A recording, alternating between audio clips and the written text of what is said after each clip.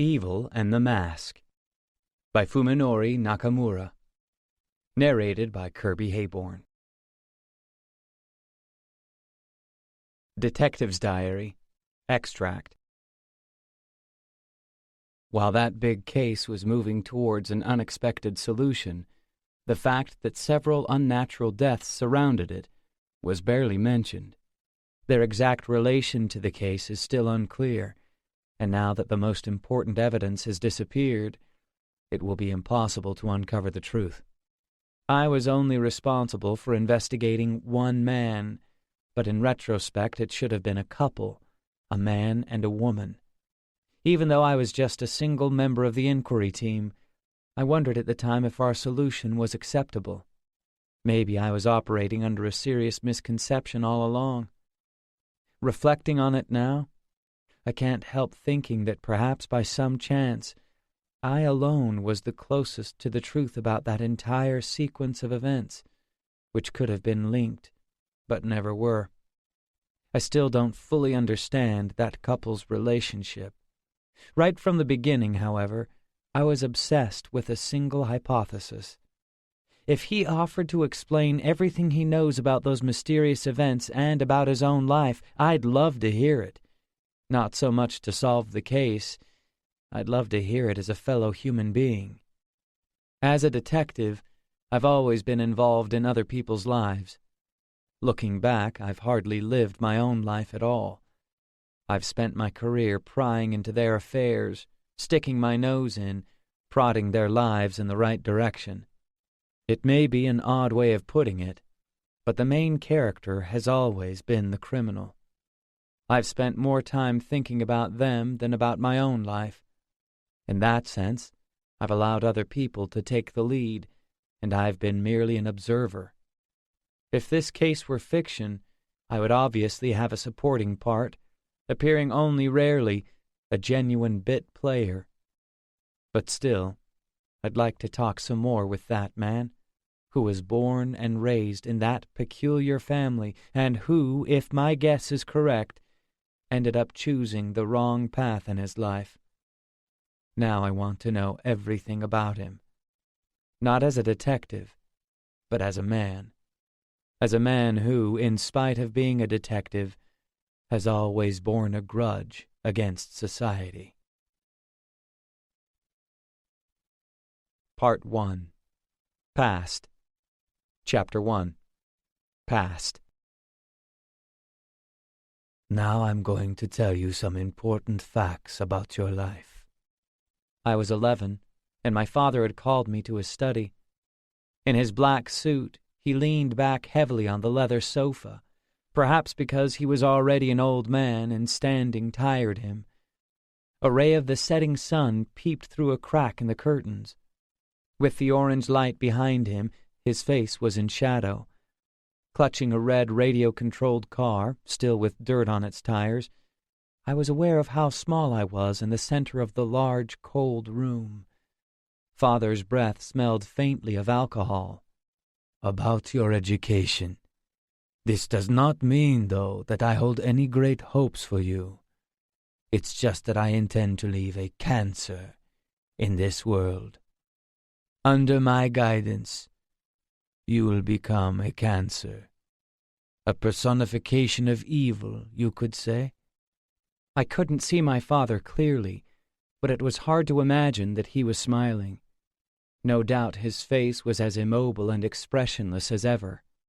My other children are already adults, occupying important positions in society. That is because they came into the world uninvited and were free to choose their own paths. Your life, on the other hand, I created on purpose when I was already past 60. This is something of a practice in our family. I still couldn't see his face. By cancer, I mean a being that will make this world miserable, that will make everyone wish that they had never been born, or at least make everyone think that the light of virtue does not shine in this world. There was a knock at the door, and at his signal a young servant girl entered. Her lips and nose were narrow, her eyes large and clear. I thought she was probably my father's type. On our estate there were at least 7 domestic servants. When she whispered something to him, he nodded. "Send her in," he muttered, then turned back to me. "The most recent recorded example was in the Taisho era, almost 80 years ago." The servant left the room silently. "Our ancestor revived the custom when he was over 60 years old, the custom of delivering a cancer into the world. He seems to have realized that his own life was nearing its end, and that even though he would die, the world would carry on. That was something he was unable to forgive. In his life he had obtained everything he wanted, and he was arrogant, as I am. If his life was going to end, then everything must perish. So, on June 18th, 1915, a young woman gave birth to his child. To bring this world to an end. No, to be precise, to be a negative force, to make the world as unhappy as possible. He raised that child to be a cancer on society, and the boy was excellent. He turned into a creature who was destined to make many people's lives hell, who was destined to increase the number of people who believed that life wasn't worth living. They say that when the old man was on his deathbed, he was no longer afraid. He thought the unhappy people created by that cancer would create more unhappiness, and cancer would spread like gushing foam. If that continued, the world would begin to fail. Well, he thought, at the very least, I have been able to create a person who will spread a stain over the light of the world in my stead after I am gone. In his bed, the old man heard the news of the outbreak of the war in the Pacific. That cancer had nothing to do with the events leading up to the war, but as a high-ranking officer he committed all manner of atrocities, so much evil that God covered his eyes. The door opened, and a girl I had never seen before entered. Cold air from the rest of the house flowed in, and she walked toward us on skinny legs. Her face was immediately flushed with the slanting orange sunlight, and her large eyes stood out vividly in her face. I caught my breath, confused, as though I was threatened by the unexpected presence of those eyes, as though they were going to vanish into the light. I was careful not to show it, however. My father gave no reaction to the girl's entry. "With our wealth and power that have been passed down through the generations, we can use this life to do whatever we want. Then when we feel that our time is running out, by breeding one of these cancers we can mask the fear of death with amusement at the entertainment it provides. Of course, this custom is not observed in every generation. From time to time, however, it is remembered and put into practice. I have revived it once more.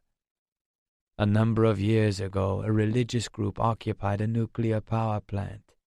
When their plan was foiled by public security, they all committed suicide. While that group was in the process of turning into a cult, one student from Tokyo University played a leading role. His roots can be traced back to that cancer clan. Namely, he was the son of that soldier, from a lesser branch of our family tree. The girl was about my age, wearing a white dress and carrying a large bag. She stared at my father and me in wonder. I looked idly at the nascent bulge of her breasts. Even after I turned back to my father, his face still hidden in shadow, the image of her white dress, tinged with orange, stayed in my mind's eye. It was not just me and father that she seemed to find strange, but everything around her. The room, spacious and unheated. The deer's head mounted on the wall, antlers spread wide on either side, its coat covered in dust, as if it had turned to stone. The enormous black desk, the sofa where my father was sitting, the countless books and earthenware pots placed carelessly on the ancient shelves. First, you need to become competent. My father's lecture was not finished. In this world, you must be powerful, because when an able person becomes a cancer, he is formidable. I hear you are highly intelligent. That, however, is thanks to your education thus far.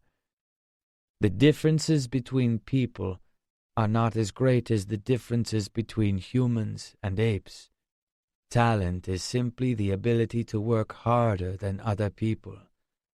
At present, you have the habit of diligence. In other words, perseverance and willpower. From now on, you must also form the habit of resisting the temptation towards inertia or resignation, to purge from your soul any tendency to give up. You must also form the ability to communicate, to manage human relationships shrewdly. Last week, a young man was going around assaulting people at random in the streets. But I don't want you to limit yourself to trivial crimes like that. Under my tutelage, you will become a brilliant man. Intellectually, you will be greatly in advance of your years. And then when you turn 14, I am going to show you hell. Still, he did not move a muscle. He must have been well into his 70s, and his legs were spindly. The girl continued to stand beside me, forgetting even to put her bag on the floor. A hell which will make you want to reject the world. A cruel, devastating hell. This girl will play an important part in that torment. At that time, as you are entering adolescence, under the surface your psychological balance will be upset, causing major neurological disturbances. You will be engulfed by that evil, and you will feel a need to use it to influence the people around you. That is just the beginning, however. When you turn 15, I will show you hell once more, and twice when you turn 16. Then at 18, you will learn another truth about your life. All this has already been determined. It cannot be altered. My father shifted position slightly, and for a moment his head moved out of the shadow. I caught a brief glimpse of his face, still completely without expression, and then it was hidden again. You will become part of the nerve center of this country, or else the nerve center of some organization that is fighting against this country, and you will foment evil. I will leave you a greater share of my wealth than my other children, so that ideally this world may be brought to an end. He sighed heavily. The girl's frightened eyes were still illuminated by the glow of the setting sun. Why am I telling you this now? There are 3 reasons. One is that I am exceedingly drunk. The second is that you are still young and will not remember this conversation for long, because you are still in short pants and holding a toy car in your hand. I thought he might laugh at this, but he didn't. And the third reason is that your mother was a good woman. She spent nights with an old man like me and gave birth to you. She waited patiently for a chance to bring out the goodness that I rejected my entire life. No, which I couldn't even comprehend. I respect that, but you will soon forget this talk. Probably you don't even understand a word of it. It will be like a tale heard in a dream." My father stood. With the light behind him, his body looked like a black void that had appeared in the air. "This girl will live here with you. From now on, the two of you must become close, for the hell that you will see in the future, so that you will become a cancer. However, you and this girl will not live happily ever after. Never.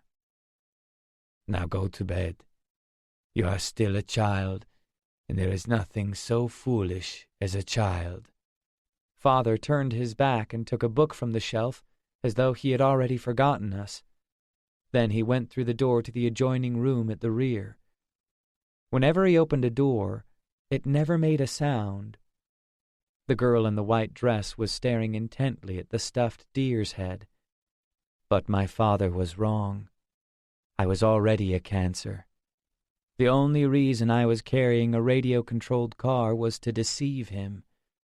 I was always thinking of ways of exterminating him, and I had been fantasizing about those plans for a long time. Every day, it seemed. Chapter 2. At that time, I did not know how many rooms there were in the mansion. The hill behind the house was like a forest, and in the garden were 2 ponds surrounded by stones. The hill was untended and wild, but the ponds were stocked with carp. Usually carp live to a ripe old age, but for some unknown reason, on our estate, they never lasted long. Apart from the young servant girls, there was also a quiet middle-aged woman called Tanabe, who was in charge of all the domestic staff. At first I thought she was my mother, but that wasn't the case. I had no idea where my mother was. No one had even told me if she was alive or dead. The girl in the white dress was named Kaori. Not even she knew her original last name. She was adopted into the family from a children's home and given the same surname as me, Kuki. Our gloomy house was on the outskirts of Nagoya, in Aichi Prefecture. The building is still standing, but no Kukis live there anymore. Kaori and I went to the local public elementary school. Normally I would have expected to attend a private school like my older siblings, but my father wouldn't hear of it. He thought that a public school was better for coming in contact with people from all levels of society. To make me a cancer, I had to learn to mix with a wide range of people. That was probably what he had in mind. Most of my schooling was done by 3 home tutors. I've largely forgotten what they were like. There's only one, a young man, I remember well. Although he was only there for a short time, he became a bright spot in my joyless daily routine. He was very muscular, and behind his back the servants and I called him the Muscle Man. When he heard this nickname, he took a fancy to it and started using it himself. Physically, however, he was so weak that it made me wonder what those big muscles were for, and he moved ponderously. He also had a tendency to say tactless things. For example, he once told a servant whose eyes were too far apart that she was lucky to have 180-degree vision. Usually I laughed at his jokes just because that's what children were supposed to do, but sometimes my laughter was genuine. For some reason, at those times, I would feel sorry for myself. My school life was uneventful. All I had to do was make some effort to hide my depression from those around me. I couldn't afford to let them discover that I was the kind of boy who regularly threw lizards and other small creatures off the cliff on the hill out the back, nor that I used to pick up hair and fingernail clippings that had been dropped around the house and store them in a box, on the theory that at least some of them must be my mother's. Even without those eccentricities, a boy who lived in an obscenely big house and was good at nothing but studying was unlikely to fit in at school. I decided to trick them by concealing myself in a cloak of laughter. I think the other kids were more at ease with me that way. He might be a kooky brat, they'd think, but he likes a joke as much as the rest of us, and he's more frivolous than serious.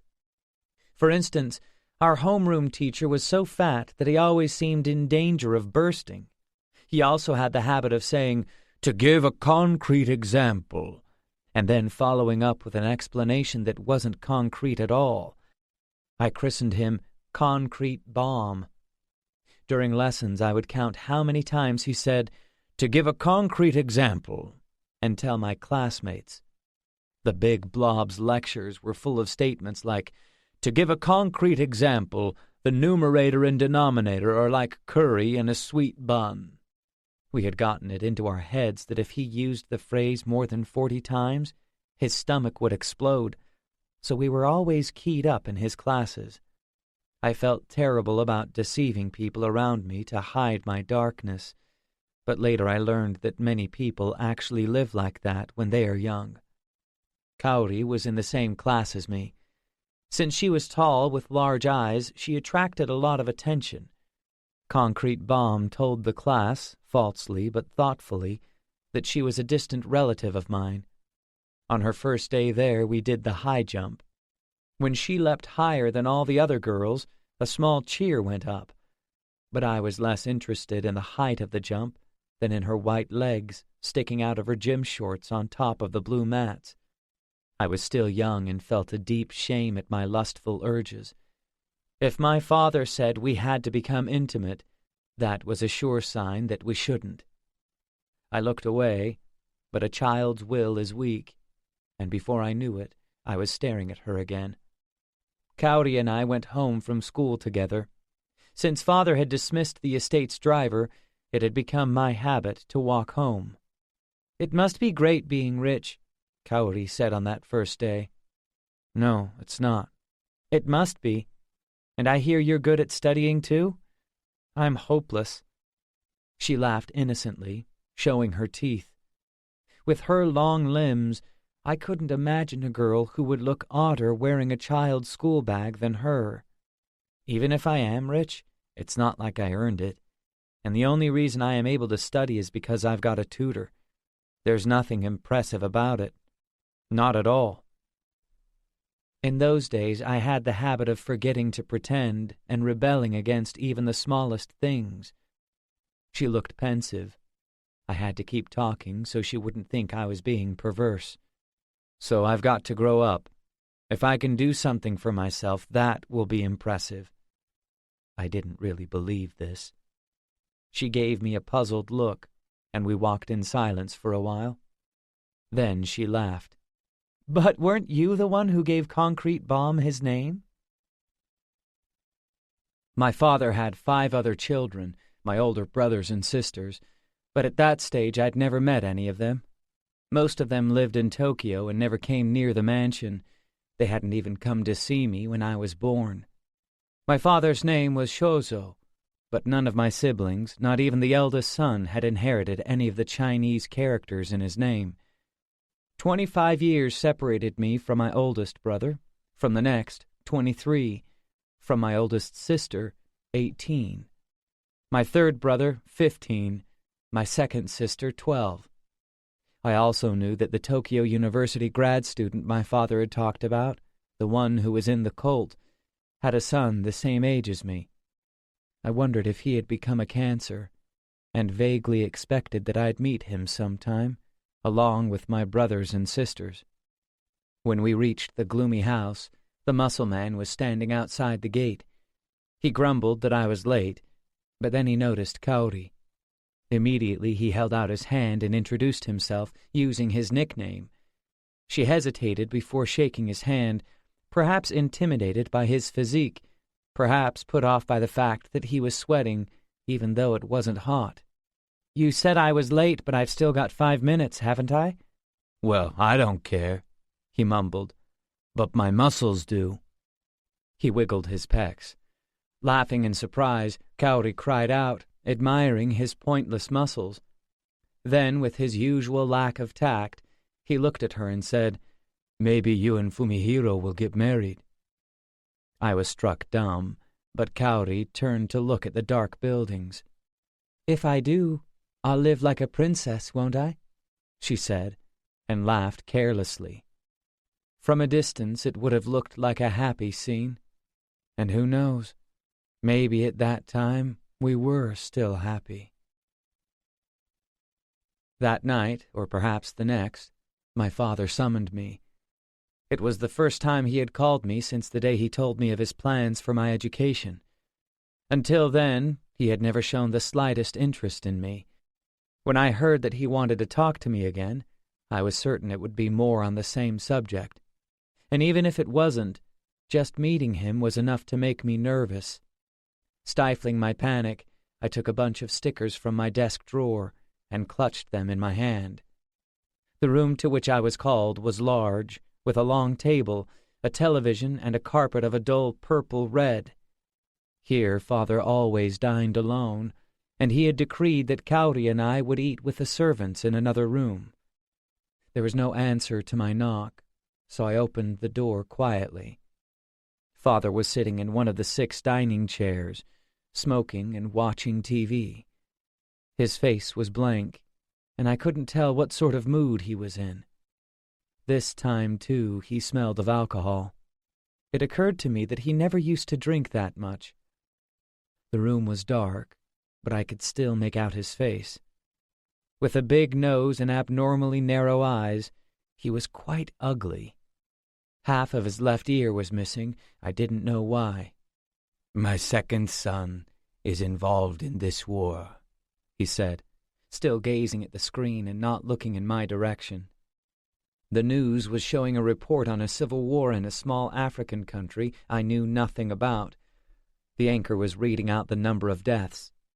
"You should remember this. They're calling it an ethnic conflict, but that's a lie. Someone is stirring up trouble between them. My son's got the rights for post-war reconstruction. I don't remember raising him as a cancer, but somehow he keeps acting like one. I need to do something about that." He turned to me and gestured slightly with his fingers. I didn't understand what he meant, but he pointed at my stickers. "Put those in the ashtray. Don't bring things like that in here." My legs went weak and my heart was racing. As instructed, I put the bundle of stickers in the clear ashtray, and Father placed his half-smoked cigarette on top of them. He didn't stub it out, just rested it there, still smoldering. The surface of the stickers scorched and then caught fire. Small red flames flickered in the noise of the war report on TV. Looking at the orange glow, I couldn't prevent my brain from going foggy.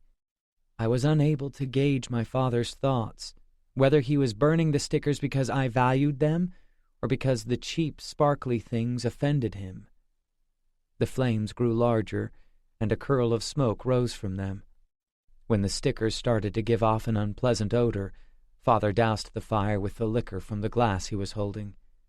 His expression didn't change. I realized that he wouldn't even register the smell, the price of his own spite. My stickers turned to wet black ash among the cigarette butts. I thought of the hell that Father had promised to show me someday. The stickers weren't important to me, though. I was only carrying them to make myself look childish, and the flames caused me no pain at all. I looked away from him, my mind in a whirl. My father was wrong. I was beyond his control. But straight after that, I thought of Kauri. "That's enough," he said softly. "Go. What are you so upset about? You're even forgetting to act childishly. You still haven't perfected your role. Fool. There is nothing so foolish as a child." I left the room and headed for the hill out the back. Carrying a flashlight, I went out the back door, crossed the garden, and crawled through the hole in the fence. The trees rustled in the breeze as though moving of their own volition. Insects brushed against my cheeks, and when I heard a dog barking, I halted. There was faint moonlight, but the night was dark and cold. Until then, I'd always climbed the hill in the late afternoon, while it was still light, but I had to conquer my fear. My earliest memory was of father. The servant girls were chasing me and laughing. I was laughing too as I waddled away from them, always on the verge of toppling over. I felt like I was floating in midair, perhaps because I'd just started walking and didn't have full control of my legs, and because my line of sight was suddenly higher. On the dirt wall I could see a large green circle, an afterimage of some kind.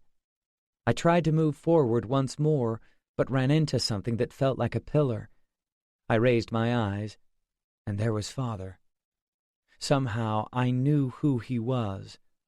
Stony-faced, he swept me aside with his foot, as if it was a nuisance even to kick me.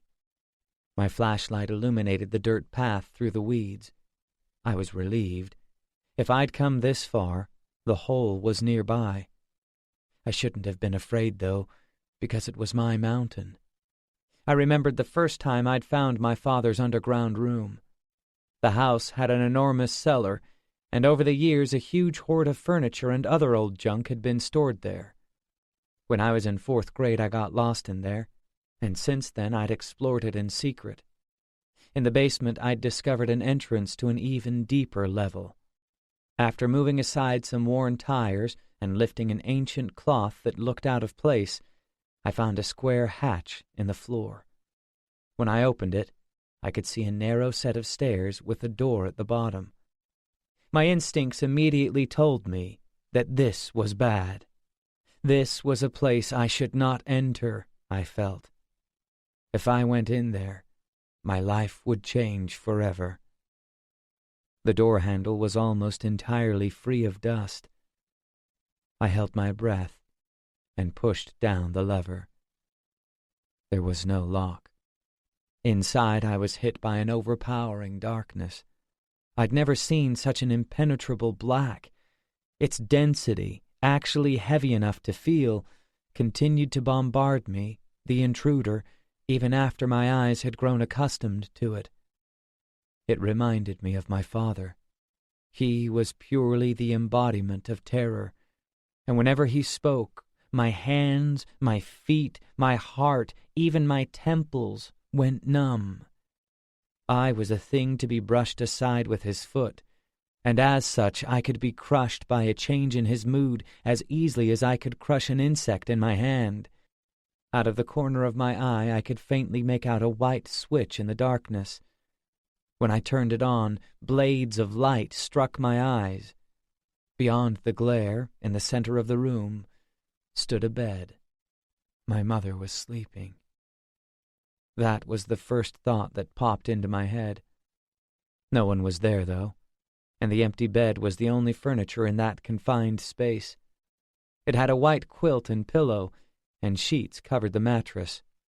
Even though, like the door handle, the room was almost free of dust, it felt deserted.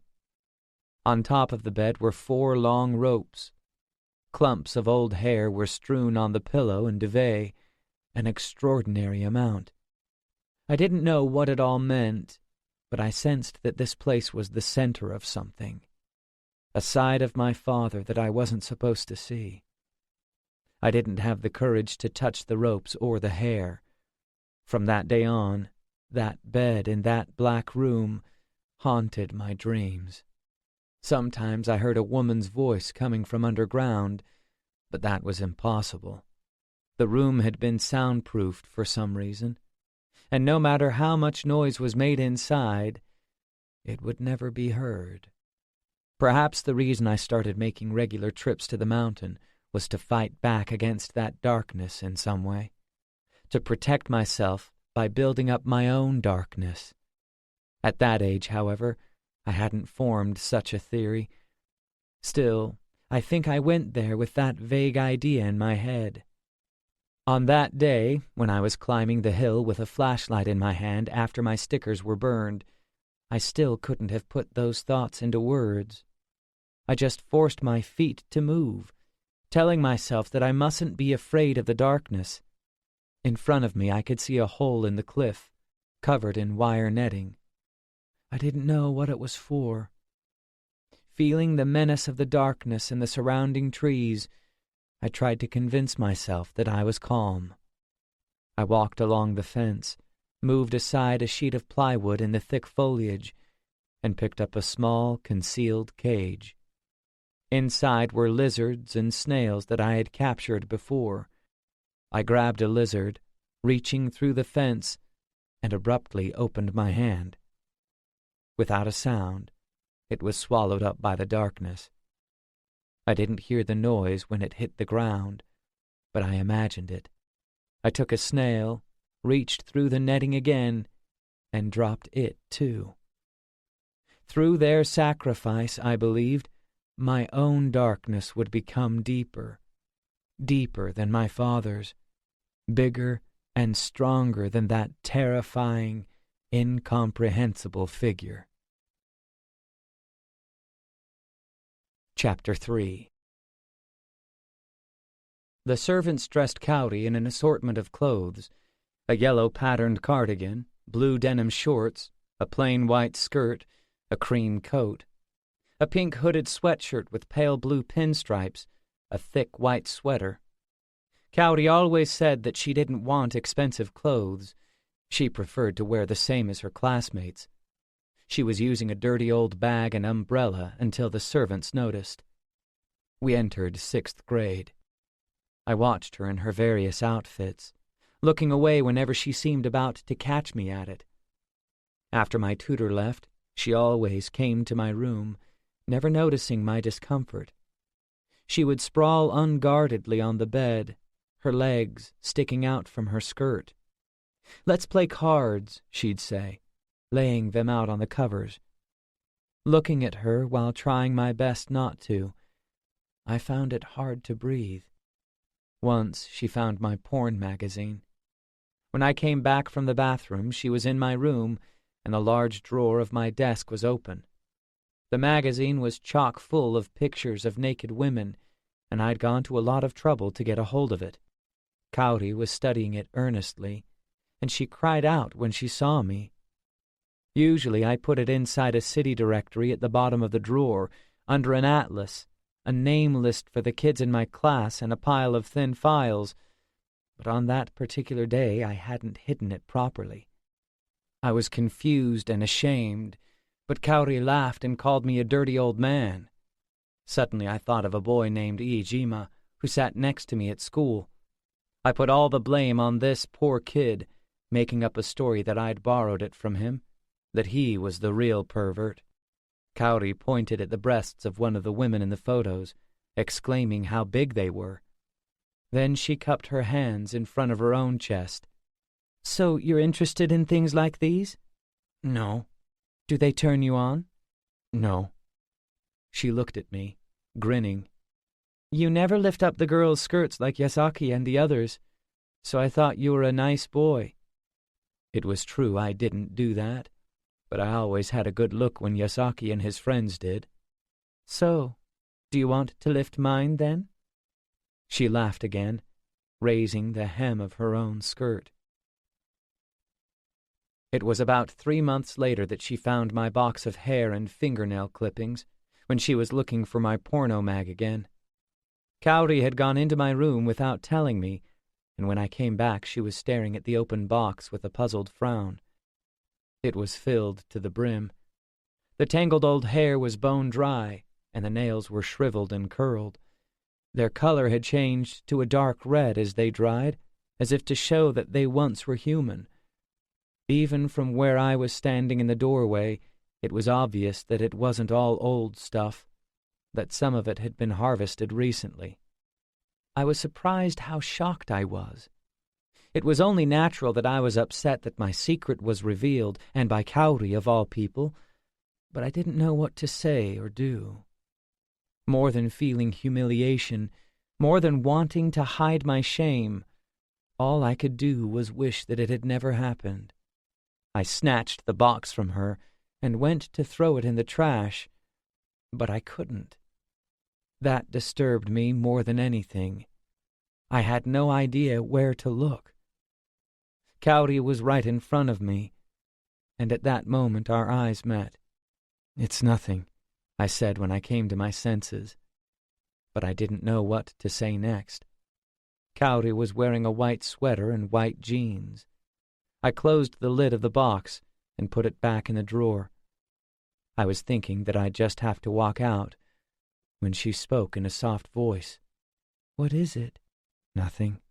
"But—" No matter what Kaori thought, for the moment I just wanted to get away from her. I needed time to come up with a plausible explanation, but she didn't look like she was going anywhere. She just sat there, gazing up at me. "It's none of your business, is it?" "That's true, but what is it?" She wouldn't leave me alone. She was determined to find out what it was. "My mom." Once I started, I knew I'd end up telling her the whole story. "I pick them up because I think some of them might be my mother's. I know they can't be, but I collect them anyway." My throat was tight. "Even now. Of course I know that there won't be anything of Mom's in what I'm picking up now, but I still can't help myself. If I don't, I feel like they'll be gone forever." Kaori looked away. "I even end up picking up the servant stuff, too. If I don't do it, I get scared. Really scared. That might sound gross to you, but to me it isn't at all. The servants kind of know about my habit. It's embarrassing, so they clean the house every day." I couldn't look her in the face. At the back of my mind I saw the mass of dried, discolored hair and the purple shreds of nail she'd just been looking at. "You must have some," she said suddenly. "There must be some of your mother's in there. Definitely. So you must never throw them away." She spoke seriously, with a childish expression, but I was still a child myself. Her long hair was tied back, and her large eyes looked straight into mine as I stood there. That was probably the moment I started to fall in love with her. It was only some time later that I remembered she was an orphan. After we finished elementary school, Kaori and I were enrolled in the local junior high. Once again, we were in the same class, but this time I thought Father might have had a hand in it. By the time we started, Kaori was only slightly taller than average, while I had shot up. She was still a bit better at sports than the other girls, but no longer stood out as much as she had when she was younger. Since she was cheerful, she had plenty of friends, but she wasn't the center of the class. As always, schoolwork was the only thing I was good at, so I wrapped myself in jokes and frivolity. At the time, that was pretty close to my true personality. I hadn't discarded my box of hair and fingernails, but I'd gradually stopped picking up new ones, and I'd also given up throwing living creatures off the cliff behind the house. I also liked telling jokes, and the lessons, mere repetition of what had already been drummed into me by my tutors, were simply boring. During classes I mucked around with the kids sitting near me, so the teachers often told me off. I thought only of Kaori, fantasizing every day about our future. Marrying her, finding a job, I didn't care what. If she wanted to work, she could, and if she wanted to stay home, that was all right too. If we had children, perhaps I'd be able to give them what had been missing in my life. To make her happy, I'd be a thoroughly decent person, and the malevolent strain that ran in my family's blood would stop with me. I'd work hard and buy a house with a nice view, by the sea, maybe. It wouldn't matter if it was small. In the evenings we'd go for walks along the beach. When we quarreled, I'd always apologize, and if I thought she was in the wrong, I'd just keep my mouth shut. Maybe even then I'd be the one to say sorry. For me to marry Kaori, however, I'd have to be good enough for her. I wasn't sure exactly what that meant, but for the time being, I persevered with my tedious day-to-day studies. I took pains with my appearance and thought up stories to make her laugh. I squeezed my darkness into this tiny piece buried deep inside me.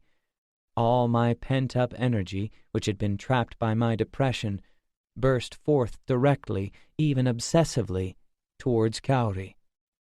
Almost every night I imagined having sex with her. If I could do it for real, I thought, that would be the happiest thing in the world. Seeing Kaori's body, touching her all over, entering her. It seemed like a miracle, and it never occurred to me that most adults were enjoying the same pleasure.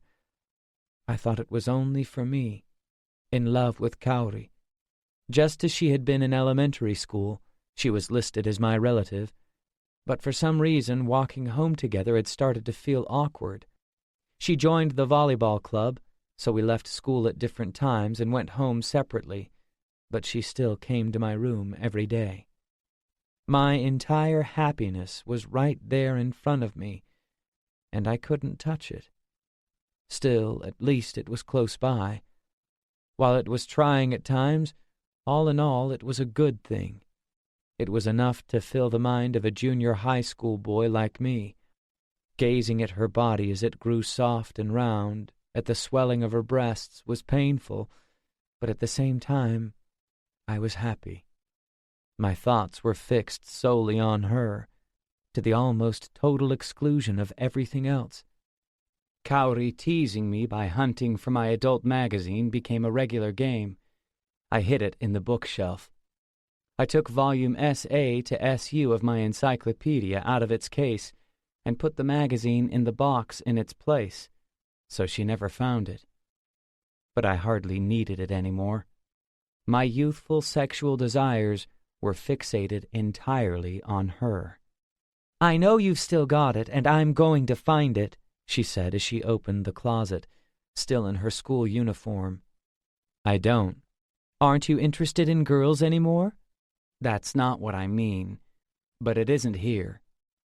That's how we spent the year before I turned 14, before Father was going to show me hell. "You don't look much like your father, Fumihiro." I don't remember exactly when she told me that. She was staring at me intently, and I felt quite uncomfortable. Maybe not. His face is horrible. I turned away, unable to look her in the eye. "Yeah, you could say that." We were walking along a dirt road one evening, just after the rain had stopped.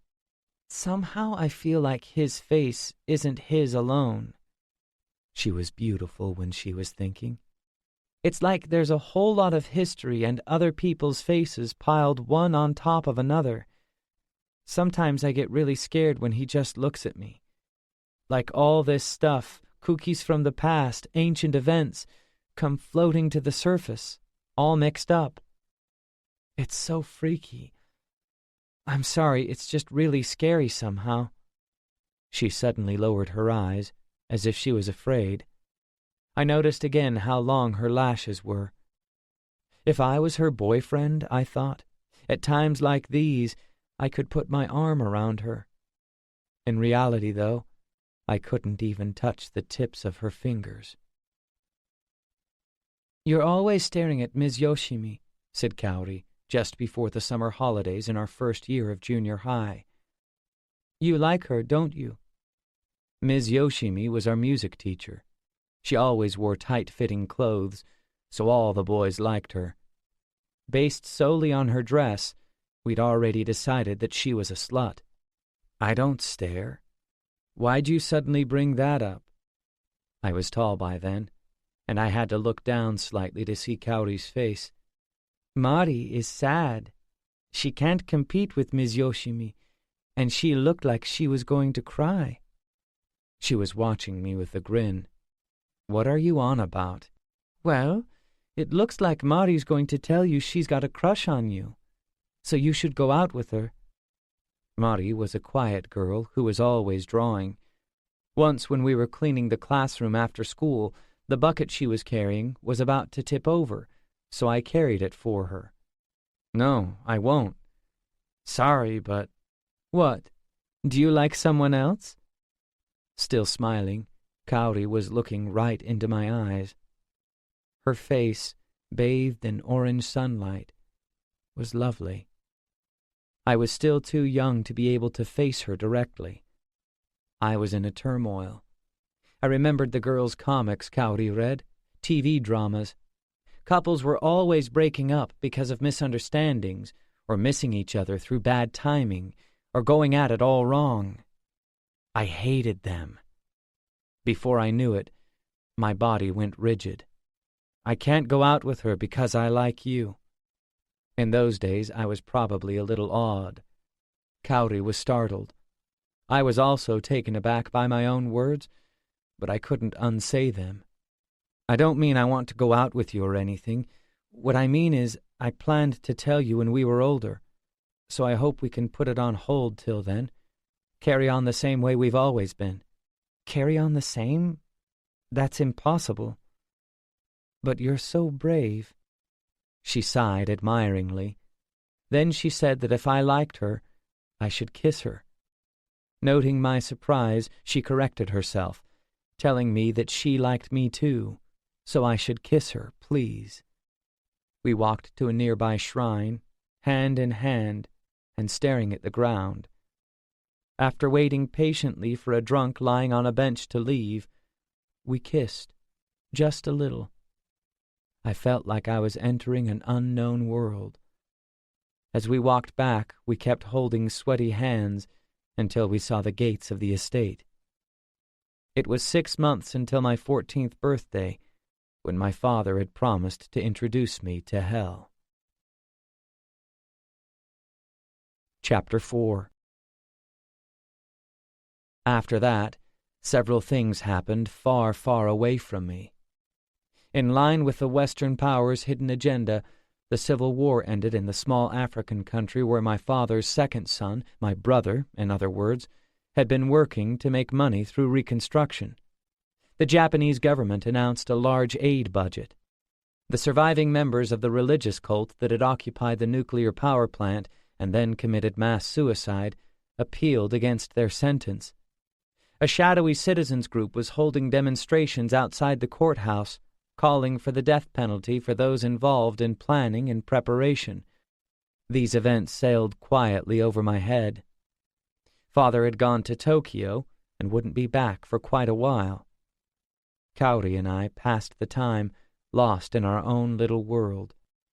Every day after school she came to my room. We turned on some music so that people wouldn't wonder why it was so quiet, and then we'd kiss. We spent hours in each other's arms, tongues locked together, me touching the bulge of her breasts, though without removing her clothes. I felt that maybe we were still too young to be doing this, but I didn't care what anyone else thought. Before long I managed to undress her and kissed her nipples. Then she started sneaking to my room every night. Naked under the bedclothes, we explored each other's bodies with our fingers and tongues, full of curiosity and desire. The only reason we didn't go all the way was that Kaori was scared to, but for me it was more than enough. To my immature mind, the reality of sex was overwhelming. While the news was causing a stir in the rest of the world, we were alone in my tiny room. I came many times in Kaori's hand, and I often kissed her and licked her private parts. We smothered our cries, soaked with sweat in my little bed. Over and over she told me that it felt good, as though I was filling a gap in her life, and I told her the same. Until then she had been moved from one institution to the next, and had endured many things, wearing a mask of cheerfulness. Her urgent fingers and tongue touched me delightfully all over, and, copying what she must have seen or heard somewhere, she took my penis in her mouth. Several of the girls a couple of years older than her in the volleyball club, and one girl who was only 1 year ahead, had already had sex with her high school boyfriends. With them as her guide, Kaori told me that we could do it the following year. But for me, I didn't care if we actually had sex or not. What we were doing was the height of happiness. Kaori wanted me with her whole body.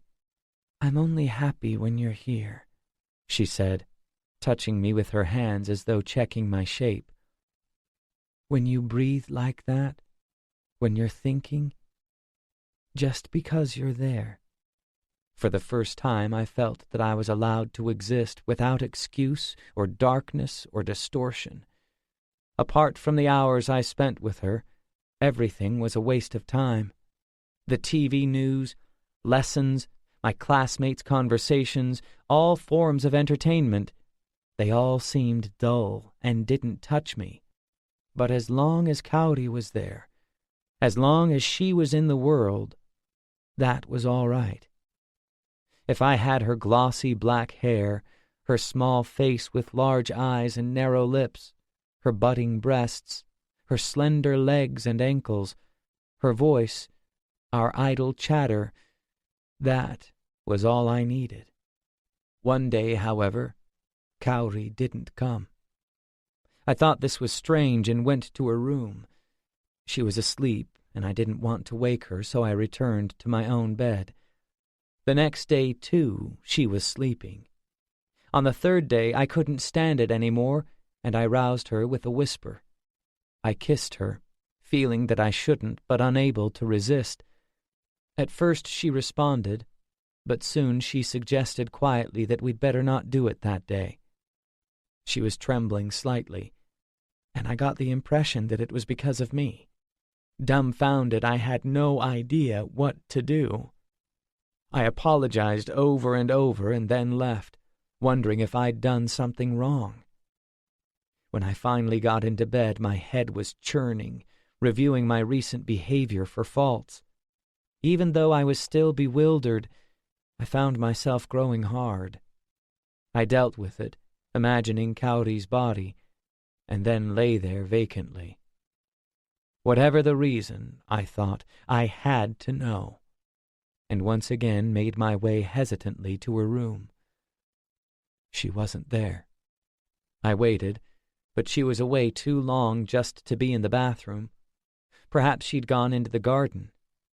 I went into the hall and headed towards the back, careful not to wake the servants. Recently, several cats had made their home in our yard, and Kaori often fed them from the kitchen door. For some reason, I paused outside my father's room. He had come home about 2 weeks ago. Heart pounding, I quietly opened the door. The yellow light from the desk lamp was shining on Kaori, standing there stark naked, while my father lay fully clothed on the bed some distance away, staring at her. I nearly cried out, thought I actually did cry out, but somehow no sound came out. Kaori stood shaking in front of my revolting father. When he told her to open her legs, she sat down where she was and did so, face averted. On the table beside the bed was a bottle of whiskey. He ordered her to look at him, and she obeyed with a shudder. I couldn't move. This was the fear I had forgotten. My pulse grew painful. My arms and temples went numb. My legs became horribly weak. But I had to overcome this terror and kill my father. I didn't know how, but I had to kill my father right now. With a sudden feeling of hatred that I'd never experienced before, I opened the door. No, I thought I did, but in reality my arms didn't move. Just as I was wondering why it was still only open a crack, even though I was sure I'd pushed it, Father told Kaori that was it for tonight, and she started getting dressed. I didn't understand what was happening, but I stood rooted to the spot. She finished putting her clothes on, and I came to my senses and fled, leaving the door ajar. I intended to go back to my own room, but plucked up my courage and waited in Kaori's instead. When she saw my face, she climbed into bed without a word and hid under the covers. I saw, I said, but there was no answer. I couldn't believe it. What's going on? It was like I was talking to myself. What is Father? Underneath the bedclothes, Kaori was weeping. "What is he? I don't know," she said, in a small, tearful voice. "He calls you to his room? Makes you strip?" "What else?" "I don't know," she replied, and started sobbing violently. "Now it's just taking my clothes off, but I don't know what's going to happen next. I think he's going to."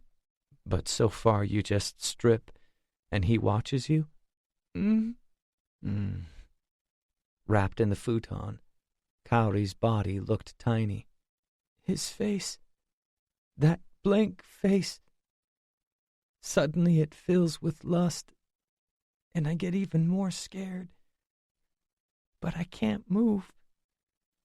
And your father's face gets uglier and uglier, and all the time he's staring at me." I could hardly breathe. "Do you remember what Father said the day you arrived?" "He said he was going to show me hell." Kaori raised herself a fraction in the bed and shook her head, still crying. "When I turn 14. 6 months from now." My heart was beating so fast it hurt. "Then my father said that you would play an important part in showing me hell. So that's it. That's what he meant. I knew it. He's mad, crazy, completely insane." Apart from the desk, bed, and closet, Kaori's room was completely bare. She had never asked for dolls or trinkets or anything. "He's planning to do even worse things to you. He's already old, so maybe he'll hire someone, maybe even a whole lot of people. And he's going to make me watch." Kaori was looking at me, tears streaming down her face. "But I won't let that happen." I looked directly into her eyes. "Even if I have to kill him." Chapter 5. The problem of how to murder someone without getting caught has puzzled many people throughout the course of history. Now I was contemplating it too. I'd fantasized about killing my father for ages, but when I was 11 my ideas were just childish. Even though I was still young, in my first year of junior high, now I had to come up with a detailed, viable plan. What else could I have done? In the face of the old man's madness, what could a child like me have done? Even after it was all over, I kept on thinking about this. Maybe I could have gone to the police and told them that half a year from now Father was going to show me hell. If I'd done that, I'd have been taken into custody as an emotionally disturbed minor. Or maybe I should have got a video camera and taped him watching Kaori. Then I could have sent it to the police or the orphanage where she was raised and asked them to take her back into their care. That might have worked, but those were all just what-ifs. The orphanage's main benefactor was a company in the Kuki group. My father, in other words. I remembered 2 cases where firms related to the family had been accused of minor irregularities, and the local police had hushed them up. Even so, it still might work in this case. Perhaps Kaori could go back to the institution, beyond Father's reach. But even if she could, would he give up? There was no way that this affair on its own would be enough to send him to prison. No matter how much I wanted to believe it might, the likelihood was far greater that it would not work out. And even if she did go back to the orphanage, it wasn't beyond the realm of possibility that he would hire some people and come up with an ingenious plan to get her back, basically to abduct her. For him, it was no longer just the enjoyment of taking me to hell. He'd also started to develop an obsession with Kaori herself. I was only given a tiny allowance, much smaller than you'd expect in a rich household like ours, So if Kaori and I ran away together, he could easily track down a couple of penniless teenagers. And if my various schemes failed, things could turn really bad. If he discovered my treachery, he might speed up his plans. In his usual detached manner, he might set things in motion immediately. The safest thing for us would be if my first act of rebellion could put an end to it. That is, if he disappeared. As long as he was alive, Kaori and I were always in danger. Was it always wrong to kill someone? Was it a crime to kill someone who was absolutely determined to harm you and the person closest to you? Was this just our selfishness? Weren't we being forced to break the rules to protect ourselves from this powerful madman? Perhaps society would tell me no. You shouldn't kill your father. First of all, you should tell people about his wickedness. Even if that's unlikely to succeed, you should appeal for help to the police and the child welfare service.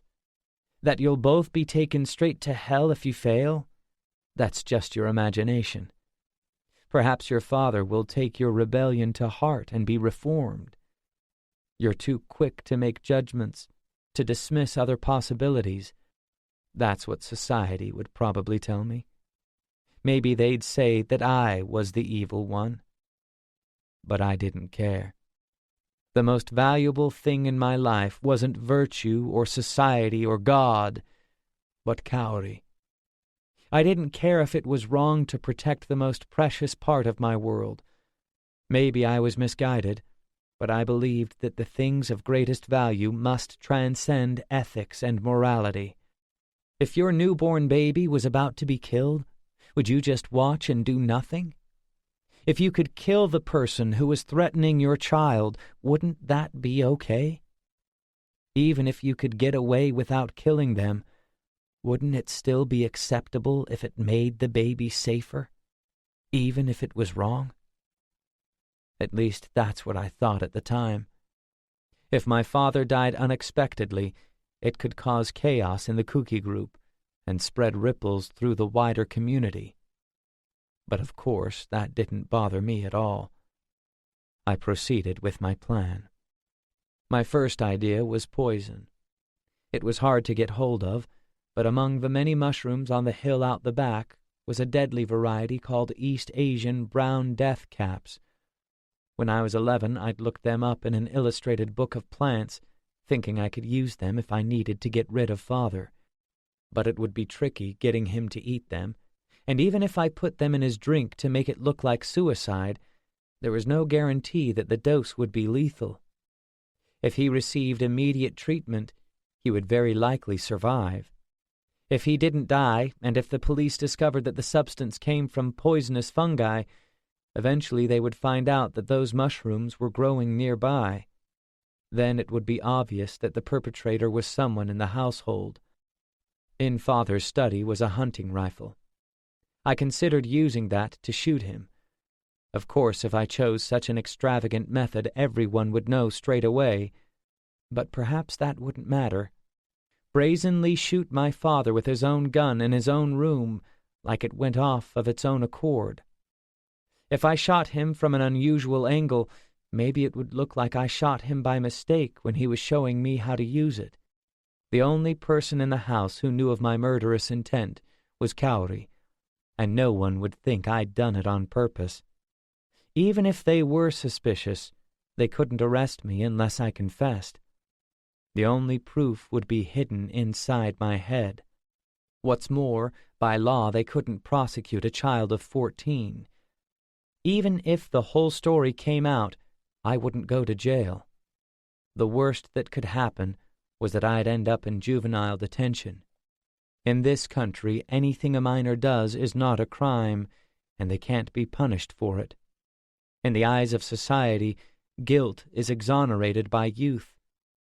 That fact gave me courage. If I couldn't think of any other method, I decided to use the rifle. In the end, I came to the conclusion that I wouldn't kill him, but rather leave him to die. How about locking him up in that secret underground room? by moving some heavy furniture on top of the hatch when he was inside, for example, or tampering with the door so that it couldn't be opened from the inside. I turned over many possibilities in my mind. Then I could throw in a handful of death caps. When he got hungry enough, he'd eat them, even knowing they were poisonous, either out of a will to live or to take his own life to avoid starvation. Down there he couldn't get quick treatment. If it happened like that, if he was ever found, it would look like Father had gone to the hidden basement room and killed himself. If I estimated when he would be dead and repaired the door and removed the furniture from the hatch, no one would know that he'd been imprisoned there. And even if he didn't eat the mushrooms, since he couldn't get out, he would eventually starve to death. If his body was discovered later, surely it would be treated as a bizarre, mysterious death. At least there would be no evidence pointing to me. This method had other advantages as well. Father often left the estate without telling the servants or anyone else where he was going. Sometimes he stayed away for up to a month. The staff was scared of him and would welcome his absence. No one would worry about him, assuming that he was up to his usual tricks, and it would be at least a couple of months before anyone started asking questions. By that time he would already be dead, either through lack of food or by his own hand. As long as I cleared away all traces of my handiwork, I'd be home free. And on top of that, there was high turnover among the servants, so not one of them knew there was another room beneath the vast cellar. Ever since one of the maids stole some old jewelry from a cupboard in the basement many years ago, they had been forbidden to set foot down there. The housekeeper Tanabe might have known about it, but something had happened, and she'd left and found another job. Lately, Father had got into the habit of visiting the underground room about once a month. He went alone in the middle of the night, without a servant to accompany him. What he did there I didn't know, but he had told Kaori that next month he would take her somewhere. Probably he meant this room, I thought. One problem was what I'd do if, for example, he had an appointment with someone from his company 2 days after he died. When he didn't show up, they'd contact the house. Then they'd learn that he had vanished, and the police would be called. They'd search the house and garden in case he'd collapsed somewhere. If they decided to check the basement as well, I'd be in trouble. I decided to take extra steps to make doubly sure. After he was safely confined, I would leave the window in his room on the ground floor closed but unlocked.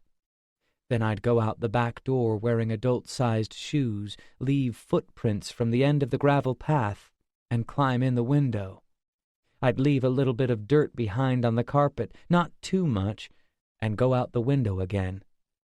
Next, I'd put on a different pair of shoes and repeat the process, sometimes retracing my steps. Hopefully they'd think that several men had been in the room. I'd also leave all the drawers of Father's desk shut, but empty one of them, so it would look out of place.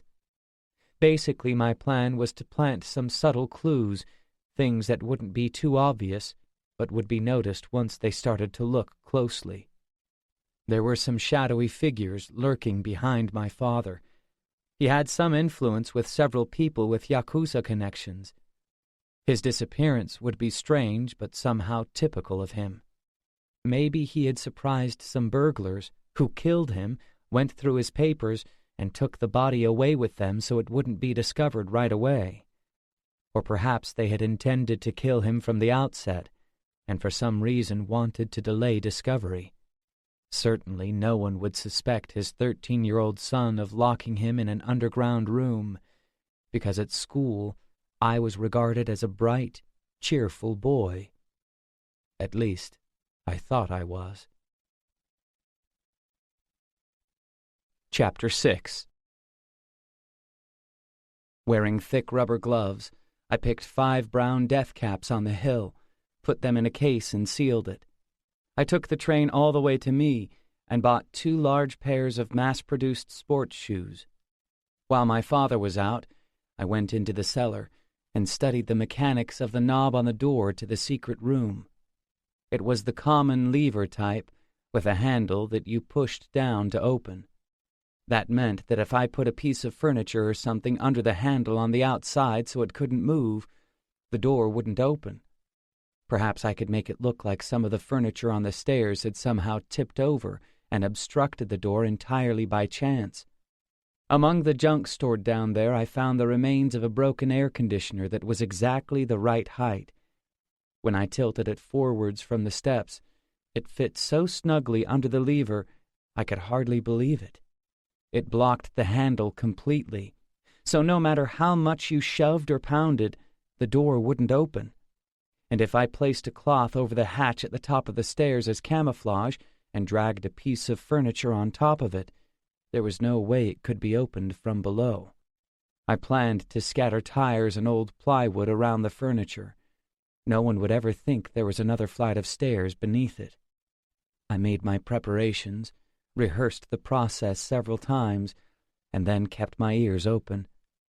The next time my father went to the cellar, that would be D-Day.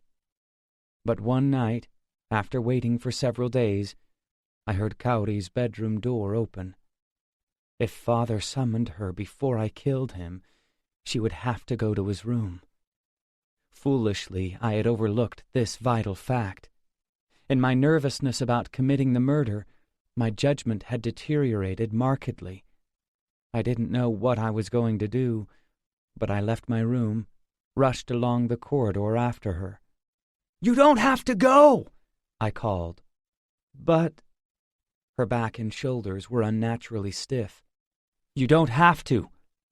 From now on, if he calls for you, tell me first." Taking a deep breath, I headed towards his room. Maybe all my schemes were about to come tumbling down. I was too panicked to come up with a better plan. If the game was up, I might as well kill him now. That's how I felt in my desperation, and my fear prevented me from thinking clearly. Many thoughts raced through my mind. Uppermost among them was that nobody could punish me because I was only 13. Surely the old man would die if I strangled him. Any method would do. If he was gone, all my problems would be solved. Confused, unprepared, and gasping for air, I knocked on his door. Even when he saw that it was me and not Kaori, his expression didn't change. The light over the bed was on, and he was reclining in his dressing gown, sipping whiskey. Glancing at me and then looking away in disgust, he raised his glass to his dark red lips. My heart was thumping, and I could hardly breathe. "I've got something to ask you. I'm sorry, but could you please raise my allowance?" My voice quavered as I uttered this ridiculous request. Father turned back to me as though he knew exactly what was going on. I didn't care. I was beside myself, but even in my turmoil I knew I was going to kill him. It didn't matter how. I would conquer him. As for what to do afterwards, I'd cross that bridge when I came to it. What happened next would depend on what he said, I repeated to myself. "Fallen for her, have you? The girl?" His voice was slurred with alcohol. "Obviously you have. How trite. But that's fine. You—" I was sure he must be able to hear my ragged breathing. "In 2 months, we're going to the villa in Shizuoka. You, me, and Kaori. Your 14th birthday will be just around the corner." He stopped speaking, gestured for me to go. I left the room with my head in a whirl. At any rate, I thought, Kaori was safe for the next 2 months. But time was running out. To murder him, I would have to overcome an even greater fear than that I had just experienced. When I went back to my room, Kaori was waiting for me. As soon as I saw her, I began to cry. I asked for a kiss, and she gave me one. We remained locked in each other's arms for a long time. She started to say something, faltered, tried again, and then closed her mouth. 3 days later, in the middle of the night, my father left his bedroom. Clutching my backpack, I crept silently after him towards the underground chamber. Part 2. Past, Present. Chapter 1. Present. The white light was hazy. I was lying face up on a soft bed. My head was still fuzzy, probably because the anesthetic hadn't worn off yet. A faint smear of rain was hitting the window. It occurred to me that the same cold rain was also soaking the expressway away in the distance. Inside the room, however, it was warm. I realized I still had no feeling in my face. "I've got a daughter," the doctor said as soon as I opened my eyes. "Now she's old enough to understand what I do, and she keeps pestering me to fix her too." He laughed softly. "That's tricky," I replied. But my mouth wouldn't move, and... "You still won't be able to talk very well. I'd like you to stay here for a bit longer." He was looking out the window. On the cabinet beside my bed was a peculiar doll, its arms and legs too long for its body. I noticed vaguely that it was wearing a white dress. The green outlines of the potted plants shimmered in the light. I spoke to his back. "I remembered some things from a long time ago." "Yes?" "More than 10 years ago. My first love. This gloomy mansion I was living in. Different stuff." He turned around slowly. "That often happens to people who've had major facial reconstruction before they wake up. They're trying to remember details of things they've lost from their past." The rain kept falling. "It was a time when I was still happy. Happier than I am now. A time when I had everything. When joy and despair were strangely mixed up.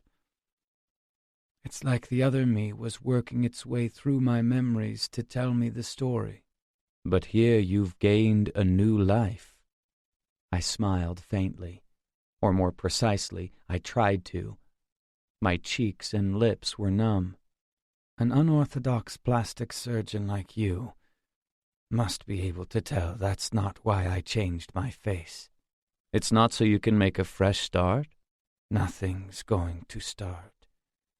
There's nothing to start." I took a deep breath. "How long before I can see my face?"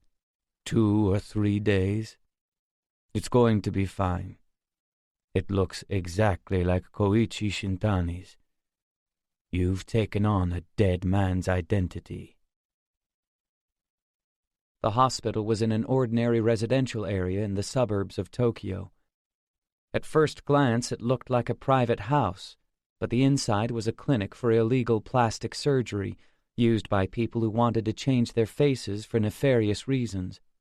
Mobsters and the like came here, but the doctor didn't have the air of desperation of other social outcasts. The interior was clean and quiet.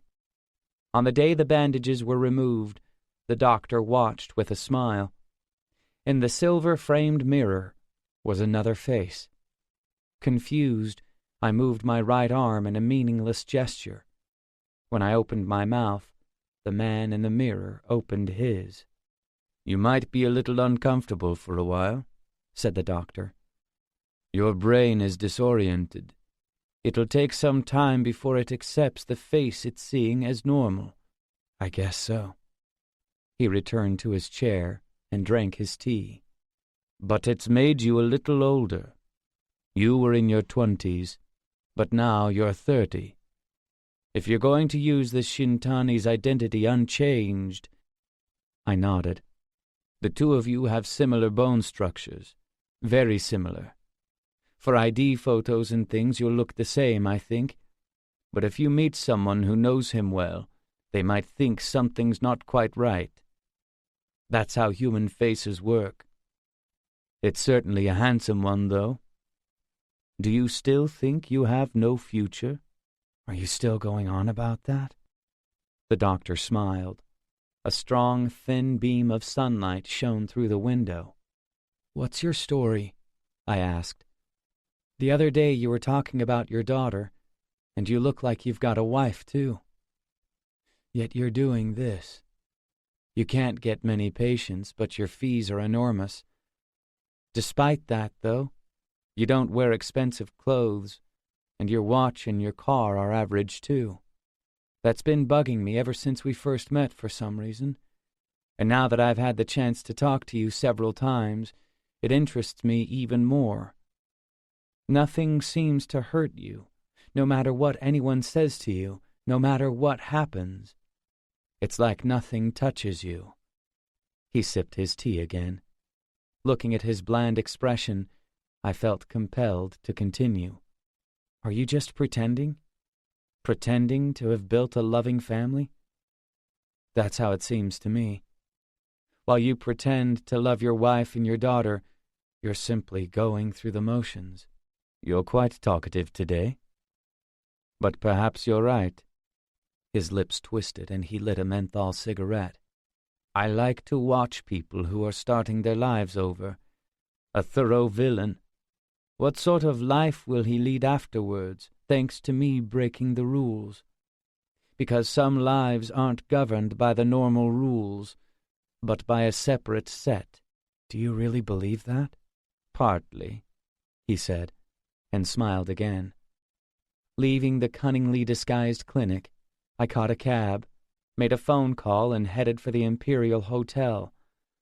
Circular Route 7 was very crowded, and the inside of the car was too warm. The taxi crawled forward at walking speed, a meter at a time.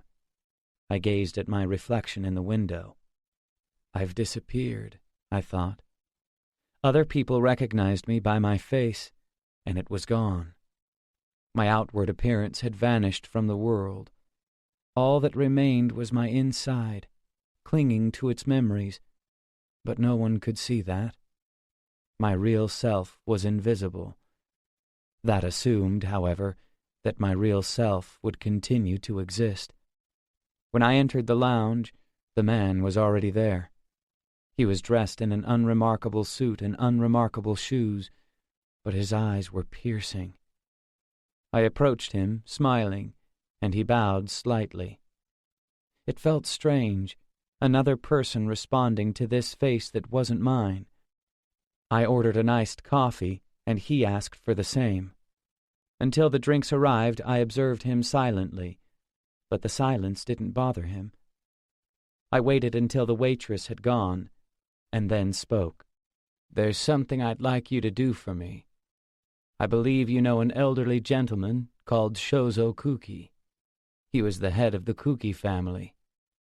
The man's expression didn't change. He looked to be in his 40s, but was probably older. I don't know him, I'm afraid. That's not true, I said, and lit a cigarette. What did Shozo Kuki get you to investigate? That's what I'd like to know. Sorry to speak so bluntly, but your business is going downhill. Outside the window, a fine rain had started to fall. That's because nobody knows where he is, and you've lost your connection to the Kukis. His children don't know you at all, so they aren't giving you any work. Also, your rates are too high. You're ignoring the competition. A private eye's main work is spying on unfaithful spouses, right? The average housewife can't afford your fees. That's why you can't keep your business going. I brought out a silver briefcase. There's 50 million yen in here.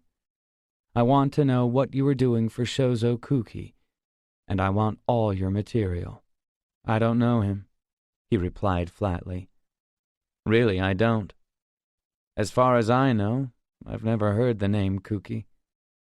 If I knew, for that much money, of course I'd tell you. He grinned. That's perfect, I said, taking the case off the table. I was just testing you because I can't trust someone who will sell information for money. For various reasons, I know that you worked for Shozo Kuki and were heavily involved with him. I also know that you're an excellent investigator. Now, I've got a real commission for you. I'll pay you 3 times your normal rate." He looked at me. Smiling, I reached into my pocket and took out a driver's license.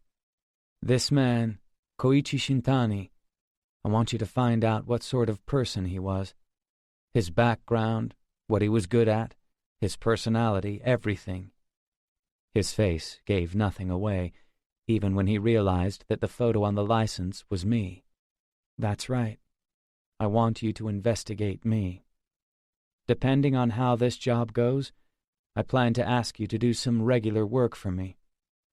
Looking for a woman, and once you find her, reporting on her life. The fee will be big enough so you won't need to take on any other clients. Alongside that, I may also ask you to look into various other matters." "I understand." The man looked directly at me, but his face was still unreadable. "I like you," I said, as I rose from my seat. Report in progress. Koichi Shintani. Real parents unknown. Adopted by Mr. and Mrs. Shintani from Sakurazaka Orphanage at approximately 1 year of age. For the same reason, his actual date of birth is also unknown. Entered in the family register as August 2nd for the sake of convenience. Class leader in 4th grade and 5th grade at elementary school. Belonged to basketball club in junior and senior high school. Personality cheerful but somewhat suspicious. Tends to have a limited circle of friends. Apparently cried at mother's funeral but was composed at father's. Hobbies include film, especially French and Italian movies. At university belonged to Film Society for approximately 2 years. Bicycles, to a lesser extent collecting cigarette lighters. No particular favorite food, but likes Chinese noodles. Often chews gum. Smoker. In high school, started dating classmate Mi Arakawa. Broke up when entered university. At university, dated Sai Suzuki. Died in a traffic accident after they split up. Sakiko Nita, Ayano Togawa. Stayed with Togawa until 1 year before his resignation from Shintaka Shibara Realty, but separated without getting married. The speculation, from his work colleagues, is that Shintani was afraid of commitment. It appears that after establishing Earthnik Corporation, Shintani had no lasting female relationships. Needs further investigation. People seem to die around him, but there has been nothing to indicate foul play.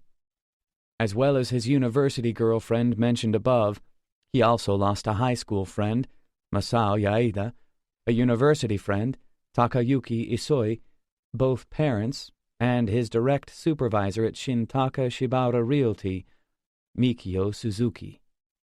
The reason he left Shintaka Shibara Realty was to set up Earthnik Corporation with some acquaintances. It was started as a venture company investing mainly in stocks and land. 2 years after Shintani's resignation, it was acquired in a friendly takeover by the Clarunal Exhaustion. Then he traveled abroad. Went to Mexico via the USA, then further south. After that, information about him stops. He was probably abducted for ransom and killed by a crime syndicate based in Chile. Then his identity seems to have been sold on the black market. Since his relationship with his family was always weak, and most of them were dead, he was never listed as missing. 1 year after Earthnik Corporation was founded, he was already having constant problems with other employees. For names, see separate sheet.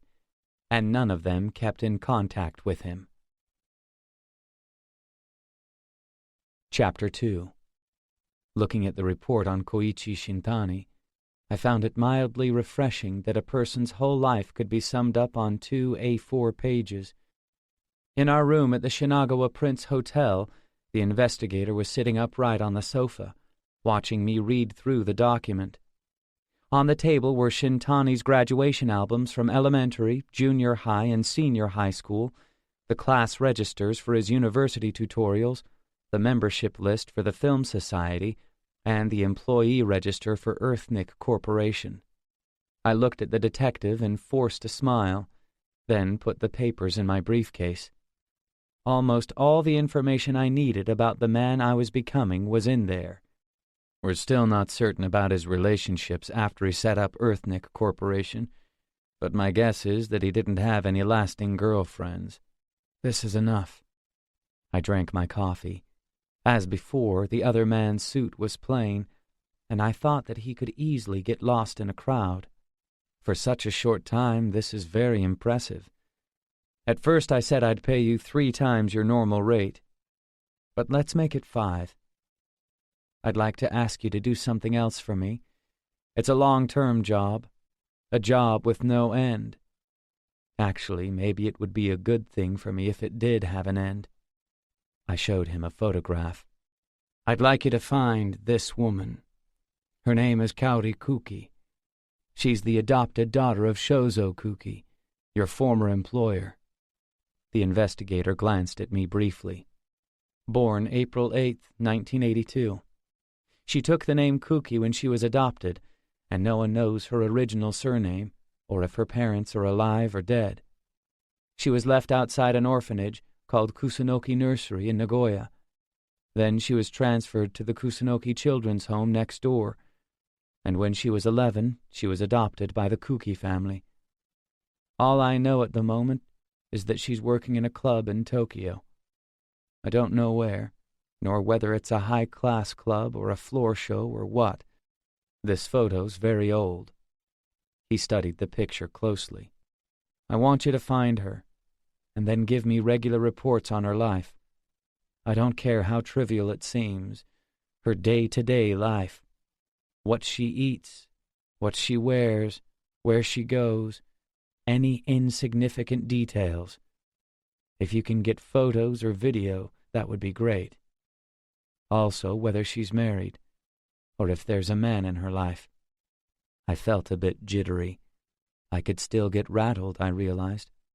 Then I want you to find out her dreams, what she wants to do with her life, what job she wants to do, what vague visions she has for herself 10 years from now, her hopes for her life. That will need care and discretion. Have you got a woman you can ask to get close to her, become her friend? I'd like her to get close to Kaori and find out her secrets. Is that possible? He nodded slowly. Maybe you think I'm crazy, I added. He was observing me calmly. The ceiling fan continued silently slicing the air. He paused a beat before answering. Is there anyone who isn't? That's a tricky question. Finally, he picked up his coffee. Our job involves looking at things that people usually can't see. His voice was slightly hoarse. People ask us to find out things which can't be detected in daily life. In other words, we break the rules. I heard that same expression, breaking the rules, from someone else just the other day. His face relaxed a little. If there's anyone apart from us who breaks the rules, I think it's God. That is, if there is a God.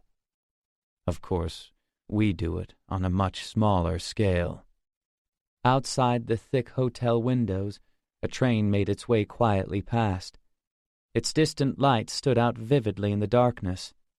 I've put myself right in the middle of those violations, of my own free will.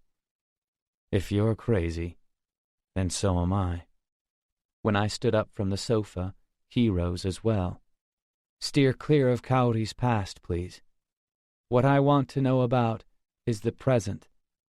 Boyfriends, too. Just stick to her current ones. I could feel that my face was gradually losing its composure. The television, its sound turned down low, was reporting a dull story of rocks being placed on railway lines all over the country at the same time. I watched him leave, and then went back inside. Chapter 3. Past. When I left my room and followed my father down to the cellar, my insides were churning violently. It felt as though something was dragging me. I was conscious of the backpack on my shoulders, and the knowledge that if I didn't pull this off, I had no future, echoed through my head. In a disordered state of mind, I stalked him, thinking that if I hesitated it would be all over. If I faltered even for a second, I'd find some convenient excuse, like waiting for a better opportunity. If my plan to lock him in the underground room failed, I'd hit him with a metal pipe or whatever came to hand. I would do whatever it took to end his life. I was still only 13, but I was tall for my age, and his body had shrunk. If it came to a hand-to-hand struggle, I knew I could overpower him. The fact that as a minor the law couldn't punish me, despite my superior strength and murderous intent, gave me a modicum of courage. Father went down the stairs, opened the door, and entered the cellar.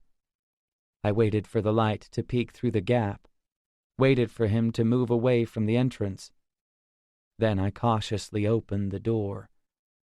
I had oiled it in advance, so it would make as little noise as possible. In the last year, Father had grown extremely deaf, so he probably wouldn't have heard it anyway. He walked slowly through the area used as a storeroom, past old furniture and timber.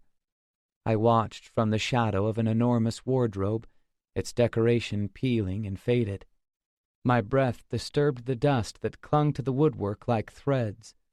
Scratches on the drawers flickered in the corner of my eye like bare skin, as though they were trying to tell me something. Even in my distracted state, I wondered why he ventured to that hidden basement room. In the past, he'd hardly ever gone there, but in the last couple of years he'd started visiting almost every month. What was he doing there?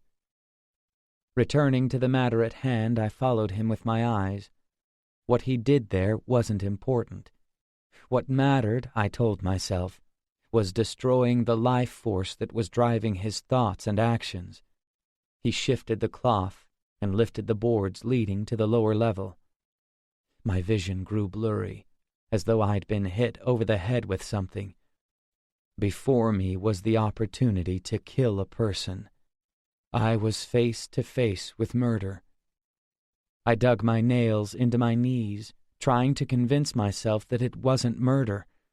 I was just confining him, and the decision to die would be entirely his own. All I was doing was blocking the path by which he would take Kaori and me to hell. He went down the stairs to the secret chamber. I edged closer, my heart beating painfully, taking care to muffle my footsteps. The boards of the hatch had no soundproofing, so even if I closed it and covered it with furniture, if he kept pounding on it from underneath, someone might hear. No one came here usually, but it wasn't completely beyond the bounds of possibility. I held my breath and strained to listen, but all I could hear was my own heartbeat. From the bottom of the stairs came the faint sound of the door opening and then closing. My hands were growing numb, but I forced them to move and took a few deep breaths. Now I had to go down the stairs myself, take the case containing the death caps out of my bag, open the door for an instant, throw them in and slam it shut again. Then fasten the handle with the bar I'd brought with me to lock him inside. After that, I'd replace the bar with the broken air conditioner, sliding it tightly under the lever to block the door. The unit was exactly the right height, as if it had been made for that purpose, and fit with curious precision in the gap between the handle and the stairs. Finally, I'd race back up the steps, close the hatch, move some heavy furniture on top of it, and it would all be over. All I had to do now was do it. It wasn't murder, I told myself over and over. I was just stopping his access to me and Kaori. For the first time in my life, there was something that I absolutely had to do. He was like a massive stone blocking my way, and if I didn't remove it, my future would be ruined. I took the fungi from my backpack and crept quietly down the steps. My legs were shaking, but that couldn't be helped. My throat was dry and sore, and for some reason I knew I'd remember that pain. Deep cracks ran along the concrete wall beside the stairs, and I knew I'd remember how deep they were as well. I could dimly make out the door handle. Just as I was about to jerk it open, however, it opened by itself, and my eyes were struck by a blinding light. Father was standing there, his back to the light. Heart racing painfully, I cried out and shoved him with both hands. I don't know why I was able to push him then, why I was able to knock him back into the room. 2 steps led down from the door, so the floor was slightly lower. Stunned, I wondered foolishly how long it had been since I touched him. Perhaps not since my earliest memory, when he had brushed me aside with his foot just after I'd learned to walk.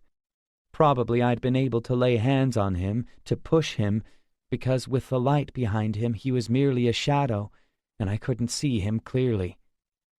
He lay sprawled on the floor, looking up at me standing in the doorway. I was frozen in place. He was holding his foot in his hands as though he'd hurt it. I continued to stand there, with the 2 steps between us. The white bed in the center of the room seemed to bulge slightly. I could faintly see something that looked like a body, but I couldn't worry about that now. I knew I had to toss in the death caps and shut the door, but I felt like I was going to pass out. My brain couldn't communicate with my limbs, my arms had no strength, I couldn't even move my fingertips. I just stood there, staring at him, unsure how to handle this new situation. "So that's how it is," he said softly. When I heard his voice, a sharp pain shot through my heart. His eyes fastened on the bag over my shoulders. "So you're going to kill me? Then you did remember. I see." He kept rubbing his foot, expressionless. His left ear, half of which was missing, stood out clearly. "You remembered what I said about your education, not just as a scary event, but as a definite plan that I was actually going to carry out. It looks like calling the girl to my room had an effect on you, too." I still couldn't move. "You've really got what it takes to be a cancer. You've got the makings of a real monster, because you can think of something like this. You're not passive, like a sheep. You can think of killing your own father." Even now, his face showed no emotion. "Remember this. Happiness is a fortress." My attention was drawn to the mound in the bed. The white light from the ceiling had grown slightly weaker. I realized that my mind was drifting and forced myself to look straight ahead once more. Father was still there, of course. "Naturally, the main reason you've got what it takes to be a cancer is that you've got my blood in your veins. Someday you should ask your brothers what kind of life I've led up till now. I won't be able to show you hell, but it's all the same in the long run. Because you're going to kill me. Because you're going to murder another human being." "No, you're wrong." I wonder why I suddenly found my voice. "It's not murder. I'm just blocking your—" Father ignored my words as though they weren't worth listening to, kept on talking. "Killing a person is crossing a critical line in this world. Why? Because that's our nature as living creatures. All creatures are fundamentally designed not to kill their own kind. Their instincts stop them. Try reading some biology. Cannibalism only occurs in extremely rare, unusual circumstances. Since prehistoric times, all living things have operated on the principle that you don't kill your own species instinctively, as humans would say, subconsciously. This has been the basic rule for all creatures since time immemorial. When someone overcomes that with human rationality or will and commits a murder, of course he will start to fall apart. I'm not talking about guilt.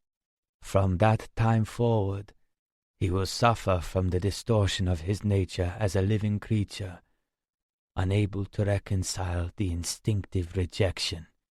On the intellectual level, the guilt associated with murder is the pain that comes from the stress of hiding a secret, from the loss of the belief that one is a good person. On a human level, though, as a living creature, it is simply the conscious, outward manifestation of the perversion of killing one of your own.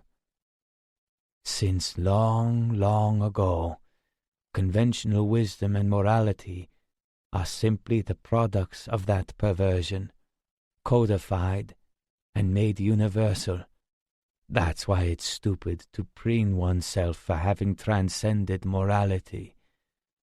Wrapping yourself in rational justifications for murder is a fraud.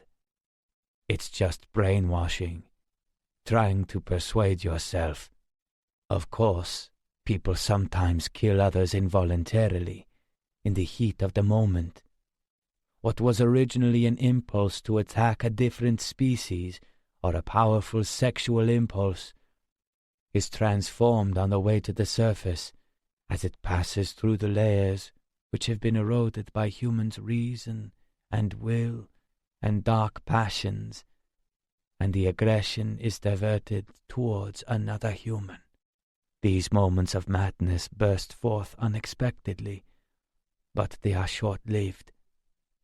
At the stable, long-dormant level, that could be called the deepest root of the subconscious, a realm that is closer to animal than human. The sense of distortion this causes continues to fester for a long time as an unpleasant shadow. Animals are hardwired to kill other species, but not their own kind, even if they do attack them violently. When human consciousness stops fooling itself and looks at the situation straight on, it can't cope. You're definitely going to become warped, just like me. I couldn't help getting the feeling that Father was sitting in his chair in his study, the light behind him, his figure just a silhouette, and I was standing in front of him listening to his monologue. But of course that was impossible, crouched on the floor in this windowless room. Nothing will change. You will become a cancer. You will act as a negative force in the world. By killing me, you will take me inside you. That's what taking another person's life means. And in a sense, that's the most tempting part of murder. Absorbing another person in exchange for warping your nature. He paused. I still felt like I was in his study. You will suffer from pangs of guilt caused by awareness of that deformation. As a murderer, you won't be able to stand yourself. Someone who has killed another person is unable to accept any warmth or beauty with a pure heart. Whenever something good happens, at that instant you'll be confronted with the fact that you're a killer. When you feel joy in your life, you'll be troubled by the fact that you destroyed someone else's, especially a weak spirit like yours. You won't be able to bear it. What's more, you've inherited my genes. The DNA of the man you killed, who you denied the chance of life, is embedded inside you. From now on, whenever you feel happy, I'm going to appear inside your head. The image of me, locked in this room, cursing you, starving, writhing in agony, through my blood, which runs in your veins, as though my blood is boiling inside you, through all your brain cells, which you inherited from me, through your whole body, because you will have taken me inside you. I'm going to be acting inside you forever. You'll never be happy again. I stood there, dazed. From now on, you won't be able to look at the world's happiness calmly. Why are other people happy, you'll always wonder, when I'm in so much pain? And why will that happen to you? Is it my fault? No. It's just human nature, because that's how humans have been since the very beginning. Creatures with the potential for evil. Because even though they are fundamentally designed not to kill their own kind, they are also able to contemplate entering that forbidden territory, to enter it for real, to possess passions of all kinds. What you should resent is the way of the world, humans' imperfect and contradictory nature. It's this nature that gives rise to injustice. Happiness is a fortress, because happiness is an enclosed space only a lucky few can enjoy. The lucky few who can turn a blind eye to people like you, people with pain and sorrow, who can turn a blind eye to poverty and hunger. You must resent all happiness. People who have killed cannot attain 100% virtue, but they can attain 100% evil. That is your life path.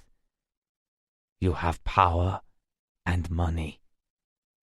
Destroy everything by sublimating yourself to the fires of hell, to the mighty evil energy that destroys all people and all joy. You can obtain a piece of an incredible pleasure. Pathetic individuals like serial killers or terrorist bombers will never obtain it. It's an even greater evil. Even greater. The room went quiet. Though I had been watching my father as he stared at me blankly, I couldn't tell if the words I had just heard were really his. I grabbed the door frame to keep my balance. "But if I don't do it," I pleaded. "Kaori." That's right. Father stood up slowly. I will bring many men, and they will defile the girl in front of you. If you don't lock me up, I absolutely will do it. Even if you run away or go to the police, nothing will change. You can't stop me. I couldn't even stop myself. For the first time, I realized that he was drunk again. If I live, I will definitely do it.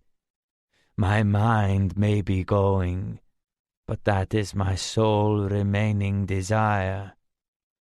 I couldn't even stop it myself. more than taking you to hell, more than pleasure. My whole body is burning for the sight of that girl being completely corrupted, while I sway in my alcoholic haze. He was putting his weight on his good leg. Listen, I sired you on purpose to raise you as a cancer. You have no intrinsic rights. You will be a cancer. Even in trying to avoid it, you will become one. That cannot be changed. At that moment, the case holding the death caps slipped from my hand. There was a loud noise, and the rough fungi scattered from the container. Father looked at them impassively. Then he took a small vial from his breast pocket. I don't need those, he said. I've got this drug, which will kill me quickly. You won't triumph over your powerful father. Starve a revolting whiskey-soaked old man. If I'm going to starve to death in this room, wide-eyed and suffering, cursing your name, I'll take this and die in agony. At that moment, I'll invade you. Invade the cancer who starved a poor old man to death. But if I don't... That's right. I'll hurt you both by whatever means necessary. And if you do kill me, you'll definitely be damaged anyway. I won't be killing you, I shouted, but my voice came out as a whisper. I'm just blocking your way. It'll be your own decision to commit suicide. I'm a corpse already, since a long time ago. I slammed the door with all my might, as though something was propelling me forward, locking my father firmly in the room. He had turned into this weird creature, this stringy, incomprehensible old man who I couldn't understand even to the very end. I thought of him starving painfully to death, ugly, shriveled, insane. At that instant, when there was no turning back, I heard a harsh, metallic clang. Whether it was the sound of the door or inside my own head, I couldn't tell. Chapter 4. While I fastened the door handle, while I closed the hatch at the top of the stairs, while I replaced the cloth and the furniture on top of it, not a sound came from inside the room. Father, that gigantic, malevolent thing that had been suffocating Kaori and me, had transformed into this strange substance that clung to us like glue. As I weaved my way between the old junk and building materials, I thought to myself that I was surprisingly calm. I had wiped my fingerprints off the case with the poisonous mushrooms beforehand, and had worn gloves whenever I handled it. One day, I thought, maybe I'd find out why my father had turned out like that, what had happened in his life. At the time, though, I still didn't have the leisure to consider it deeply. I left the cellar and closed the door silently behind me. I listened carefully, checking that none of the servants were nearby. Holding my breath and tiptoeing along the corridor, I thought that I really was composed. I had planned to go to my father's room and make it look like intruders had been there, but somehow that didn't seem necessary. Though I had no grounds for it, I felt that his absence wouldn't become a problem any time soon.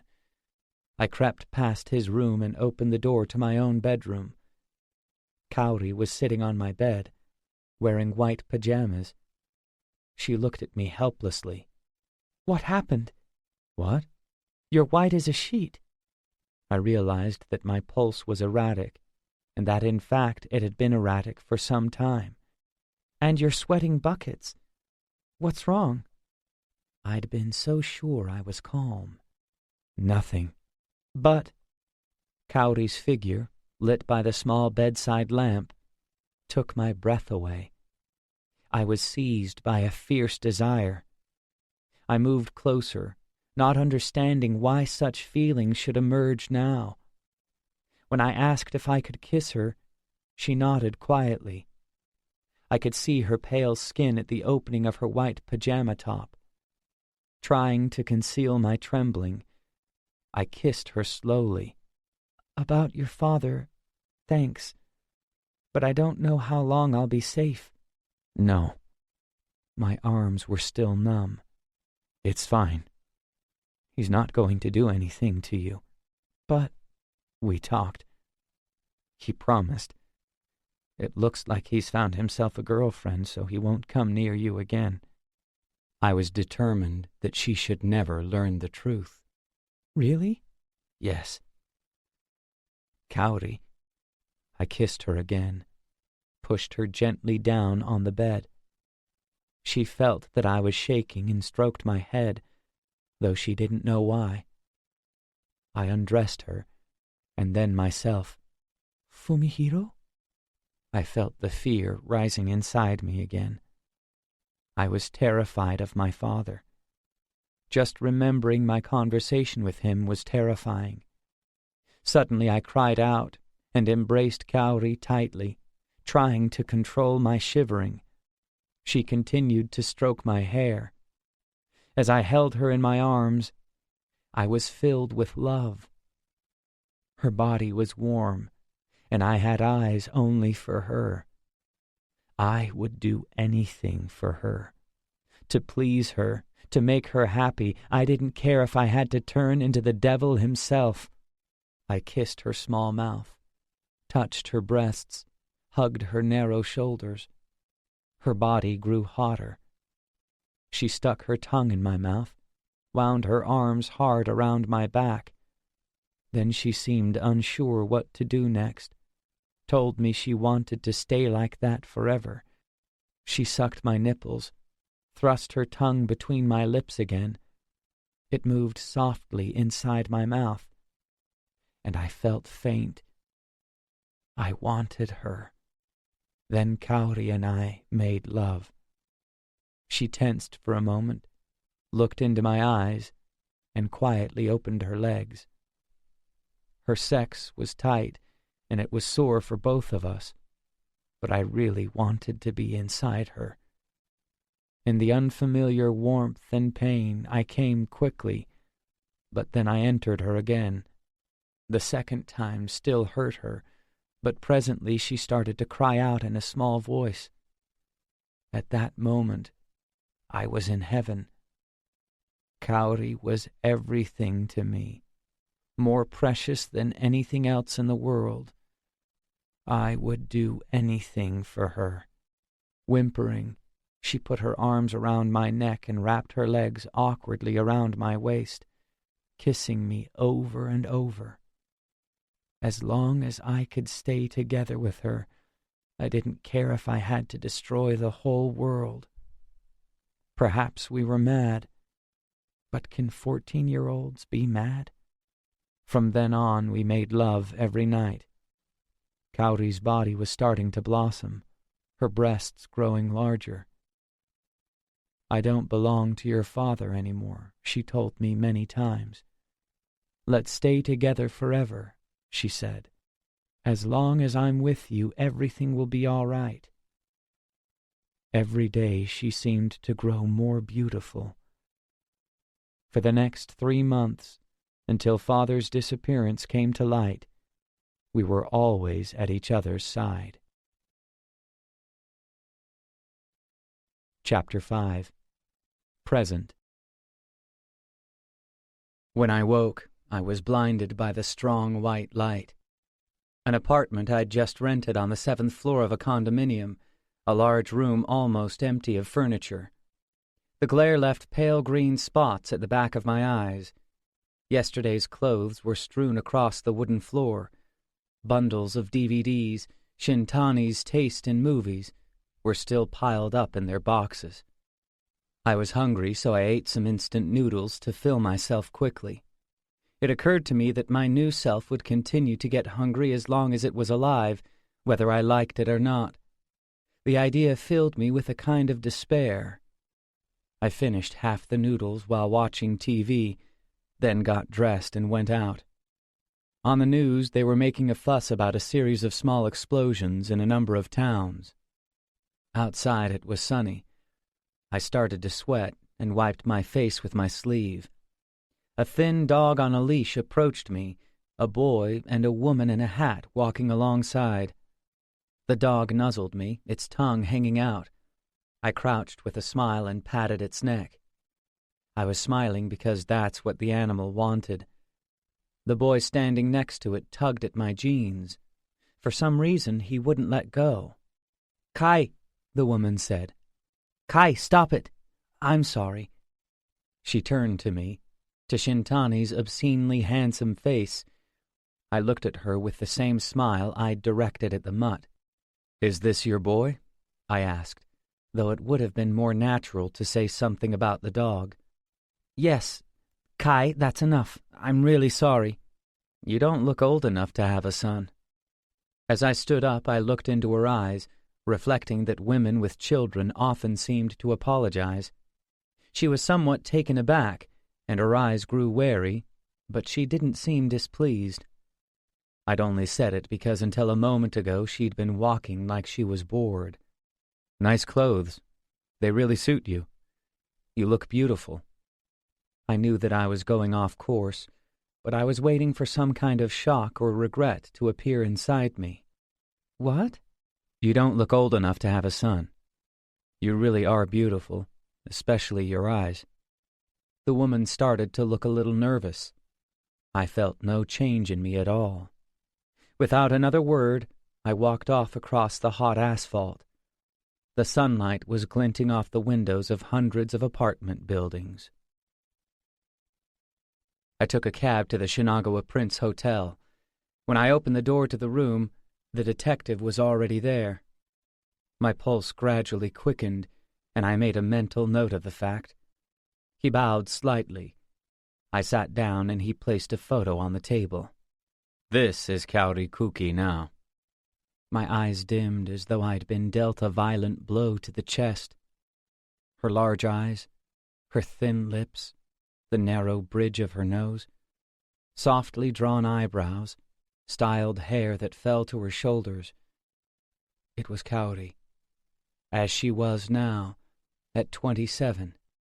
She was wearing a white pantsuit and carrying a brown handbag over her shoulder, looking at something off to the side with a melancholy expression. She was beautiful. I went to light a cigarette and found that my hands were shaking. The detective shifted quietly in his chair, acting as though he hadn't seen it. "Ms. Kuki is living in an apartment in Kodo Ward and working at a club called Je le répète in Roppongi." I noticed that he had spotted my reaction. He'd switched quickly from calling her Kaori to Ms. Kuki, but I didn't say anything.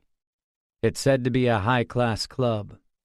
Apparently their service is limited to serving drinks, nothing illegitimate about it. It seems to be a sound business at the high end of the market. We're still investigating Ms. Kuki's friendships, but this woman, Azusa Konishi, is going to try to get close to her. He held out another photo.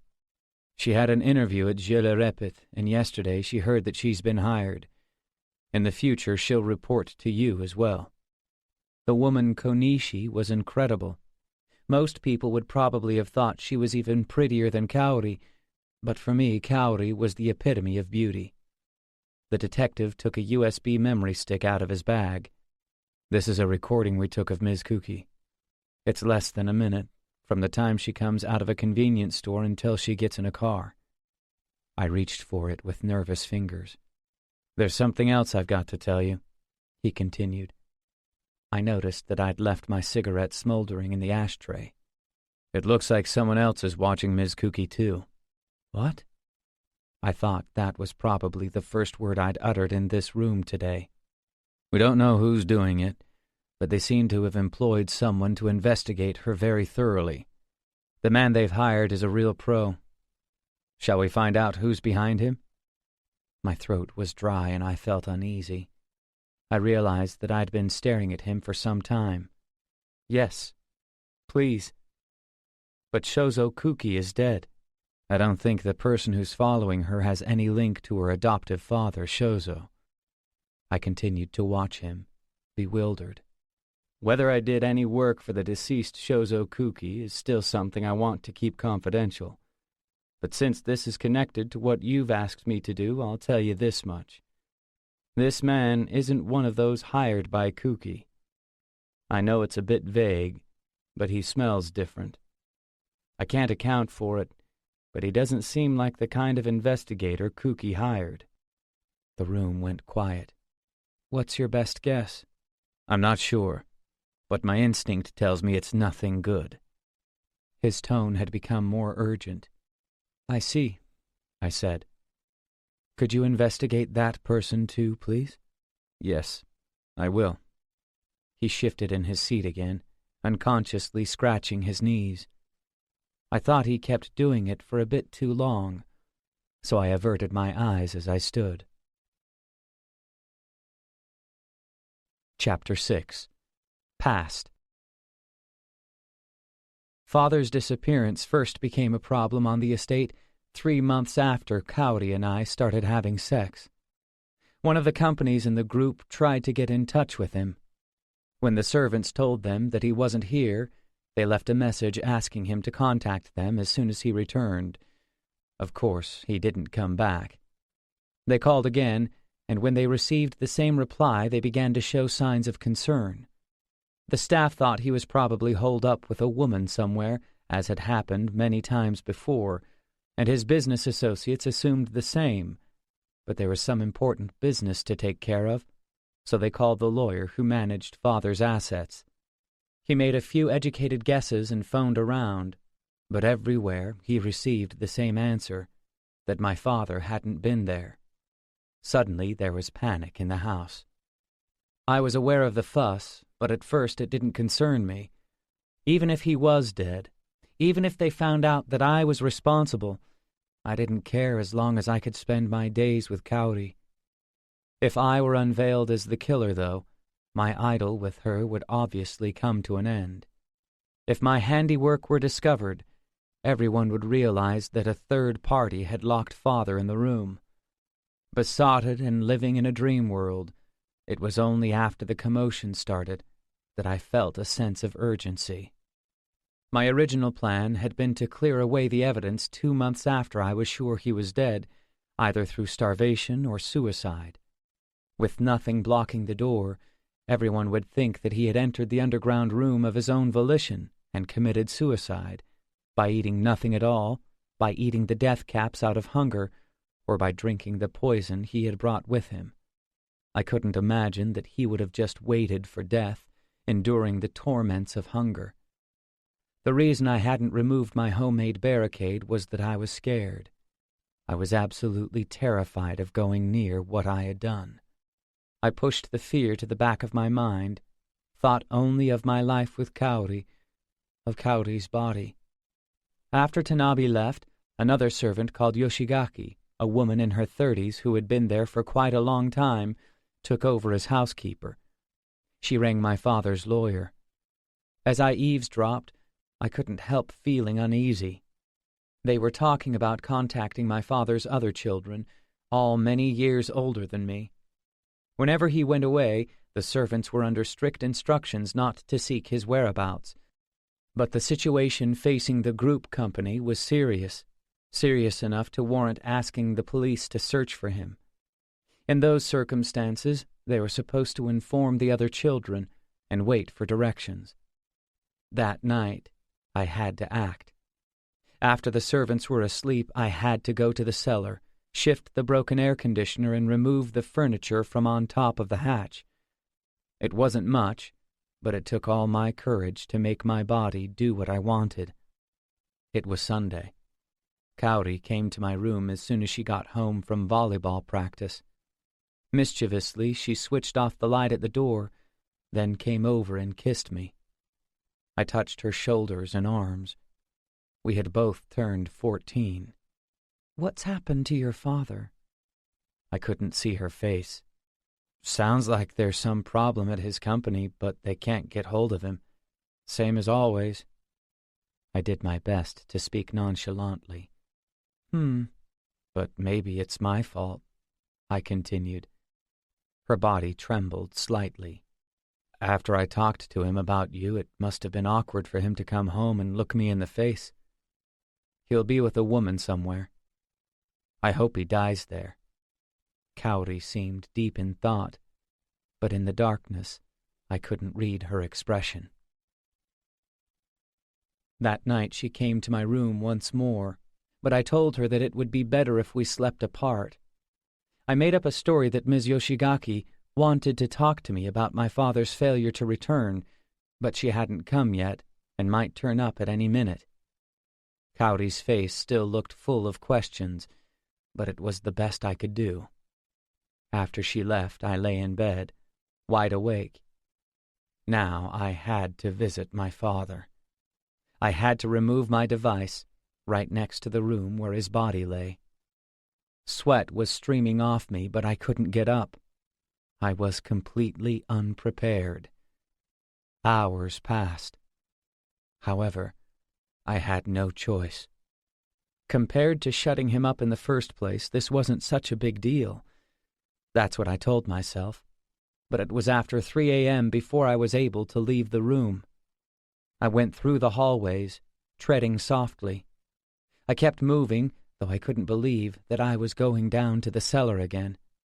When I reached Kaori's door, I crept past on tiptoes, trying to control my breathing, one foot after the other. I went down the steps to the basement and cautiously opened the door. Thanks to the oil I'd put on the hinges, it moved quietly. I made my way slowly between the old furniture and lumber. There was a musty smell, and the dust penetrated my lungs as though it had a will of its own. I felt like the junk was watching me solemnly in the stillness. The silence, as though the lifeless objects themselves were holding their breath, seemed to insist that I was an unwelcome intruder.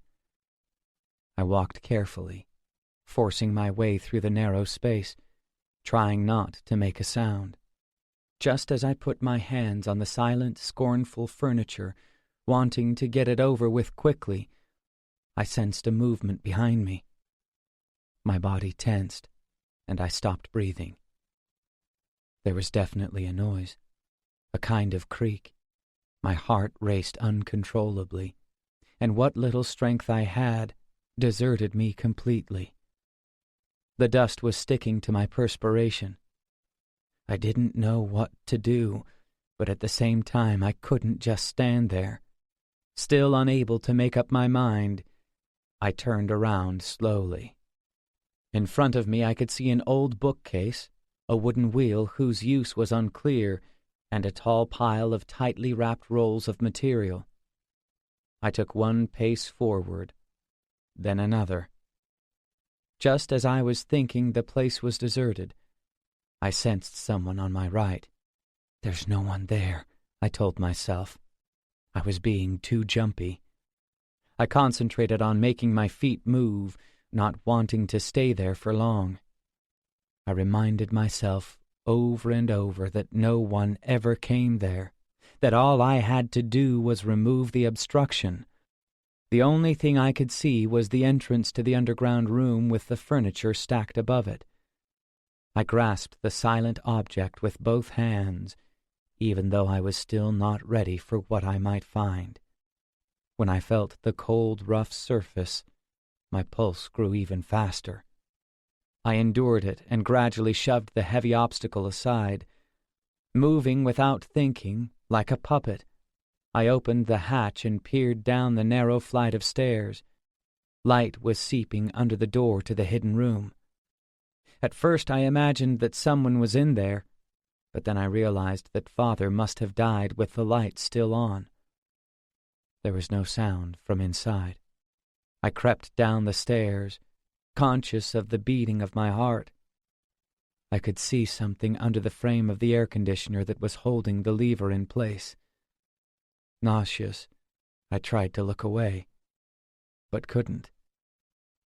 It was blood. My eyesight went dim, and I put my hand on the wall to steady myself. The blood was leaking out from under the door. It had to be Father's. Perhaps he had taken the poison right beside the door on purpose, so that when he vomited it would flow outside. The moment of his actual death had occurred out of my sight. His blood, however, seemed to be showing it to me, forcing me to visualize it, as if he knew I'd come to unlock the door sometime, and he wanted to twist his suffering and death into my heart through my eyes. His body was lying just on the other side of the door. This was the revolting creature who made up half of my being, whose perverse evil I had been unable to understand even at the very end. For the first time, the words echoed in my head. You killed a person. The blood in front of me, more than enough to be fatal, forced me to confront the fact that I had killed a man, my own father. I made someone cough up that much blood, I thought, through my own intent and actions. A sulphurous smell came from behind the door, wormed its way inside me. I tried not to inhale. If I breathed out, though, I had to breathe in the same amount. I flopped down, feeling dizzy, but I kept moving. If I threw up here, I'd be leaving evidence behind. His death would end up defeating me as well. With all my strength, I dragged the frame away. At that instant, however, I heard a cry from inside, and the door burst open. Blinded by the light, I collapsed on the spot. But it was just a hallucination. The door remained closed. No, perhaps Father had already slipped past me, as agile as an ill-favored monkey, and was scampering up the stairs, hunched over on spindly legs. I shook off the image and took hold of the air conditioner. It hit the door with a harsh metallic noise. I tried to run, but my lifeless legs stumbled and I ended up half crawling up the stairs with the appliance. I stuck my head out the top, managed to climb up, and closed the hatch, barely aware of what I was doing. Suddenly it went quiet. I felt like Yoshigaki, the lawyer I'd never met. My father and Kaori were in a circle, staring down at me. I stood up and shifted the broken air conditioner between the stored furniture. Then I sat down again, gazing blankly at the boards of the hatch. With the trap door exposed like this, probably no one would ever guess that it had been blocked. I imagined my father coming up the stairs, climbing the steps, gnawing on a bunch of death caps, slowly lifting the hatch from below. I couldn't get the image out of my head. I moved on feeble legs, resting my hands against the ancient furniture. "It's over," I said out loud, but I didn't believe it. My vision still blurred, I opened the cellar door and went upstairs. I was too wound up to care about the fact that I was covered in dust. I went to my room and collapsed on the bed, the voice inside my head repeating, "I killed my father." The crimson of his blood flickered before my eyes. I was starving, my throat was burning. I kept pounding on the door. I pulled at it, but it wouldn't budge no matter what I did. I hit it. I stroked it as though asking for forgiveness. I pressed myself against it and shouted. When I came to my senses, I was lying on my bed with my eyes open, staring at the unlit bulb on the ceiling. This was my room. I tried to get up, thinking that I'd slipped into a dream, but I had no strength in my body. The house was silent. Everyone seemed to be fast asleep. When I noticed that the room was cold and I was thirsty again, suddenly my father was glaring down at me on the bed. I was falling. I knew that I was in bed, yet I was still falling. I woke up. My shoulders ached, and I was soaked in sweat. The following morning, I couldn't get out of bed. The next thing I knew, my father was lying right beside me, bent with age, naked, throat parched, desperately trying to lick the sweat off my body. As he licked me, he was begging for more perspiration. I pinched my arms and legs fiercely to wake myself up so I wouldn't dream any more, but I didn't have the strength to lift myself out of bed. When the servant came to check on me, I told her I was taking the day off school. Kaori looked in, and the woman whispered that I'd probably caught a cold. In fact, I did have a temperature that day. I felt like the blood that I'd seen had entered my eyes and was circulating throughout my body. And indeed, my father's genes, his blood, really did exist inside me. The realization that I'd killed a man struck me much more violently than I'd expected, shaking me to the core. I had nightmares, and when I woke I urgently demanded food and drink. Even though I was delirious with fever, I stuffed them in my mouth and vomited immediately. It's revulsion as a living creature, my father had said. It's the feeling of your body rejecting the fact that you've murdered your own species, another human being. Maybe that revulsion was what was making me crave food, and then throw it up when I ate it. I grew thin, extremely thin, and the fever just wouldn't abate. While I was sick in bed, changes were happening on the estate. 3.5 months after my father's disappearance, his oldest son, my brother, turned up. He was middle-aged and had taken over the Kuki group after father retired. From time to time his face would appear in the media. With small eyes and a big nose, he bore an uncanny resemblance to my father. He stuck his head in my door for a second, muttered something about not wanting to catch a cold, and left immediately. He showed no interest in me whatsoever. My brother dealt with the business from the company and secretly asked the police to start a search. Even though father had already retired, he was still chairman of the Kuki group, and apparently his disappearance had to be kept from the affiliated companies. My brother made sure that it didn't leak to the media, just contacting my other siblings through back channels. When he went back to Tokyo, my second brother and eldest sister came to take his place. My brother, who father had called a cancer, didn't visit my room, but my sister barged in. I was still in bed, but she pestered me with rude questions about what my mother was like. She was more somber than I'd expected, but scruffy and loud. Like my brother, she looked horribly like my father. She had married the president of a realty firm, one of the companies in the group, and my brother was running another subsidiary, a trading company. My second sister and third brother didn't come to the estate. There was a rumor that daughter number 2 was the director of some religious organization, and son number 3 was overseas. No one seemed to know what he did for a living.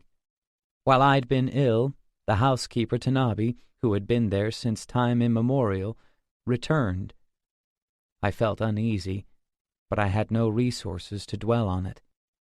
Drifting in and out of my fever, I told myself what I'd known all along, that I'd decided to kill him, that I'd done it to remove a danger to Kaori and myself.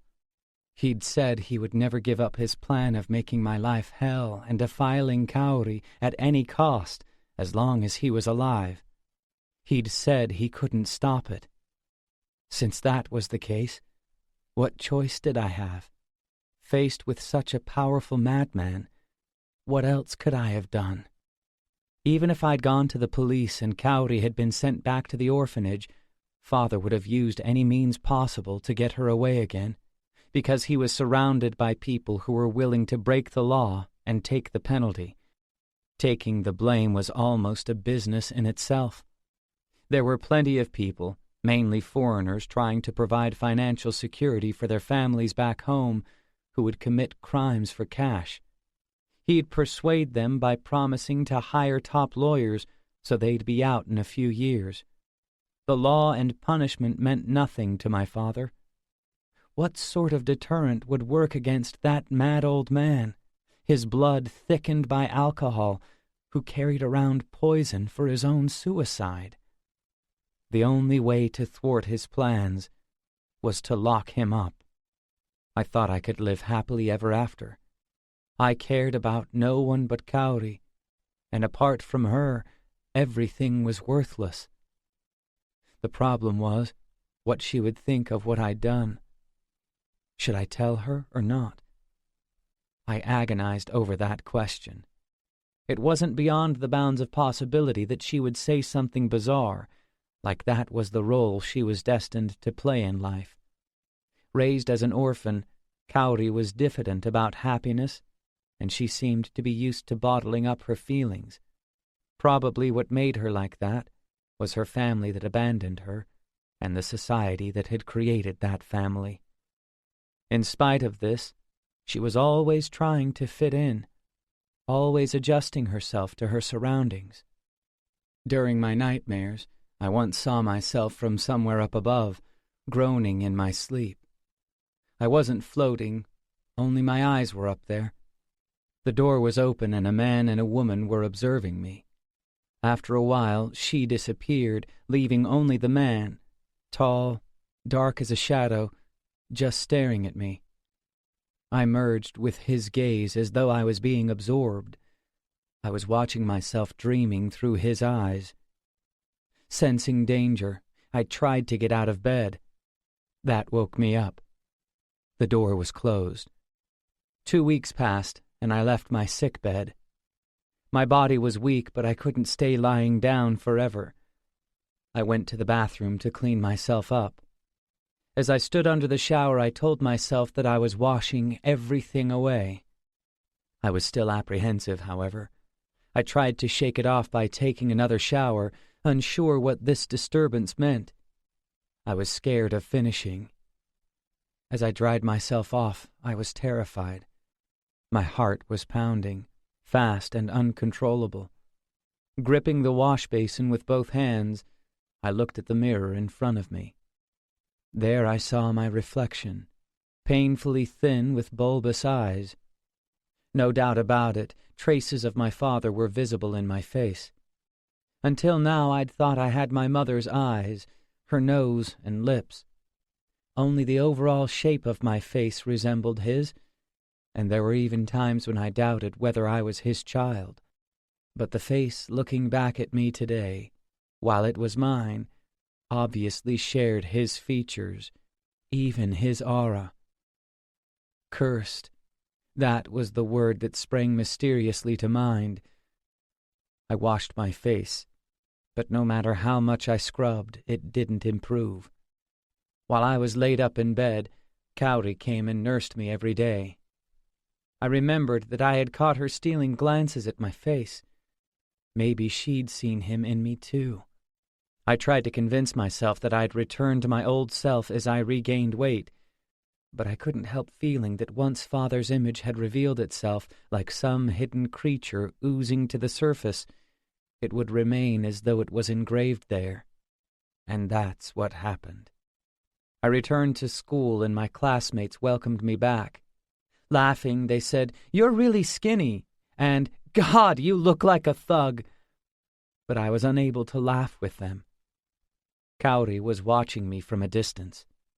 Our eyes met, and she smiled, but I could see the fear in her face. As always, though, she was constantly at my side. We talked together, and in the evenings we'd go for walks.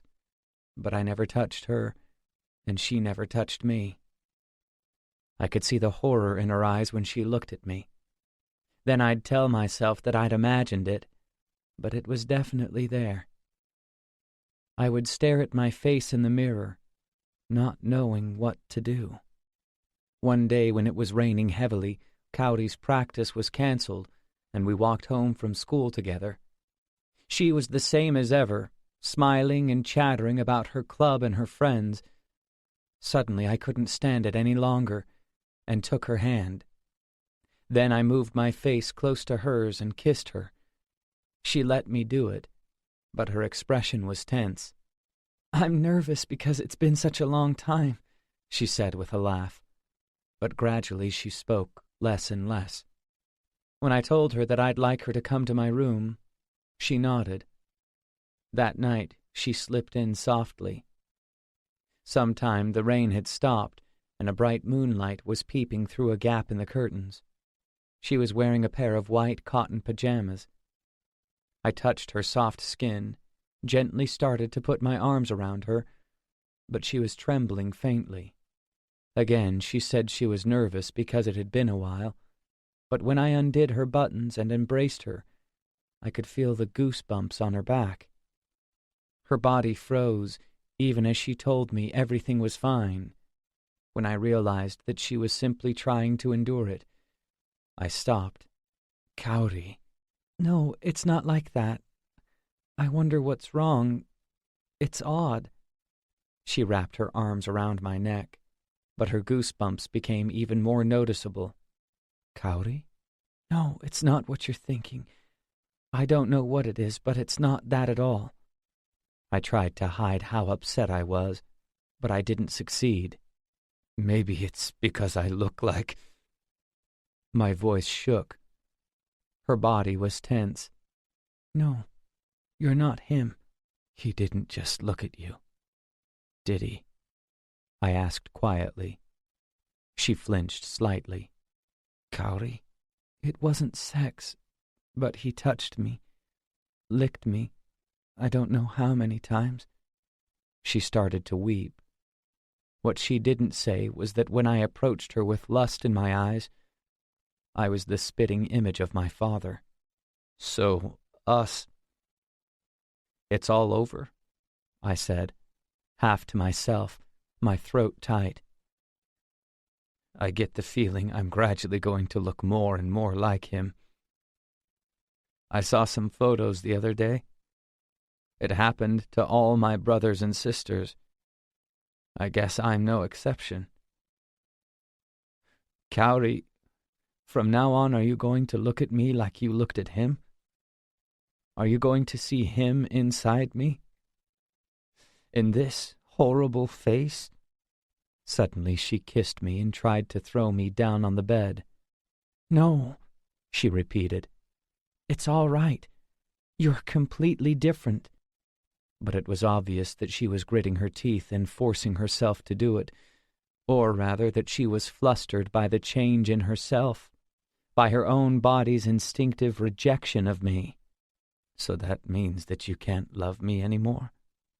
This me, who's starting to look like him?" Tears were streaming down her face. "It's okay. You don't have to. It just means I'm no good for you, right? I'm my father's son, after all. What a fucking mess." After that, I went quietly insane. Chapter 7. I tried to keep away from Kaori, but I couldn't. So I tried to get close to her instead. I knew that I mustn't touch her, but I couldn't help myself. If just once I could have sex with her the way we used to, I thought, everything would go back to the way it was. I went to her room and climbed into her bed as gently as possible, but though she whispered that it was all right, her body tensed. She closed her eyes tightly and tears rolled down her cheeks. No matter how tenderly I held her, her reaction made me feel like my father, who had violated her. For me, the situation was a form of hell. In an old photo album, I found some pictures of my brothers and sisters. As they approached adolescence, every single one of them started to resemble him. His blood ran strong in our veins. My third brother looked a bit different, but you could tell at a glance they were all my father's children. I told Kaori that we should spend some time apart. Things were a bit strange at the moment, I said. but it's only temporary. Time heals all wounds, I said. I couldn't help noticing, however, that the face I saw in the mirror was becoming more and more like his, as though I'd been cursed. I stopped going to school. I spent most of my days in bed. I dreamed my father lay naked beside me, and I'd wake pummeling his scrawny body. Kaori came to my room and informed me that she was pregnant. I was in a panic, but she was even worse. She went in secret to a doctor who told her that it was a false alarm. Despite that, she still insisted she was, and that this meant we could be together. She went back to the clinic and got the same result. I tried to hold her, but her body went rigid with fright. Even as she told me she loved me, she was trying to get away. Then she just wept silently. Kaori started complaining of headaches and skipping school, and in the end they took her to hospital. Seeing her condition, I told her once more that we're better off apart. We were about to finish junior high, and it was decided that when she started senior high she would leave the estate. The doctor who was treating her had advised a change of scene. That was the only thing that could save her. There's not much to say about my high school life. I passed among the new students, with all their hopes and fears, like a dried-up insect. I sat vacant at my desk in a corner of the classroom, and the teachers often scolded me. My classmates were kind enough to worry about me, but I asked them seriously why they had such stupid faces. And when the girl at the next desk spoke to me, I demanded if she liked sex. I think I went as far as saying that even though she looked so prim and proper, I bet she loved masturbating and fucking. I couldn't stay at school, so I started staying in bed again, just trying to get through one day at a time. From the moment I woke until I went to sleep at night, I just tried to survive without sinking into a deep depression, simply enduring one day after another. Everything seemed worthless and irritating. I played video games for hours, and when I got bored I threw them across the room and broke them. I read hundreds of comic books, then flung them aside. I listened to music, took sleeping pills, then repeated the cycle. The air was thick and heavy, pressing down on me. When one day finished, I knew that tomorrow I would have to face another one. My future was a daunting, unbroken succession of days as far as I could see. From time to time I'd get a letter from Kaori describing her life, but it was usually a week or so before I could open it, and when I finally did, I could only manage a brief reply. One day when I was 17 or 18, I went to see her. I showered for the first time in ages, changed my clothes, and left the house. The unfamiliar sunshine was too bright, so I pulled my cap down tightly over my eyes. I thought that everyone I met was looking at me, did my best to control the fierce beating of my heart. I went to a hairdresser and asked for a trim. I didn't care what style. The hairdresser chattered away, but I couldn't get myself together enough to answer properly. The guy was kind, though, and eventually I stuttered out a few suitable remarks. I left the salon, walking deliberately. For some reason, I got into the habit of treading carefully. A woman in red was walking along the street perpendicular to mine on the other side of a high fence, moving smoothly past the black palings. I watched absently as the black overlaid the red, as the red was hidden by a series of black stripes, until finally we met at the corner. She was quite a bit older than me, but I thought she was beautiful, so I stopped. She passed by quickly, giving me a funny look. She didn't seem suspicious, but I guess I must have looked pretty strange. I took a deep breath and made my way cautiously forward once more. Kaori's school was in Nakamura, in Nagoya. I waited for her in a small park a short distance from the gate. She'd been set up in an apartment on her own, and she'd have to pass this way to get home. I remember vividly how beautiful she was then. She was walking with 3 boys and 2 girls, laughing at something one of them had said. She screwed up her eyes and pushed the girl beside her playfully on the arm. Her expression held no shadow of the troubles of a few years earlier. She was free of us. I stood dazed, looking at her loveliness and glow. She was beyond my reach. Once, we had been able to be together and happy, but it was like she had entered my life as some kind of mistake, as a brief fantasy. The loss of this blissful hallucination, combined with the confusion of being a teenager, rooted me to the spot. "Fumihiro!" I had intended to spy on her in secret, but I'd forgotten to make my escape, and she'd spotted me. I have no recollection of what happened to her friends.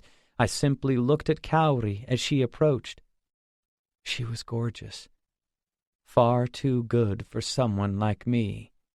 "I haven't seen you for ages," she said with a smile, seeming untroubled by my sinister ambush. "Yeah, I was in the area." "I'm glad." She started walking. I realized that I was walking with her. "How's school?" I think she asked. If I swallow my pride and admit honestly the ugliness that passed through my mind, I was thinking about attacking her, about touching the most beautiful, most precious girl in the world once more. After that, I thought, I would kill myself. That would be the end of my miserable life. If I could hold Kaori in my arms one more time, I didn't give a damn what happened to everything else. I opened my mouth. It's just before exams, so there are no classes. I had no idea what I was saying. "Everyone at your school must be really brainy," she said. "No, there are some weirdos, too." "Really?" "Yeah. It's fun. How about yours?" "I like it." As I walked, I said the first thing that came into my head. "So you don't need to worry about me, or the old place, or anything." She was silent. "It can't be helped. Just forget all about my father. You'll be fine. You can make a fresh start. First love often doesn't work out. We're like brother and sister." She started to speak. I didn't think I wanted to hear it. I also suspected that my previous speech had been a waste of breath. "Can I ask you something?" she asked nervously. "What?" "Your father, has he come back?" "No." "I thought maybe you—" It's odd, but it was the first time in months that I'd remembered that I'd killed him. I imagined telling her, "I killed him to protect you, so there's no reason for us to be apart. Even if you don't like me, even if I disgust you, you should be always by my side because Father's death means we'll always be joined. Because you're everything to me. Because if you're not going to be mine, I could drag you down here with me, into my world, where we're both stained by that dark secret." "I'm not brave enough for that," I said, laughing. I still hardly knew what I was saying. "This is hard to talk about, but I can tell you because you won't tell anyone else." I lowered my voice. "My father's mixed up with a whole bunch of people, Yakuza and some really scary foreigners. So they're saying he might have been murdered by them." The sunlight was dazzling. "That's why they can't go public with it. You'd better forget about it. It sounds like my brothers are handling it on the quiet." This was just like my clowning around to hide my depression before I met her. I thought she looked slightly relieved. Still acting casually, I told her I had to catch a train and made my farewells. My malice hadn't grown so bad that I could hurt Kaori. The sun was slowly sinking, shooting powerful beams between the apartment buildings. I could hear the sounds of insects, and a faint breeze brushed indifferently against my cheek. I thought that something important in my life had ended. People would probably tell me that I still had a lot to look forward to. Maybe some would even say that killing my father had been a form of self-defense, that I had no choice. But my youthful heart, which had experienced great joy and the torments of hell, couldn't untangle those events and order them neatly. They had settled inside me, and as I grew old, they would warp me even more. As long as I lived, I would continue to harm everyone who was important to me. I felt, however, that I was unnaturally calm. My mind was completely detached from my body. I was aware of the movement of my feet as I walked, and I spoke out loud on purpose. I just said something, I thought to myself. I wondered how people around me would react if I raised my voice and shouted. Chapter 8. Present. On the screen, Kaori was moving. The projector, the latest model, was showing images of the recording the detective had handed me. It had been taken at night, but was very clear. She was beautiful. She was looking down as she opened the door of a convenience store, holding her plastic bag of purchases and her purse in her left hand, and putting the receipt away with her right. I smiled, thinking how like her it was to keep her receipts tidy. I rewound I don't know how many times to see what she'd bought, freezing the frame and zooming in. In the white bag I could see a pack of Morinaga 100% apple juice. A small brown box might have been chocolate. A packet that looked like supplements, I couldn't tell what kind. Her black hair grew to her shoulders, and under a white half-coat I could see a cream sweater and a dark skirt. She climbed into a blue step wagon, a courtesy car for the women at the club. The driver was a young man, and the other women in the vehicle were about the same age as Kaori. The vehicle backed up a bit, and then turned out of the parking lot. At that moment her profile was visible through the window, head down.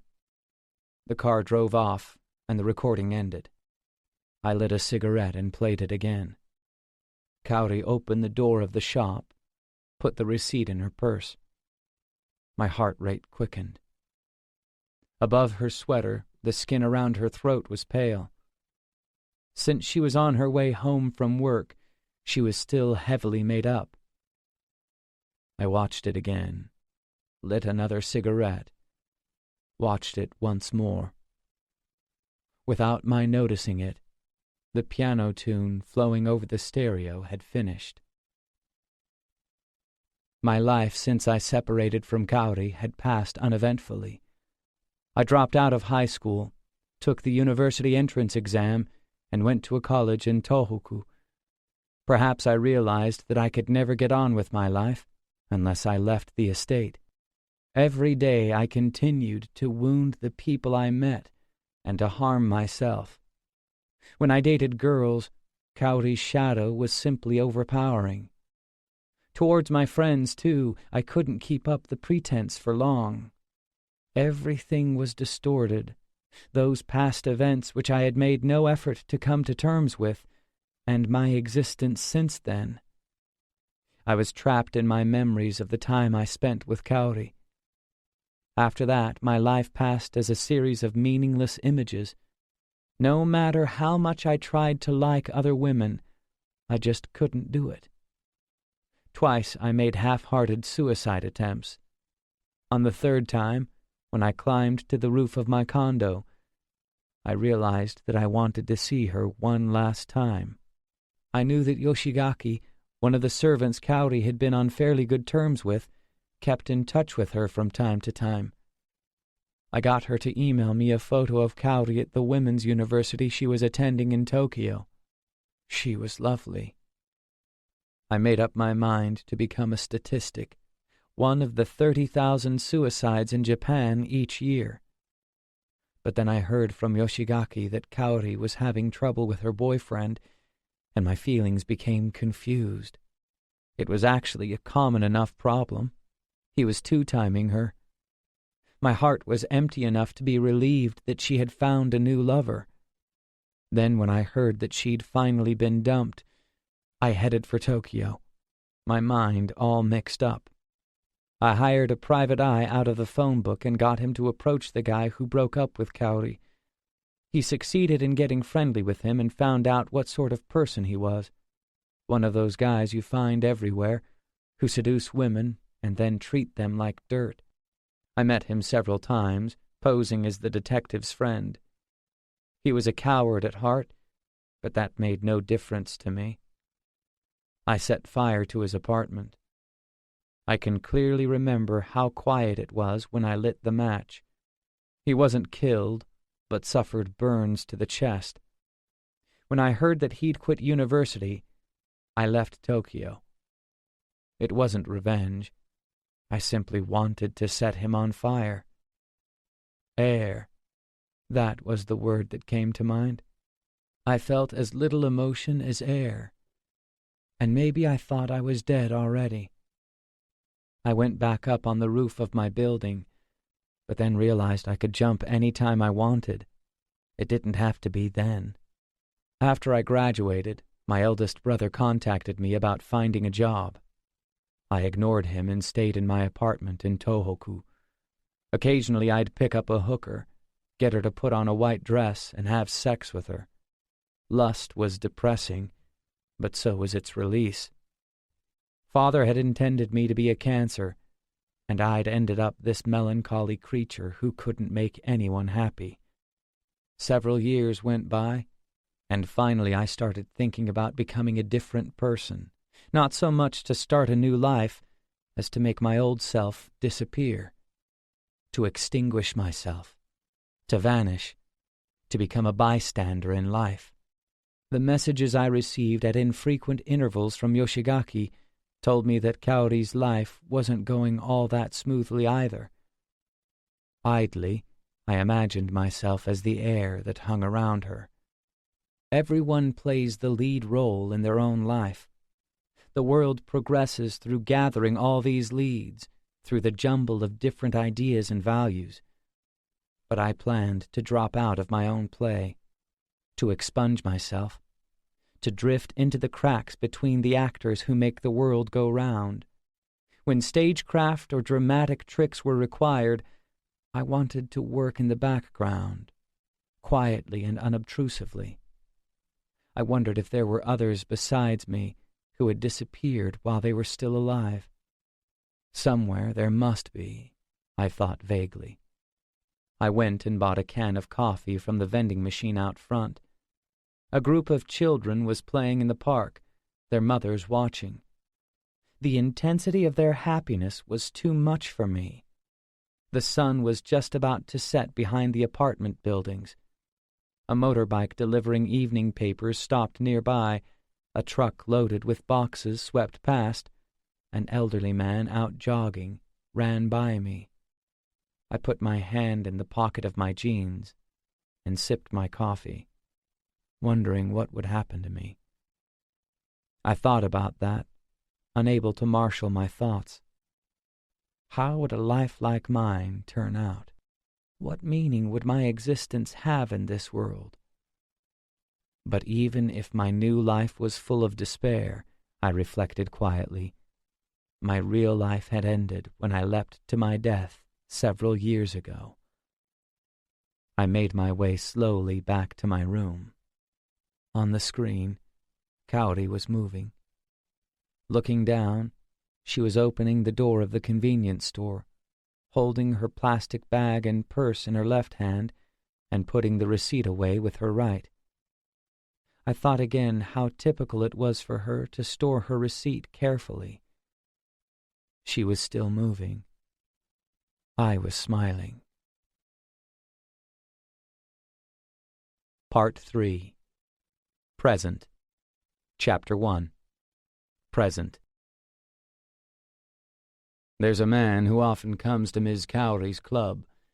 He might be a bit of a problem. A con man.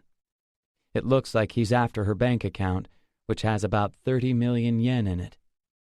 The Kuki family gave it to her as her share of the inheritance after Shozo Kuki was declared missing, presumed dead, but it appears that she's just left it there, never even touched it.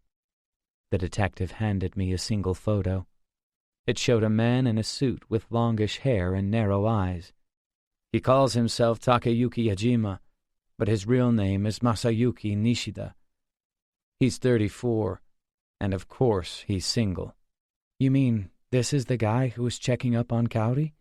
No, that was someone else. I'm still not sure who. My guess is that it's some kind of shadowy company, the kind that avoids publicity. I don't know why an outfit like that would be investigating Ms. Kaori, but if I look into her past, I might find the reason. No, don't do that yet. For the time being, I just want to wait and see what happens. Sitting next to the detective was his assistant, Azusa Konishi, who had started working at Jilarepeth and become Kaori's friend. She was studying me with interest. But what puzzles me more than why he's doing it is how he knew about Kaori's bank balance in the first place. Did you know that one of the clerks at the Kuki family's law firm was accused of embezzlement? Yeah?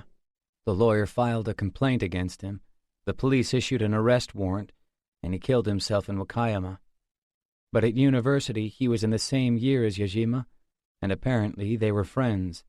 You mean it's connected to the Kukis? Yes. Fraudsters like Yajima gather information from a wide variety of sources. Most likely he heard that Ms. Kaori had a large sum of money in the bank from this ex-employee.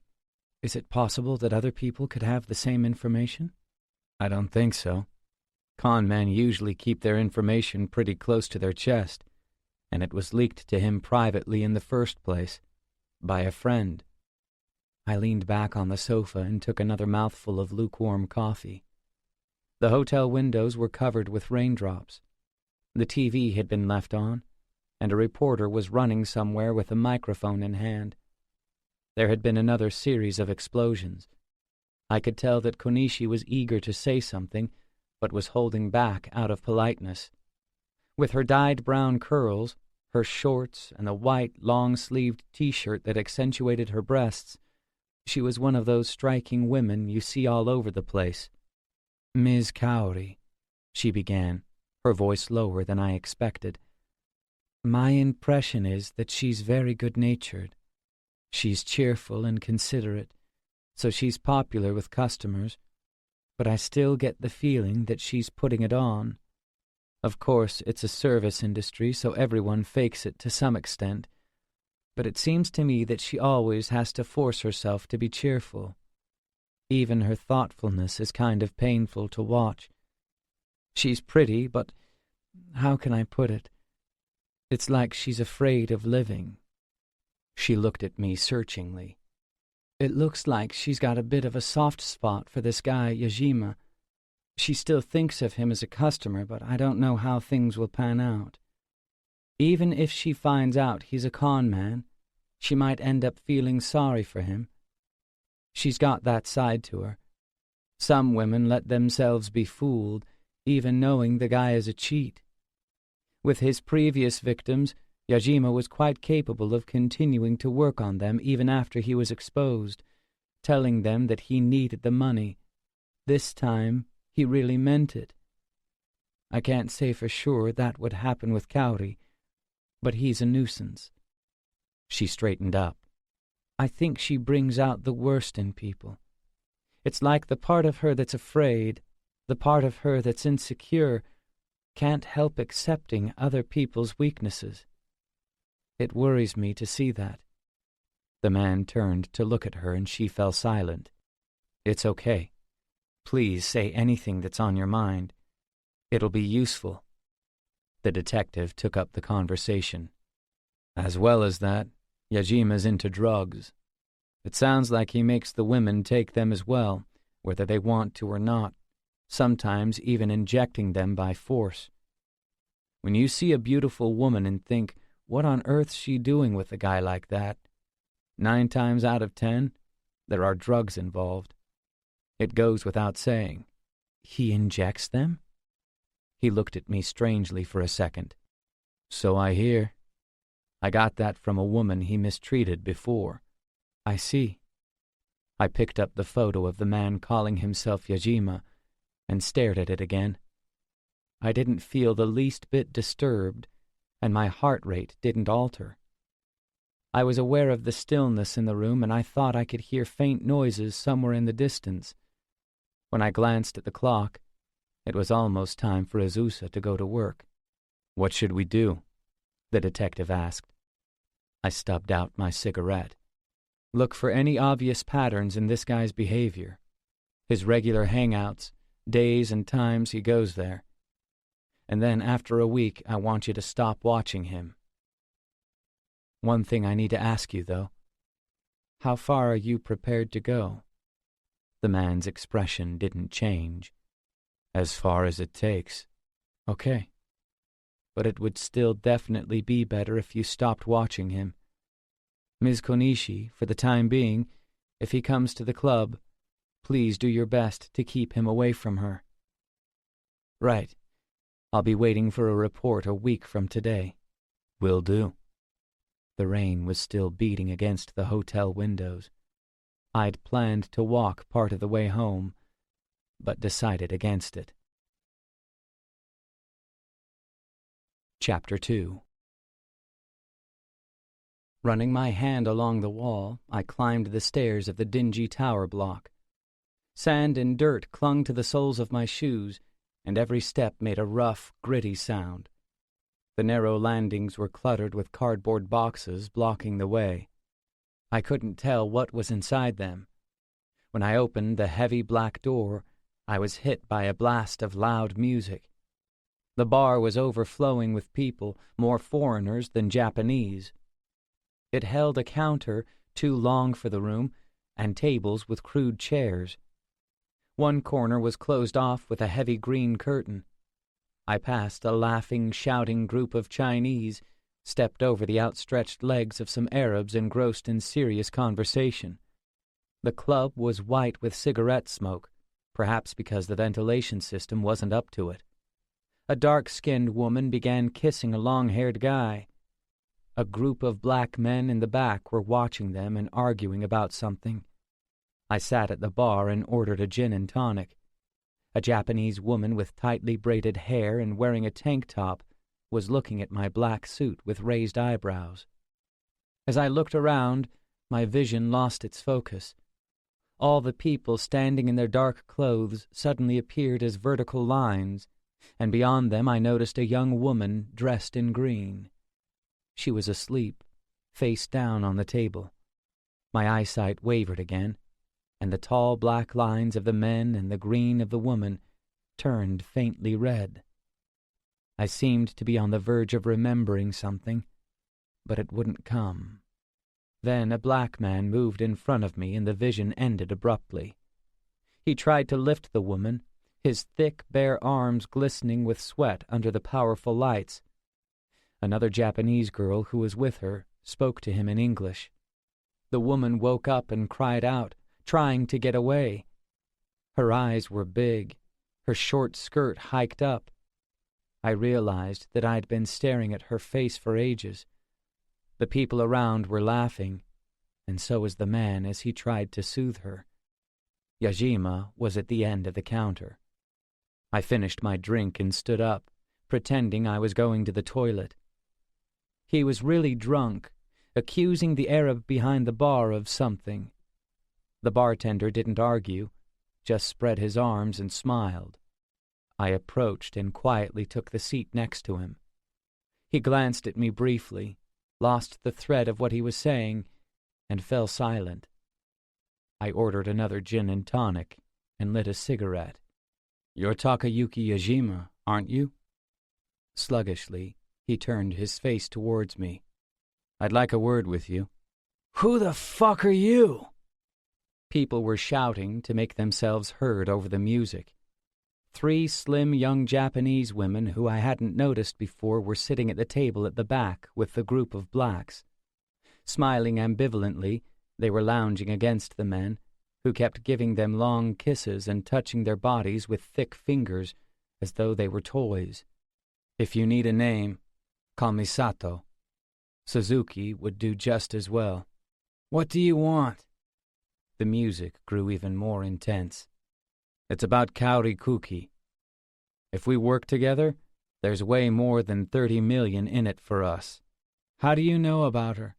From Moriyama, who worked in the Kuki's lawyer's office and killed himself. He and I were friends. Plus, I've got a bone to pick with the Kukis.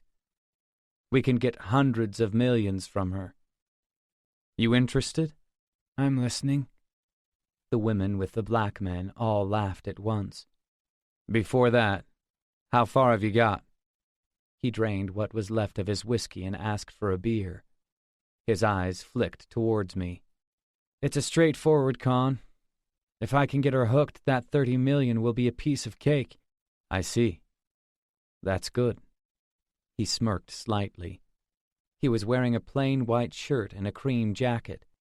But is it safe? If you get caught with drugs on you, it'll be all over. No problem. I've never been arrested, so I'll be treated as a first offender. First-time users don't go to prison. They get put on probation. They'd soon let me off so I could pick up where I left off. I'm the sort of guy, if I get interrupted in the middle, I get even more determined. Even though she's just an adopted daughter, she's still a Kuki. So what's your plan after that? Plan? He laughed drunkenly. Who cares? It's the danger that makes it exciting. His voice suddenly grew louder, but I was careful not to change my expression. From up close, his eyes were hollow, his cheeks sunken. I need cash. I've got debts coming out my ears. But more than that girl Kaori, she's a looker, eh? Yeah. I sniggered coarsely, and his voice went up another notch. That's right. And she's good-natured and naive. Women like that really turn me on. He laughed again. I'll keep feeding her drugs till she sinks right to the depths of lust and corruption. Do you know how attractive a bitch is when she's abandoned all goodness and kindness and morality, just begging for a fix? It's the most beautiful thing in the world. His rough skin caught the light and seemed to glow with vitality. Clinging to you as she takes off her clothes, weeping hysterically, crying, give me some, please, give me a fix. Naked, pleading, desperate, I'll do anything, as many men as you like, do whatever you want to me. At that moment, a woman shines from inside. It's the truth, I swear it. The black men had started sliding their fingers between the women's legs. The girls were still smiling, but they were getting more and more embarrassed, tugging weakly at their skirts to try to prevent anyone from seeing what was happening. They lowered their voices, but all the other customers were staring. The lights continued to spotlight them through the white cigarette haze.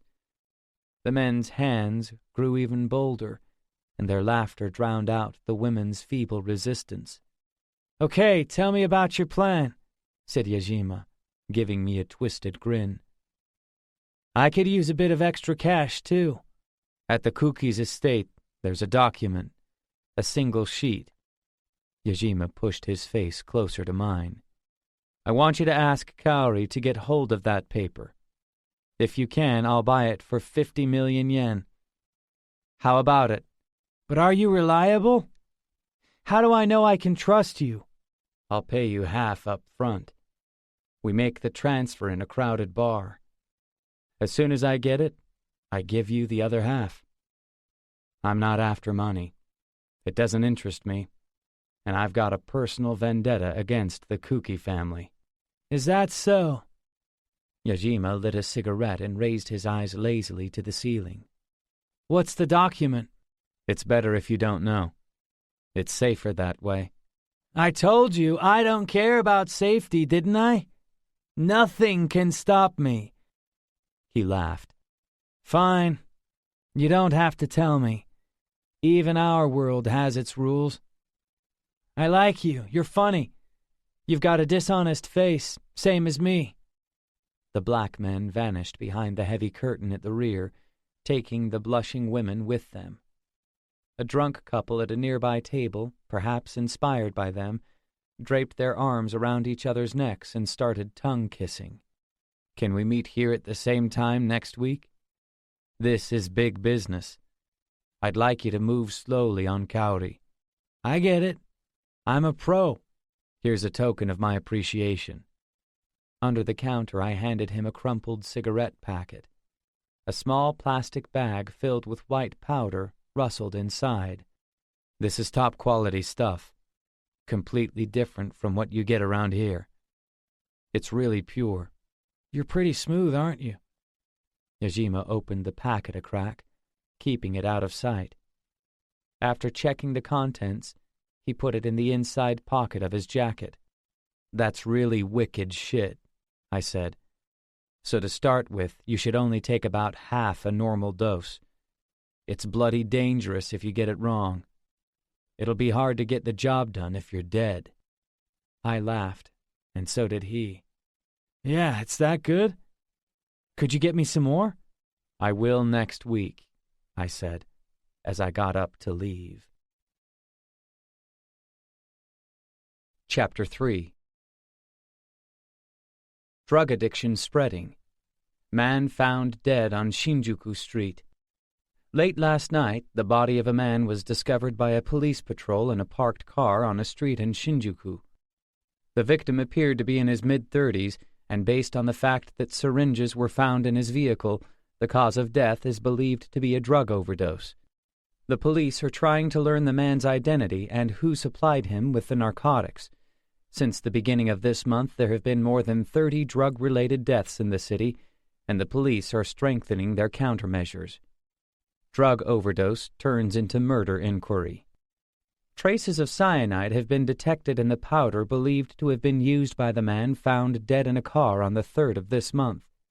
Based on syringes found in the vehicle and scars on the victim's arms, the cause of death initially appeared to be a drug overdose, but police are now treating it as a possible murder or suicide. They have reported that the man's identity is still unknown. Even the acquaintance from whom he borrowed the car claims not to have known his real name. It was a minor incident, and articles appeared once or twice in a few newspapers buried on the inside pages. But after that, the information dried up. I thought that was the mark of a true con artist. Even in death, they couldn't figure out who he was. In front of me, the detective was drinking his coffee. For some reason, the surroundings seemed to stand out sharply, as if the air was crystal clear. I contemplated that unusual sight for a while. "This man is definitely Takayuki Ajima," said the detective. "But I don't know yet if it was suicide or murder." It was like he was reading from a script, and I grinned slightly. He continued, "We can assume that it will be impossible for the police to track down the culprit. They don't know Yajima's true identity, and the best they'll be able to do is look for people who had a grudge against him. Then they'll try to find out his normal suppliers, and that will be as far as they can go." "I think so too. But please keep watching Kaori." My eyesight was still unnaturally sharp. I could clearly see the dust on the table, the seams of the sofa he was sitting on. "This man's death is extremely fortunate for Ms. Kaori," he said, looking at me. "It is, isn't it?" "Extremely fortunate." I wondered why it was so quiet, and glanced at the clock. It was already after 2 in the afternoon. The movements of the second hand were crisp and precise. Here are some photos and video of Ms. Kaori from last week, in a bar she went to with Azusa Konishi. She's managed to make friends with her quite quickly. Great. I'm really glad I hired you. The next thing that's bothering me is this firm that's been investigating her." The detective bowed slightly and left the hotel room where we always met. After he left, the room was still. I took 2 taxis and got out part way in a residential area. The plastic surgeon had an unwritten rule that I couldn't go straight there by car, because cars were conspicuous and people would notice that he had lots of visitors. Although it was a clinic, from the outside it looked like an ordinary house. When I pressed the buzzer and gave my name, the door opened silently. A woman of about 40 with no makeup ushered me in with a smile. She was the doctor's assistant, but wasn't wearing the usual white nurse's uniform, just an apron over her clothes. The doctor stood up from a white sofa as I entered the room, giving me a neutral smile. Several plants were arranged in white pots, and sunlight seeped through the blinds. The walls were stark white, not a speck or stain on their antiseptic surface. My room had been upstairs, and the operating theater was farther to the back. "How are you feeling?" he asked. "Not too bad." The doctor pushed an ashtray towards me, and I lit a cigarette. The clear glass of the ashtray reflected the light. It looked white, as if it was trying to hide something. "I want you to keep taking the anti-inflammatories for a little while longer, just to be on the safe side." "Okay." In his sweater and cotton trousers, he didn't look like a doctor. For some reason, the stickiness of my rubber slippers was bothering me. "It fits nicely, your face. Though whether it's your face that's adjusting to you or you that's adjusting to your face, I don't know. It feels like there isn't any me anymore. Like there's no such thing as me. Are you still getting those flashbacks?" "I've already ceased to exist." He passed me some tea. The room was warm, and the clink of cup on saucer rang out in the quietness. The tea was as strong as ever. "My wife found a dead baby." "A baby?" "Yes, in the toilets in a department store. A corpse." He sipped his tea. "Floating in the bowl with the umbilical cord still attached." "Isn't that cruel?" "Yeah. They called an ambulance, and apparently there was a huge uproar." He stared at the gray blinds. "That baby should have enjoyed life. That's what my wife said. She said she wanted to wrap him in a towel.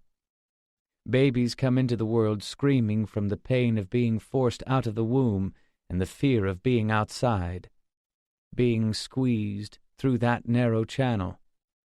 And after all that, to be dumped in a toilet and cold water so he couldn't breathe, isn't that just dreadful?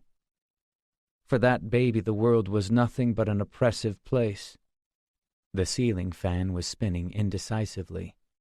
"Normally when they come out they're hurting, and their mother or a nurse wraps them in a towel, right? A soft, clean white towel. Of course the baby keeps crying out of fear, but it can feel that it's wrapped in something soft, can't it? Then eventually it gazes at things in wonder. Someone makes it smile. But this baby, as soon as it was born, its suffering increased.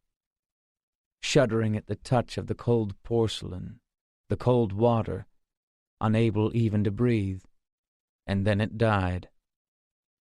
At the last second he must have looked up at the ceiling.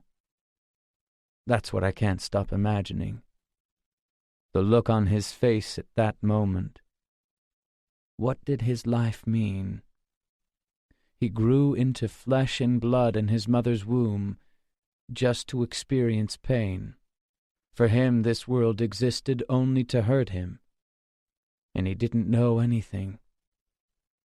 My wife said that even if that baby was going to die almost immediately, she still wanted to cuddle him, to wrap him in a soft blanket for that brief time. She wanted to make him feel that the world contained soft, warm things, things that cared about him and held him gently. The doctor was watching me. "Why are you telling me this?" "I don't know. Whenever I see you, I just want to tell you stuff." "Me too. I wonder why. I get this urge to talk to you too. Maybe it's because you're the only person who knows the boundaries of my face." There was a knock at the door, and when the doctor answered, the woman who had let me in entered and gave me some pills in a paper bag. Then she left the room silently, smiling the whole time. "A while ago you said your life was over. Now you seem to have a bit more of a spark." "I do?" "Yes. I could even say you're excited. Ever since you came in." I looked at the clock, unsure how to reply. When I stood up, he did the same. "This life is a gift. You may as well make the most of it." "Don't worry. I've had plenty of happiness in the past." With chapped fingers, I fastened a coat button that I'd missed. The frayed threads were twisted tightly. "For example," I went on, "even if this was some kind of fairy tale with a happy ending, real people's lives keep on going after the story finishes." He turned towards me to show he was listening. "As a story, it ends happily, even if the characters die of something immediately afterwards. In the same way, I suppose you could present my life as a happy tale if you ended it in the right place." "I'd rather talk about the future." He opened the door, still smiling, and I felt the cold air rush in. He followed me quietly into the hallway. "Your future. There are many kinds of fortune-tellers who claim to know people's futures, aren't there? People who communicate with spirits, people who use statistics based on your date of birth and so on. But for me, the most, interesting method would be predicting the outcome by looking at a person's character, heredity, and environment, and the character and heredity of everyone around him. I'm interested in people who can plot these variables to find the line that indicates the direction a person is heading." I walked down the corridor without answering. When we reached the entrance hall, the doctor started talking again. "I normally prescribe 2 months' worth of pills, but I've only given you 1, because I'd like to see you again. There aren't many cases where I've altered someone's face to look like someone else. You interest me. Professionally? As a person. If I can still call myself human, that is. Because I'm the same as you. This isn't my original face." I looked at him. It was a soft, forgettable face with narrow eyes. "I'll be back," I said. "I know." When I went outside, the sun was already setting. I went home and took a nap. For some reason, I was exhausted. My hands and feet wouldn't move properly, as though they were refusing to do what I told them. As I was mulling over what the doctor had said, the doorbell rang. I ignored it, thinking they'd go away, but it went on ringing. I got out of bed, the noise hurting my ears, and walked across the hard floor. When I looked at the screen on the intercom, a man I didn't know was standing there. Chapter 4. He was quite short, broad-shouldered, and wearing a dark gray suit. His left leg jiggled as he stood there, giving him the air of an unpleasant insect. After staring at the screen for a moment, I lifted the receiver. His shadow stretched along the corridor. My heart started to beat faster. As soon as I picked up, I wondered why I'd done so, why I hadn't just pretended to be out. But it was too late. He was reacting to the noise coming from the speaker. I inhaled, feeling faintly uneasy. "Yes? Ah, were you asleep? It's been a long time. It's Aida." The name didn't ring a bell. "Yeah, well, I knew you'd be surprised.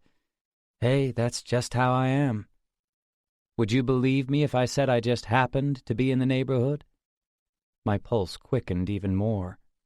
I was certain I didn't know him, but his tone suggested ominously, powerfully, that he was someone I couldn't just turn away.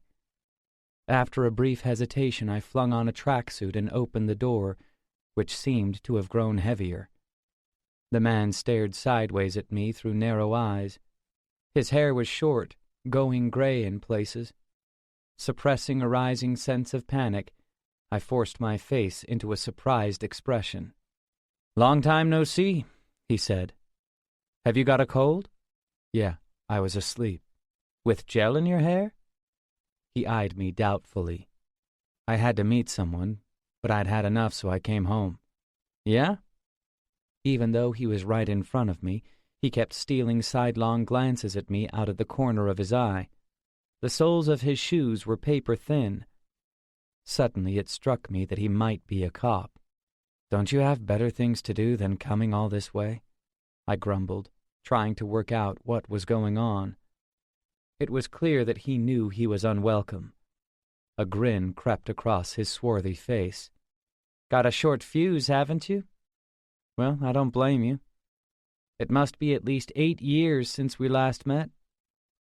"I bet you thought it was over." The cut of his suit was really old-fashioned. "It's a bit public out here. Can I come in?" "I've got a temperature. Can't we do this another time?" For the past several days, the news had been full of reports of an influenza outbreak. "Me? I don't care if I catch it. It would give me a break from chasing crooks. Anyway, I think you're faking it. You've changed. Age, perhaps? Looks like you've gotten more cunning." So he was a cop after all, I thought, struggling to control my breathing. "But I'm surprised to see you living in a fancy building like this. When did you come back to Japan? I'd begun to suspect that you'd run away."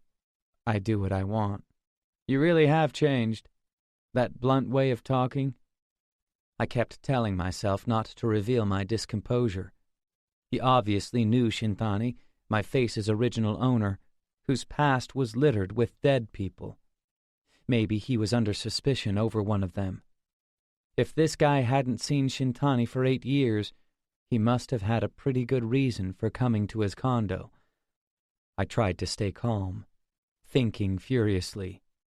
"Can't I come in?" "It's cold." "Some other time." "You look terrible. Is it such a big shock, me turning up again? Or are you really sick? I told you I was in bed, didn't I? But you're not even coughing." "Well, you can't help that, I guess. Nothing sounds more artificial than a forced cough." He continued to stare at me, smirking. There was something really irritating about him. "After 8 years, it's not surprising that you've changed. You look pretty haggard, like a completely different person. I guess you've been through the ringer, too. It's odd for me to say this, but that case is never going to turn into a murder inquiry. Not after all these years. Of course, I knew Sai since she was little. I know her mom, too.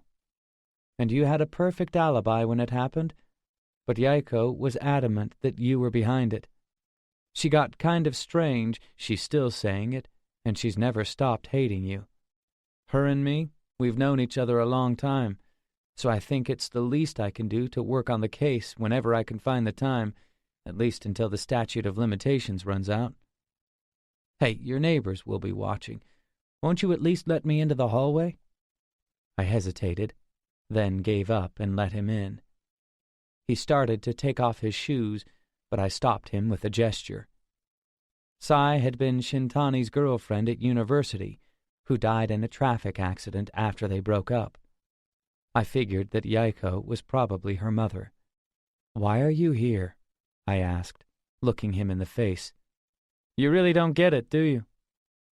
"Because the statute's about to run out on what you did.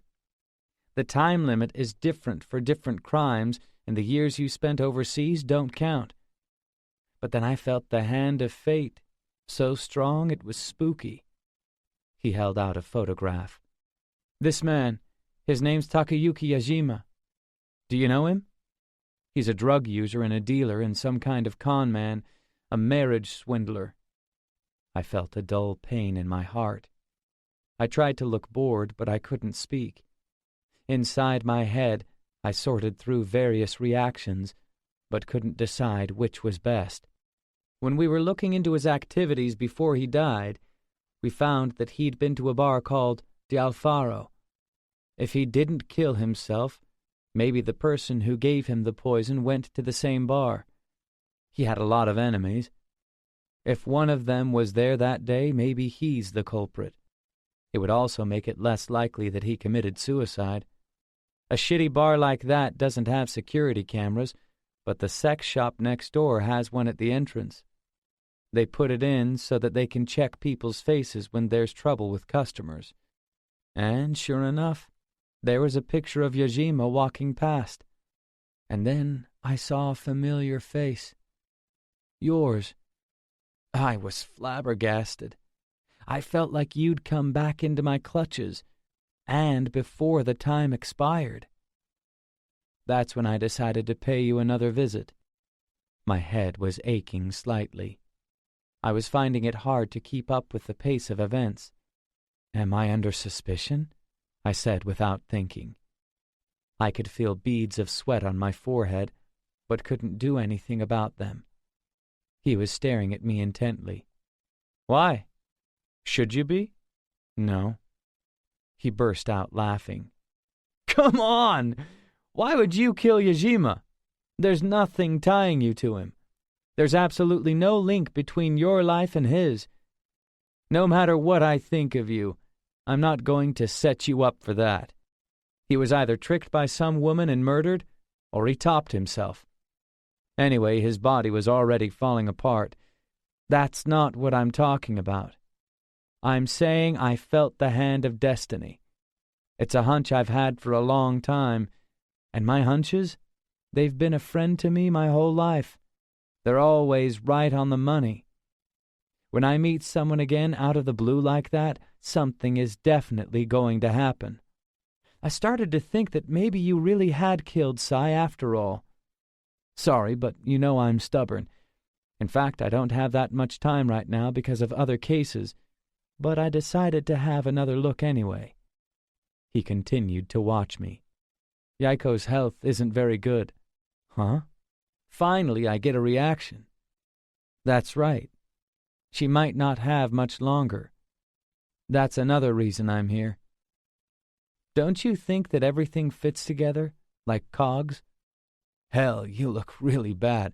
Okay, we'll leave it there for today. But before I leave, can I take a quick look at your room? You really are obsessed with my room, aren't you? Haven't I told you before? If you see a person's room, you can pretty much understand them. Fyodor Dostoevsky said that. I'm putting all my cards on the table here, but I want to get a feel for what you're like now. After all, it's been 8 years. My instincts about you aren't as sharp as they used to be. You seem really different from before somehow. You even look different. Okay. Casually, he slipped off his shoes and opened the living room door. That's far enough. You can see from there, can't you? Kind of a lonely room, isn't it? He said, gazing around. None of your business. That reminds me, you liked movies, didn't you? The projector screen was still down, and the shelves were overflowing with DVDs, mostly French and Italian. Shintani's taste in movies. With a place like this, I bet you don't get many visitors. No girlfriend either. This is definitely a one-person room. I said it's none of your business. People often die around you. Your family, Masao Yaida at high school, then Takayuki Isoi, Mikio Suzuki. Give me a break. They got sick and died. Well, Yaida was an accident. I know, but I always thought you were weird. It suddenly occurred to me that if I got mixed up with you, I might drop dead too. Maybe you'll catch my flu and die. Apparently this year's virus is really dangerous for diabetics. He laughed. I'll come back another day. Actually, I don't have much time because I've got to follow up on those terrorist attacks. But shall I tell you my impression, seeing you after all these years? I get the feeling you're a bit more upset than I expected. I wonder why. But don't disappear overseas again. He opened the door carelessly and left. The smell of his old-fashioned hair oil lingered behind him. Chapter 5. I sat on my bed and lit a cigarette, then a second, and a third. Breathing quietly, I considered my situation. As I stared at the gently dissolving trail of smoke, I felt sharp, stabbing pains in my head. Shintani's girlfriend at university, Sai Suzuki, had died in a traffic accident. Her mother, Yaiko, and that detective, Aida, had always harbored suspicions against him. From my conversation with Aida, I gathered that these suspicions were solely his and the mother's, not shared by the police force as a whole. Yajima's death was also tricky. Aida had claimed that there was no connection between Yajima and Shintani, but was that what he really thought? I had to be careful. I wondered how I'd gotten into this mess, but it goes without saying that taking on another person's identity involves a degree of risk. I drank a glass of stale water that had been left on the table since I don't know when, and finally stubbed out my cigarette. After transferring the picture of Aida from the intercom camera to my computer, I lifted the receiver of my phone. Then I stopped and grabbed my cell phone instead. I'd bought it from a professional part-timer in Tokyo, so there was no tie to me or Shintani. The bills were paid through his bank account, so I'd bought that as well. The phone rang 3 times, and the private investigator answered in a quiet voice. I could hear a buzzing sound. Something awkward has come up. I want to move next week's meeting forward. It sounded like he was in a bar somewhere. Okay. What's happened? I'll tell you then. But put everything on hold until we meet, please. There's a cop sniffing around. Okay. Maybe we should avoid the usual hotel. Do you know somewhere safe? I think so. I'll get back to you. Is this cell phone all right? Yes. Let's meet the day after tomorrow.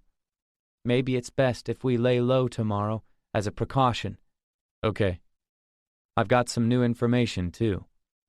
I hung up and sat on the bed. Looking back on my exchange with Aida, I thought about how uneven my pulse had been, how perturbed I was. Even now, my heart was still thumping like a persistent echo. I got up, irritated by my body's reaction. I was hungry, and that annoyed me too. I thought about going out, but changed my mind because Aida might still be there. I could hear low voices whispering right beside my ear. I ignored them and started walking, but something felt wrong with the floor.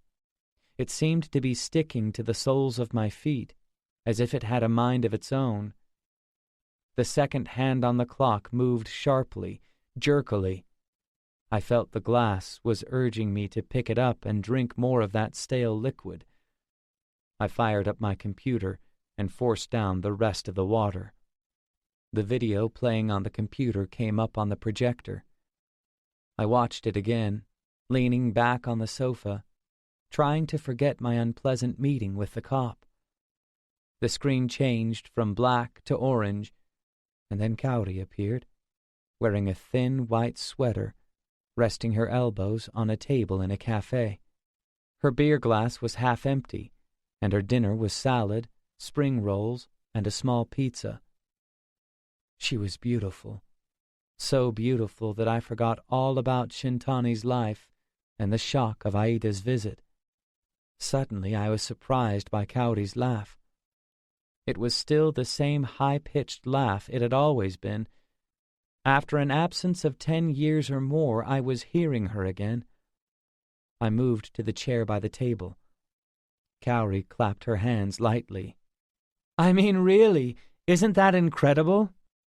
That was Azusa Konishi's voice. Yeah, it's amazing. So I said, that's incredible, and he looked all smug. Kaori giggled again. I didn't know what they were talking about, but I smiled too. I took a mouthful of whiskey from a glass that was sitting on the table, and its warmth spread slowly through my body. It was awful. It was all I could do not to laugh. I'm amazed you managed it, said Kaori. Her cheeks were slightly flushed. I could see the curve of her breasts beneath her sweater. She picked up her beer mug with slender fingers and took a small sip. Her throat moved as she swallowed. Her eyes were moist with alcohol. "Lots of guys are like that, aren't they?" Konishi said. "Hey, have you got a boyfriend?" "No, I don't." "Anyone you like?" "Well, that customer, Yajima, he's pretty nice." Bad taste, I thought. But a smarmy customer like that, he can suddenly stop coming, you know? Yeah, maybe. He's still just a customer, though. I don't know why you don't have a man. You're so pretty. What? You're much prettier, Azumi. You became the top girl at work straight away, didn't you? Konishi had applied for the job using the name Azumi. I really wanted to be inconspicuous, said Konishi. But you're so outgoing. Maybe. Another giggle. A waiter approached politely and asked if they'd like another drink. A gin and lime. Beer for me, said Kaori. More beer? Well, okay, gin and lime. Kaori, can't you think for yourself? All right then, gin and tonic. Azusa Konishi laughed loudly. The waiter brushed the camera with his arm, and the image tilted. Maybe it was hidden in a lighter or something. The picture shook, and then the screen went dark. I watched the recording again, then switched it to continuous play. I watched Kaori's white sweater, listened to Kaori's laughter. I watched it over and over with a smile on my face. Outside it started to rain. In the distance I could hear the sounds of car horns, and the lights in the surrounding apartments went out one by one. Chapter 6. After I finished talking, the detective lowered his eyes. We were in a room on the top floor of a run-down business hotel, but the interior was austere and clean.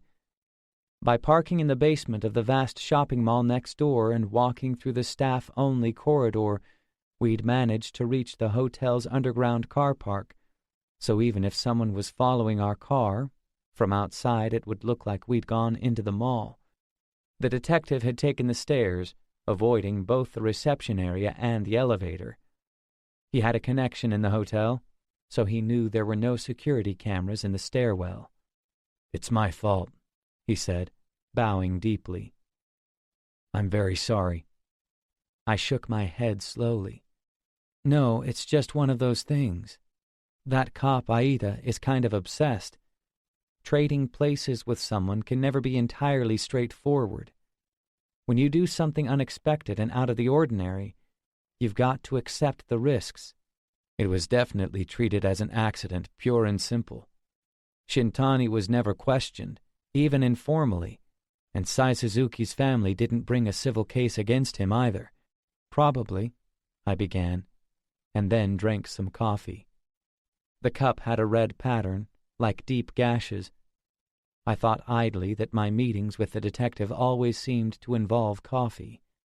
Aida had probably forgotten all about it until he saw me on the security camera. He spotted me, got a surprise, and got in touch with Sai's mother, Yaiko, for the first time in ages. Then he heard that she was seriously ill. That's probably how it happened, I think.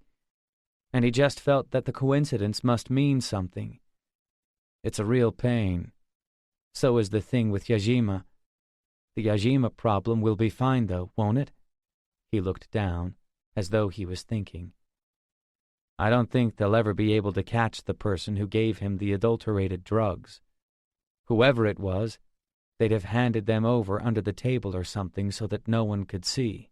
Yeah, under the table, and I bet he had special clear tape on his fingertips so he didn't leave any prints. Whoever he was. I no longer had any fingerprints in case something like this happened, but I spoke deliberately and took another gulp of coffee. The corners of his mouth relaxed as he debated how to respond. Then there's no problem. Even if someone saw them talking in the bar, that doesn't prove he gave him the poison. And they can't even be certain that the handover took place there. There'd have been hundreds of opportunities.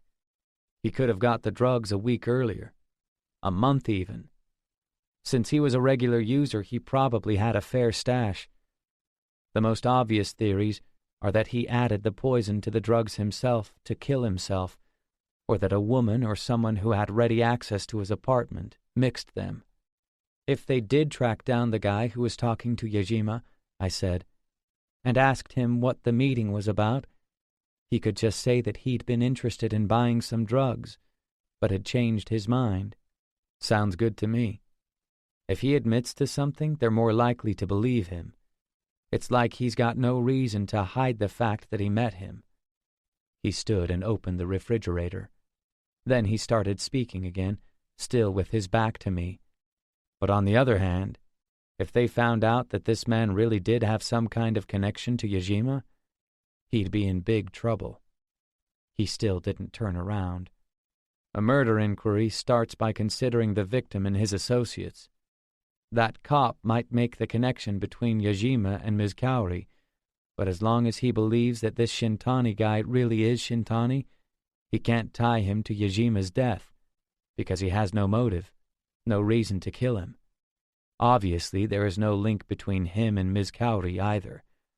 However, if he works out that this man is not in fact who he appears to be, and if he discovers that he did actually have a motive to kill Yajima, and is connected to Ms. Kaori, then the situation becomes very grave. When one lie unravels, the whole story falls apart. The truth comes spilling out. So I need to completely immerse myself in my role as Koichi Shintani. The room was too warm. The black table in front of me was damp. I'll have another look at his background. If by some chance he did have something to do with Sai Suzuki's accident, we're in a much more difficult position. Please do. For the time being, Ms. Konishi's reports on Kaori will be enough. About that. The detective returned to the couch with 2 cans of coffee. The organization that was investigating Ms. Kaori, it was a company after all. A corporation in the munitions industry. Munitions? Why? My throat was dry. I poured the coffee into my cup. After the war, the Japanese government banned all arms exports. This company deals with overseas arms manufacturers and acts as a broker for weapons imports and exports in other countries. It's a legitimate company, but it's hard to find out much about it. The man who is following Ms. Kaori often visits the building where the company's got their office. It's in Roppongi. He handed me a photo of a building. The company register? I've got hold of a list of the directors. We're still investigating. I glanced at the paper he gave me. I didn't recognize any of the names. I don't understand this at all. Shall I look into Ms. Kaori's past? He was studying me. Yes, please. Start with her work history rather than her friendships. Okay. His suit was slightly worn. I knew it helped him blend into his surroundings, but he was quite good-looking, and it seemed a waste that he didn't wear something a little more stylish. I'm making trouble for you, I said. One problem after another. He smiled slightly. And you're paying us accordingly. Anyway, we don't like doing a half-assed job. Thank you. I'm worried about Aida, so we won't meet as often. Call my cell phone and put any recordings from Konishi in the post, just to be on the safe side. Email leaves a trail. Understood. We use a different sender's name every time, so please check all your mail. I realized that even though his clothes and belongings were scruffy, they were all cleaner than they appeared. His carelessly tousled hair was always messy in the same way, and the wrinkles in his suit were always in the same places. I saw that his unremarkable black bag was perfectly polished. Such excessive cleanliness struck me as kind of lonely. I finished my coffee and used the room phone to call a cab. We drove for a while, and I got out when I saw Ueno Park. Konishi called and told me that she'd mailed a photo of Kaori and her. She said jokingly that usually she was cool towards people she was checking up on, but that she'd come to like Kaori, perhaps because they were about the same age, and it was quite difficult. And another thing, she continued in a low voice, I can't work out what she wants from life. It feels like she doesn't really have any big dreams. She said when she was younger she wanted to be a nurse, but I thought about that. She'd probably have made a good nurse. Thank you. Please keep going. I hung up and looked around me. I couldn't exactly remember why I'd gotten out in such a crowded place. From a vending machine I bought a coffee and drank it as I walked. An elderly couple was out for a stroll, a mother pushing a baby buggy. A child holding a balloon was smiling proudly. A gang of guys, probably university students, was joking around in loud voices.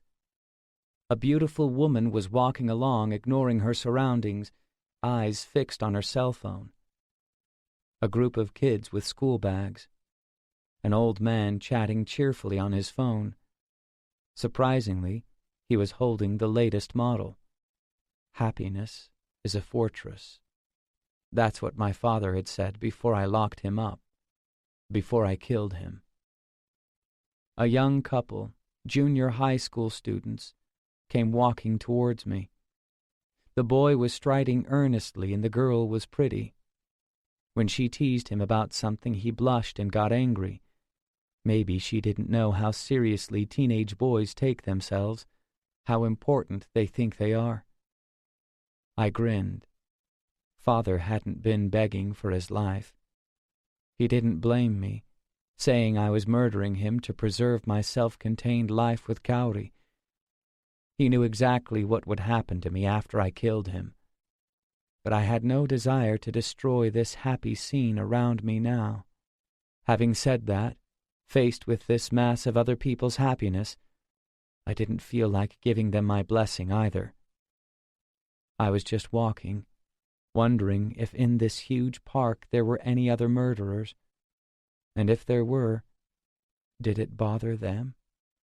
When I looked back at the high school couple, they were holding hands. I watched them expressionlessly.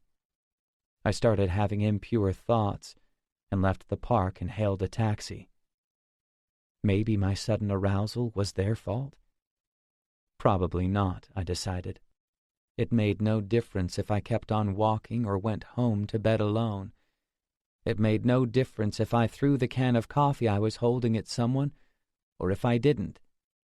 It didn't matter if I was horny or if I wasn't. Nothing mattered. I went into D'Alfaro, where I'd met Yajima. I didn't have any particular reason for choosing that place, but if Aida learned that I hadn't been back there since Yajima's death, he might get suspicious. I sat at the battered counter and ordered a gin and tonic.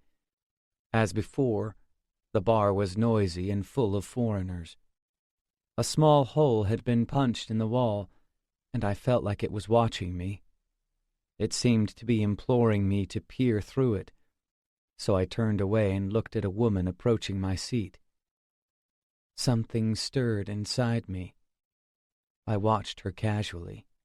She glanced at me briefly and then sat down next to me. There was a half-finished cocktail of some kind on the bar in front of her. I figured she must have been sitting there before I arrived and had just got up to go to the toilet. "Excuse me," I said, looking at her face. Her eyes were large, with dark rings underneath, and her full lips were curled up slightly. "I've got 100,000 yen here. Let's get a room." "Huh?" She stared at me, the smile frozen on her face.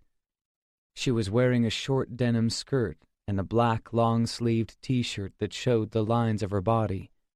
"Are you some kind of freak?" she asked. "Are you on your own?" "Yes, but what the hell?" "So I'm saying I've got 100,000 yen. Let's find a hotel. If that's not enough, let's make it 200. After gazing at me for a bit longer, she burst out laughing. "Seriously? Wow! That's the first time anyone said anything like that to me. What are you up to? Are you crazy? No. Hold on a sec. Let me get this straight. Still laughing, she finished her drink and ordered another in a loud voice. She was probably only a bit younger than I was. Suddenly I realized that I'd seen her in here before. Hey, the other day you were passed out at that table over there, and a black guy was trying to put his arms around you. She looked me in the face. Yeah, that's right. That was a close call.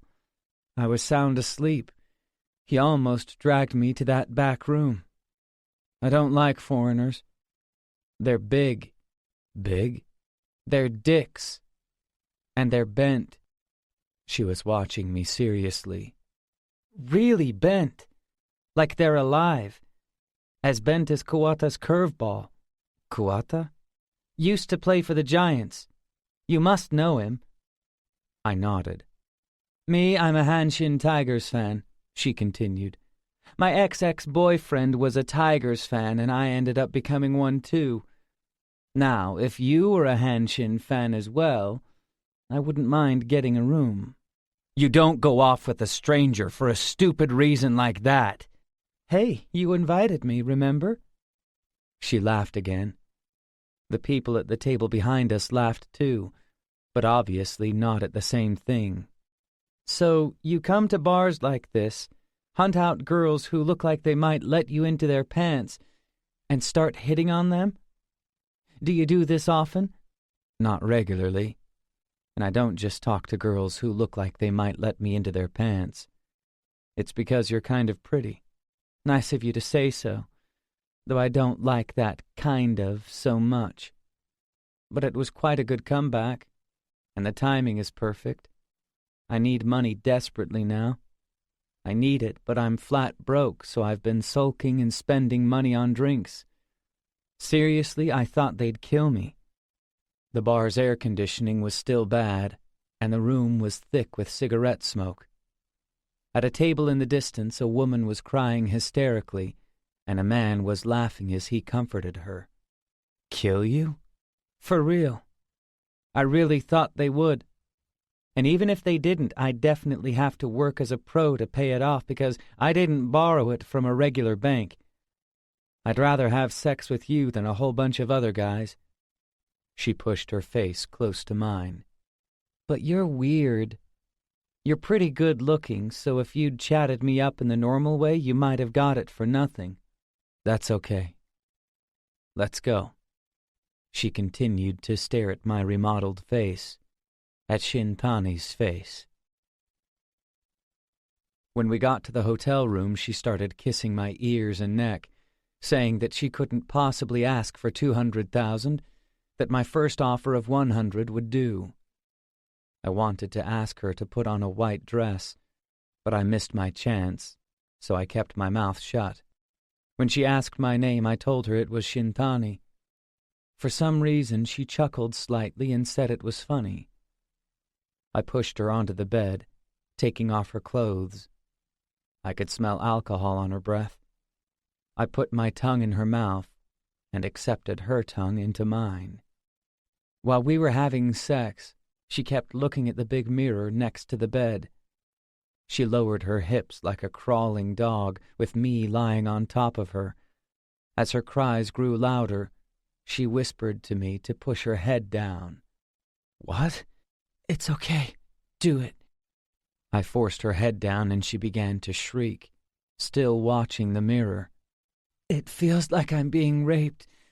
I love it. You can be rougher if you like. I pushed her head into the bed and gripped her neck. Yeah, like that. Hey, she said breathlessly, raising her voice. Don't you get the feeling that all the people in the world are inside that mirror? She continued to stare at the glass as she gyrated her hips. Everyone's watching me now, being fucked like this by a guy I hardly know who gave me money. There'll be some men who are turned on, some women who are disgusted, so I want to show more of myself. She started shouting, a smile on her face. While they're watching me, I reach a place no one can understand. I want to come over and over with everyone watching me, and I wish they'd all just die. Yeah, they can all die. All fucking die. She changed position and wound her arms tightly around my neck. For some reason, her expression was full of sorrow. It was 1 o'clock in the morning.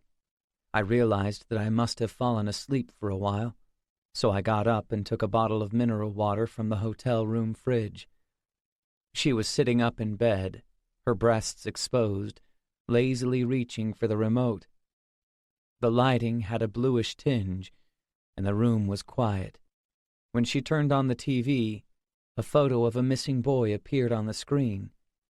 She lit one of my cigarettes, blew out a plume of smoke. I missed my mouth, and a trickle of water ran down my neck. The picture changed, and the Prime Minister was surrounded by reporters. "Do you know about this?" she asked. "It's funny." "What is?" "This terrorist group." The PM frowned in response to a question. "There's this group doing strange things recently, isn't there? Like simultaneous explosions in different places. The ones calling themselves JL. They're on the news all the time.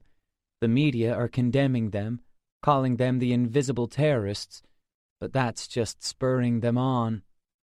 It looks like there have already been copycats as well." On the TV, the interview was still going on.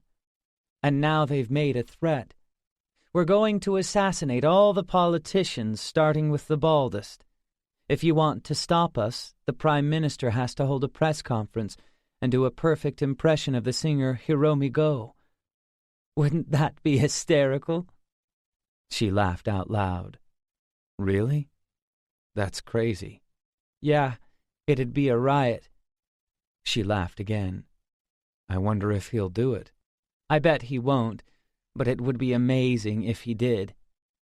My cell phone rang, and I reached for my jacket, still lying where I'd dropped it. I looked at the screen. The only people who knew this number were the detective and Azusa Konishi, but I didn't recognize the caller. When I pressed the button, I could hear a crowd of people, and for a few seconds there was just the sound of someone breathing on the other end. "Fumihiro Kuki?" A man's voice. Someone I didn't know. "Sorry?" "Ha! Good reaction. Well, talk to you later." He hung up. Chapter 7. I realized that I was still just standing there, so I sat on the bed. Out of the corner of my eye, I could see my damp glass. I took a deep breath and reached for it. My heart was racing. I picked up my cell phone again, hesitated for a second, and then punched in the detective's number on the room phone instead. He answered in a low voice just before it switched to the recorded message. The music I could hear in the background stopped abruptly in mid-tune. "Shintani here. Sorry to call so late." "No problem. I was still up." At that point it occurred to me that I'd never told him that I was Fumihiro Kuki. Even if he was pretty sure that I wasn't Shintani, he'd never heard from me who I actually was. Someone called me on my cell phone just now. He obviously knew it was my number. The only people who know it are you and Azusa Konishi. Is there any way anyone else could have got hold of it? Like you losing your phone or something? Not from me, that's for sure. I'll check with Konishi. Anyway, I didn't enter your number under Shintani. And Konishi probably stored it in her address book under the name of a bar or something. I have no idea. Without speaking, the woman got out of bed and went into the bathroom. I sat there, racking my brains. It was hard to believe that either of them had passed my number to anyone else. There was no benefit for them, and even if there were, they weren't stupid enough to do something that would be discovered straight away. I tried to relax. Well, Please get in touch with Konishi right away, just in case. And I'll check if the number could have leaked at my end. I bought the phone from a job-hopping part-timer in town, so the contract isn't in my name. I bought his bank account as well. He has no idea who I am, of course. I'll contact Konishi. Have you got the man's number? It wasn't blocked, so I still have it. Maybe he wants you to call him back? Maybe. I hung up and lay back on the bed. I couldn't work out how he knew my number, but more than that, how did he know I was Fumihiro Kuki? Even the plastic surgeon didn't know that, and nor did the former gang member I'd used to buy my current identity. He was a broker whose name I'd found in my father's secret papers, but we never did business face to face, and I didn't tell him who I was. I picked up my phone again and looked at the unknown man's number, still showing on the screen. My finger touched the button, but then I stopped. If I called him back, I had the feeling that I'd be playing into his hands. The woman came out of the shower, naked, and looked at me. I left the cell phone alone. It suddenly seemed like you were in trouble. Yeah, thanks. She put on a robe. It was white. You were talking like it didn't matter if I heard or not. Does that mean you're not going to see me again? That's not it. I was so shocked that whether you heard was the least of my worries. On the TV, a man was weeping next to the rubble of a stone house. The flames visible under the debris glimmered red, stubbornly refusing to go out. It was a fighter plane, he mumbled between sobs. A fighter plane did this. It was flying low. I could see the pilot. Are you some kind of criminal? Well, I'm no saint, that's for sure. She stared at me. You were talking in your sleep. Was I? The strong blue light left her face in shadow. You were apologizing for something. Crying. My pulse quickened. What was I saying? I didn't really understand it, but you said something about handing over drugs. I'm sorry, you said over and over, like a kid. Suddenly I saw Yajima's face. But why should I be bothered about killing him? Is the Alfaro the name of that bar? Then you were like, gonna die soon, sorry. I looked at her blankly. She had no reason to lie. Her face moved deeper into the shadow. If I really had murdered someone, you've got guts. If I thought you knew too much, I might kill you too, right? I don't think so. You won't kill me, and I wouldn't care if you did. She sat on the bed, her robe still open, lost in thought.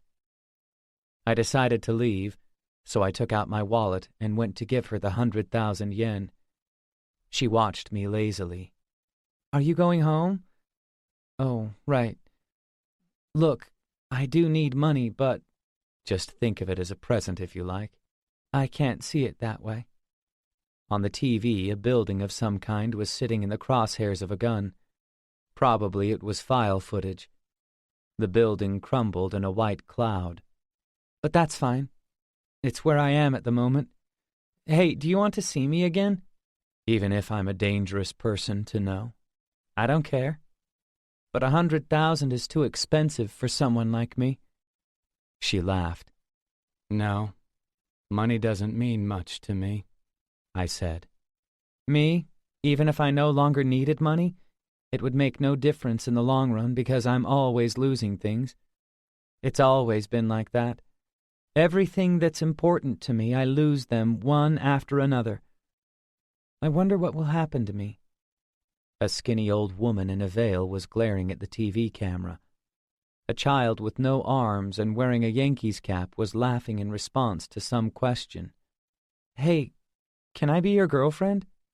I wouldn't mind if I was your second or third pick to begin with. No, I'm not the person you think I am. Not interested? I've had my face completely reconstructed. The building continued to burn. As I stared vacantly at the orange flames, I wondered why I'd told her that so easily. "Are you on the run or something?" "No, not exactly." She was still watching me. Her gaze seemed to penetrate right to the unstable core of my being, and I was lost for words. She thought for a moment.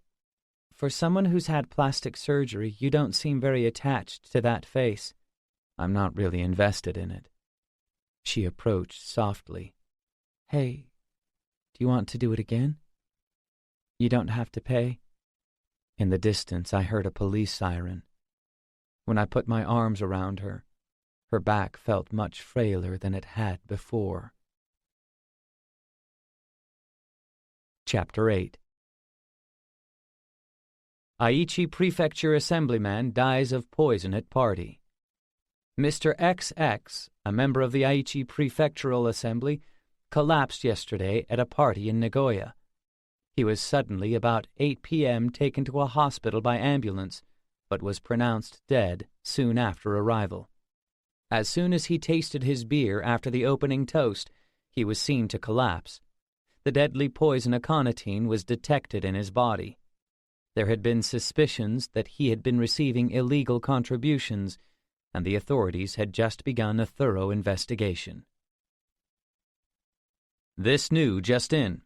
Mr. YY, a member of the House of Representatives, has died at a hospital in Tokyo. He was visiting the Tokyo Independent Vocational Center when he collapsed suddenly while eating lunch.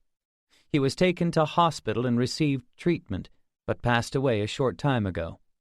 Traces of aconitine poison were found in his system.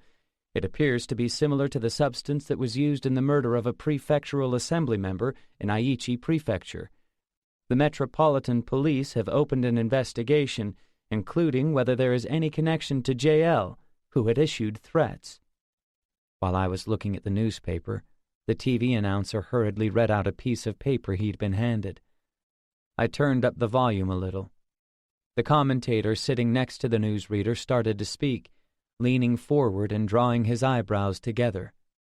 "I think it may be premature to assume that this crime is the work of JL. Until now, they have caused damage to property but have not targeted people. I think a thorough investigation is required."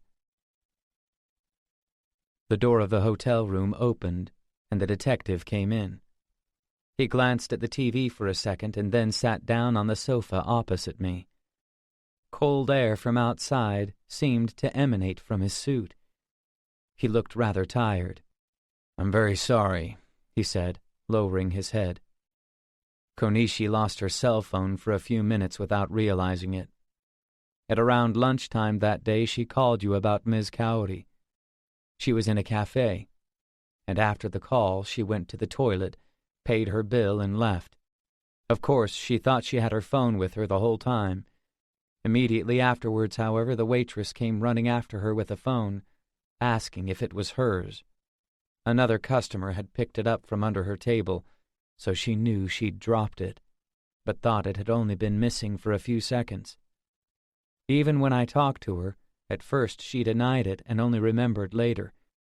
It seemed like such an insignificant event. My mind whirled. If that's what happened," he continued, "it means that someone must have stolen the cell phone while she was in the cafe. Then the thief gave it to the waitress so that Konishi would think that she'd just dropped it, not that it had been lifted. She hadn't stored your number under your name. It was listed as a bar.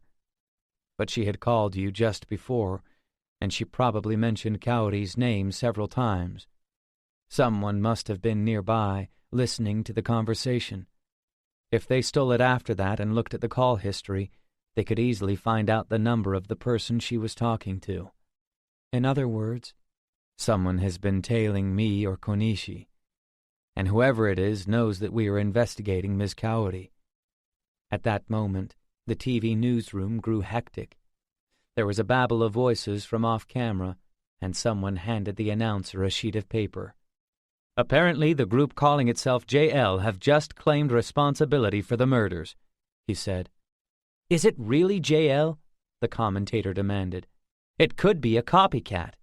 "They've confirmed that it's genuine. When JL claim responsibility, they normally use a code word in the letter, one that hasn't been released to the public. It matches.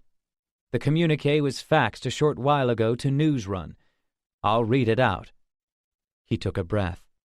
"This is JL. Okay, we said the Prime Minister had to do an impression, right? No good standing on his dignity, he's got to do it.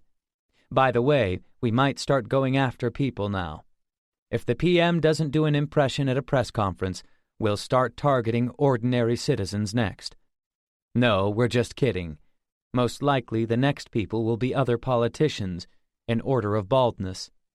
But if he still doesn't do it, civilians really might get caught up in it. We hate happy people, so we might start with the ones who look happiest. Happiness is a fortress. Get it? You don't? Oh well." I stared at the screen with a sense of dread as the announcer started to read the proclamation again. Happiness is a fortress. My father's face appeared before me. What did it mean? I felt a headache coming on. The detective was speaking. "I always wonder if it's a good idea to read the statement out like that. Isn't that what they want? Well, I suppose that news of groups like JL will make the ratings skyrocket. And during the recession, the media—" "Mr. Shintani?" He was looking closely at my face.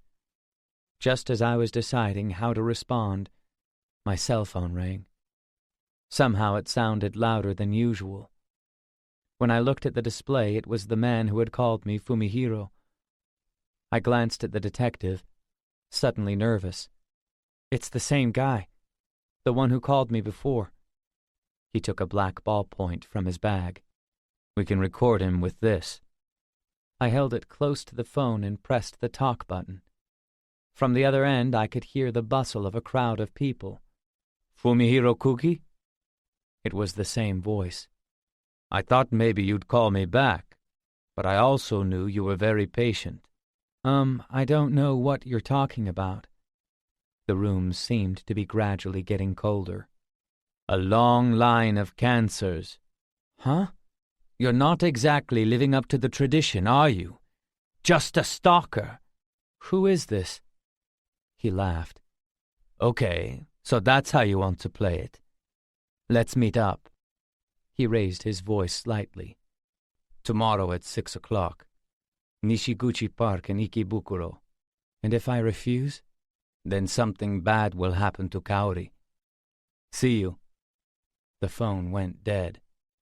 By now the room was freezing. I wondered what the hell this was all about. How did he know me? I cringed at that word, cancer. I was sure I'd never heard the voice on the phone before, and I had no idea who he was or what he wanted. The detective was studying me. I realized that I still hadn't told him I was Fumihiro. My heart was thudding erratically. "Can I borrow this pen for a while?" You click the top to record, and if you take off the cap, there's a plug so you can connect it to a computer to play it back. I'll work on this guy for a bit. I'd like you to stick with my Shintani's past. I stood up. He opened his mouth to speak, but didn't say anything as I left the room. Chapter 9. I had a dream. I was sitting on a high-backed chair in a room so big I couldn't see the walls. Directly in front of me, 6 empty chairs, solidly built and slightly larger than mine, were arranged in a line. They made me feel the difference in our relative power and status. I'd been waiting for a long time for someone to come and sit in those chairs. For some reason, I knew that this place was where my whole life would be judged. It was freezing, but I didn't feel the cold. I kept on waiting for the beings who would summarize my life in this vast and icy place, empty except for the chairs. No matter how long I waited, however, no one appeared. I was completely abandoned. Solemnly, calmly, the air around me grew colder. When I woke, I was sweating. My body was soaked with individual beads of perspiration, each clamoring urgently for attention. I remembered Kaori in a white dress, searching my room for porn. I remembered thinking about all sorts of things, my future with her, building a house by the sea and living there, not passing on my melancholy to our children, what I should do when we quarreled. On the screen, Kaori was chatting with Azusa Konishi in a bar. The recording was set on continuous play. I stood up, still watching the video, feeling like I'd come a long way.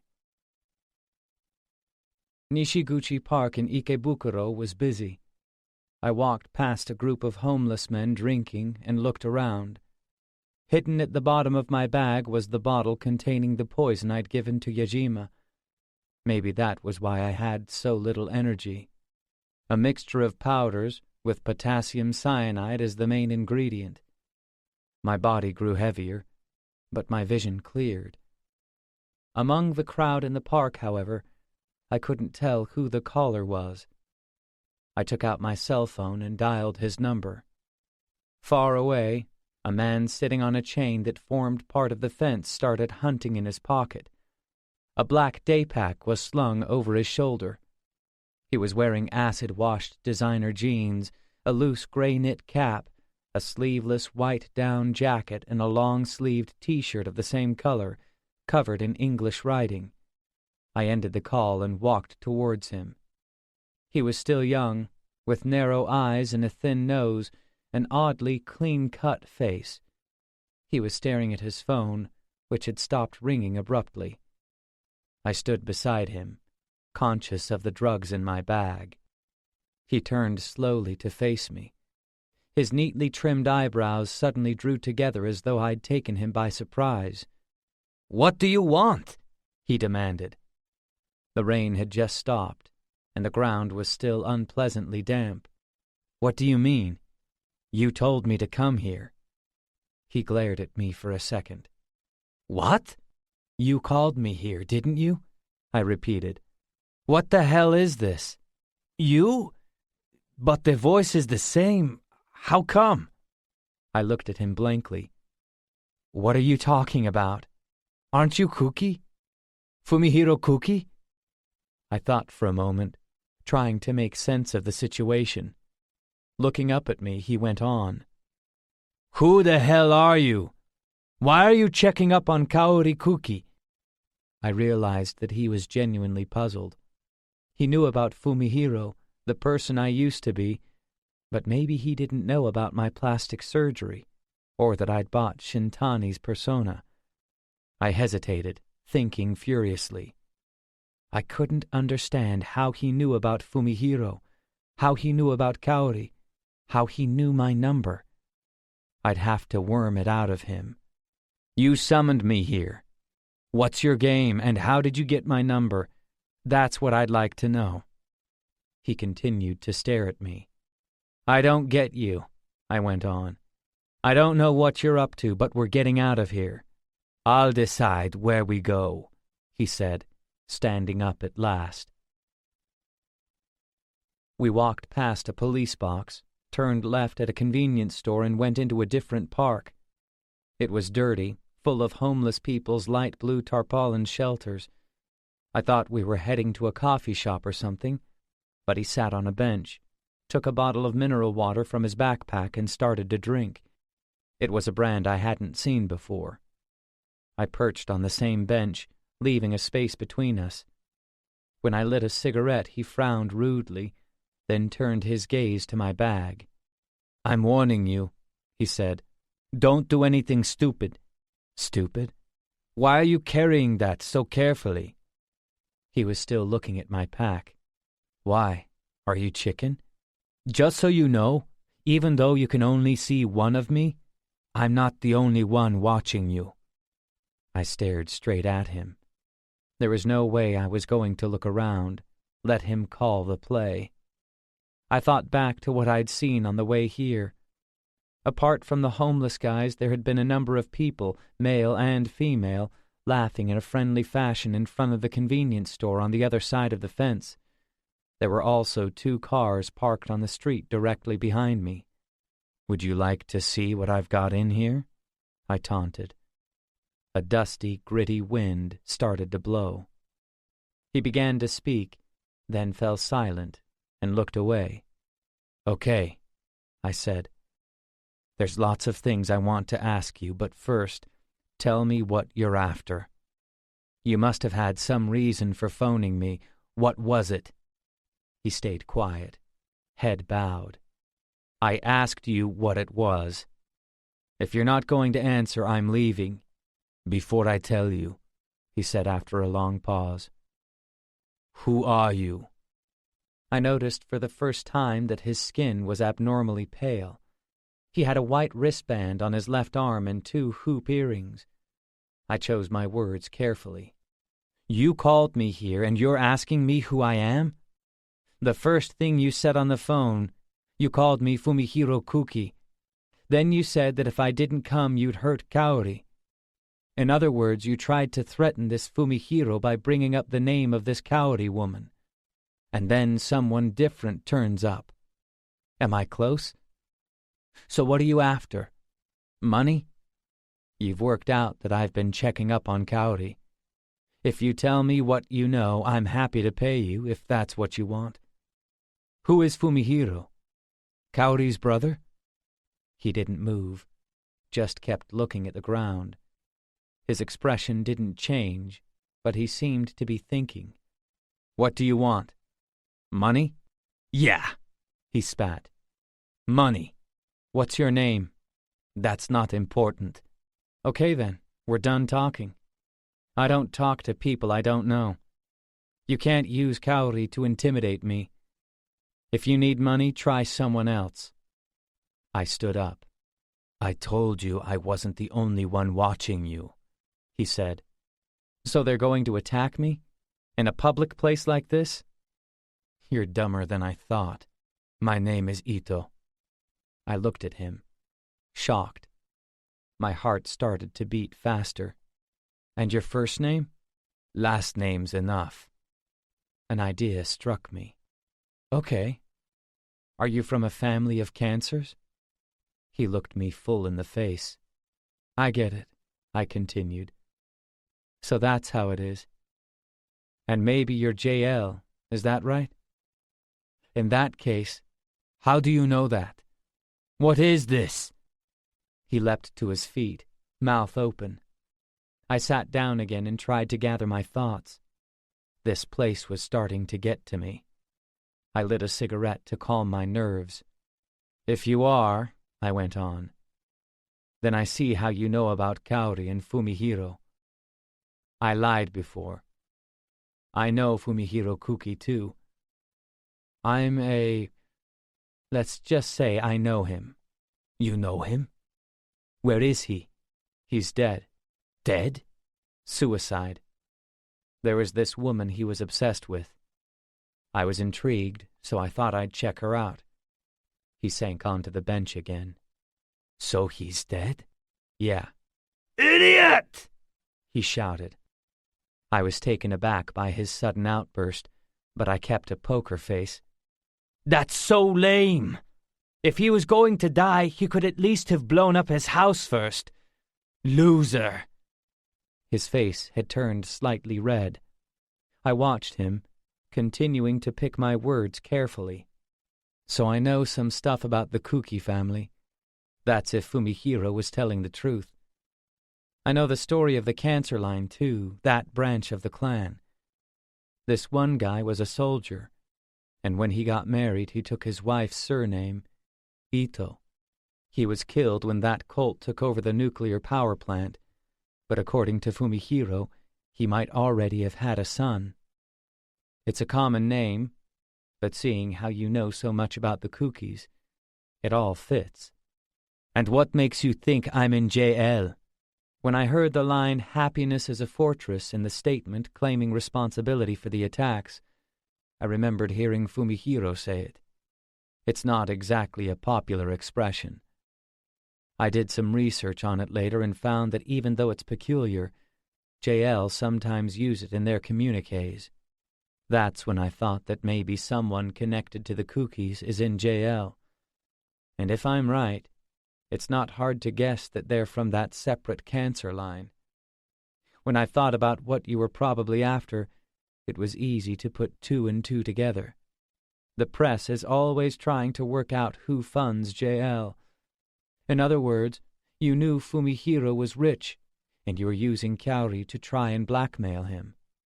And with a bit of luck, you thought you could get him to join you. Am I right? Fumihiro was a cancer too. He can't have had much of a life. What's more, for the pranks you're pulling, you've got to the stage where you need funds. You need a backer. Isn't that how it is? The rain started again fitfully. We sat side by side on the bench, a bit apart, looking straight ahead. Two homeless guys were arguing over the water fountain. In their hands they were both holding battered tea kettles. If I tell you what I know, will you really give me money? That depends what you say. Tell me about Kaori as well. He took a deep breath and turned to face me. You're nuts. I still don't exactly get why you were checking up on Kaori, but it's, I don't know, creepy. Going to the trouble of hiring a PI to investigate her, even looking into the family background. But just for that reason, maybe there's still a chance. Perhaps we can talk about that. Just a bit, though. Still a chance? We'll discuss it later. The homeless men were still quarreling. Ito took a swig from his bottle. Like you say, I'm what the Kukis call a cancer. From that side of the family. You know that much already, so there's no point hiding it. Like you said, my father was a leader of the Ramla cult, that bunch of morons who committed suicide. But that's not important. The rain grew heavier. So it's true that I'm in JL. For various reasons, we need money just now. Really urgently. I've had my eye on the Kukis, the main line of the family who we've hated for years. Ever since I was little, I've often gone to peek at their mansion. Not out of envy, out of hatred. He fiddled with his wristband. There were two kids there, about the same age. They looked happy. Fumihiro and the one you've been watching, Kaori. They seemed close. Sometimes one of the housemaids who knew my circumstances, what's her name, she would slip me a bit of money or some sweets. I asked her. She told me that Kaori was adopted, and that Fumihiro was Shozo Kuki's son, not his grandson. That rang a bell. The old man was following the custom of the cancers. That got me interested. From time to time I'd go to spy on Fumihiro, but then my situation changed, and I couldn't leave the house for a while. The next time I saw him, he was in high school. It was amazing. He was like a different person. I got a sinking feeling in the pit of my stomach, but was careful not to let it show. He'd shrunk, and he looked like an invalid. Really ugly. Did you notice that too? He was the spitting image of the old man. Something bad has happened to him, I thought. Actually, maybe I should have talked to him then. Both of us being cancers, maybe we'd have found we had something in common. He was still looking at the ground, unmoving. I joined JL. We were strapped for cash, and by chance I saw Kaori on the street. A weird coincidence. It was almost scary. I figured I might be able to get some money out of her because I thought she still had ties to the Kukis. But someone was tailing her. A private eye. I knew him. He used to work for Shozo Kuki. A long time ago he was asking questions about me. I don't know why. That got me thinking. Since Shozo had disappeared and was probably dead, maybe this time it had been Fumihiro who hired him. Another detective, a woman, was secretly filming Kaori in a bar. Not doing anything special, just her daily routine. I thought there must be romance in there somewhere. Apparently Fumihiro had gone missing, but I thought he might be stalking her on the sly, and I thought that could work out well for us. If I could team up with him, money wouldn't be a problem anymore. Since I figured his life was probably pretty twisted, I thought we might get on. One of our gang is light-fingered, so I got him to tell the woman detective, and he saw her calling someone who was probably her client. The easiest person to tail is someone who's tailing someone else. She was saying something about photos and recordings of Kaori. He stole her cell phone for a few minutes and looked at her call history for the time she made that call. I was willing to bet that number would be Fumihiro's. He sighed and started playing with his water bottle. But I was too hasty. I made up my mind too quickly, even though my hunches are usually right. But it's okay. This interesting guy turned up. I've decided to let you join us. You're crazy, aren't you? I can smell it. Join you? No way. He laughed. But you seem really interested. His cell phone rang and he looked at the screen. It seemed to be an email, and he frowned slightly. Though I was nervous about my surroundings, I couldn't show it by looking around. I could see two men who hadn't been there before in front of the office block on the other side of the fence. But they soon disappeared behind the building. And we're not exactly peace-loving. We don't care what we do to Kaori. Don't worry, I'm not trying to threaten you. You look like a prickly bastard, and I guess threats wouldn't work anyway.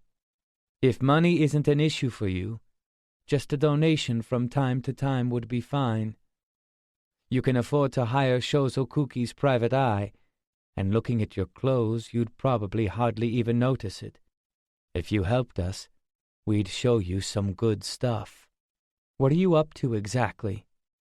He stood up, still holding his phone, and stowed the water bottle in his pack. We're attacking all accepted values. Authority, class differences, shared perceptions. We don't care what happens to the social structure. Revolutions are for suckers. Our target is people's collective consciousness. It's like throwing a cream pie in their face. By now it was raining quite heavily.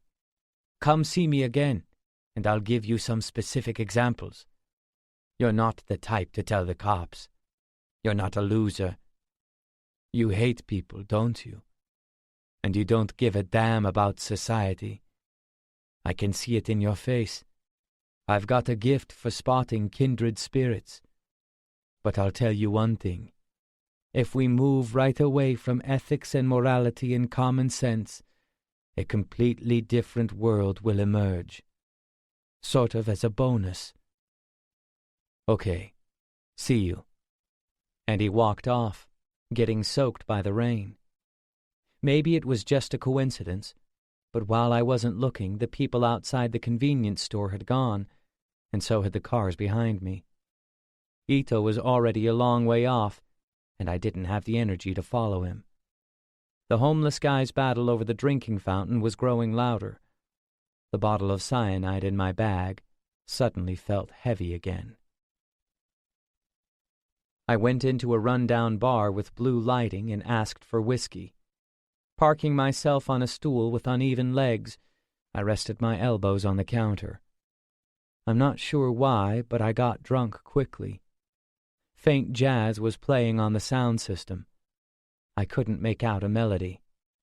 I wondered what Shintani thought of his own life when he was alive, before I took his identity, turning the question over idly in my head. Had he really killed Sai Suzuki? If he had, I'd end up being hunted by the police for something I hadn't done. I had a vision of Aida's slit-like eyes and remembered that he was involved in the Yajima investigation too. As my PI had said, If the police found out that I really did have a connection to Yajima, I'd be in trouble. If Aida worked out that I was Fumihiro and that I was keeping an eye on Kaori, he'd immediately draw a line from me to Yajima, with Kaori right in the middle. So together with Sai's death, Aida might end up hounding me either way, if I stopped being Shintani or if I stayed as I was. I had murdered my father, who had fully intended to make me experience hell, and taken another person's face and identity. You could say that everything had become weirdly distorted because I'd broken the rules so many times. I hadn't expected to meet someone from the cancer line like that. Ito had said that he'd sometimes come to spy on the estate. He'd seen me when Kaori and I were living in peace, and also when, as he put it, something bad had happened to me. I thought about what kind of life he must have led. Before my father had died at my hands, he had talked about an even greater evil. Certainly I was surprised that Ito was a member of JL, but given his background, perhaps it wasn't so odd after all. For one thing, his father was a leader of Ramla, and he'd asked me to team up. I wasn't sure what to do about him. Plus, I was watching over Kaori, and I didn't know what I was going to do there either. I had no idea why I was doing all this stuff when I was trying not to exist. Nor did I understand why I'd ended up crying in my sleep for murdering Yajima, as that woman had told me. The plastic surgeon claimed that fate was driven by the combination of people's character, heredity, and environment, and those of the people around them. I didn't know where those threads would lead, or how much they knew, but I thought that over time they must lead somewhere. What would happen in the future? What would I do? What would happen to me? I was raised by my father to be a cancer, so Kaori and I should have been doomed from the start. We'd dodged that, but I'd paid a price for it. However, in the perverted life caused by my violations of society's rules, I'd committed more violations, so presumably in the future I'd grow even more perverted. Did I break the rules deliberately? Was that my tendency? As my vision blurred with drunkenness, I phoned the woman I'd picked up in the Dialfaro. After 6 rings, she answered in a quiet voice. The background was raucous, and I figured she was in a bar somewhere. It's me. I mean, we met the other day. Ah. The noise died away. Look, I was wondering if we could meet now. Of course I'll pay you. That's okay. Hey. She must have moved somewhere because there was no sound at all. The other day you didn't tell me your number, but now I can see it clear as day. Ah. I snickered. I figured that letting her see my number was just an aberration, not deliberate. Yeah. I guess I slipped up. Are you drunk? Where are you? Ikebukuro, but I'll come to you. You in a bar? Yeah, but I'm leaving. I'm in Shibuya. Okay. In front of the station. 30 minutes. I hung up and tried to stand. I was definitely a bit drunk. I paid my bill, and as I headed through the low doorway, my cell phone rang again. I thought she was calling me back to tell me that something had come up, but it was the detective. I found out who it is. The person investigating Ms. Kaori. What? I couldn't tell by looking at the company's list of board members, but the principal shareholder is Fumihiro Kuki. My older brother. The second son. He doesn't have a good reputation. Not at all. I realized that I'd half expected this, but my pulse still started to beat faster. So it was the Kukis after all, I thought. Everyone dancing in the shadows around Kaori was connected to the Kuki family. Can you find out more about this Mikihiko? Yes. Tell me if you need any extra expenses. I don't care how much it costs. Understood. And about the missing cell phone, I think he was following me because he recognized me from somewhere. He found out about Azusa Konishi as well. No, that was someone else. Someone else? Yes, I'll take care of that. So you please concentrate on Mikihiko. I want you to find out all about him. Got it. I ended the call and left the bar. My head was killing me. Chapter 10. The fuzzy green light gradually resolved itself into trees, and a narrow street of damp terracotta bricks stretched lazily into the distance. Curled up in the darkness, she was tinged with that green and russet glow. The gentle tones shone only on the spot where she was sitting, casting deeper shadows in the gloom behind her. It took me a moment or two to work out that she was watching a movie on TV. Kyoko Yoshioka, that was her name. A slender foreign woman appeared on the screen. She stared out at us, expressionlessly, not with a Mona Lisa smile encompassing everything, but with a blank face that rejected all meaning. "Oh, you're awake." "Yeah." The woman on the television was still looking at me. I didn't know what to make of her. I felt a shiver of fear, and then realized that the picture had changed back to the wet street scene some time ago. Or perhaps she had never been there in the first place. My head was still thick with sleep. "Hey, you should put some clothes on," I said. "Aren't you cold?" "I like not wearing any clothes." The pale skin of her back seemed to float in the darkness. "This movie, it's nice to look at, but it's very slow." I chuckled. "Yeah, maybe."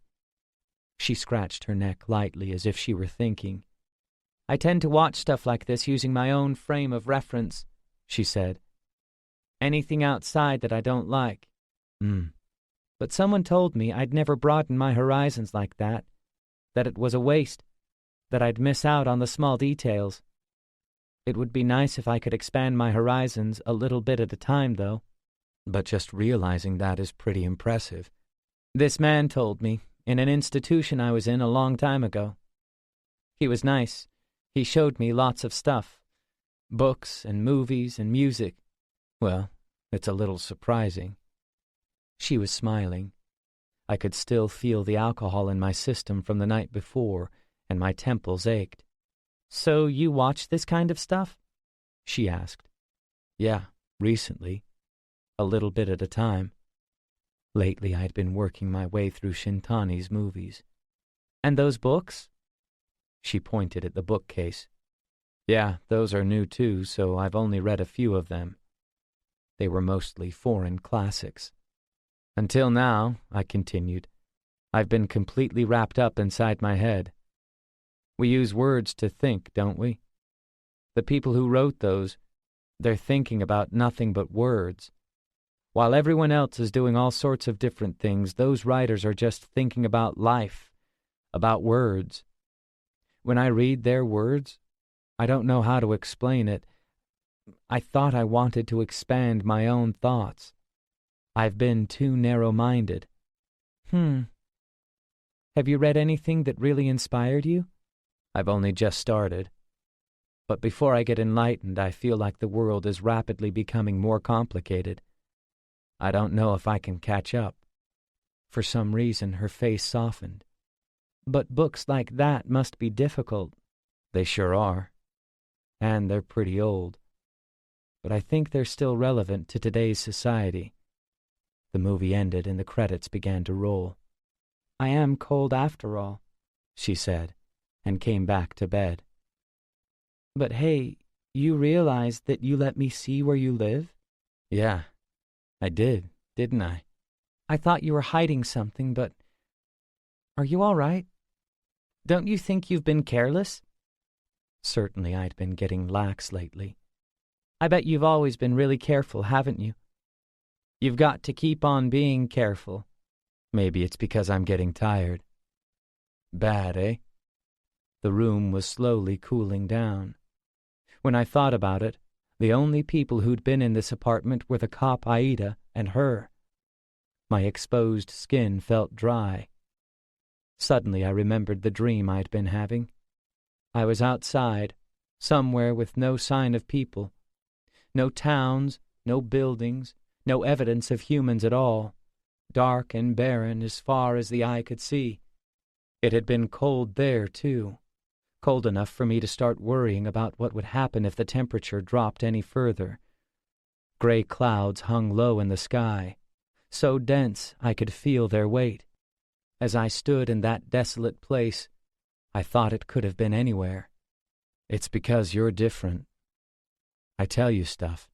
If you like me, why don't you let me be your girlfriend? I told you. I changed my face. I'm actually ugly. That doesn't matter, does it? After all, it was your choice. And because I killed someone. She looked at me blankly. Hang on. You spring that on me out of the blue like that? What? I was watching her face, wondering what I was saying. My pulse, however, didn't waver. Is that your ego talking? Does it turn you on? I noticed that she'd snuggled a little closer to me in the bed. I wonder. I don't know. I stared at the ceiling, puzzling over why I was so calm. When I was a kid, I thought I'd do whatever it took to protect the most important thing in the world to me. I breathed in slowly. I was still just a child, but even then I knew that doing so would ruin my life. But I did it anyway, because that thing meant everything to me. Even if I weighed everything else in my life against it, I was dazzled. And in fact, I did become twisted. I could never be at peace. It was obvious that would happen, but at the time I couldn't think of any alternative. Was this to do with someone called Kaori? What? I did it again? Yes. You were talking in your sleep again. This time it was just her name. I turned on the heater. She moved even closer to me. After I changed my face, it was a weird feeling. I felt like I was already dead. I thought I'd become one of the 30,000 people who kill themselves every year in this country, that I was a living corpse. I felt so detached from myself and from my life so far. Everything seemed so clear. Looking back, perhaps I enjoyed it. Losing all my hopes and desires, just being an observer, it gave me a strange sense of relief. But then I went and did the same thing all over again. I could feel her eyes on me. It turns out I'm still alive after all. I get hungry. I sweat. I still like feeling a woman's touch. Like this. My bodily functions and desires, they were distasteful, but I can't help them. They make me aware of my own life. It feels like life is forcing itself on me, lifting me up. But I ruined the lives of people who were just like me. Whenever I feel life stirring inside me, I remember that I killed others who felt the same stirrings. This contradiction, I think it's twisting me even more. It doesn't matter what kind of people I harmed, it makes no difference. You said I was talking in my sleep. That's one of the consequences. That brief feeling I had of being an observer faded rapidly, and what I did festers inside me. Every day I grow wearier and wearier. Like you said, I have nightmares and I get careless. The human mind is weak. They often say that the conscious is the slave of the subconscious. So in the long run, I'm slowly growing distorted from the inside out, from my subconscious. Maybe I'm rejecting myself as someone who's killed another human being. I don't know. But at the same time, I think this feeling is important. If you watch the news, you see people who are killed wantonly, people who kill wantonly, don't you? War is the same. Somehow I get the feeling that this sense of distortion is important for us. It's something fundamental about this world. I could feel the warmth of her body next to mine. But what puzzles me is why you aren't running away as fast as you can. She looked at me in surprise. Why would I do that? Isn't it obvious? My life hasn't been so sheltered that I'll suddenly get scared by a story like that. Casually, she took hold of my fingers. In costume dramas and cartoons, I continued slowly. When the bad guy gets killed, everybody cheers. In real life, it seems like it's not that easy. I don't know why, but Japan seems to be full of stories and games and stuff where people get killed and no one seems upset, even though they teach that killing people is wrong. But in real life, but even if life is hard, you mustn't die, she said quietly. I don't know all the details about what happened, but you've got to get over it. Get over it? That's right. Because here and now you're alive. She put her arms gently around me. Did you know this? She went on. Every year far more people kill themselves in Japan than die through war or terrorism in Iraq. We go on and on about other countries, but I think Japanese society is pretty cruel too. She took a deep breath. Let's sleep like this today. From a distance we'll look like a contented couple. You're weird. You know that? It's just that I don't like the world very much. When I woke the next morning, Fumihiro Kuki's secretary was standing outside my apartment. Part 4. Present. Chapter 1. When the doorbell rang, I was still in bed, and Kyoko was sitting at the table watching TV. The news was reporting on Diet members who'd secretly taken to wearing wigs after JL threatened to assassinate politicians in order of baldness. One guest, a young politician, was calling it pitiful. Another, a self-declared liberal, said that the PM should do the imitation of Hiromi Go, a comment that infuriated the third guest, a member of the Conservative Party. The directors of a chemical plant where 3 employees had died of overwork had all suffered food poisoning at a nightclub, and it was suspected that JL was behind it. I ignored the bell, but it just kept on ringing, echoing through the apartment. Kyoko, who was laughing at the news, gradually turned to look at me. I climbed out of bed and looked at the intercom. A tall, middle-aged man was standing there. "Koichi Shintani?" he asked as soon as I lifted the receiver. "What is it?" "Fumihiro Kuki would like to meet you." I could feel Kyoko's eyes on my back. "I don't know him." "Please get ready," he said, completely ignoring me. "The car is waiting." He fell silent. I was a bit unnerved, but I realized that more than anything that I was just weary.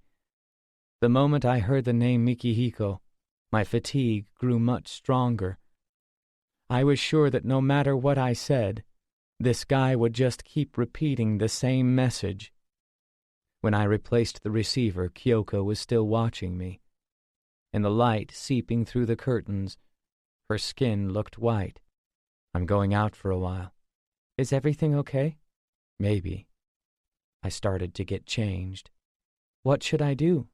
"If you've got things to do, you can go home. But you can stay here if you like." "But if I stay here, you know I'm going to go snooping around, at your computer and stuff." "That's okay. Anyway, I don't think you will. You should be more careful." When I opened the front door, the man gestured for me to walk ahead of him.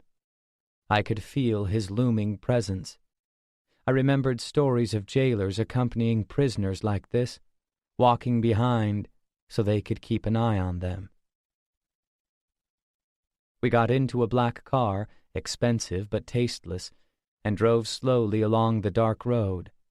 The street lights were just coming on. There was a matte cigarette case in the car, but I lit one of my own instead. I saw that the smoke bothered him, and he opened the window, so I made up my mind to keep smoking until we arrived. "Why does this guy Kuki want to see me?" The man didn't reply. No response at all, not even a shrug. "What's he like? Just give me your impression." "Mr. Shintani," he said, still facing ahead and gripping the steering wheel. I noticed that he had a dark red scar on his neck. "It's not my job to answer your questions. Mikihiko Kuki told me to bring you to him, and that's all I'm doing. I wasn't told to be polite, just to deliver you." He didn't overtake any other cars, nor give way to them. "Obviously, we are in close proximity at the moment, but that doesn't mean we have to establish any kind of relationship. Is that understood?" What a hard ass. I just kept blowing smoke at him without saying anything. We got out of the car in front of the L'Île Durant Hotel and took the elevator to the top floor. He swiped a card key through a scanner to open the automatic glass doors. "At the back, on the right," he said from behind me, and when we reached the room, he stretched out an arm and rang the bell. An indistinct voice came from inside. My heart rate, which had been gradually increasing as we came closer, grew even more ragged. The voice sounded exactly like my father's. The man opened the door and we entered. I saw a carpet, garish under the dim lighting, a white table with white chairs. The rough, vulgar chandelier was unlit, and some potted plants, struggling to grow in the restricted space, glowed pale orange under the indirect lighting.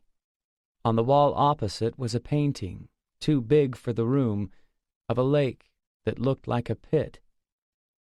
Behind the low table was a black sofa, and sitting on it was a man in a black tracksuit. I thought it was Father. My body went rigid, as though it had tensed of its own accord.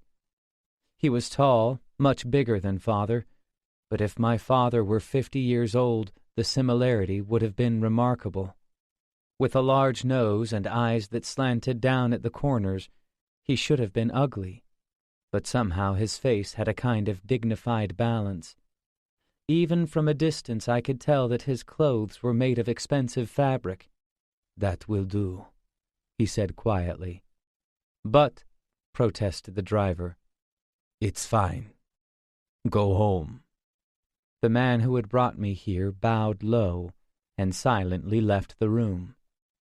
For some reason, the picture of the lake had really grabbed my attention.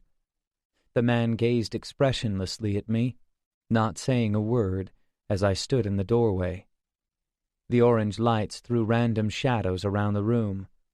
I moved slowly towards him, doing my best to stay calm. The closer I got, the more he looked like my father. I stood before the sofa with the table between us, staring at him.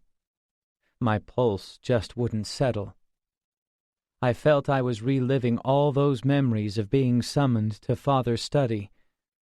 A bottle of whiskey and a glass with spiral patterns etched in it cast long shadows on the table. "What can I do for you?" I asked. My throat was incredibly dry. His dark form seemed like the wreckage of something huge and soft. "You brought me here, remember? If we've got no business, then I'm leaving." "It's so depressing." He watched me lazily, leaning back in the couch. He was big-boned, but, cloaked in languor, he showed no energy at all. "Koichi Shintani, eh?" The corners of his mouth turned up slightly. "You've done well. Nice to meet you, Fumihiro." Suddenly I felt like I was suffocating. He didn't take his eyes off me. "I don't know what you're talking about," I said. "That won't work. Tricks like that, they never work with me." Even though I'd half expected this, the strength in my legs deserted me. Confronted with his bland gaze, I had no idea what to do. Have a seat.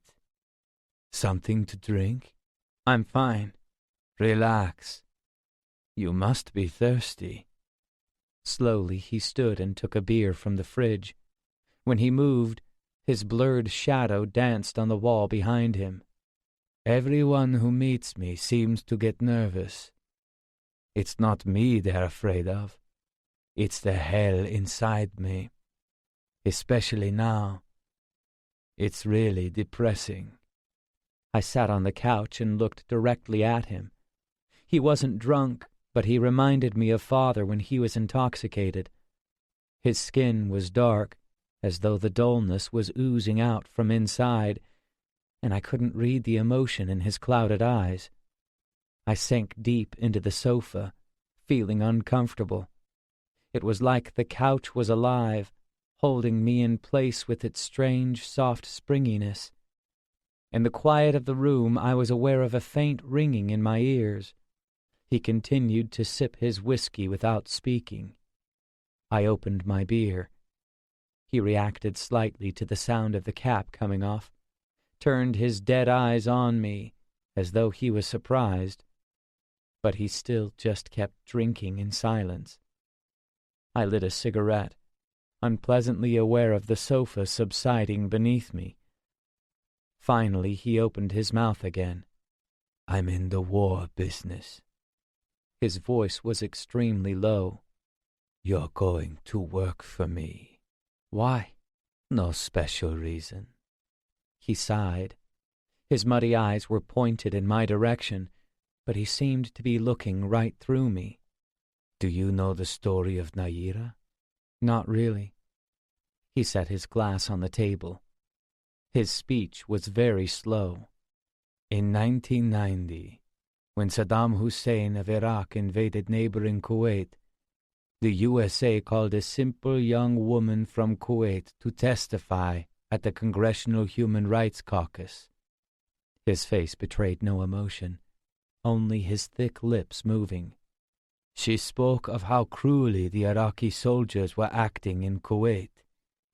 She spoke of how they had ripped newborn babies from their incubators in the hospital and left them to die. America, no, the whole world, shook with rage. A UN force led by the US started aerial bombing to drive the Iraqi army out of Kuwait. The Gulf War. Slumped on the sofa, he droned on in his low voice. But afterwards, it came to light that it had all been a lie. Naira was really the daughter of Kuwait's ambassador to the US, and her whole story had been scripted by a PR firm. It turned into a huge scandal, reported all over the news, though it was only discovered after the war was over. He sighed again, as though he was bored, and slowly reached for the whiskey bottle. There are two main ways of making money. I couldn't tell where the conversation was heading. One is to develop an attractive product or service and to exchange it for the money in people's wallets. The other is to squeeze money from the government, money they've taken by force in the form of taxes. That way is usually more profitable. Now I'm going to give you a brief lecture about how wars are started. Somehow I couldn't get the giant painting of the lake behind him out of my head. His monologue looked like it was never going to end. Imagine a small country in Africa with copper and diamond mines. The big powers want the mining rights, but the king refuses. So the big powers scrape together the forces opposed to the king and secretly encourage them to form a rebel army. Then they start a propaganda campaign in their own countries about how the king is oppressing his people, how he's resisting freedom and democracy. They might send soldiers in to assist the rebels, or they might send in private companies to do it instead. Lots of modern wars have been privatized. Companies that supply weapons, companies that provide tents and food for the soldiers, companies that provide the rebels with military training and strategic guidance. These private companies are usually set up by ex-officers, so naturally they have ties to politicians and defense officials. They get their financing both from the rebels and from taxes in rich countries in the name of international cooperation. Of course, the rebels in a small African country don't have any funds, so how do they come up with that kind of money? How can they get their hands on such high-powered weaponry? They do it by borrowing money from the multinational mining corporations in return for promising them the digging rights after they overthrow the monarch. With those funds, they buy more weapons from private Western companies and depose the king. War is big business. Any war has business interests involved in it somewhere. If you look deep enough, you'll always find someone making a profit. Even after the fighting's over, there are plenty of business opportunities. Multinational construction firms get the contract to repair buildings and other stuff that's been destroyed in the war. Naturally, that's also paid for out of rich countries' taxes, under the guise of friendship. It's a conspiracy by the politicians, the bureaucrats, and the corporations to grab their own country's taxes and the small country's resources. I'll tell you another thing. After the war, Western non-profits go into the country to help the exhausted populace, right? But it's hard to offer aid in places that are still unstable, and they have no choice but to use guards from private companies to take care of security.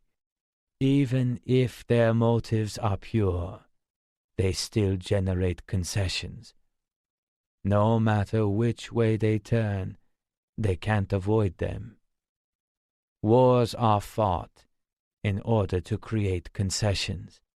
Throughout human history, killing people in conflict has always stimulated the economy. And for generations, the Kuki family has been intimately involved in the war business. The whole time he had spoken in a soft monotone, with a distinct lack of enthusiasm. The level of whiskey in the bottle gradually grew lower. "So what's your point?" I asked. His expression didn't alter. I'm talking about the Kuki family. About us. Nothing to do with me. The room felt too quiet. The sound as he swallowed seemed really loud. I told you that's not going to work. You're Fumihiro. I know it, because we're Kukis. And you're desperate to hear my story. I'm not interested. Just listen. How many times do I have to tell you? It's not going to work. His bloodshot eyes were staring straight at me. The Kuki family began as merchants. They started a money-changing business around the time of the Meiji Restoration in 1867. In the turmoil of that period, we curried favor with the new government and made big profits. He took a long, slow breath. But we really started to prosper around the First World War. By then, we already held the rights to most of the mines, and we were mass-producing warships and guns and selling them all over the world. We raked in huge profits and set up a wide range of companies, which became the emerging Kuki Group. At the time, the whole of Japan was booming with special procurements for the war. But while the economy was thriving through sales of instruments for killing people and transport ships to carry those instruments, the Japanese people still believed that their nation was founded on peace and harmony. And then World War II started. Our father, Shozo Kuki, served in that war. Huh? I reacted without thinking. Mikihiko smiled faintly. During the Sino-Japanese War, the Kuki group fanned the flames of war and cozied up to some of the military authorities to get the concessions in Manchuria. But why did their son have to go and serve? The son of a corporation that was still making enormous profits from World War II. Because Shozo Kuki wasn't from the main branch of the family. You can guess. He was raised as a cancer. A cancer? My heart started to beat faster. That's right. When the family patriarch at the time, Yosuke Kuki, was 60 years old, he sired our father for his own amusement, to be a cancer on the world.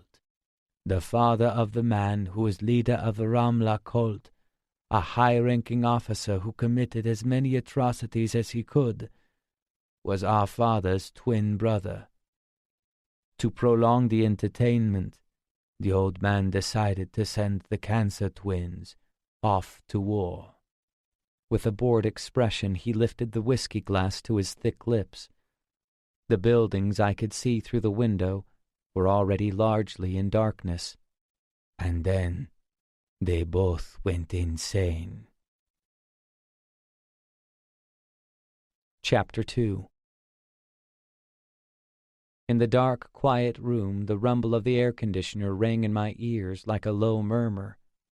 Outside the window, most of the lights in the surrounding buildings had gone out, and a half-moon shone strongly between the tower blocks. Mikihiko kept on drinking, sunk deep in the sofa. The alcohol had not soaked to his core, however. Rather than making him drunk, it had simply softened his gloomy exterior. Without thinking, I lit another cigarette. My heart continued to beat rapidly, ignoring my best efforts to slow it.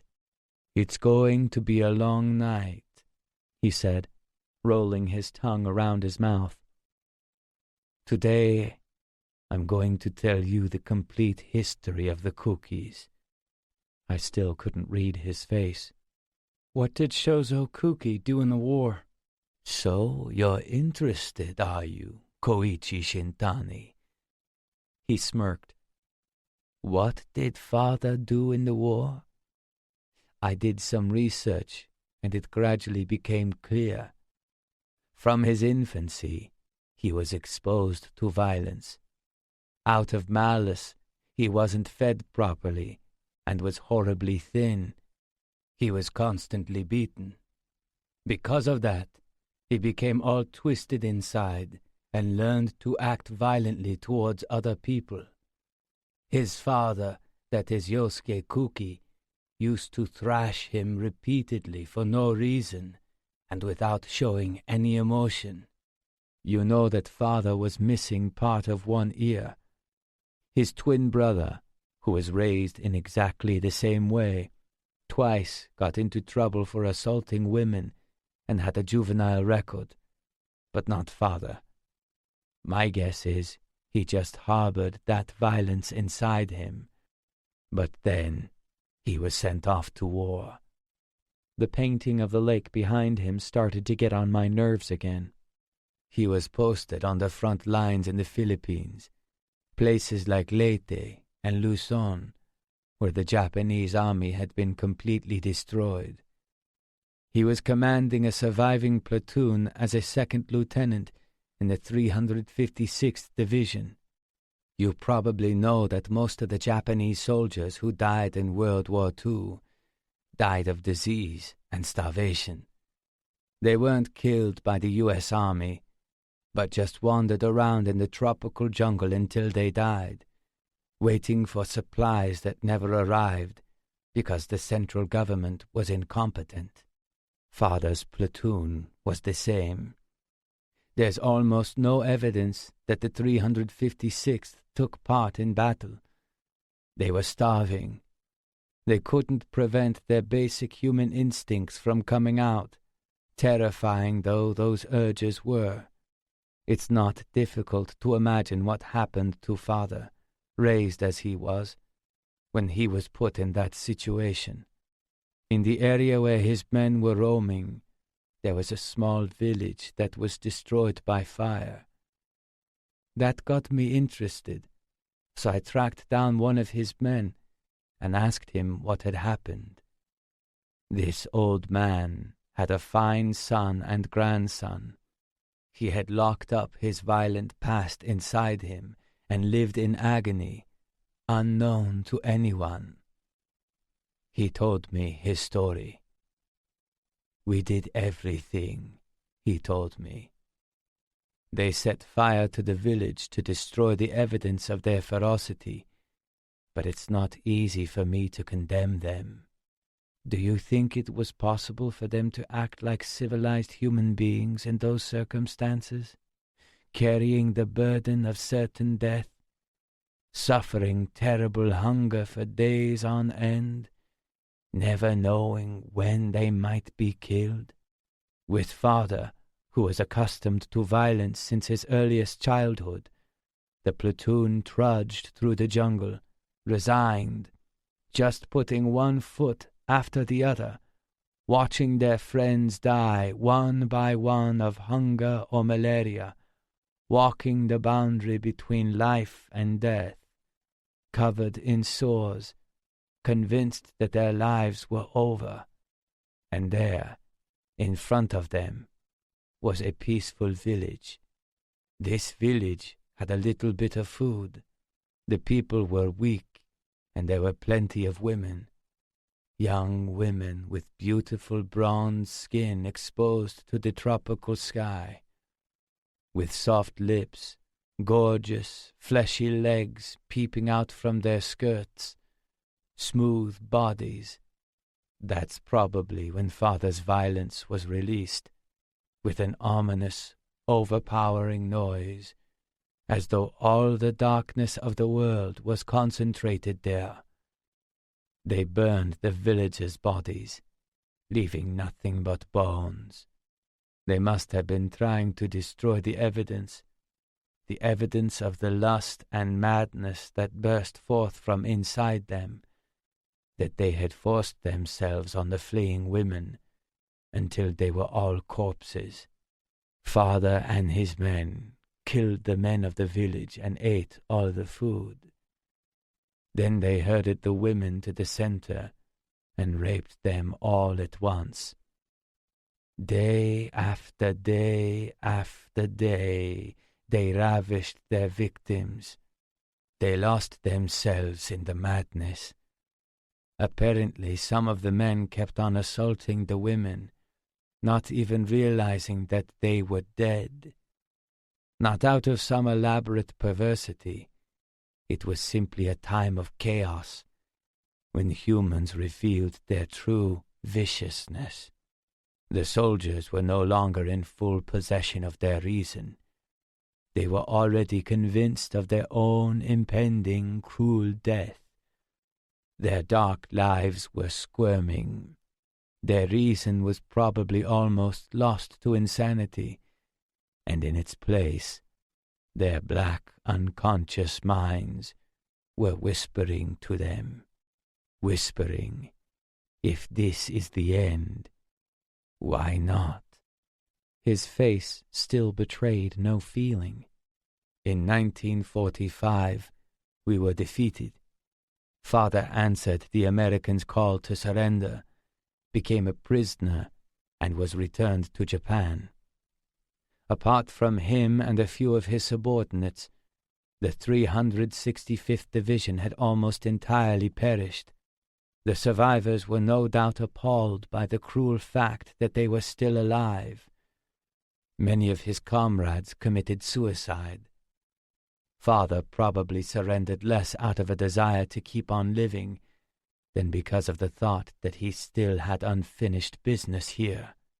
On his return, At first, the other members of the Kuki family could hardly recognize him. That's how much he had changed. Japan had been occupied by the Americans and was ruled by MacArthur's GHQ. The Americans dissolved all the conglomerates because they figured that the close ties between some of these industrial giants and the military had been the cause of Japan's aggression. The Kuki Group was one of the corporations that was broken up. Some of their shares were also confiscated. Amidst the confusion, the head of the family, our grandfather, Yosuke Kuki, died of stress, and his eldest son, who was much older than father, and his son were killed in a car crash. They said it was caused by faulty maintenance, but I suspect that father was behind it. The direct line had died out, and father, from the branch that was supposed to be Cancer's, became head of the Kuki clan. His twin brother, who was also a Cancer, died during the war, completely insane. They say that he was killed by his subordinates, who could no longer bear to witness his vicious acts. But that's not definite. The Kuki family had lost some of its earlier power, but times were changing. Under the 1951 Treaty of San Francisco, Japan became independent again, and financial combines started to revive. The Americans wanted to use Japan as a defensive bulwark against communism, against the Soviet Union, who were a threat at the time. To do that, they judged that they needed a powerful economy, so they allowed the big corporations to reform. The Kuki started to mobilize their companies once more as the Kuki Group. Then our older brother was born. I was born. And you were born. He stood up. Maybe he was tired. He moved to the window and opened the curtains wide. The neighborhood was almost entirely in darkness. I heard him take a seat at the table behind me, but I was too drained to turn around. Most of the companies of which I'm the major shareholder deal with war in one form or another, from brokering arms deals overseas to rebuilding after the wars are over. I can't tell you what I'm up to yet, but I'll tell you one thing.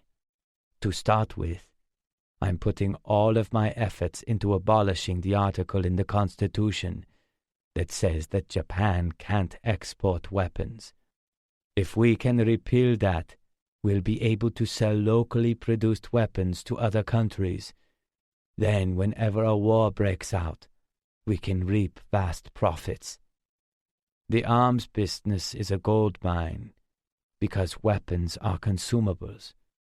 The longer the war drags on, in other words, the more people are killed, the more money we make. Japan's superior technology will take the world by storm. Imagine we develop a fighter plane. We can include the maintenance in the contract, the whole works. It's a gravy train with no end. Obviously, it's not the money I'm interested in. What I'm looking at, as an end in itself, is hundreds of thousands of people dying in those economic currents.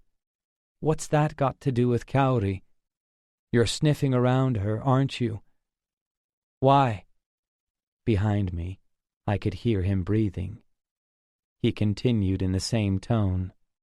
So you noticed that? Well, I'd expect that from someone who hired that P.I. Sakakibara. You're sharp. He got to his feet again. But the two things are separate. I've got a personal interest in Kaori. Well, I guess I've got a personal interest in all my schemes. Would you believe me If I said I'm doing it to get revenge for father? No. He slumped deeply onto the couch in front of me again. In his hand was a fresh bottle of whiskey. I'm the one who set Yajima onto Kaori. You? That's right. Takayuki Yajima, the guy you murdered. Without my noticing it, the air conditioning had gone off, and the room was even quieter. My forehead was covered with perspiration. He sat slouched on the sofa like some giant, limp worm. I was surprised when the man I put on her came back dead. It's your handiwork. That's not hard to figure out. But why did I get him to target her? To get my hands on her. Here's what I asked him to do. Get her addicted, and then deliver her to me. Why? My voice shook violently.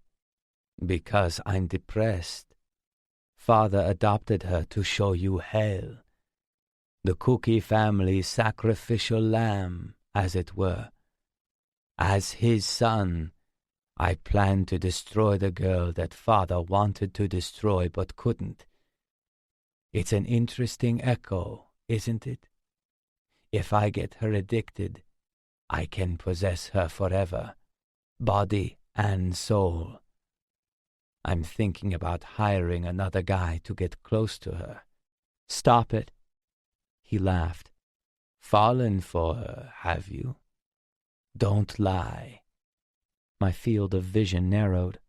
My headache grew fiercer and shadows stretched before my eyes. What? I said, don't lie. All I could see was his thick lips moving. You want to hurt the girl, don't you? You want to totally destroy her. You're a Kuki. I know all about that. You want revenge on the woman who ruined your life. No, strictly speaking, it's not revenge, because you fell for her of your own accord, ruined your life of your own accord.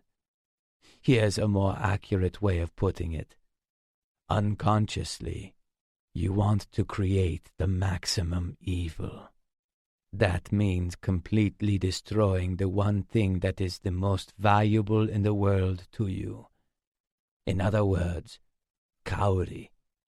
To do that, you placed her on a pedestal above all else, just so you could harm her one day. You don't love her. You fell for her so you could hurt her. You offered up your own life so you could hurt her.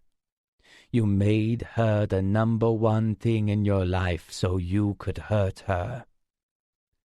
So at some time, you will hurt her for real. You long for the time when that overwhelming urge to destroy her will explode, and for the overwhelming despair that will follow. Your whole life is directed towards that instant. You long with your whole being for that explosion of darkness that will blaze forth in a way it never does in ordinary people's lives, with lust and sorrow and despair all heaped up together. At that moment, you will shake with an overpowering pleasure, with the pleasure of thoroughly insulting this world and your own life. You're wrong. Maybe you really did like her at first, when you were kids, but now you've changed. I think that you killed father. I'm pretty certain about that. I understand you, because we're cookies. It's obvious, isn't it? Now you've lost everything. What's left for you to ask for from life? Just to pray for Kaori's happiness from afar?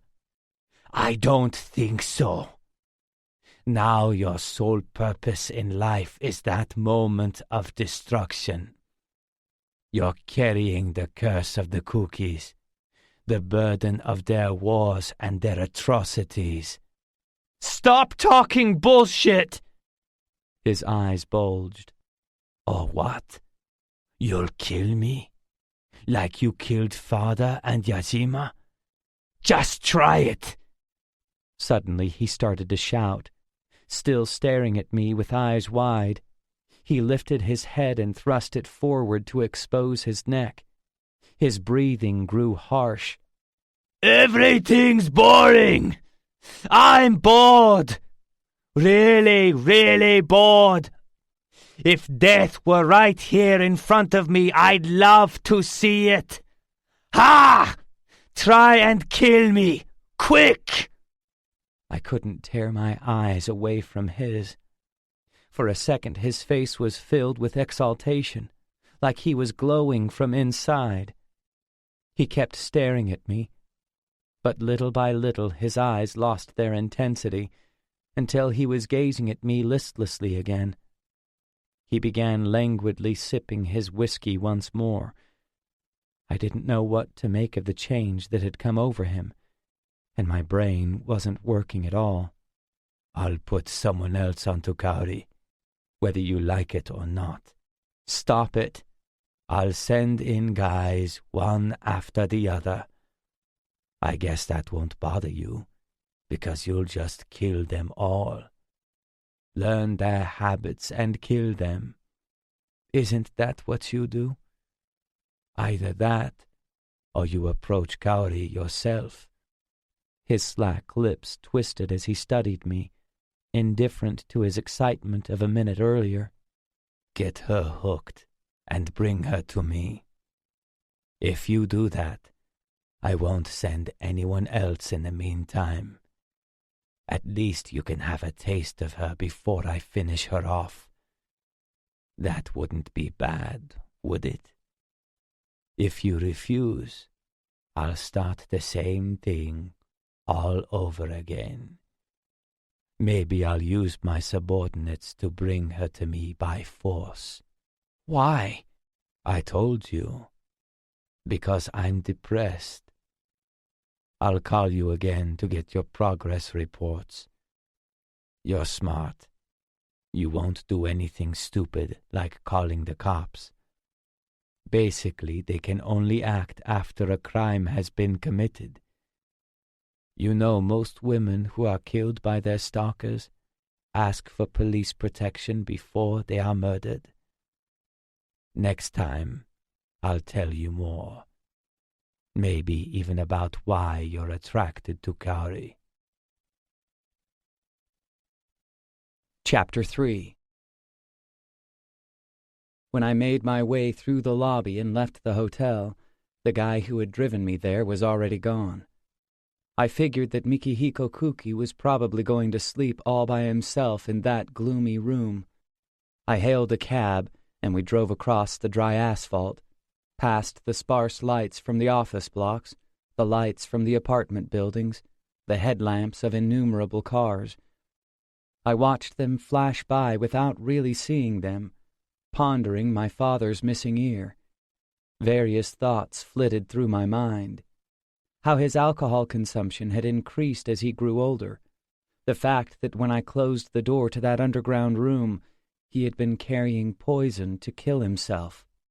I wondered if his hunger in the basement had reminded him of the hunger he'd experienced as a child, or during the war. When I checked my cell phone, I had an email from Kyoko, saying that I shouldn't come home because a shady-looking guy was hanging around outside.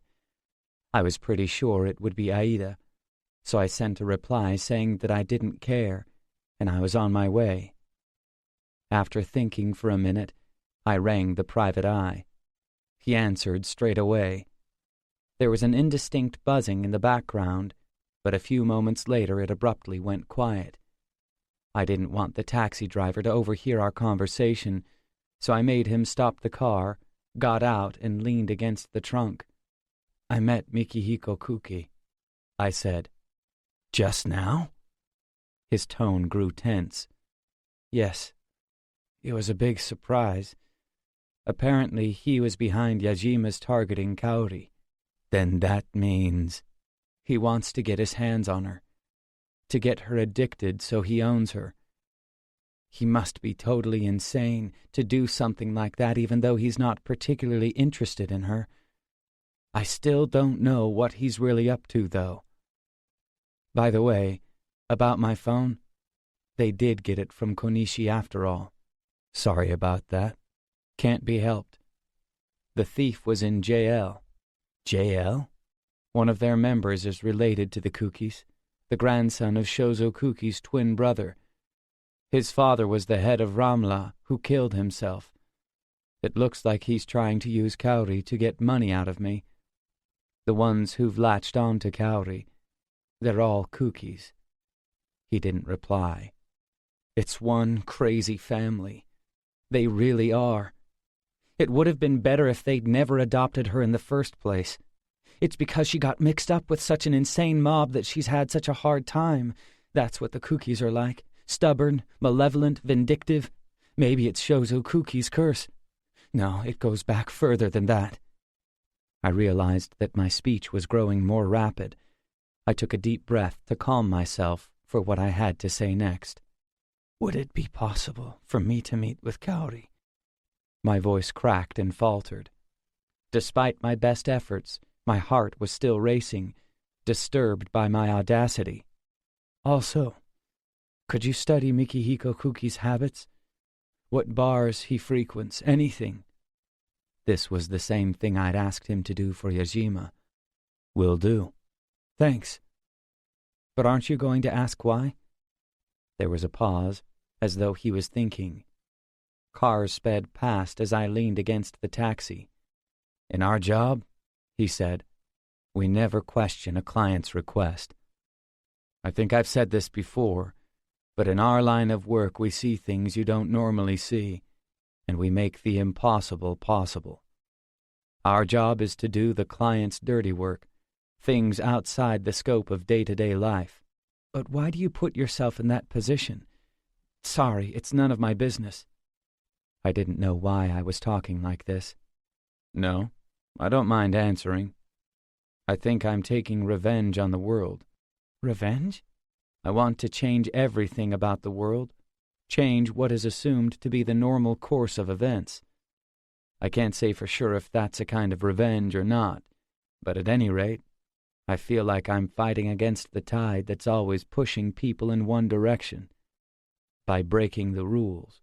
Don't you think people make their own choices in life?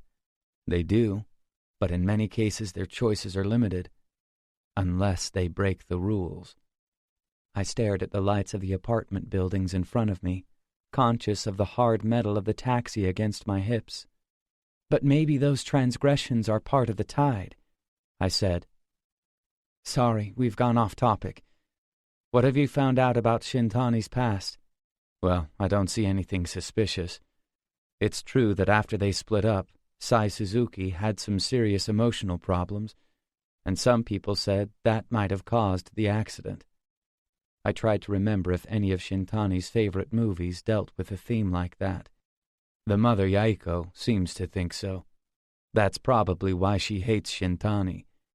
She didn't even let him go to the funeral. Really? Not even the funeral? The stream of cars had gradually diminished. I closed my cell phone. When I started to get back into the taxi, I realized that someone was sitting in a black car that had been parked behind me the whole time. If he was tailing me, I thought, he was making his presence very obvious. Pretending to be checking my email, I used my phone to record the car on video. I climbed back into the cab, checked the picture, and sent it to the detective. When we took off again, the other car followed right behind, as though it wanted to be seen. The detective sent me a reply saying that the car belonged to the investigator hired by Mikihiko Kuki. I watched it in the side mirror, reflecting that as soon as Mikihiko stuck his oar in, this guy showed up, even though there was no point tailing me, since he obviously already knew where I lived. I decided to ignore it, and didn't turn around again. When we reached my apartment, Aida was standing out front. I paid my fare and got out, feeling wearier than ever. He was on the phone, but hung up as soon as he saw me. In his hand was a half-finished cigarette. The car that had been following me drove straight past, perhaps because Aida was there. I headed for the entrance, but he held up an arm to bar my way. "It's good manners to say hello, even if you're not going to roll out the red carpet." "I've got nothing to say to you." I tried to move past him, but he grabbed my shoulder. In the distance, the black car disappeared reluctantly around the corner, as though delivering a warning. "What's the big deal?" he said. "I won't be able to see you again for a while." I stopped and looked at him. He was still wearing the same worn-out shoes. "No matter how much I look at Sai Suzuki's death, you're still in the clear. The more I look at it, the more it looks like it was her own fault. Unfortunately. And, luckily for you, at precisely the time of the accident, you were in a university tutorial presenting a report for your professor. The whole class saw you. Your alibi is rock solid. Yaiko's theory that you hired someone to do it just doesn't seem realistic. In that case, you can give it up, can't you?"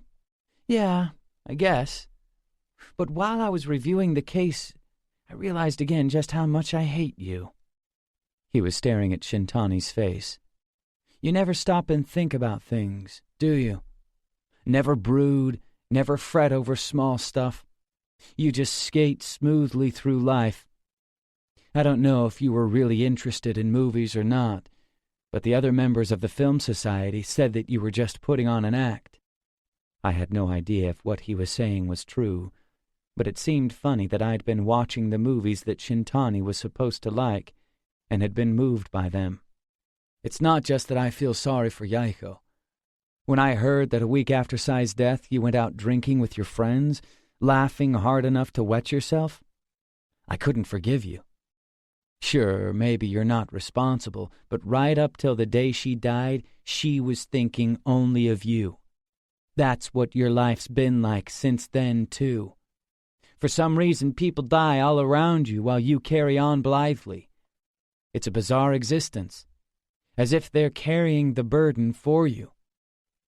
Personally, I despise people like you. But look at you now." His eyes darkened. "It's like you're a different person, like you're always thinking deeply about things. You even look quite different. Maybe it's your new haircut. You're not working at the moment, are you? But still living in a place like this, going out all the time? What are you up to?" "None of your business." "That's true. It's none of my business. And I'm pretty busy. There's this guy we've got our eye on. He slipped up. We think he might be JL. "What?" I asked without thinking. "Curious, are you? People like you generally don't seem interested in groups like that. Well, it looks like this JL guy is somewhere in Setagaya, here in Tokyo. While I'm here, I might as well ask, have you seen this guy anywhere?" He showed me a picture, a grainy photo, probably taken from a security camera on the street. The man was wearing a cap and a down jacket, and seemed to be in a hurry. Narrow eyes, a protruding jaw. I didn't recognize him. "Never seen him before." "I didn't think so. I've been after this JL from the start. Me, I think it's fate. What do you reckon? Don't you think they're likely to have some connection to Ramla, that cult who took over that power plant and killed themselves? One man who joined the occupation was tied to one of those big financial outfits. That really got me interested. Still, JL may turn out to be just a bunch of stupid tricksters. So I guess I shouldn't get my hopes up." I looked at the ground so I wouldn't have to face him. My heart was beating painfully, and my temples throbbed. "Both your case and the JL case were stalled for a long time, but JL finally began to move. That's why I won't be able to see you for a while." He looked at me. "In fact, maybe we'll never meet again. And since this could be the last time I've got to say this, please pay a visit to Sai's grave. What's that got to do with you? Maybe nothing. But I'm thinking that the way you are now, you might just do it. I get the feeling that I might run into you in front of her headstone on the anniversary of her death. I don't know what's happened to you. Well, see you. And he walked off. I went inside, watching his broad, retreating back out of the corner of my eye. When I crossed the tiny foyer and turned the corner, a man in a black coat was standing in front of the elevators. He was about 50, with short hair and slightly hunched shoulders. He looked a bit like the guy driving the car, but I thought he'd gone. I ignored him and went to push the button, but suddenly he grabbed my wrist. He was staring right at me. I looked straight ahead, tried again for the button, with his hand still gripping my arm, but he tensed his muscles and I couldn't move. The lobby was chilly. "You must be Mikihiko's dick," I said, but he didn't crack a smile. "A message." The hand holding my wrist was lukewarm. "In the next 2 or 3 days, contact Kaori Kuki." I still didn't look at him, but I couldn't move my arm. "If you don't, his orders are that we do it ourselves. That'd be a pain in the ass. Get it? So do what he says. Get the girl hooked and then take her to him." The elevator beside us opened, and a woman with dyed brown hair came out, but he still didn't let go, seeming completely indifferent to her presence.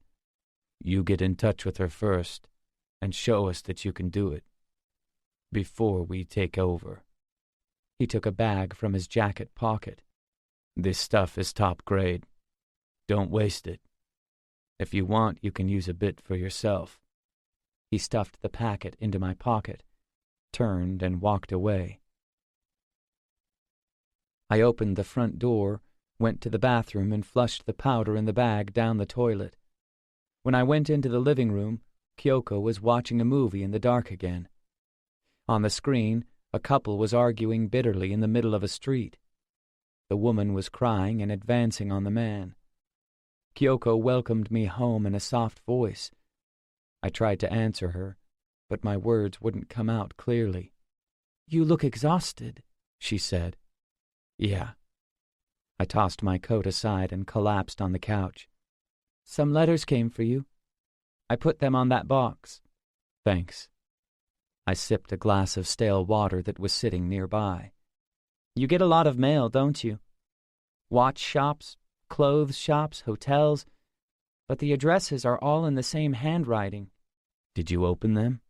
"No, though I was really tempted." I laughed. "Things might turn a bit dangerous," I said. "It would be better if you didn't see me for a while." She looked at me open-mouthed. "Really?" "Really." "That's a bummer. I've got nowhere to go." On the TV, the woman, still shouting, knifed the man at an intersection. His blood formed a pool in the middle of the road. Strangely, the guy who'd been stabbed was watching the scene from the window of an apartment a long way off. "What about your own place?"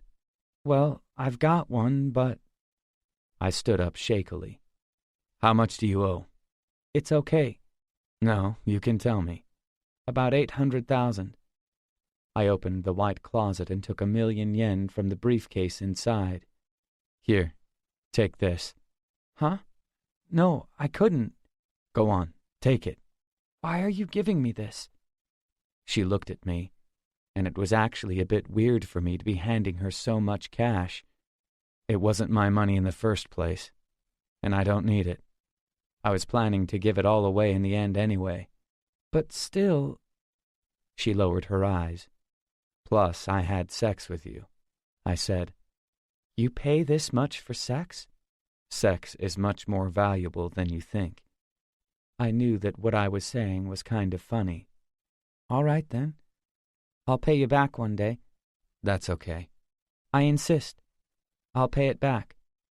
On the screen, the guy watching himself being stabbed had turned into an old man. Walking with a cane, He made his way slowly towards the intersection where his double had been attacked by the woman all those years ago, but just before he reached it, he thrust a knife into his own stomach, as if he'd been possessed by something.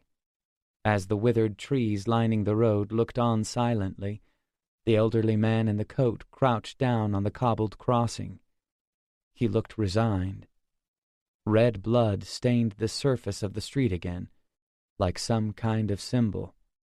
Anyway, it would be best if we didn't see each other for a while. Are you in that much shit? Yeah, well, just in case. The TV suddenly went dark. Or maybe it had been off for some time. I don't know how to say this, but are you all right? I don't know. I grinned briefly. When I think about my personality, my life so far, my future, somehow I get the feeling there's only one destination for me. Destination? Suddenly I remembered the bottle of cyanide. There was still some left. Yeah.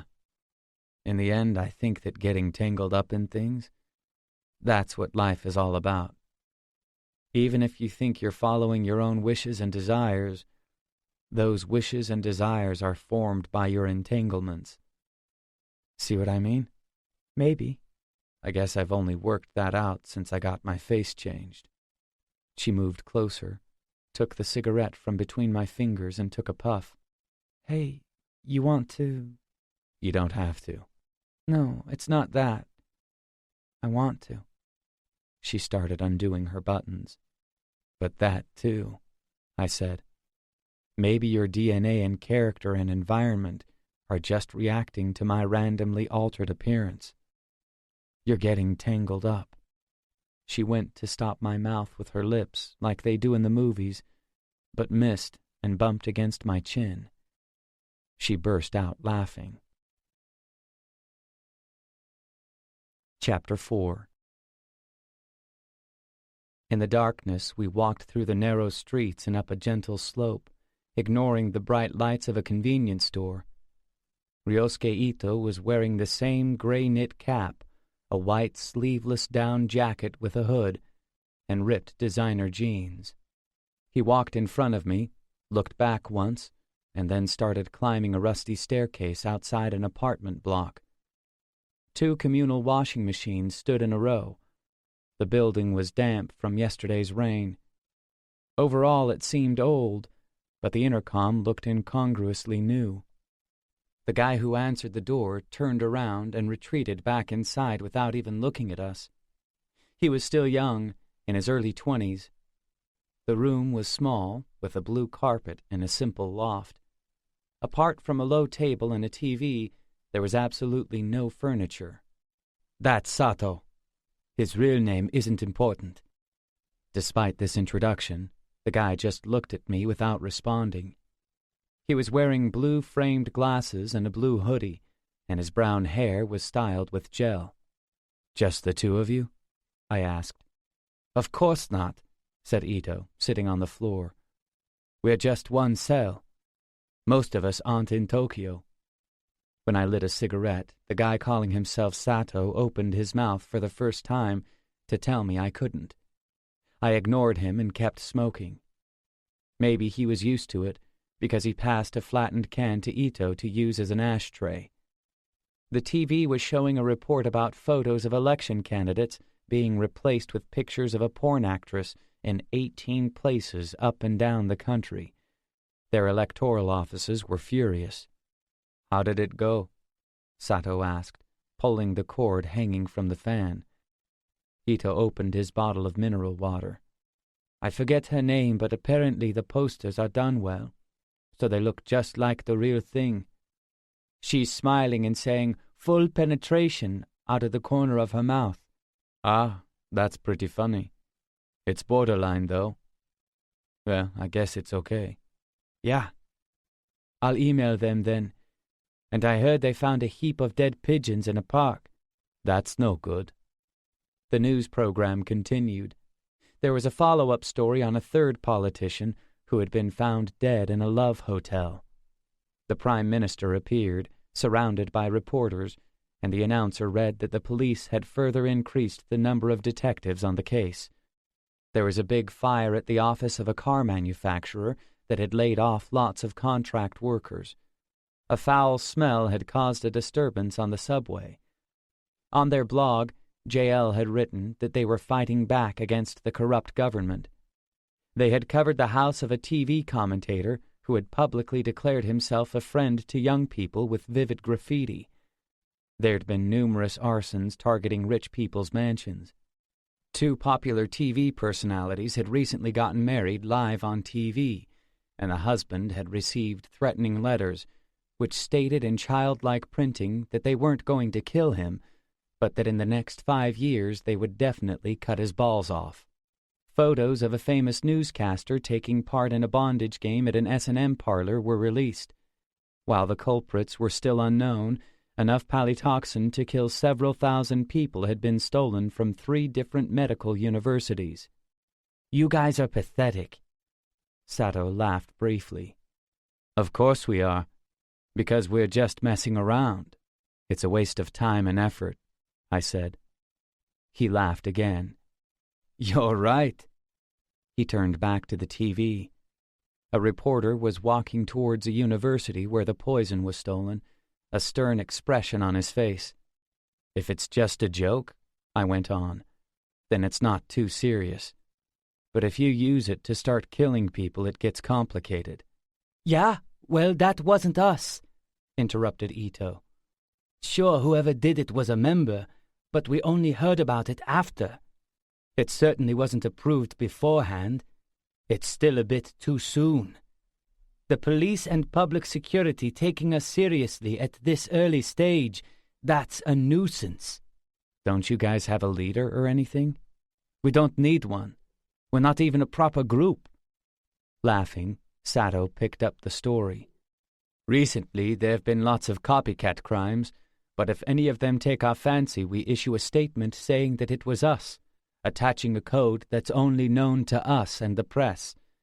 Of course, the copycat puts out a statement of their own, but then everyone assumes that that's just to confuse the cops, or that they're a JL associate of some kind.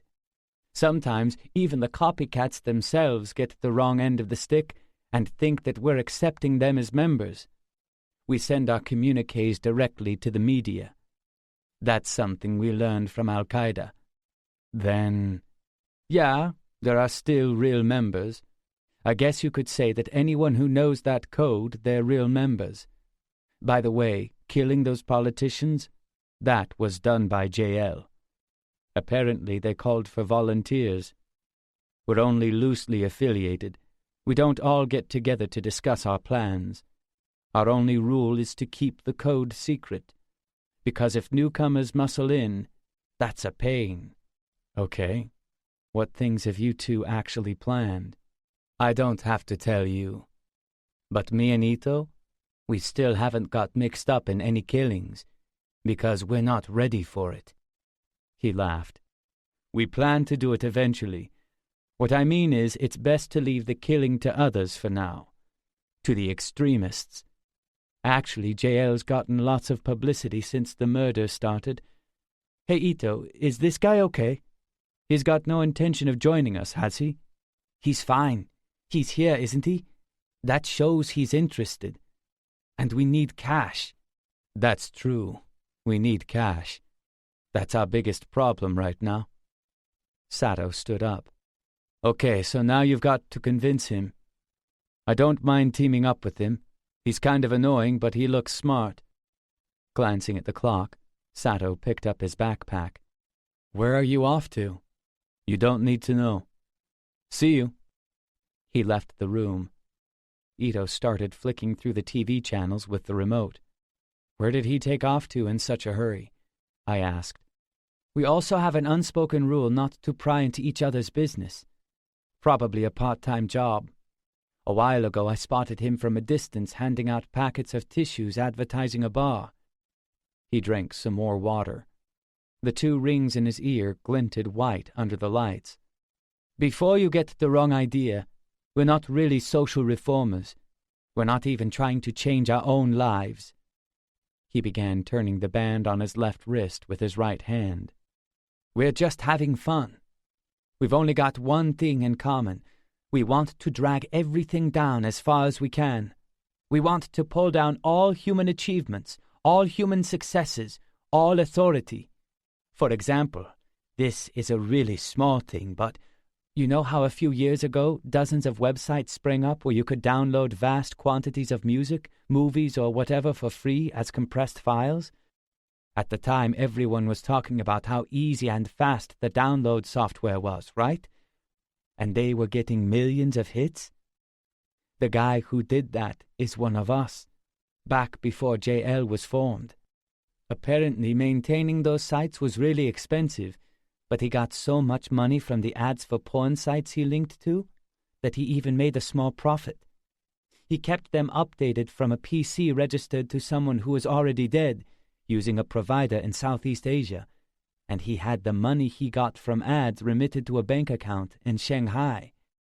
Someone he knew there paid homeless people to withdraw the cash, then his friends would wire it back to the guy's own bank account in Japan, so it was almost impossible to trace it back to him. That money was what got JL started. What he did was a felony, infringement of copyright. If everyone can get their hands on whatever they want for nothing, the people who provide the culture will lose their source of income, and the culture will decline. But that's exactly what he wanted. He wanted everything to go down the tubes. Doesn't the word professional make your flesh crawl? Traditional culture, underground culture. He wanted it all to collapse. Everything to be done by amateurs. Enjoying things that non-professionals had created themselves in their spare time. Enjoying them for free on the net. That would be cool. You see? Deep down, people who deliberately distribute other people's music and stuff feel contempt for professionals. And it's not just culture. These days, lots of people are contemptuous of everything. Without realizing it, they're searching for things to despise. What we're doing is actualizing millions of people's subconscious desires.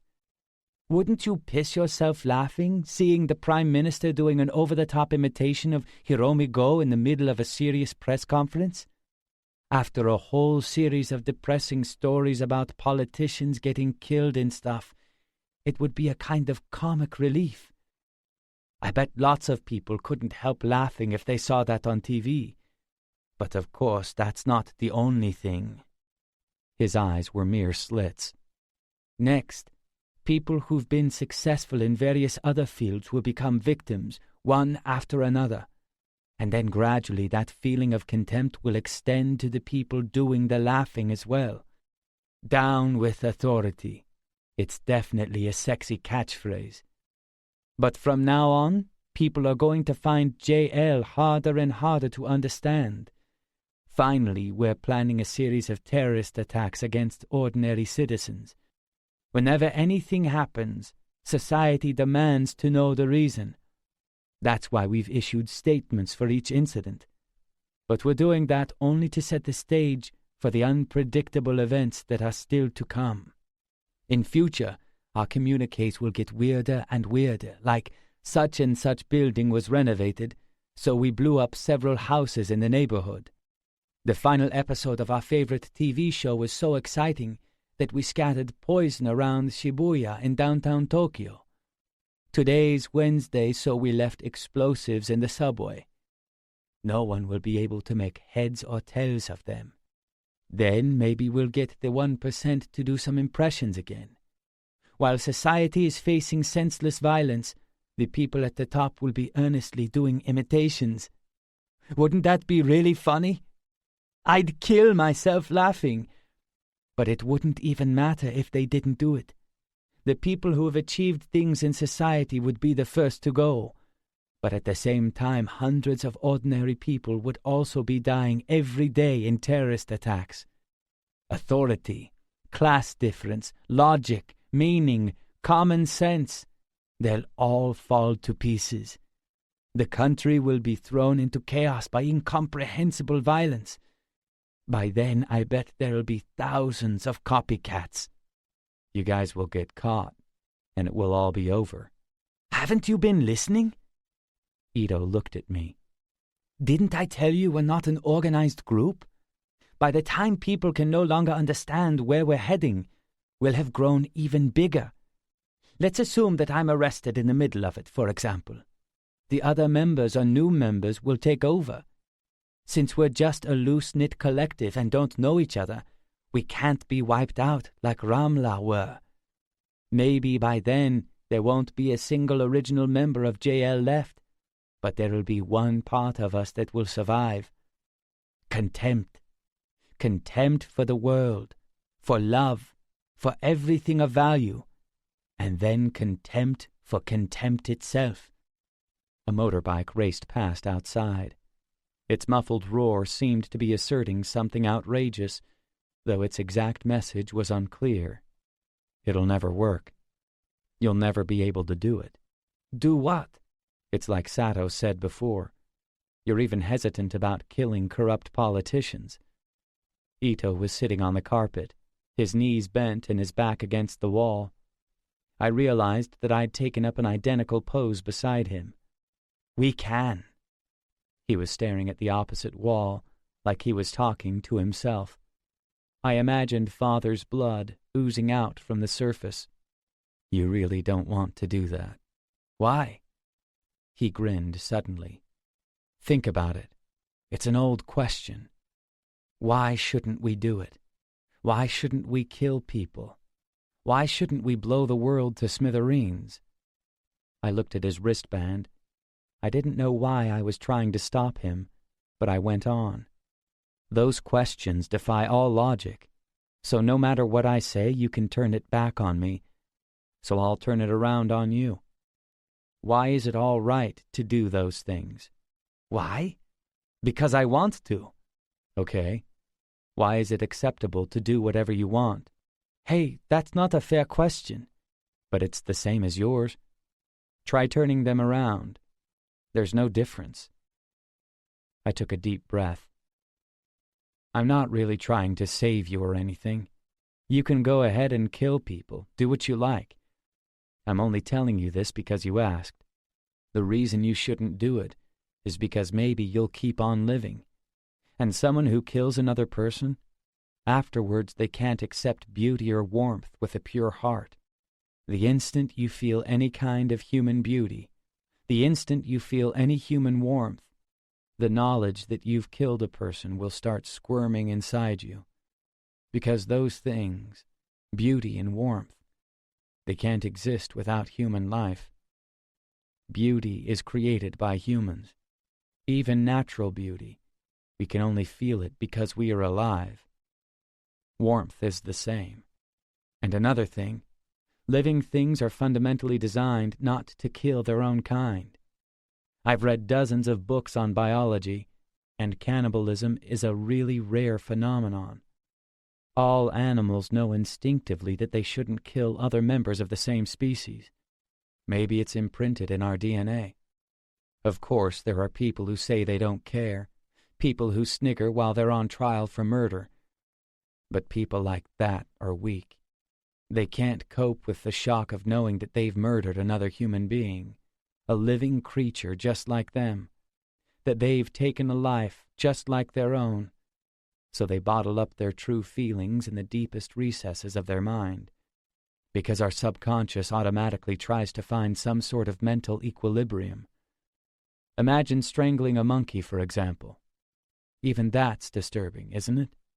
Killers who say they aren't bothered by it are just too weak to cope with the shock and shut it up inside themselves. They're just brainwashing themselves. As proof, look at those pathetic people who do stuff like going around killing at random. Real monsters don't do those things. They lurk behind the scenes, calmly dispensing evil from positions of power. When people face up to the impact of killing, without locking it up deep inside them, they are bound to malfunction. I recalled Father staring at me in that basement room.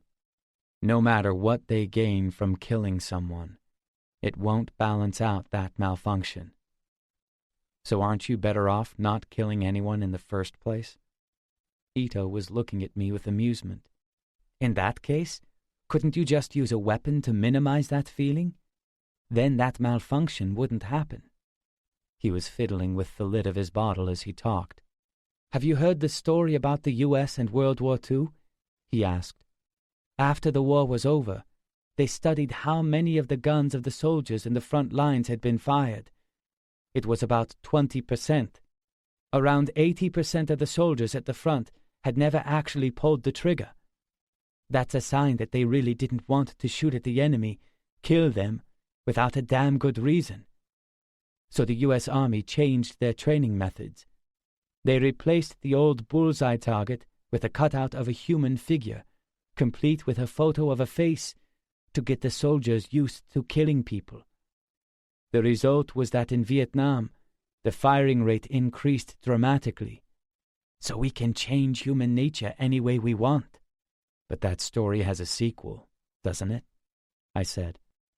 Ito's expression didn't change. Sure, I've heard that story, I went on. And sure, the firing rate went up. But the flip side was that lots of soldiers came home with serious psychological problems. The Army concluded that guns were no good. Even though the soldiers had been watching westerns since they were kids, in which people kill each other all the time, the real thing took its toll. So they decided to develop high-tech weapons, virtual, remote-controlled weapons, so that it didn't feel like you were killing a real person at all. That was the Gulf War. There was a terrible imbalance between the people being killed and the people doing the killing, between the Iraqis who were dying, spurting blood in pain and suffering and hatred, and the soldiers of the multinational force who managed to completely avoid the feeling that they were killing people. That caused a different kind of spiritual decay. And then there was Iraq, which became a land war, an old-fashioned shootout with rifles. As a result, the rate of psychological disorders among returning soldiers was abnormally high. I can't help feeling sorry for them. The perverted history of modern warfare is all about trying to maintain the emotional balance of the soldiers who kill. That's been the constant refrain. But it's simply the difference between keeping the shock of killing bottled up in the subconscious and using weapons to numb the soldier's sensibilities. If you think that'll work, you're just stupid. In fact, maybe the real purpose of war is simply to replicate itself, to create more wars. Ito had stayed stony-faced throughout my monologue. He continued to stare fixedly at the wall in front of him, as though something was written there. "You'll never understand," he said quietly. "Listen. Imagine there's this guy who's thinking about killing himself after murdering someone. Imagine he doesn't care when he dies, or rather, he wants to die but plans to kill someone else first. He wouldn't give a shit about beauty or malfunction or any of that. Ethics and morality are irrelevant to him. Because for us there is no God. We don't believe in an afterlife either. Look, the only reason I'm doing this crap now is because of the bloodbath that'll come at the end, that feast of contempt for life. Now it's all just a preview. Thousands of people dying for no reason, hundreds per day. It'll be a world of contempt for everything, where life is absolutely worth nothing. I can't wait. I've been yearning for that from the depths of my soul, ever since I was a kid." He turned towards me. Again, the noise of a motorbike engine shook the apartment. "Let's say," he continued, opening his eyes slightly and playing with his wristband again, "let's say there's a guy like this, brought up in violence from as far back as he can remember, brought up as though that was completely normal, constantly beaten without love, without any feeling at all, as though even kicking him was a bother, indifferent kicking, because he was in the way, shunned by people from warm, bright, carrying homes just because he hadn't taken a bath for days. Nothing but pain. No food, only fear and hatred. Unable to sleep properly because of recurring memories of violence. Slashed his wrists many times but couldn't die. Can you tell someone like that to be kind to others? Can you tell him to think about how other people are suffering? That there are people in the world worse off than you? Think of the starving children in Africa. Can you say that to a man who had those feelings beaten out of him from the day he was born? To a man who has lost the ability to cherish those things? To a man who suffers because he can't feel anything for other people, no matter how hard he tries? You can tell him not to interfere with other people's happiness? To a man who already wants to die, you can tell him to die alone, thinking only of others, like some kind of saint? To a man who's tried to protect himself by telling himself that the years of abuse he received weren't such a big deal, you can tell him that violence towards others is bad? To a man who was raised by an insane, drug-addicted woman, whose adored husband died in a mass suicide as part of an evil cult, and whose only thought was to ruin her son's personality in order to pass on the malevolence of his father? To a man whose mother somehow blamed him for her husband's death, who was filled with crazy ideas she inherited from her husband and with hatred of her son? To a man who was raised by a monster who grew tired of him and only continued the violence out of habit? To a man who was so hungry that he used to eat his own hair? To a man whose birth wasn't even registered? His shoulders heaved as he gasped for air, and his frightened eyes stared directly into mine.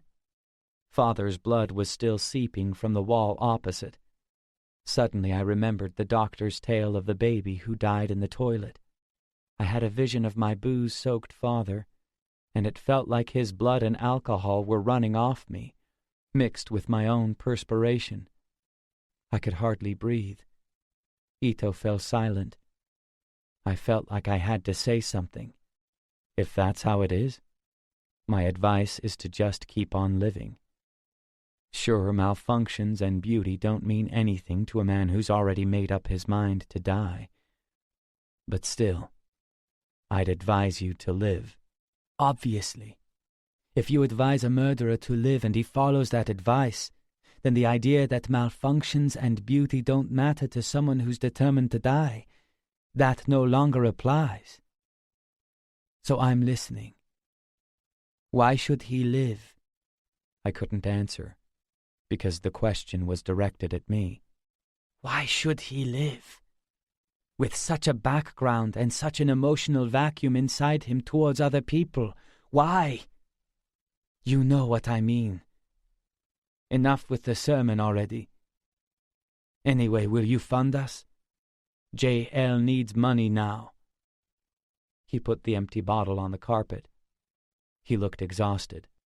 But you're still not ready to do it, are you? I am. No, you're not. You're still putting it off. You can't join in the killing. You've stopped at pretend terrorism. That proves it. You satisfy the impulses inside you by stopping just short of exploding. You give yourself various reasons to make yourself feel better, but you steer clear of actually blowing things up. Besides, isn't JL in big trouble right now? I bet that's the real reason you need money. He glared at me. What do you mean? They're close to catching one of you, aren't they? One of the early members. If they arrest him, the whole group could be in trouble. What have you heard? There's a guy on the run, isn't there? A guy with a protruding jaw? If they catch him, JL will be in deep shit. You said it yourself when you were talking about killing politicians too early. There's a risk you could get wiped out before you get really big. How much do you know? What do you mean? You're smart. You need escape money for when JL is eliminated. Yeah? That's what it's really for. isn't it? That's beside the point. Just give me the money and let me worry about what it's for. You've got money to burn, haven't you? You're rich, you don't need it. Besides, what's the matter with you? Acting like your shit don't stink, when we both know you're just a crazy mother. You and me, I think we're similar, right? Because you could have ignored me, but you didn't. I'm not saying you have to give it to me right now. Next time we meet would be fine. But could you get some money together for us? How much? 5 million yen. You've got to be kidding. It's much less than I wanted at first. Also, could you look after this for me? He put his backpack on the low table. What is it? A bomb. It's just for a few days. At the bottom of the squashed bag, I could make out the shape of a square object. I don't have anywhere to store it anymore. Coin lockers have security cameras. It's not for long. Why do I have to look after it?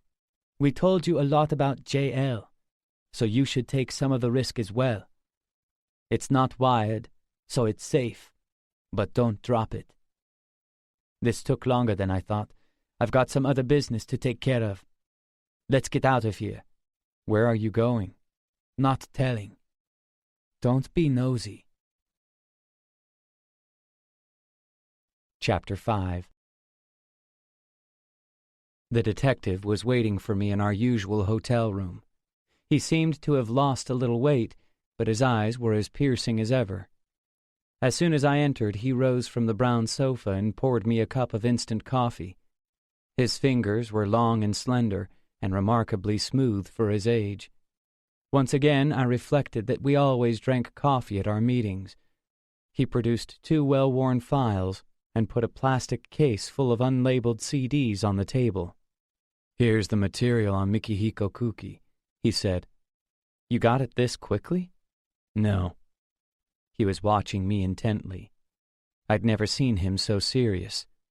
If you look at these, you'll understand what type of man he is. The file nearest to me was particularly old. What you do with it, that's up to you. What's... He looked at his silver watch. It's almost time. Huh? Ah, so it is. I stood. Does Konishi... Yeah, no problem. It's on my way. I'll give you a lift. Jilerepet was in the basement of a white 5-story building in Roppongi's entertainment district. The detective spotted Mikihiko's PI's car tailing us, but I told him several times to ignore it. When we arrived at the bar, I straightened my tie and waited until his vehicle disappeared from view, while Mikihiko's guy watched from his car. What had given me the push to visit Kaori was Mikihiko telling me that if I approached her, he'd leave her alone. But whether I was playing for time just to hide my real motives, I wasn't sure. There were many things I still didn't know, not so much about what I wanted, but what I was going to do about the whole situation. Still, there I was, dressed in a suit, standing in front of Jilerepet's stylish neon sign. Meeting Kaori felt unreal, like some kind of bad joke, but I also couldn't imagine running away, going back to my own room. I made my way into the hushed building, feeling like something was dragging me forward, like something soft was pushing me from behind. The dim staircase seemed to go on forever. At the bottom, my eyes were assaulted by a brilliant light. A young man with a smooth smile opened the door. He must have seen me from inside. The bar was larger than I expected, filled with soft jazz and lit by rows of chandeliers, which showed vases of flowers, their stalks extended like arms, shiny sofas, red carpets, and lots of mirrors around the walls. "Hello," he said, the smile still fixed on his face. "Are you on your own?" "Yeah. Are you wanting anyone in particular?" Azumi." "Fine. This way, please." He guided me to a black leather couch beside a glass table. When I took out a cigarette, he put down the menu, dropped to one knee, and lit it for me. There weren't that many customers, perhaps because it was still early. From time to time I heard laughter. Azusa Konishi was wearing a red dress, and her elaborately styled hair reflected the light from the chandeliers behind her. Staying in character, she sat beside me with a smile. "You came," she said, as though we were friends. The waiter bowed low and moved away. "Are you sure it's okay?" I asked. "Yes, she's free at the moment. I'm really sorry about that business with the phone." "Don't worry about it." "So, okay, I'll call her. What would you like to drink? Gin and tonic?" She put ice in a glass and started to fix me a drink. With her pert breasts and beautifully made-up face, she looked every inch a hostess. She called the waiter over with a gesture. Thanking me and feigning a smile, she told him to invite Kaori to join us. The tip of my cigarette glowed feebly, like a chink of light in a thick fog. I stretched out my hand slowly to pick it up, but my vision was dim, and although my fingers managed to find the ashtray, they couldn't grasp properly. I heard voices. I saw the light reflecting off a corner of the table. Then the fog cleared. My view grew broader, and I could see part of my glass, damp with drops of water. I heard a high-pitched voice, and when I turned towards it I could make out a white arm extending from a white dress, elegantly curved at the elbow. It was lovely. My head felt like it weighed a ton, and as I looked up, the noise of the bar returned abruptly. And there was Kaori. Azusa was talking, but I couldn't hear a word she was saying. A white dress, black hair down to her shoulders, 2 bright eyes, a small nose, thin lips, glossy with lipstick. "Nice to meet you," she said. Her voice, clear and light, exactly as it sounded through the projector. Suddenly I could hear again. Azusa was speaking, watching me with a smile on her face. "This is Mr. Shintani, an old friend. He asked if I had any friends who could join us. He's very generous." She continued to watch me closely. "Thank you," said Kaori. "I haven't been very popular this month." She was talking to me face to face. Her voice was high and pure, just as it had been back then. Her large, dark eyes shone in the light.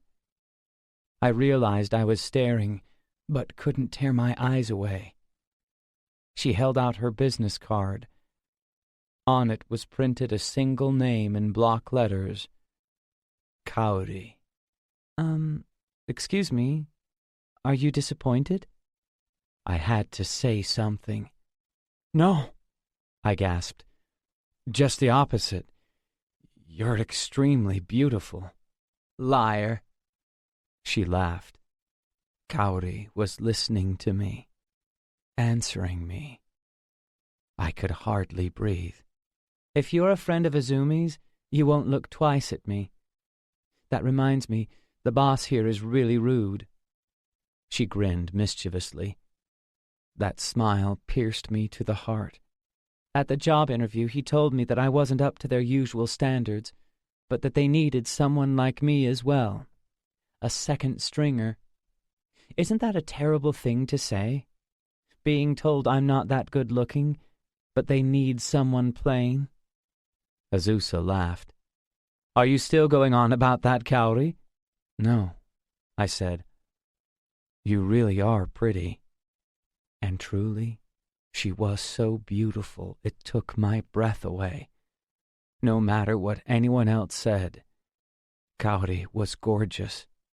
"Very pretty," I repeated. The waiter approached. Azusa had another customer, so she had to leave us. We had arranged this in advance. I asked the waiter not to disturb Kaori and me, and he nodded pleasantly. "Do you mind?" Kaori asked. "If it's just me?" Of course not. I don't often come to places like this, so I get nervous when I'm around lots of girls. She looked at me, mystified. My forgotten cigarette had almost burned itself out in the ashtray. I stubbed it out, and Kaori immediately replaced the ashtray with the clean one. "Eh?" I said. "That was still fine. It's a house rule. This, too." She wiped the condensation off the outside of my glass with a white cloth.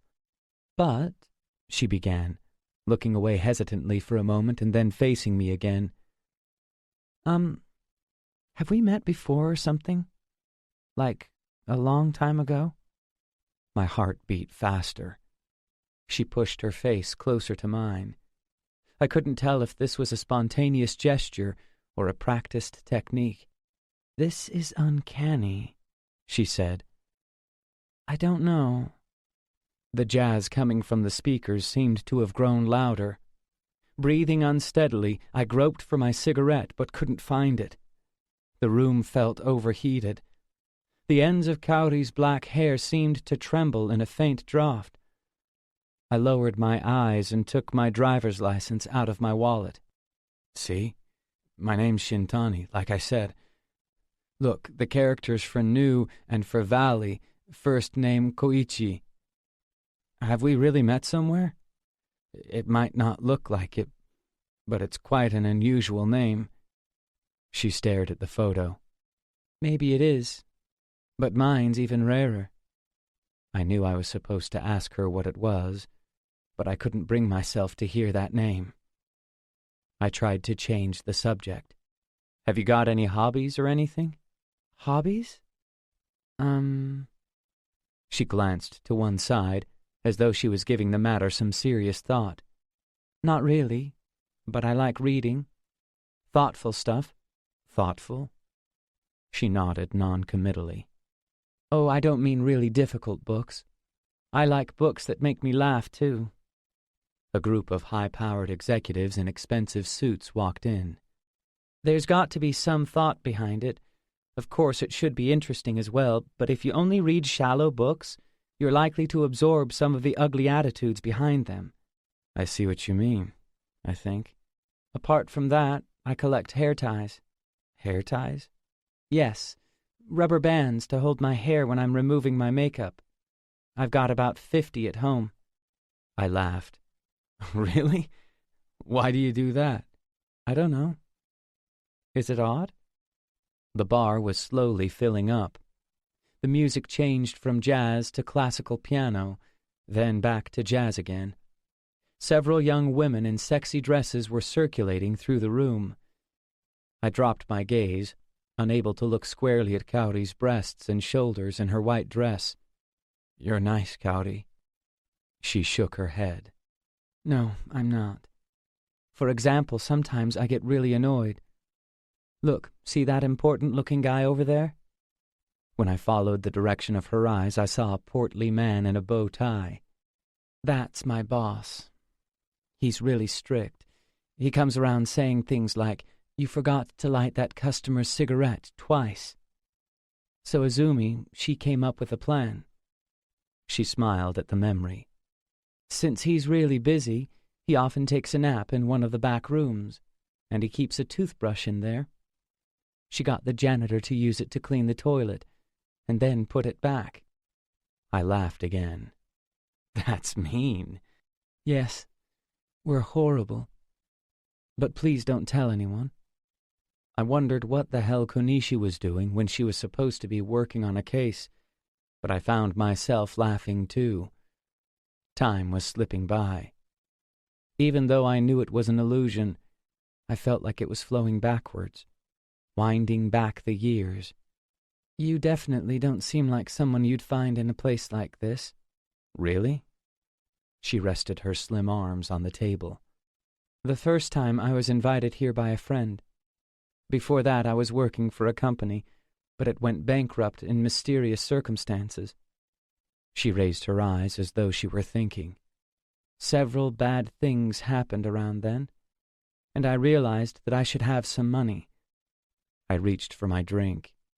The sweat on my palm mingled with the droplets on the surface of the glass. At least if you've got money, you can get a room somewhere and live by yourself, even if you've got no friends and nothing you can rely on. Don't you agree? I guess. I didn't think I'd ever be lucky, so I decided to at least save some money. Just recently, a bit at a time. She smiled faintly. It was exactly the same as her smile from all those years ago.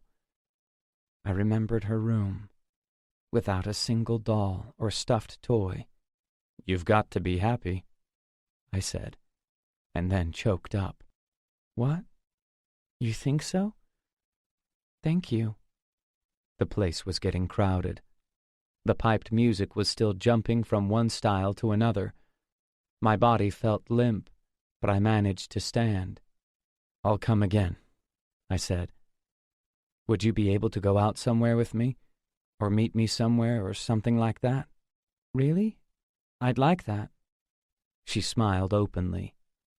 I couldn't get my words out properly. "But are you sure? You don't know what kind of guy I am." "I'm sure. Usually we only go out with regular customers, but you're a friend of Azumi's." Her white dress was still painful to look at. Chapter 6. I went home and lay on my bed. I got an email from Kaori saying that she'd enjoyed meeting me, that she wished I could have stayed longer, and that she hoped I'd come again. At the end, she asked me playfully not to tell the manager about the toothbrush story. I read and reread her message, which seemed to have fewer emoticons than a typical email from someone in her line of work. I was strongly tempted to watch her recording again, but I resisted. I waited for about 30 minutes, drinking whiskey, and then sent her a reply. The next thing I knew, I was waking up on the floor. I had no idea how long I'd been asleep. Whiskey glass in hand, I moved to the couch and stared blankly at the wall. Its smooth, flat surface seemed to reject everything. I was covered in sweat. I'd had that dream about the chairs again, the one where there were 6 empty chairs in front of me, and I was waiting for something or someone that would judge my whole life.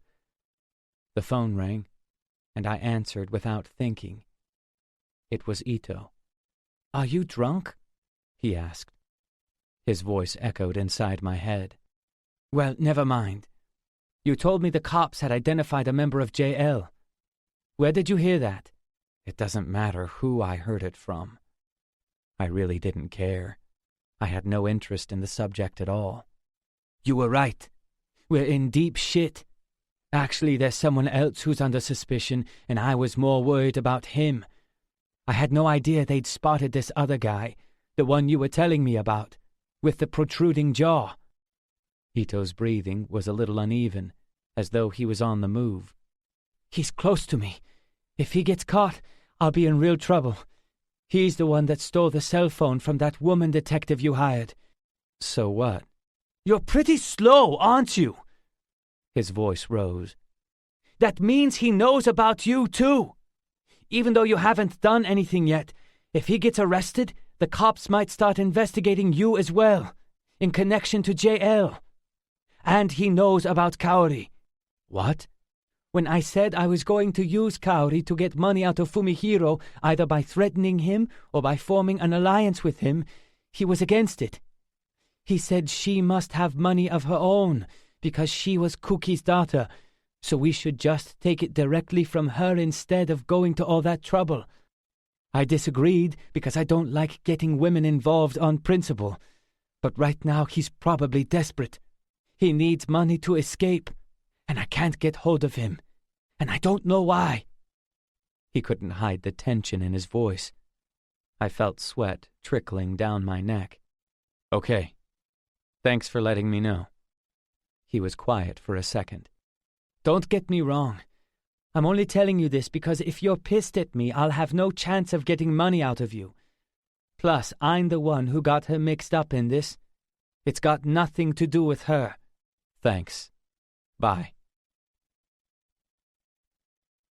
I hung up and immediately called Azusa Konishi. She answered after 7 rings. "What are you doing now?" I asked her. "We finished early, so Kaori and I went to a restaurant. I'm on my way home." "How did things go with her today?" It sounded like she was in a car. "I'll tell you about that later. But could you get hold of her straight away, please? There might be this bad guy hanging around her apartment. It's just a possibility, but could you put her up at your place or somewhere? Just in case? Just till I know it's safe." "Sure. But why?" "A member of JL is on the run, and apparently he's looking for money. He knows a lot about her, that she's a Kuki and that she might be rich. I just want to play it safe." "Understood. If there are any problems, give me a call, even in the middle of the night. And would you let me know as soon as you meet up with her?" "Will do." I hung up, prowled around my room for a bit, and looked at the clock. It was still midnight. I wanted to do something, but realized that at the moment there wasn't much I could do to help Kaori. I couldn't just stay home, though. So I went down in the elevator, bought a can of coffee I didn't really want from a vending machine, and drank it as I walked. I was looking at the apartment building over the road when someone called my name from behind. Standing some distance away was Aida. I ignored him and heard his irritated footsteps following me. "Amazing, isn't it? As soon as I get here, I meet you outside your condo. There must be something between us after all." He was panting. "It's the other way around. Even though it's late, I was going out just as you got here. Just bad timing." "I still caught you. Only just, though, right?" He grinned, watching me intently through narrow eyes. "So what do you want? You said we wouldn't meet again." He took out a photograph.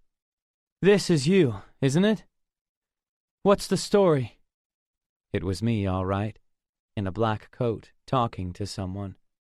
It was somewhere outside. All I could see of the other person was part of a hand, but I could tell from the wristband that it was Ito. "Yeah, that's me. What about it?" "That guy who's on the run, Kanzaki, he had this picture. The guy from JL. What does it mean?" "That's what I'd like to know." I realized that I was calm, probably thanks to the fact that Ito had warned me just before I came out. "Don't tell me you're in JL?" "Yeah, right." "Yeah, that's what I thought." His stare grew more searching. "I know you. At least I think I do. You're a hard-nosed realist. You're not the type to join a group like that. My gut feeling tells me it's impossible. That's why I don't get this. What's going on?" "I told you, I don't know." I frowned, let out a long, slow sigh. "Was this taken with a digital camera? Or a cell phone? Are you saying that everyone he's got a photo of is in JL? Anyway, that's me in the picture, but it's not focused on me. It's pointing further away." Aida was still holding up the photo. "That's not unusual when people are trying to take pictures without being seen," he said. "Well, then, maybe he was trying to take a picture of something else and missed? Maybe of that woman walking behind me, for example." "So you reckon it's just coincidence?" "I'm just guessing." "Anyway, I'm not interested in your affairs. You're a pain in the ass.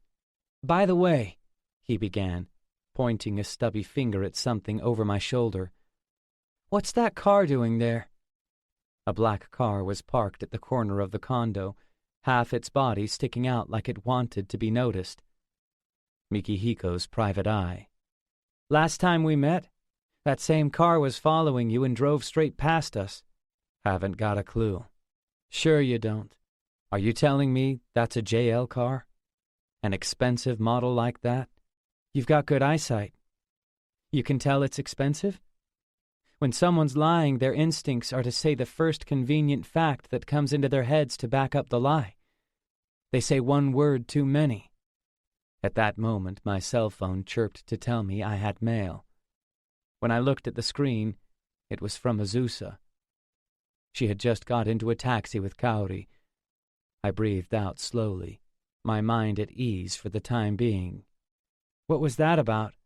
None of your business. Mind if I take a look at that email? Of course I mind. It's from this woman. I gave it to her good yesterday, and she wrote to say she wants more. You really don't like talking to me, do you? But I've got some news for you. Yaiko passed away. He continued to observe me closely. Is that so? Actually, I was going to tell you that first, but for some reason I ended up talking about the photo instead. I wonder why. Beats me. I'm beginning to wonder if I do understand you after all. To be honest, I came here today to show you this photo and to give you that bad news, because I wanted to see how you'd react. And your reactions were just too natural. A strong wind was blowing, just like lots of really smart criminals I've met. Too natural. I looked at him.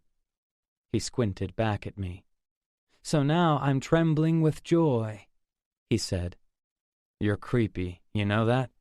See, that's the reaction I'm talking about. We stared at each other for a long time. A noisy motorbike passed right beside us. He glared at me, unsmiling. We will meet again after all. Now I've got my eye on you for a different reason. A different reason. You're wasting your time. I squeezed past him, standing there like he was trying to block my way, and returned to the condo without glancing back. Chapter 7. I opened the curtain a fraction and peeked out the window. Mikihiko's private detective was parked outside, and had been there for several hours. I grabbed my phone and called Azusa Konishi.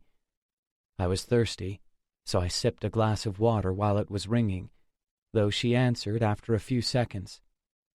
I knew it was a bit rushed, but today was my only chance.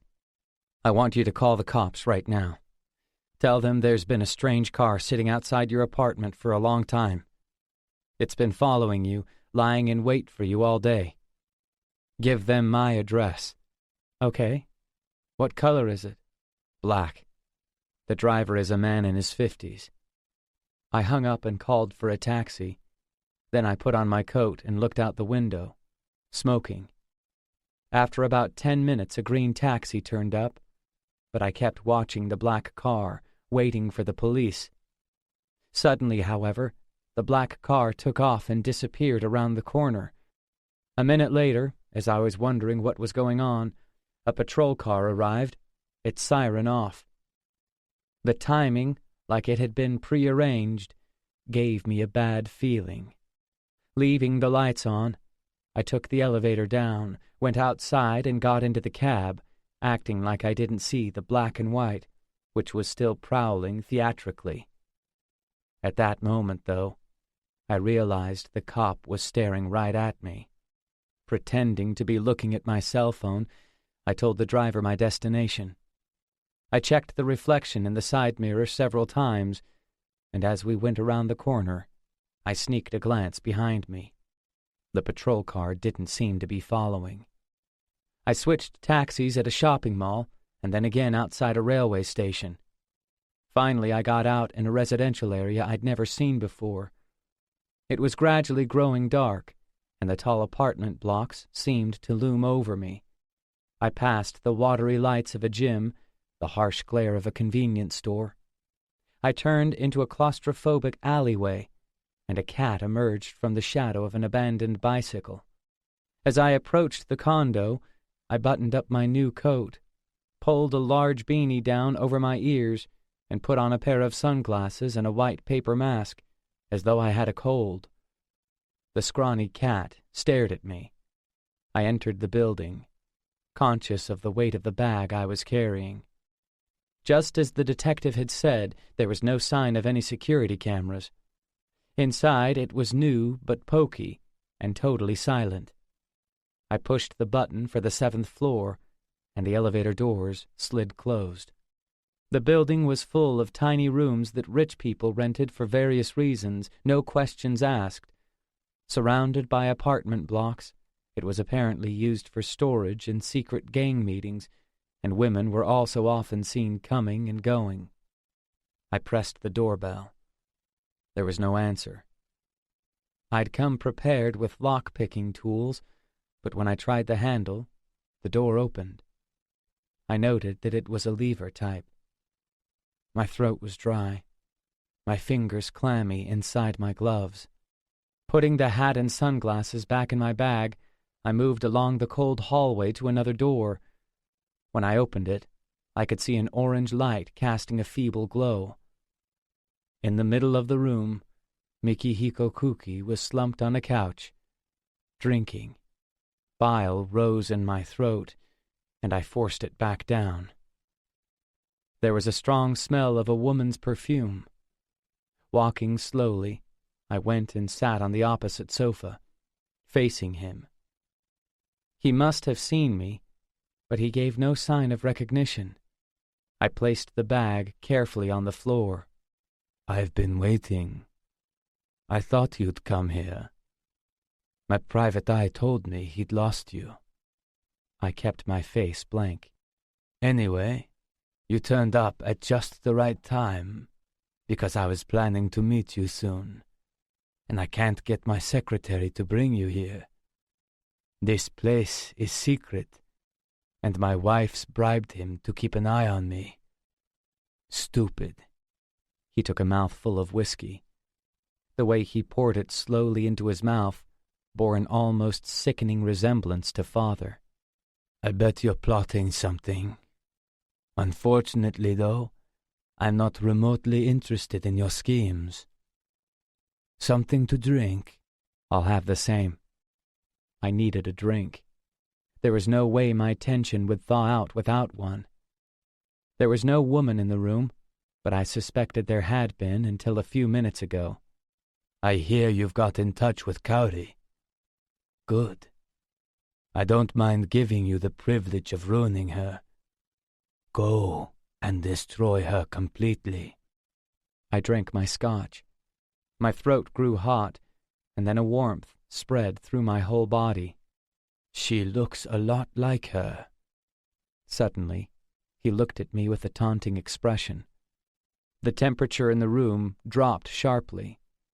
His limbs were as relaxed as ever, but his gaze grew sharper. "You know you killed her. Your mother?" It felt like someone had stabbed me in the heart. I sat there, right in front of him, staring at his face. He smiled faintly. "Well, sort of, didn't you? She died giving birth to you." "What? You didn't know?" The only thing I could see was his mouth moving. "The old house has a room hidden under the cellar, like this secret room here. The room where you killed father.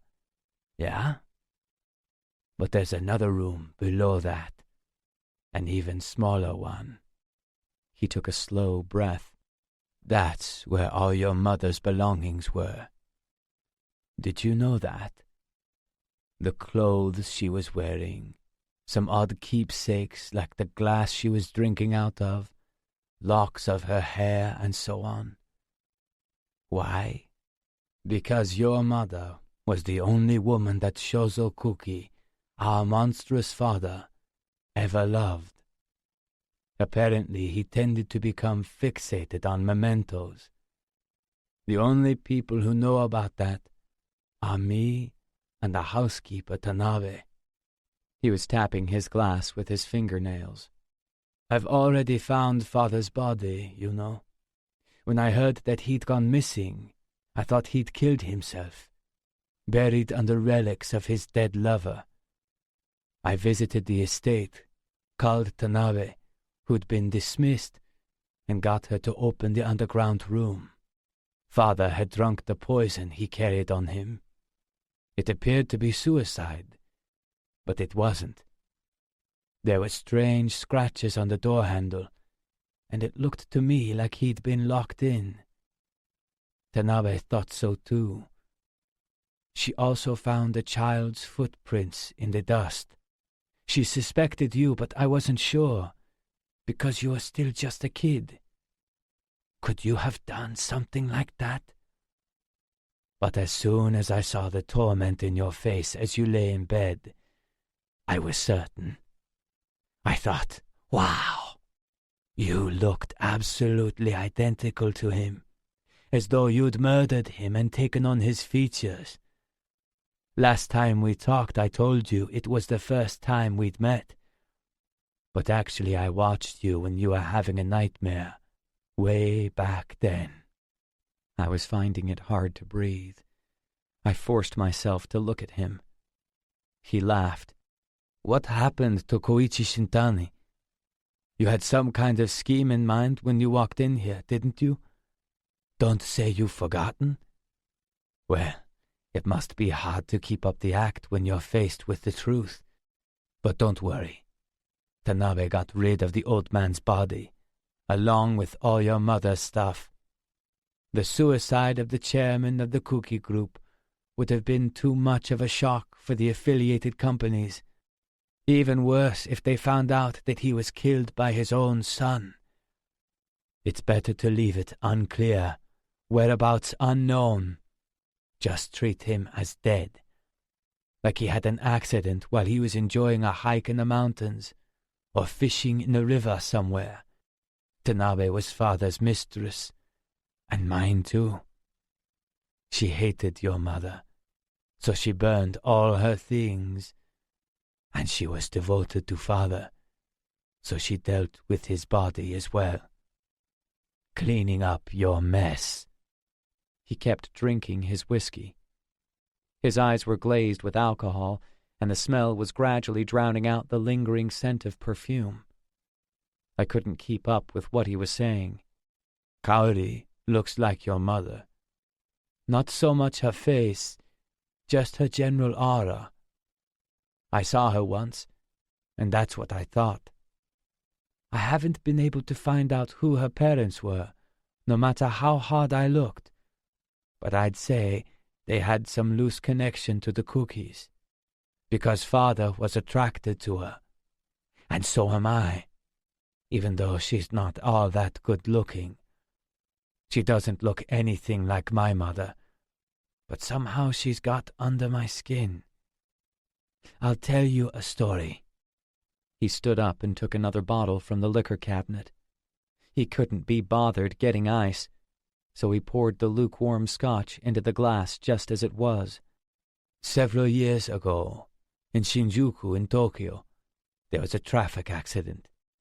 He slouched heavily onto the sofa again. Just a typical accident, and the person who died had nothing to do with us.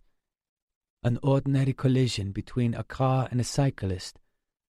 The driver hurt his wrist slightly, and the woman on the bike was killed instantly.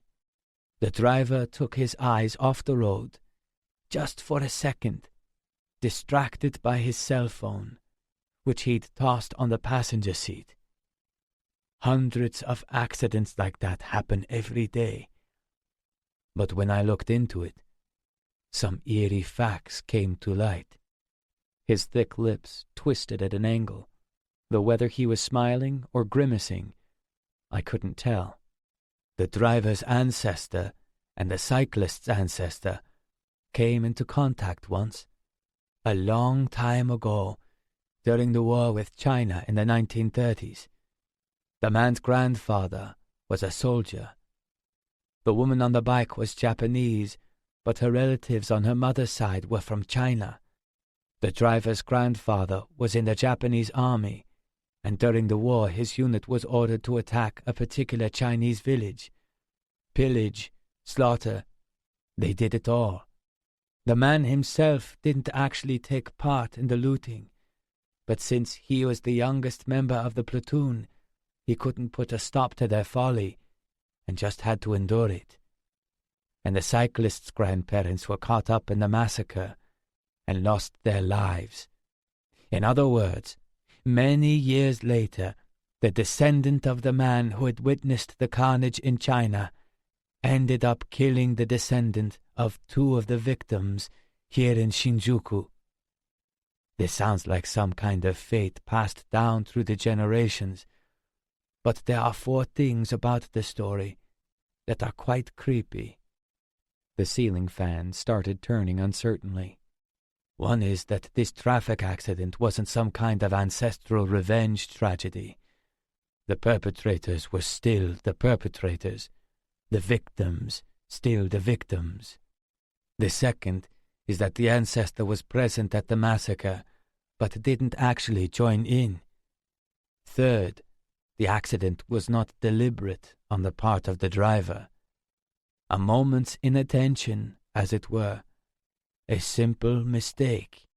And the fourth thing is that the driver received a slight injury to his wrist, but the soldier, tormented by his memories of the atrocities, in later life attacked his own wrists several times with a hatchet. What do you think of that? He poured another drink. It's just a coincidence, I said. True. You can look at it that way too. But you do hear stories like that from time to time? Or you could call it karma. Like the killer driving the car and the victim were suddenly, through their respective bloodlines, swept up in that flurry of violence, that massacre in the Chinese village, like some kind of time slip. Retroactively, the accident makes the driver's ancestor seem like a perpetrator as well. If the accident was really just negligence, perhaps that means that karma can manipulate people's unconscious minds, as though they are linked through the unconscious. In this world, I believe that there are many incomprehensible karmic threads that transcend time and space. I don't know what these threads are trying to achieve by repeating similar things in different times and places. Maybe that girl Kaori had some kind of connection with the Kukis. Maybe she's descended from someone who was killed by one of the guns we sold in World War I. That's absurd. Really? Or perhaps she's the great-great-granddaughter of some woman who was raped by a Kuki, or the descendant of that dead woman's best friend. Don't you think the word karma has a really Japanese ring to it? He laughed. The whiskey seemed to be seeping out through his eyeballs. Maybe the Kuki family's repeated acts of wickedness are leading somewhere too. At any rate, when I look at her, I feel a definite attraction. She stirs something inside me. I bet it's the same for you, isn't it? Chapter 8. The only sound in the room was the tortured rumble of the fan heater. Maybe the place was soundproofed because I couldn't hear a peep from the adjoining rooms. I took another mouthful of scotch in the gloom, felt the warmth slide down my throat. My cigarette smoke swayed lazily at the edge of my vision. "It's going to be another long night," said Mikihiko, standing. He scooped a small red fish out of the aquarium and dropped it in a dish, where it twitched convulsively. He watched for a while without expression, then deposited it on the counter behind him. It was still floundering, but he had lost interest. "I'm so depressed. I almost killed this girl a little while ago." He sank into the sofa in front of me again. "Hurry up and spoil her. Defile the thing you value most in the world. If you pass through that violent whirlpool, you can truly liberate yourself from the mundane and from your own life. Then come over to my domain." The red fish had almost stopped moving. "You're drunk," he said, smiling faintly. "This booze is strong. You look pretty slow-witted for someone who's up to something. But never mind. You're distracted, and I can bypass your consciousness and talk directly to your subconscious." His eyelid was twitching slightly. "You should be my sidekick. You'll enter my realm and be free. You'll be a perfect cancer, and I'll show you some wonderful sights. Since you killed father and killed Yajima, you're the ideal person to be by my side. Here, I'll let you in on my modest goals. I reached for more whiskey. But before I do, let me ask you this. If you were king of a country, and you had no ethics or morals, what kind of citizens would be your ideal? He watched me. When I answered, my voice had gone hoarse. Ones who are easy to manipulate, I suppose. That's right. I thought he might smile at that, but he didn't. Citizens with no doubts about anything, who will trust their king like children no matter what he does, who will get fired up as a single unified body in support of war, who will turn a blind eye to corruption, who will swallow all his propaganda. Simple people, you could call them. The fish behind him was completely still. These days, in fact, when people are readily susceptible to images and impressions, it's fairly easy to manipulate them with information from the government or the government's proxies. There are lots of ways of doing it, some of them visible, some not. If you don't believe me, just look at the screwed-up logic that was used to justify the Iraq War. The intelligentsia call this populism. They say that the public are stupid for being fooled by the government's lies. But that's not strictly true. He smiled faintly. Why did the simplistic logic of the so-called war on terror end up prevailing despite being widely criticized? Why does a politician's popularity change because of images on TV?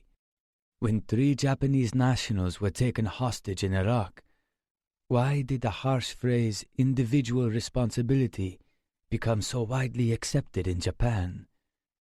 Why is public opinion swayed by primitive images rather than by the complex reality of events? The answer is that people are busy. There are other reasons as well, but that's the main one. Everyone is busy with their daily lives, their worries, their work, their search for happiness, and you can't blame them for that. Who's going to take time out from their busy life to think about a dispute in some tiny country in Africa, let alone the business interests behind it? Do you think they're going to go beyond the mass media and examine the real meaning of the information the government is feeding them? Do you think that when some criminal is presented as an absolute villain, anyone is going to wonder if he's been falsely accused and actually go out and do their own digging? Do you think anyone will look into whether a TV commentator has got close ties to a particular political party? Hardly anyone will do that. Most people are too busy. And by working away behind the scenes, we're planning to provoke North Korea. We're planning Japan's 9/11. He continued to study me, his face giving nothing away. Imagine a missile hitting Japan. Public opinion would change in an instant. The peace constitution would be thrown out of the window. As the number of victims was reported, as the grief of their families was reported, the whole country would be filled with pity and seethe with hatred towards North Korea. When people believe they have a good cause, the violence within them bursts forth unrestrained, as if their good angel has given permission for it to escape. Basically, that's how wars are started. The public executions they had in the old days worked on the same principle.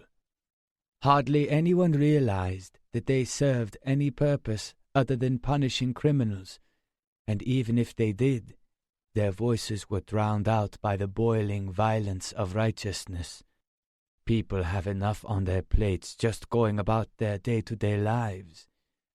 Japan would agree to war, and our profits would be beyond our wildest dreams. The state would use taxes to buy the weapons we manufacture, transport planes, the whole lot. And then after North Korea was defeated, there'd be a construction boom. Obscene people flock to obscene money, and after millions of deaths, there'd be even more obscene money swirling around. War is the best business model there is. His mouth opened in a swallowing motion. At first I thought it would be okay if the missile missed the target, with only a few casualties. In that case, there wouldn't be a war, but the defense budget would skyrocket, and new markets would open up for us. That would certainly be entertaining to watch. But now I think we can go further than that, because I'm already ruined, and of course the object of a plan born from ruin will be more ruin. I don't care how many missiles rain down on central Tokyo. The country will be thrown into chaos. America and China will get involved, and the whole munitions industry will come along for the ride. That's part of my plan, too. American arms manufacturers will be delighted at any rate, because Japan will buy more weapons. This is all several years down the track, but I've got it all planned out. He blew out a puff of air and rubbed his eyelid, as if the twitching was bothering him. It won't go that smoothly, I said. I could feel the corners of my mouth curling in a faint smile. Even if people like you make your plans, humans don't always react as you expect. Sure, we're busy with our own problems, and it's hard to pay much attention to contracts for rebuilding in Africa. But you're carrying out your plan in Japan, right? I can't see the Japanese public acting like you think they will. That's right. You're not dumb, are you? His voice grew stronger.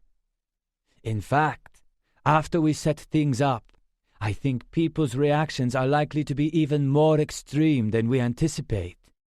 We'll just provide the catalyst, but the wave will pass through that human maelstrom and burst out in unexpected directions.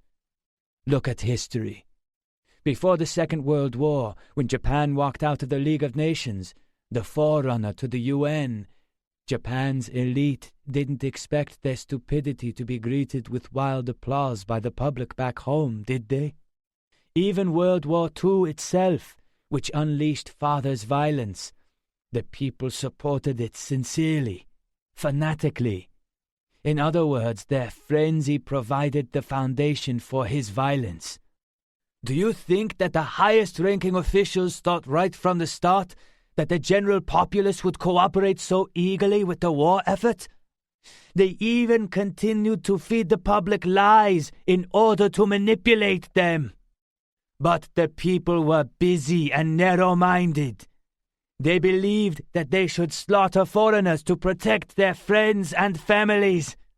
Their excitement and violence, rooted in a good cause, rose like a flood. It's a fever, get it? That fever, that's what I want. That fever, that flood, heading for doom. By now, he was almost shouting. Everything fits together as part of the system. That JL group that's active right now, their aim is probably to undermine authority.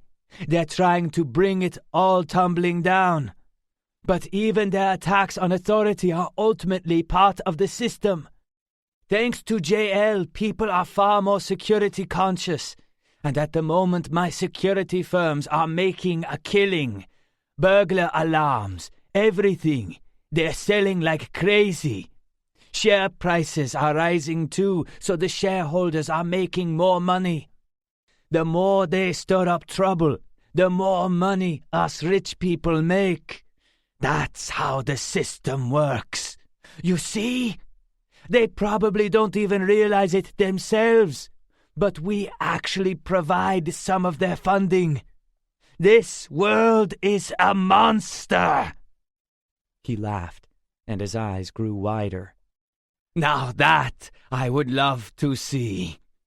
All the buildings collapsing. The fortress of people's happiness collapsing because their closed-up nature allows wars to break out, and they get caught up in them.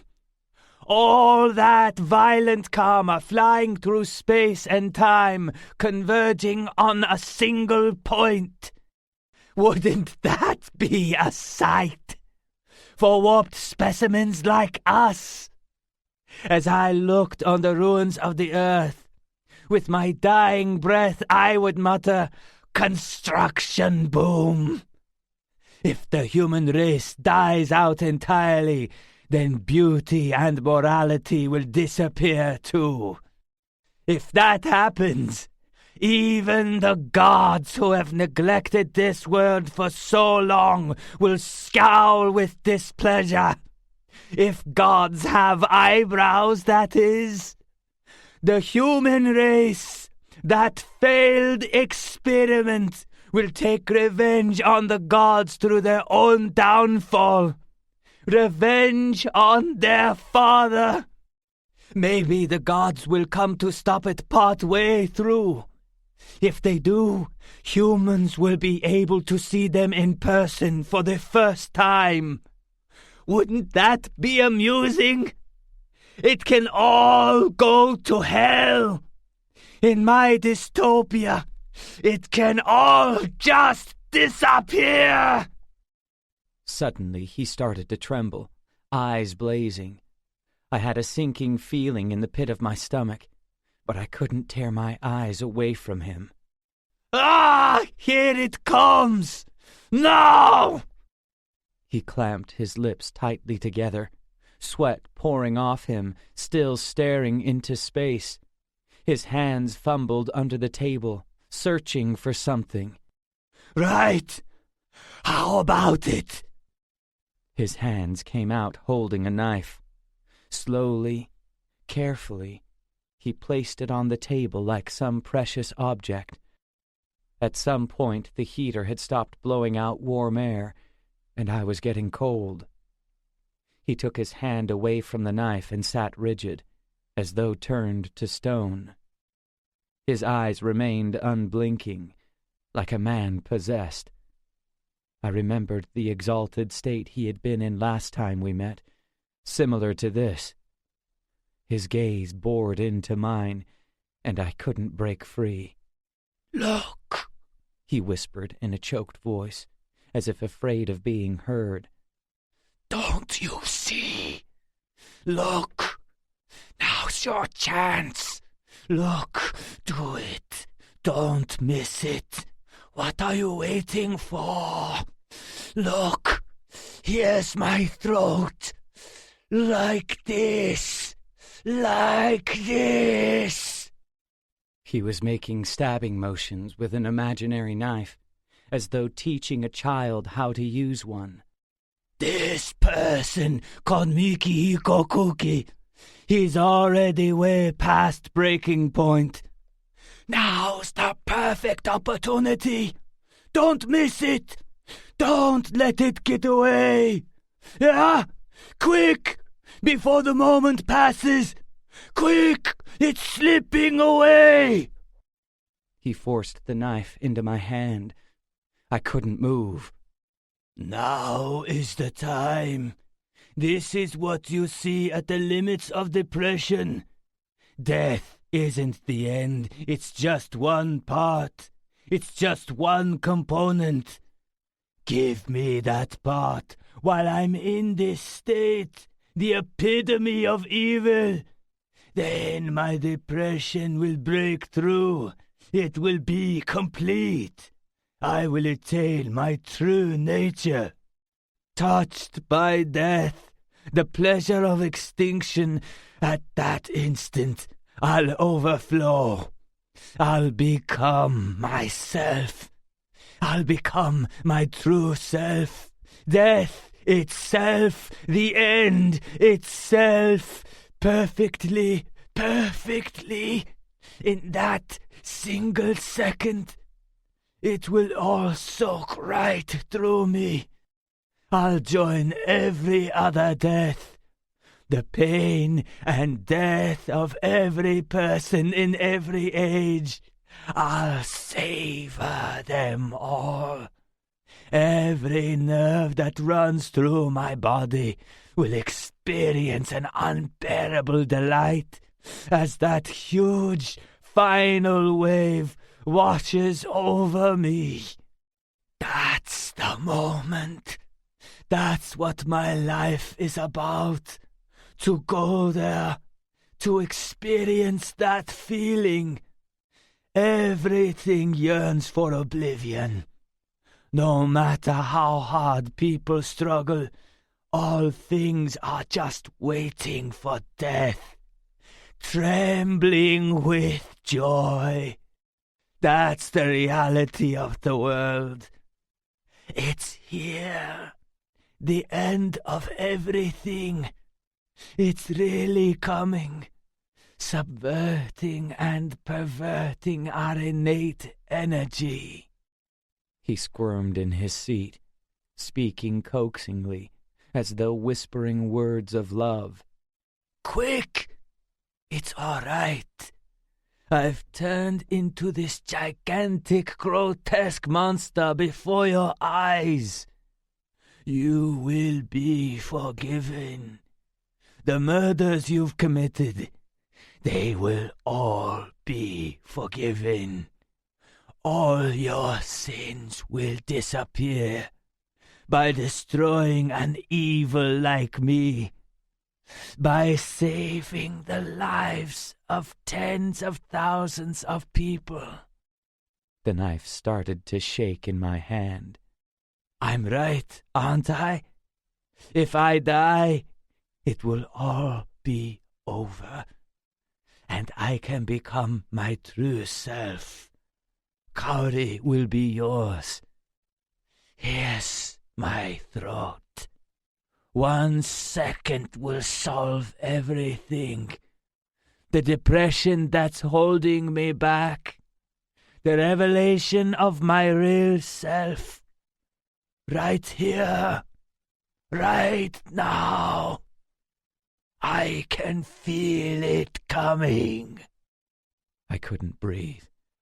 His soft, fat neck was right there in front of me. Do it quick. Yes, like that. Humans have always done this. They've always solved problems like this by killing people they think are evil, by killing people who threaten their well-being. A man like me who wants to destroy humanity. I'm an abomination, aren't I? For all those people who want happiness. Even for the gods. Aren't I? Suddenly he began to shout. His mouth opened so wide I thought it would split, and his bloodshot eyes bulged. In his exposed throat the thick veins stood out clearly. Quick! Everything will be forgiven! The gods and history are watching! He stretched his neck even more, staring at me. My hand clutching the knife was soaked with sweat. I saw my father, twitching and convulsing with hunger in that tiny room. I can't. What? His face contorted. I'm too tired, I said. Tired of this feeling. He looked at me, mouth sagging. What a weakling! You've already killed 2 people. I expected better of you. Gradually, his expression regained its former blankness, as though something had passed. All that remained were the beads of sweat on his forehead. Once again, his face revealed no emotion at all. You're pathetic. Really. Here's what will happen if you don't. I'll ruin that girl Kaori. and there's no way you can stop me. I'll keep her alive, but I'll destroy her. And I'll make you watch. I'll finish what Father couldn't. Perhaps that echo will alleviate my depression a little. He picked up his whiskey again. I took out my pen. I've recorded all of this. The whole conversation. He looked at me impassively. Since you're the number 2 in the Kuki group, that could make life difficult for you. That you're helping JL. And all your crazy plans. He laughed softly. Were you just pretending to be drunk? Coming up with a feeble trick like that? What a loser. From my bag I removed the bundle of documents and the compact discs. These contain proof of some of the things you've done so far. Even a recording of you killing your own daughter in this very room. Yeah? Your secret discussions with a certain politician. Your illegal exports of large numbers of weapons, including centrifuges that could be used to develop nuclear weapons, and helicopters that can be converted for military use. Even proof that you killed 2 prostitutes. He regarded me with a bored expression. How did you get these? Your own father was checking up on you the whole time. He always had reservations about you. He suspected that one day you'd be a danger to the group. That detective? I can't say. But your father had lots of other investigators apart from him.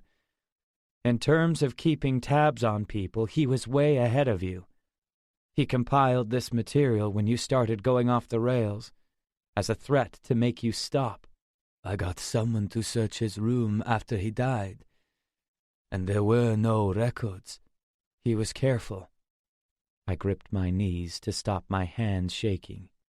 People like you, until your evil takes over completely, you pile up one crime after another. It goes without saying there's going to be a record. I glanced at the knife on the table. Now, even if you shoot me or something, it won't do you any good. I looked at my watch. It was 5-1. These are copies. In fact, I made multiple copies, and at 1 a.m. a friend is going to send them all off to the Metropolitan Police, the public prosecutor, the newspapers and TV, foreign corporations whose interests are opposed to the Kuki Group, and to the shareholders of every company you own. The cops will be knocking on your door any day now. You'll be caught, and you can tell the police whatever you like. I don't care anymore.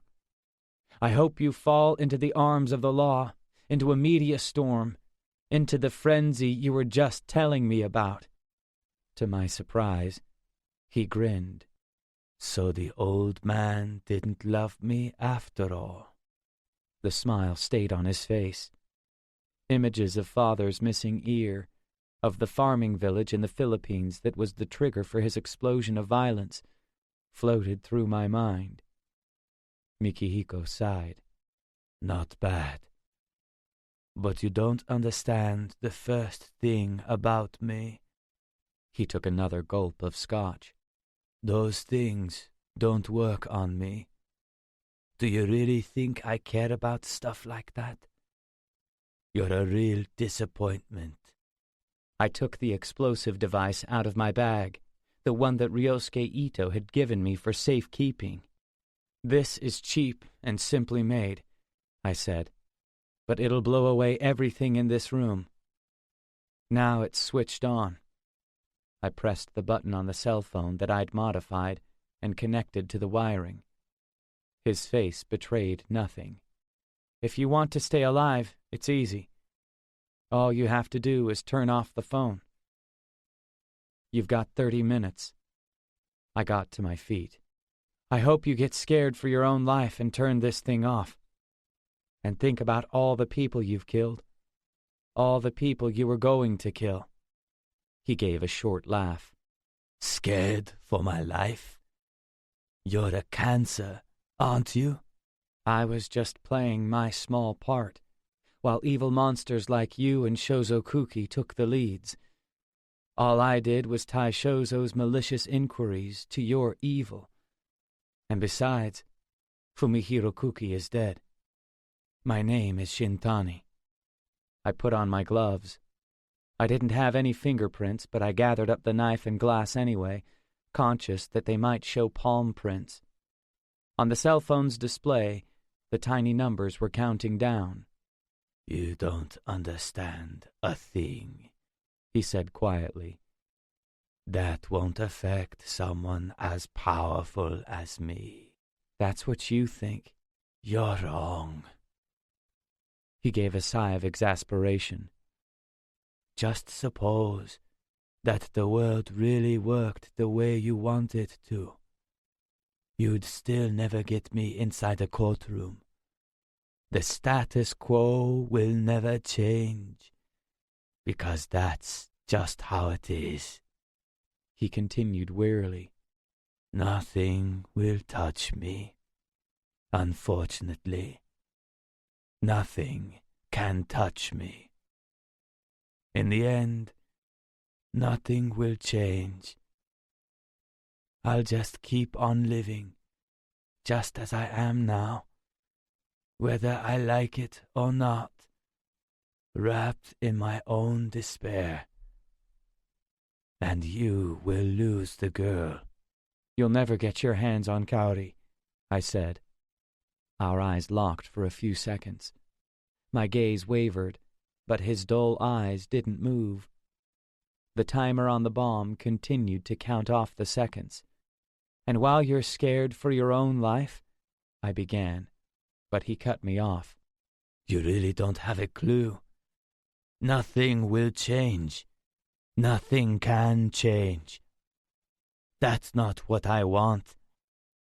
Scared for my own life? What the hell are you talking about? Is that what you want? He was still lying deep in the sofa, wooden as ever, as though he was planning to sleep there. His face darkened. Are you telling me to cling to this ridiculous world? To life? He spoke lazily, sipping his drink. You must be joking. I turned and walked away without answering.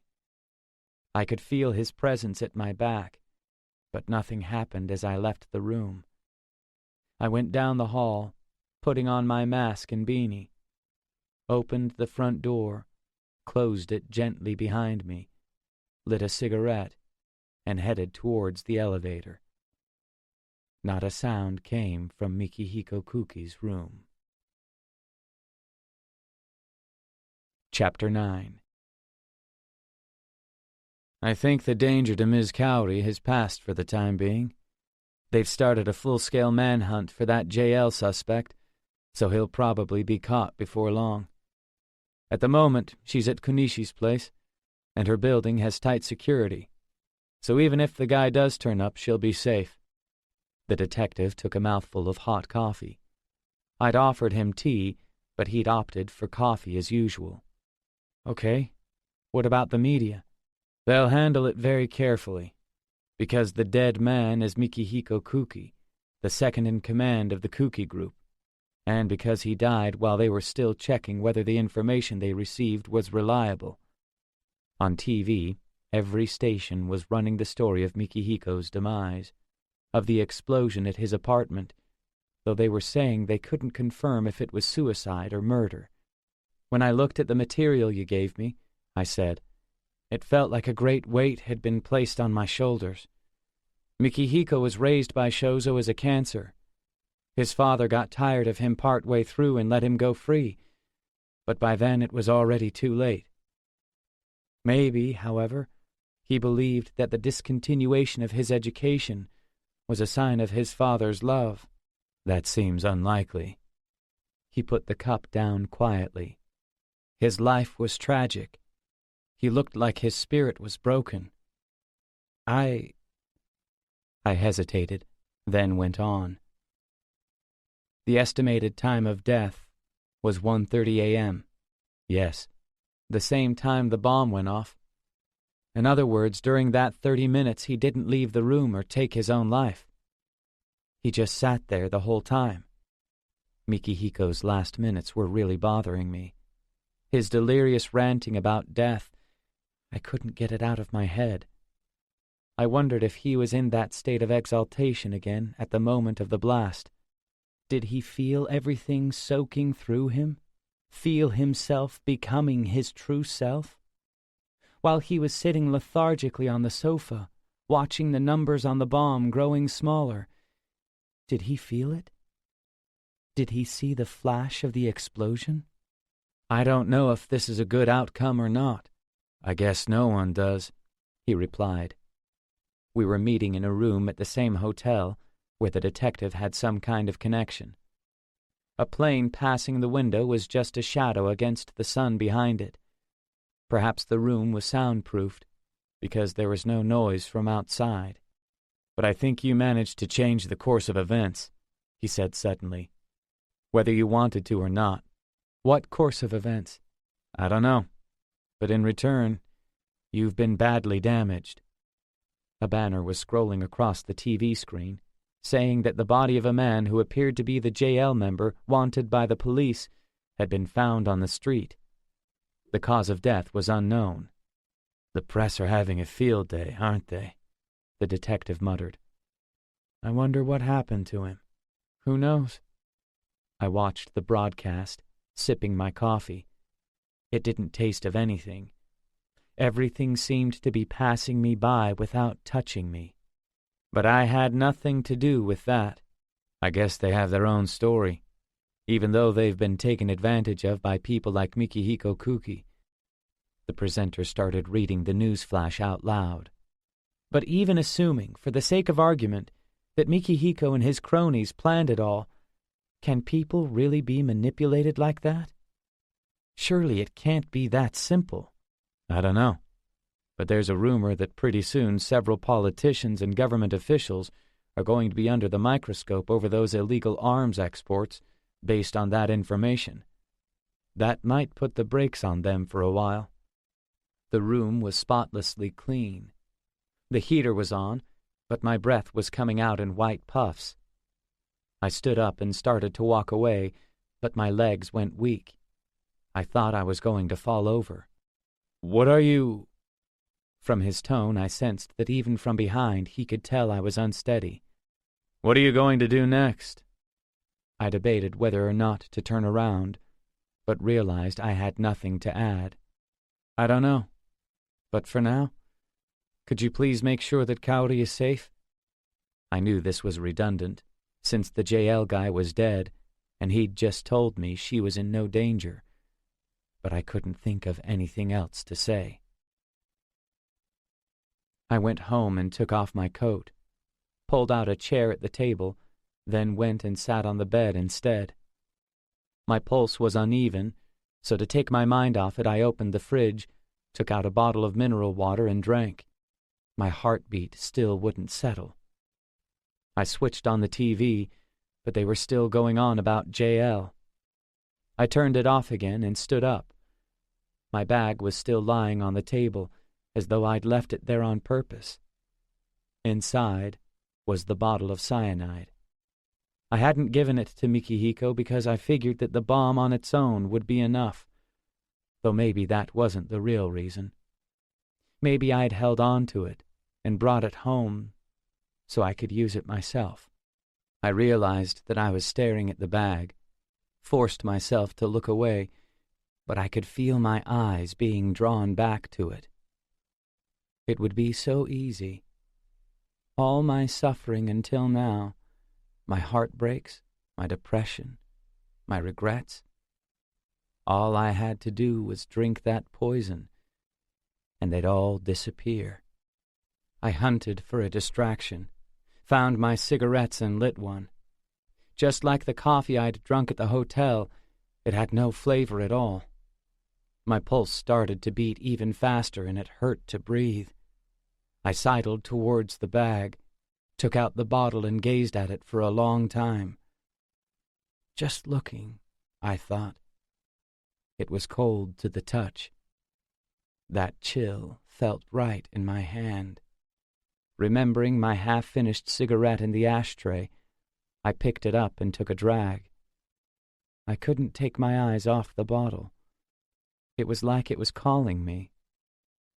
I'll just take the top off and take a peek, I thought, my body trembling with indecision.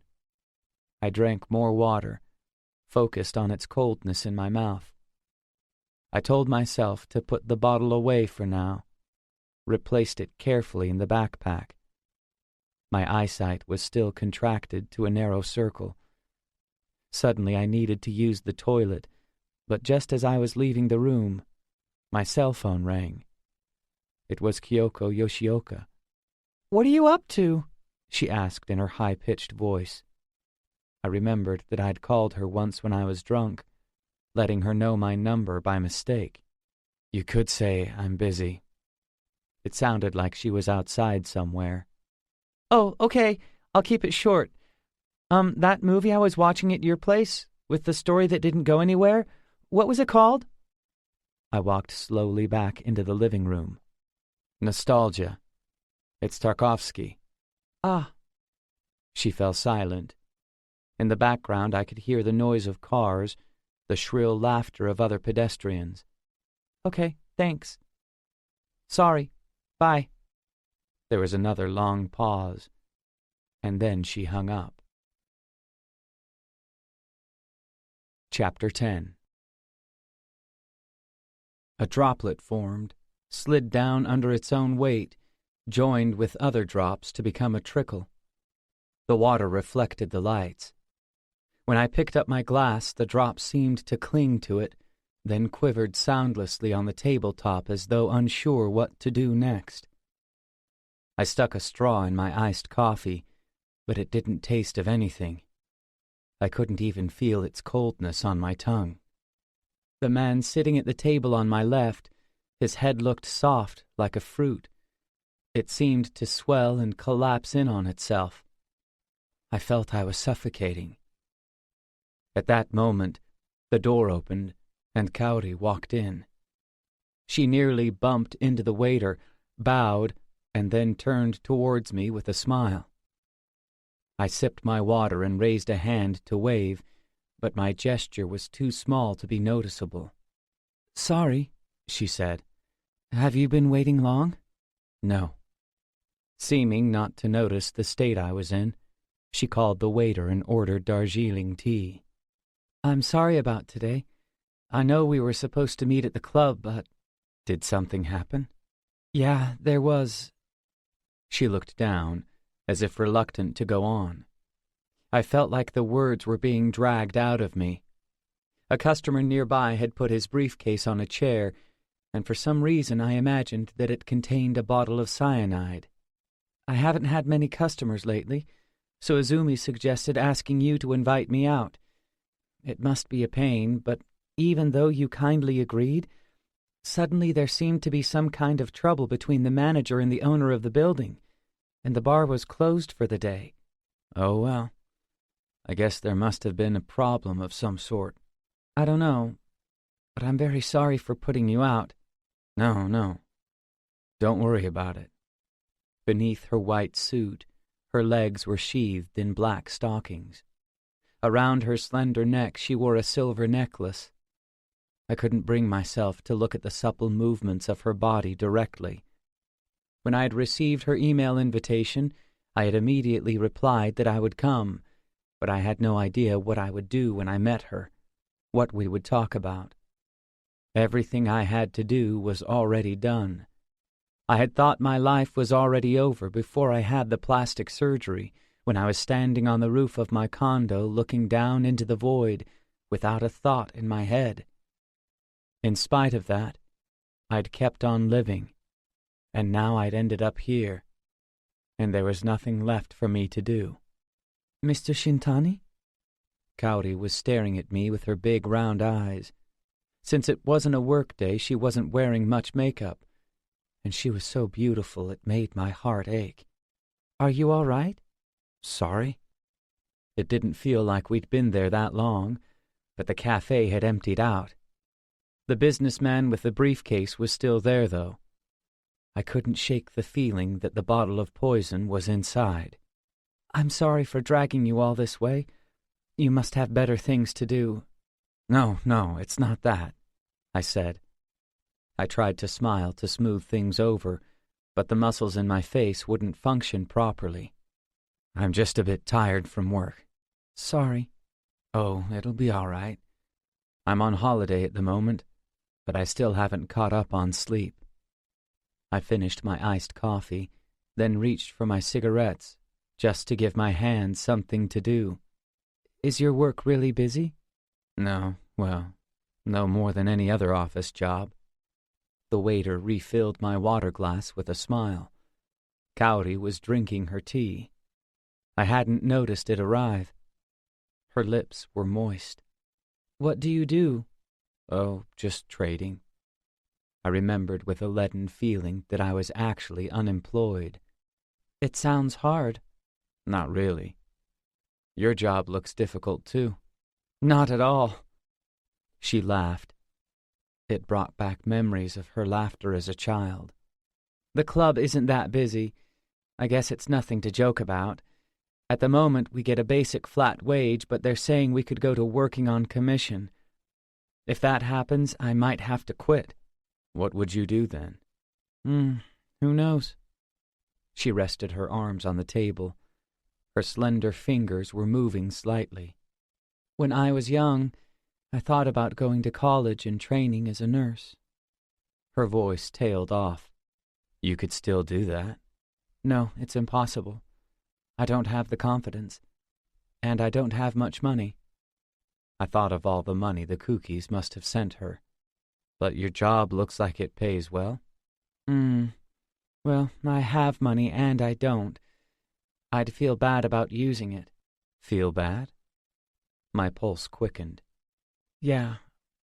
I can't explain it very well, but a long time ago, I was living with this rich family and they gave me some money, but I caused them nothing but trouble. I was about to object, but she continued. So nursing or anything like that is impossible, no matter what I do. Even going back to school is impossible. It's never too late, I said, but my words sounded hollow. The waiter filled my glass once more, still with the same fixed smile. I looked at my watch. Oh, I'm sorry, I said. I've taken up too much of your time when you could be relaxing on your day off. She gave a small shake of the head. No, you're the one who made time for me. If you don't have to rush off, maybe we could talk for a bit longer. She looked out the window. It's a nice day. Shall we go for a walk? I looked outside, too. It was chilly, and Kaori wasn't warmly dressed. But it looks cold. In that case, how about going for a drive? This is a pretty area. And she smiled at me again. Kaori had casually suggested a drive because she'd taken it for granted that I'd come by car. So she was very apologetic when I said I'd rent one, but I filled out the papers for a Prius at a rental agency in front of the station. She kept asking if I minded, and I replied jokingly that since she worked in a high-class club, it was peculiar that she'd get stressed about money. She took me seriously, however, and started apologizing even more profusely, so I had to explain myself. It was a bit windy outside, and the air felt dry. During our awkward exchange, a junior high school couple walked past, holding hands with just the tips of their fingers. We got into the car. Kaori's discreet perfume enveloped me. We were too close, and the whiteness of her clothes overwhelmed me. Even after I switched on the ignition, I couldn't compose myself. The sheen of her stockinged legs was right there beside me. When I looked at them, my heart fluttered, and I was painfully aware of her breasts as well.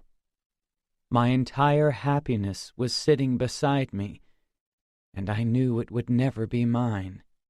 The happiness that had turned up in my life once before like some kind of mistake, that had accepted me, and that had soon vanished into the distance. Memories of that time came flooding back, mingling with Kaori's immediate presence, more beautiful than ever. But she was really there. It wasn't a dream. Her warm body, Kaori herself, who had accepted without flinching my habit of collecting hair and toenails, was in the seat next to me. She was watching me curiously. Her face, too, was too close. Kaori? I said, gripping the steering wheel and staring straight ahead. If you could, would you mind getting in the back? Huh? You're so pretty that having you sitting next to me makes me nervous. She looked bewildered. What? I'm not that good looking. And you're friends with Izumi. I really am nervous. Please? Clearly she found my request bizarre, but she got out and climbed into the back seat. A silence fell over the car. At first she tried to hold it in, but soon she burst out laughing. I also smiled faintly, aware of the absurdity of our seating arrangements, of the whole situation. You're funny, Mr. Shintani. Maybe she really did think so, but perhaps romance is always absurd. Okay, I said. Let's go. I haven't driven in a long time, so let's find somewhere without too much traffic. You look like a chauffeur. We drove along the avenue. The trees were draped with cords for the New Year illumination, but since it was still daytime, the lights hadn't been turned on. I wanted to find some quieter roads, but I didn't know Tokyo very well. It wasn't exactly rush hour, but we had to stop and start a lot. Kaori didn't seem to mind, though. She murmured that it was nice and warm, probably because the heater was on. She was watching me from behind, leaning forward on the seat. Oh, guess what? The manager I told you about, the one I don't like? He left. That's good. Yeah, but it looks like he was let go because sales are down. So at the same time, I felt a bit sorry for him. Ah, I see. Her voice touched my heart. Yeah, so on his last day, we all bought a cake and gave it to him, as if we felt responsible. But one of the girls has a cat, and she dusted the cake with sand from its litter box. I laughed. That's terrible. It must have been gritty when he took it home and ate it. It just looked like some kind of fancy powder. Yeah, really gritty powder. Women are scary. Yes, especially when we gang up. But it's fun. I turned left at the light for no particular reason and drove under a railroad bridge, thinking I didn't want to go too far. A couple in a red car waiting at an intersection were looking at us carelessly. They'd been shopping, and their back seat was piled with bags. Then, the day before yesterday, one of the girls, "Hey, the cake shop up ahead is good, especially their cookies."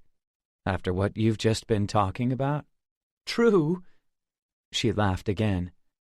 Okay, let's buy some. This time it's on me. No, don't worry about it. I pulled up outside the shop and we bought some cookies. When we went back to the car and started eating them, crumbs scattered all over the upholstery. Look, we're making a mess, said Kaori. Doesn't matter. It's a rental. But look at it. Yeah, you're right. The cars started to thin out, and there were fewer traffic lights. I made another random right turn on a road lined with apartment buildings. In the distance, I could see the overpass of an expressway. I thought about listening to some music on the radio, then pulled my hand back, conscious of the possibility of hearing the news about Mikihiko. Until then, things had been going quite smoothly, but for some reason the conversation stalled. I wanted to say something, but couldn't think of anything to talk about. Kaori's comment about feeling bad if she used the Kuki's money had stuck in my mind. She had it completely the wrong way around. It was the Kuki family that had caused her nothing but pain.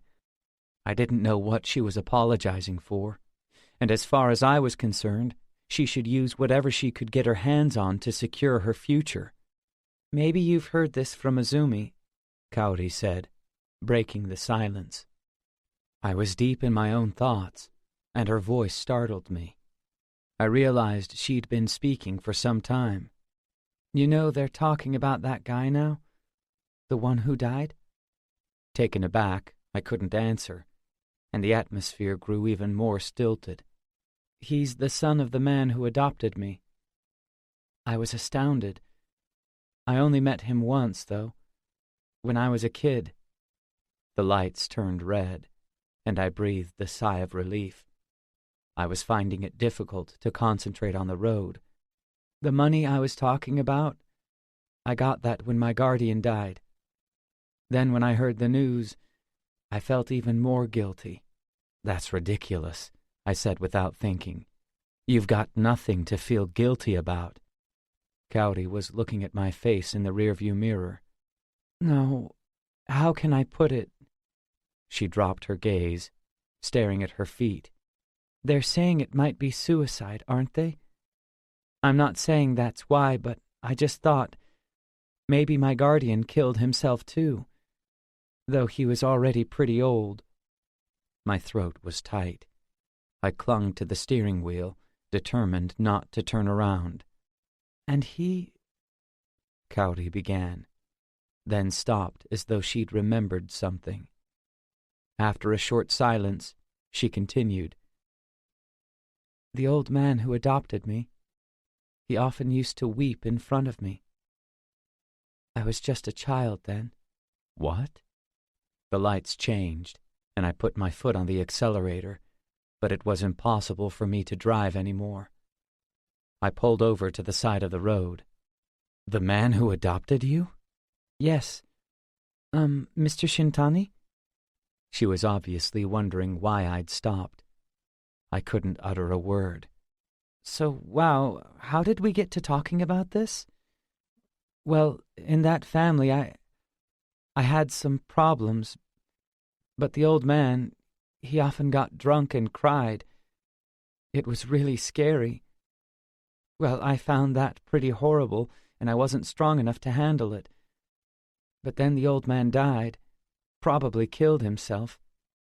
And at the time I had this boyfriend, the same age as me, but I—" "No!" I shouted. "No! You mustn't think like that. Because Shozo Kuki was murdered." "What?" She stared at me. The silence seemed to grow even heavier. I went on, my throat hurting and my voice quavering.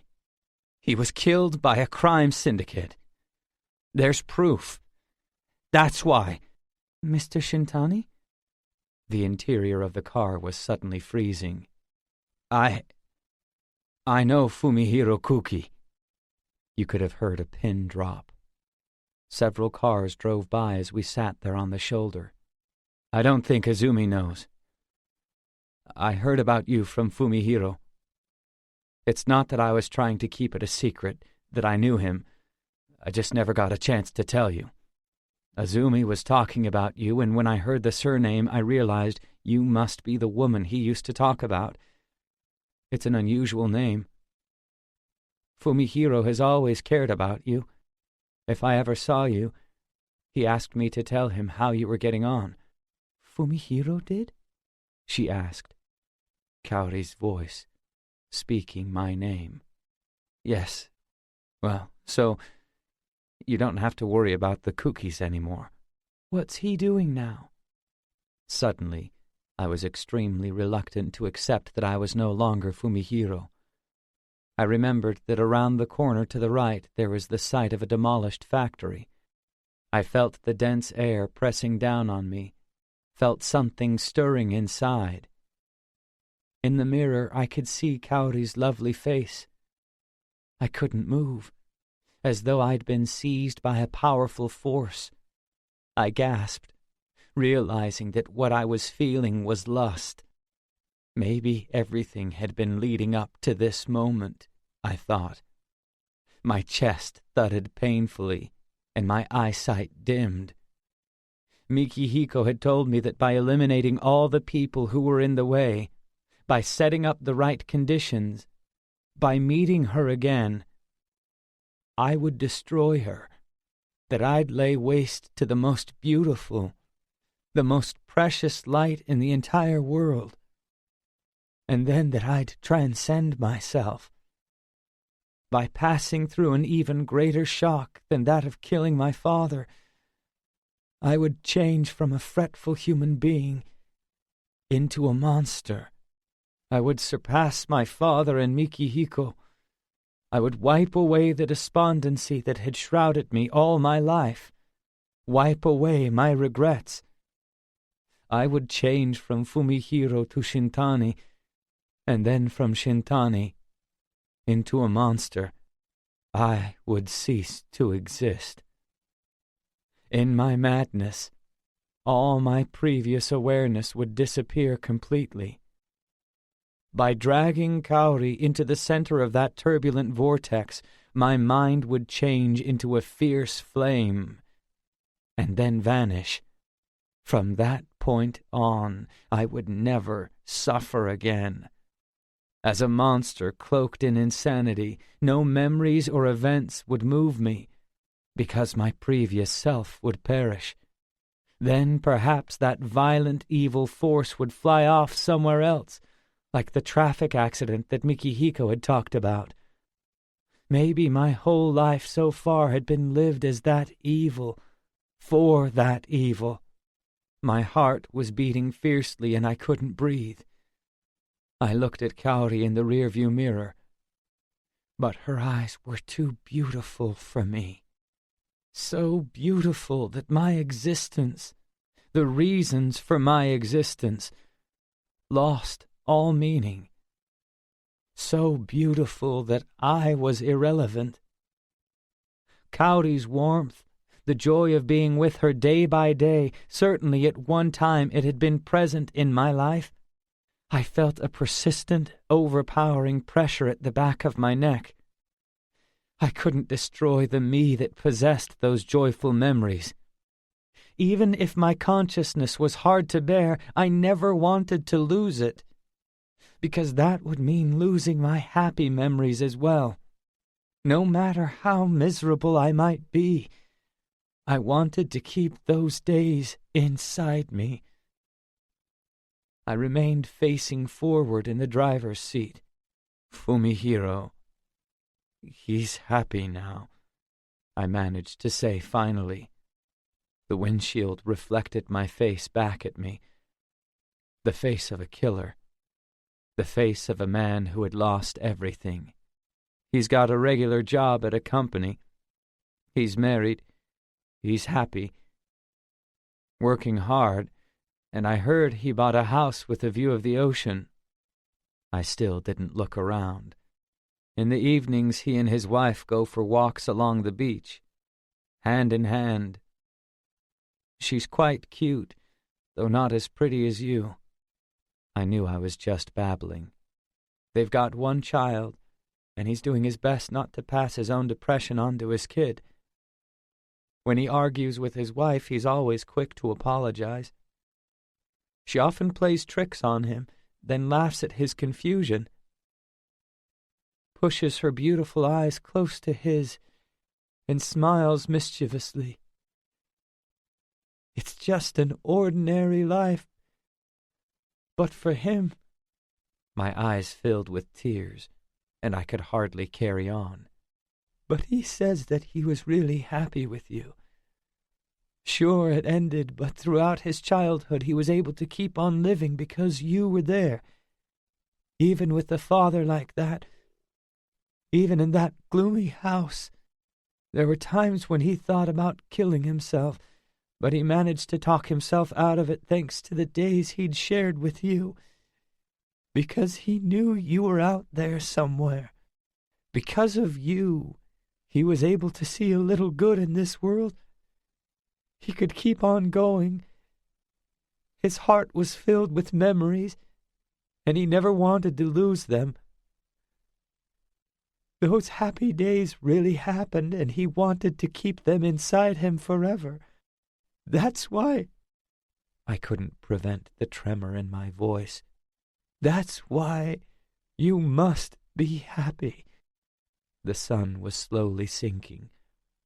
I couldn't turn around, but I could see Kaori in the mirror. I noticed for the first time that she was crying.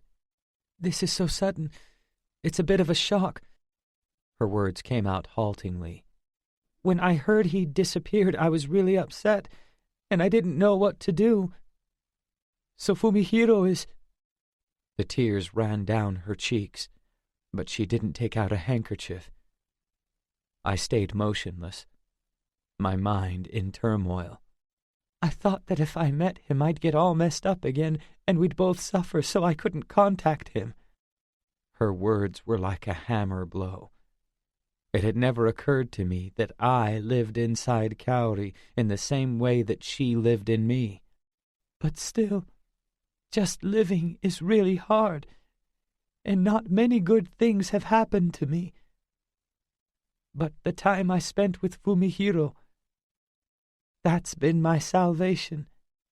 Vivid memories passed before my eyes, of us walking home together hand in hand, as if we were checking the other was still there, of spending hours in my bed, giggling the whole time. I didn't know how he felt about me, but whenever I was having a hard time, I prayed that he was happy. If he was still alive somewhere, I could keep on living too. I could find some good in the world. She faltered. "Don't you think that's true? Because even people like us, we were able to be that happy just for a short time. Because we were able to prove that such happiness exists. I always tell myself that no matter how difficult things are now, you never know what will happen in the future. And because I don't know, I've kept on living. That's how I've survived. Because things like that can really happen. I'm so happy that Fumihiro is—" Her arms and shoulders were trembling. "Please tell him that I'm doing well too. And please tell him thanks." I was shaken to the core. A warmth spread through my body, a warmth that I'd thought I would never experience again. I wiped my eyes several times with my right hand. Time flowed by, and the sun sank even lower. Finally I roused myself, put the car in gear, and drove off. "For today, I'm sorry for bringing this up out of the blue. Please don't tell anyone. I'll take you home. You're staying with Azumi at the moment, aren't you?" I tried to focus on driving. Azusa's apartment was close. I drove slowly down the narrow street, turning cautiously at the corners, past the shops and houses. Said Kaori softly, after a long silence. She was watching me with troubled eyes, brushing away tears, as if trying to make up her mind. I grunted in reply, keeping my eyes on the road, feeling a sense of dread. We turned at an intersection and entered a residential area. Are you really happy?" Her voice was low, but I could hear her clearly. "Yes." I don't know how I managed to get the words out. My voice was still shaking. "I'm married, so I probably shouldn't say this. But you really are beautiful. You're wonderful." I could see Konishi's condo. The white building gradually grew nearer, and I stopped the car out front. I hardly knew if I was still crying or not, but I wanted to see Kaori one last time.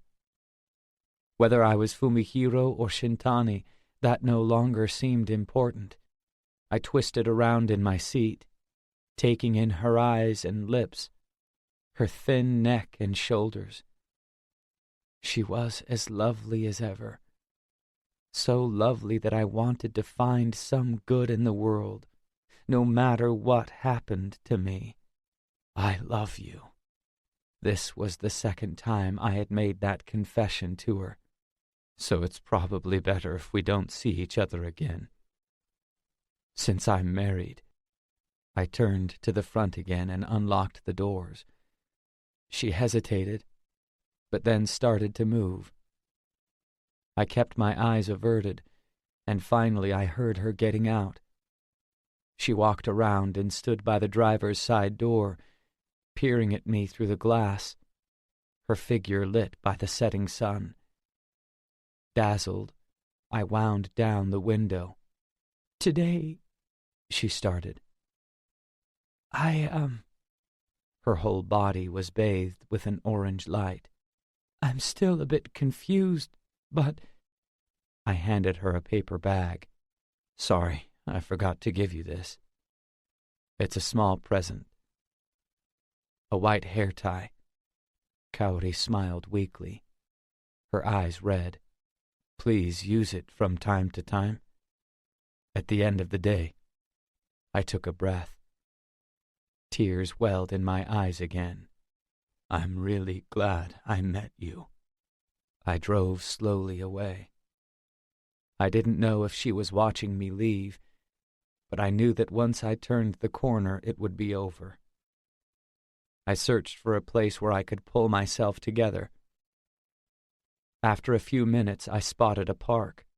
I stopped the car and got out, gently distancing myself from the lingering scent of her perfume. In a haze of tears, I staggered to a bench and collapsed onto it. It seemed to embrace my crumbling body and spirit. I sat there and wept. Perhaps from time to time I cried out.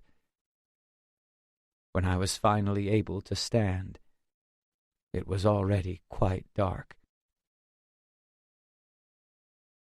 Chapter 11. The rain that had started abruptly several days before had stopped, giving us a brief respite. A distant sun cast rays through gaps in the low, heavy clouds. Since morning, rain that couldn't make up its mind to become snow had formed countless puddles on the pavement, throwing random reflections of the strengthening sunshine. I'd stepped in several of these by accident, and my leather shoes were soaked. The woman who doubled as receptionist met me as before, smiling and without makeup. When she ushered me into the reception room, the doctor stood, looking at my face. I sat on the white sofa, and he pushed an ashtray towards me. As always, it didn't feel like a hospital. The surgeon was dressed in ordinary clothes, and his rigid smile was hardly a smile at all. The potted plants had grown a bit since last time, and the room seemed to be buried in soft foliage. "I've decided to leave Japan for a while," I said. He nodded slightly. "I want to take some time to think things over. Everything that's happened. There's been too much going on." The warm air gently stroked my cold skin. Without getting up, I took off my coat. "But do you really have to leave to do that? And will you ever come back?" "Maybe. I'm not sure. I just want to get away from it all for a while. Think things over." He nodded again, but I couldn't tell if he approved or not. "I see," he said. "Well, I'll give you several months' worth of pills. They're just a precaution, but it's best if you keep taking them." "Thanks." The woman entered with tea. Steam rose from the white cups, hanging in the air for ages. She walked out again silently, her smile still firmly in place. "I worked on her face, too," he said, lifting the cup to his mouth. The tea must still have been piping hot, but he drank it calmly without blowing on it first. It was as strong as ever. "You two are mysterious," I said. "You're pretty mysterious yourself." I looked around the room, filled with green like a conservatory. "What's your—" He didn't seem surprised by my unfinished question. "What kind of life she and I lead, how we got here. That's another long story." He grinned and wiped the corners of his mouth. "I'll give you 3 guesses, and I'll tell you which one is closest." His smile seemed more definite than usual. I felt my own lips curving as well. "Okay, how about this? You're at the end of a tragic love affair." "So, you're really going to play?" "Fine. You've got 2 left. The 2 of you killed someone precious to you." "And the last?" "You've used up your will to live. You committed some kind of crime and were persecuted by people, by society." He slowly drank his tea. "Perhaps all of them hit on part of the truth, but one thing's certain. This is the last refuge for both of us." I gazed around the room once more. It was getting warmer. "By the way, your face is looking good," he continued, turning a mirror towards me. I saw my face, still glowing with cold from outside. My eyes were large, my chin tucked in, my cheeks slightly hollow. "It's still new, but it already belongs to you. It's bonded to your own muscles, and it looks truly yours. You've passed through something. Am I right? I don't know if it was good or bad, but it shows in your face. I can tell because I'm a professional. It's better than it was before." "No, that's not right. There's nothing admirable about what I've done." My inner clock told me it was time to go. My body seemed to want to sit there forever, and I tried to make myself get up, but couldn't. Just after midday, I was due to meet Ito from JL. "It's almost time for you to leave, isn't it?" The doctor stood. "I can always tell, even without people looking at the clock." He gave another proper smile. "Not because I'm a plastic surgeon, though. It's because I can often read what other people are thinking, what's bothering them. When I was a kid, my parents fought all the time. I'd get between them when it looked like they were about to start, and I grew up always conscious of their moods. It's funny that as an adult it seems to be a useful skill in life. One of my good points." The doctor opened the door, and I went into the corridor. He came after me. "One last thing, though," he said softly. "If you've stumbled into a problem that can't be solved by humans, if you've taken someone's life, overseas they have this concept of God." The hallway was much colder than the room had been. "People who believe in God, when they're suffering because they've killed someone, as long as they feel properly repentant, they can commend it to him. Thinking they can't be forgiven, that's just their own pride, because the only being in the universe with the power to absolve sin is God. Only God, far superior to humans, is able to forgive." I said nothing. "In some places in Africa, when young people who were abducted as children by guerrillas or revolutionaries and forced to fight as soldiers returned to their villages, they hold this ceremony. They tell them that if they go through this ritual, if they cross this line, they will be cleansed of the guilt that torments them, the guilt of murder. In fact, lots of young people have been saved that way." He stood next to me as he spoke, studying my expression. "Murder is beyond human judgment. For that, you have to turn to a concept greater than us." I hesitated for a moment, then walked away. He followed me without a word. At the entrance I stopped to put on my shoes. "I suppose that's one way of looking at it," I said. "We could seek redemption like that. Every killing is different. I turned to face him again. But holding on to it? Leaving it unresolved? I think that's right for me. I think I want to carry that perpetual burden, the knowledge that I've harmed others. I want to carry it for my whole life. I'm sure that's best for me. He smiled serenely. That's why I like you. Because you say things like that. I got out the cab, walked along a narrow street lined with run-down apartments, and turned a corner past some shuttered-up shops. Opposite a prefab with a rusty traffic accident prevention sign on the wall was an empty factory. I stepped over the useless, twisted fence, and there was Ito. He was wearing the same gray beanie with a lightweight black coat and expensive denim jeans, sitting on a heap of scrap metal. When he noticed I was there, he glanced at me briefly. Beside him lay a large backpack. For some reason, I got a feeling of déjà vu. "Are you sure you weren't followed?" I changed cabs, then walked the rest of the way. "It's fine, I think." On the ground, the puddles had largely dried up. "The guy they were hunting is dead. Of the two who were on the run, he was closest to me. Did you know that?" "It was on the news." Ito was playing with the strap on his left wrist with his right hand. His cheeks twitched as though he was grinding his molars. Even when I lit a cigarette, he didn't look at me. "The bastard's dead. All they said was that the body was found on the street, but it sounds like he jumped off a building. Still wearing his backpack with the evidence linking him to me in it. Stupid prick.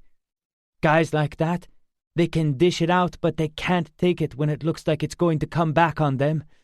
They'll probably catch the other one soon, too. JL will be finished." He let go of his wristband, as though he'd finally run out of energy. His silver earrings glinted in the sun. "Have you got the money?" "Before that, have you really never killed anyone?" Ito drew his brows together. "Not yet. But don't get the idea it's because I'm chicken." His eyes were slightly sunken, and he looked thinner than before. "It's just that it was too soon. That's why this has happened. We should have done the killing all at once, after we'd grown much bigger. Pull off one trick after another to cause the maximum confusion, and then do it all in one fell swoop. When they were told that what the prank they pulled with the TV commentator was lame, they just went crazy. Because they got such a big reaction from the media, they got an inflated idea of their own importance. Dickheads! What we were trying to do wasn't just about our own egos." "But still, you should forget about killing." Ito laughed derisively. "What's with the preaching? Go fuck yourself." "I'm Fumihiro Kuki." "Huh?" The sun was gradually sinking lower in the sky. A breeze touched my bare cheeks. Next to the scrap metal was a rusted steel drum. A few grains of sand, carried by the wind, hit the side of the drum with a faint noise.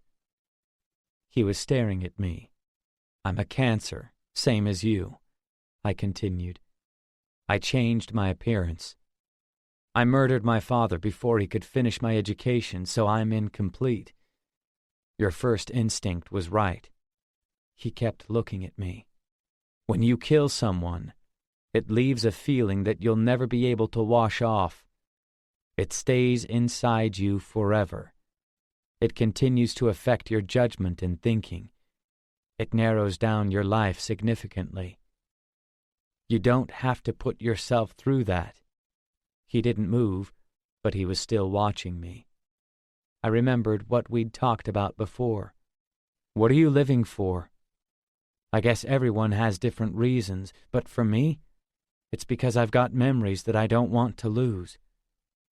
I don't know about you, but you never know, do you? What's going to happen in the future? You can't tell whether your life has been happy or unhappy until you're at death's door, through sickness or old age or whatever. There must be some warmth in everyone's life, and the long vector lines that stretch from the past to the future. The fact that you were thinking about killing in the first place, doesn't that prove that you're interested in other people? Because without other people, you can't put your own thoughts and ideas into practice. Besides, I breathed in quietly, there are things that only people like us can do, that only people like us can think of, right? Maybe I'm saying this to you because it's still hard for me to say it to myself. No one has to disappear. It's not necessary. If you can change yourself, it's okay to do it a little at a time. And if you don't want to change, then you don't have to. It doesn't matter if you're a useful member of society or any of that crap. You don't have to tell everyone what you're thinking. You can just quietly let your acquaintances know, if you like. Or you can just keep your thoughts inside your head. You can think calmly, can't you? Without becoming desperate? You can brood about things, can't you? If happiness is a fortress, then it doesn't matter what you do. People who've got happiness to spare can give others a hand. The sun had almost set. That's what I think at the moment, anyway. It's just because my life has been like this that I'm determined to survive. And why shouldn't I enjoy what the world has to offer until I grow old and die? Ito looked away, staring at a patch of dirt.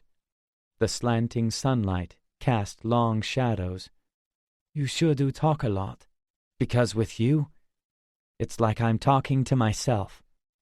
Ito may have been exhausted, but he still seemed able to dress with care. Deliberately, he took off his beanie and tossed it to me. The breeze ruffled his medium-length hair. I'll leave this with you until next time we meet, in return for your long speech. Until then, I won't do anything. I held his hat in my right hand. Next time I'm planning something, I'll ask your opinion, because we're both cancers. And I'll pay you back the money sometime too. I want to be even with you. I passed him a paper bag full of cash and a page torn from a notebook. I'm leaving the country for a while. Use this email address to contact me, and if you need to change your face, I know a good plastic surgeon. Ito put the money in his backpack, the paper in his pocket, and got to his feet. He started to walk off, then turned back and hesitated. I really never imagined I'd meet you like this. Me neither. Funny, eh? With that, he walked slowly away. I stayed where I was and lit a cigarette. The wind was growing stronger. It would have been easier to catch a cab if I went in the same direction as Ito, but I headed the other way instead. I walked towards a main road, through the puddles drying on the pavement. In a small park, a little girl was tearing around merrily, her mother watching and laughing. The child was running as hard as she could, but then stopped abruptly as though she'd found something. She pushed her face close to whatever it was she had discovered, studying it with a big smile. I couldn't see what it was, a flower or an insect, but that instant of the child's rapt attention seemed to hold some special meaning. Though her intellect and reason were still unformed, her eye was drawn to things around her with friendly interest, as though they were drawing her in. Perhaps Kaori would have a baby one day, too. That was up to her, of course, but maybe she would. Idly I imagined what her child would be like when it grew up. It would be nice if the world was a bit easier to live in then than it was now. I wasn't sure if I really hoped that, but at any rate, when the idea popped into my head, I couldn't reject it out of hand. The sun had almost disappeared below the horizon. Once again, the light began to give everything an orange hue. Chapter 12. Yaiko and Sai Suzuki's graves were in a cemetery on a small hill on the outskirts of Tokyo. Their headstones stood in the clear air and stillness.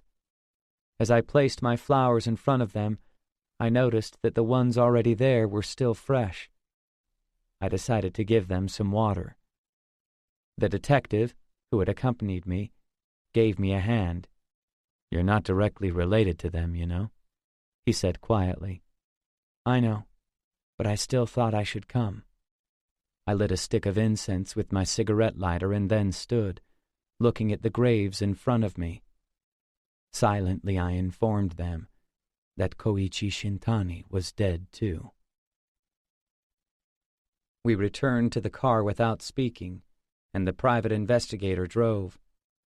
The road to Narita Airport was fairly quiet, so we were soon on the expressway. A commercial was playing on the radio. "But still," he said, hands resting on the steering wheel, "I think you did really well. For example, that JL guy who was on the run, I hear he was spotted near Ms. Kaori's condo. Maybe he was waiting for her to come home or planning to break in. You were wise to send her to Konishi's place." I started to answer, then stopped, looking out the window. Below the expressway, I could see acres and acres of sleeping houses. "Takayuki Yajima, too," he continued. "I think you had no choice but to do that. Of course, that's assuming you put more value on Ms. Kaori than on society's opinion. Even if you'd turned him in for drugs, as a first offender, he'd have got probation, not jail time. And if you reported him for fraud, it would have been difficult to prove, because the victims are usually reluctant to come forward. He was a textbook example of a marriage fraudster, because even if he was exposed, he could still put on a real performance and ingratiate himself with the ladies. Romantic attraction is a powerful thing, and he was very adept at using it. Plus, he used drugs. When I was talking to his victims, I was often surprised that almost all of them still can't forget about him, even though they know he lied to them. They'd all gone through a stage where they wouldn't listen to anyone's advice. Even though they'd been reluctant to do drugs at first, eventually they became dependent, so they were ashamed and couldn't accept help from others. Drug addiction's a nasty business." I stared off into the distance. "And he was persistent. He never gave up, no matter what obstacles were placed in his way. Even if you'd asked the police to protect Ms. Kaori, it would have been difficult for them to do much. He wasn't stalking her, and basically the police can only act after a crime has been committed. There have been lots of women who've reported their stalkers to the police and still been murdered. To keep Ms. Kaori completely safe, dealing with him as you did doesn't seem unreasonable." We drove straight as an arrow along the empty highway. "That's if you care about what society calls morality. Practically, if you consider how dangerous he was, the fact that you didn't stand to benefit personally, the peculiarity and urgency of the situation, you'd probably get about 5 years in prison for his murder. Mikihiko Kuki, well, that was his own choice. And as for that earlier event, you can't be charged with anything because offenses committed by minors aren't treated as crimes." I wanted to look at him, but just kept staring at the road spreading out before me. At his mention of that earlier event, an image of my father's scrawny frame came back to me. I still didn't know what I should have done. Even if I could have gone back in time to do it over, I'd probably have done the same. But that didn't mean it could be forgiven, that I could forget about it, that it was a simple matter of black and white. Whatever the reason, I'd never forgotten the feelings I had when I did it, and I had a responsibility to hold on to them. I pretended to shrug off what he'd said about my father and talked about Yajima instead. I'm not planning to reveal everything. Putting aside how many years I'd get, I'm thinking about turning myself in for Yajima. I want to take my time to think it over, decide what to do, the best course of action. I don't feel much of anything about him, but apparently I'm having nightmares about it. Sometimes I wake up covered in sweat and think, I must have had another one. My weird dream with those chairs lined up in front of me. That's caused by what I did to Yajima, too. My body is blaming me for killing him. It's a tough burden to carry. If there are other people who are thinking of doing what I've done, I want to tell them not to.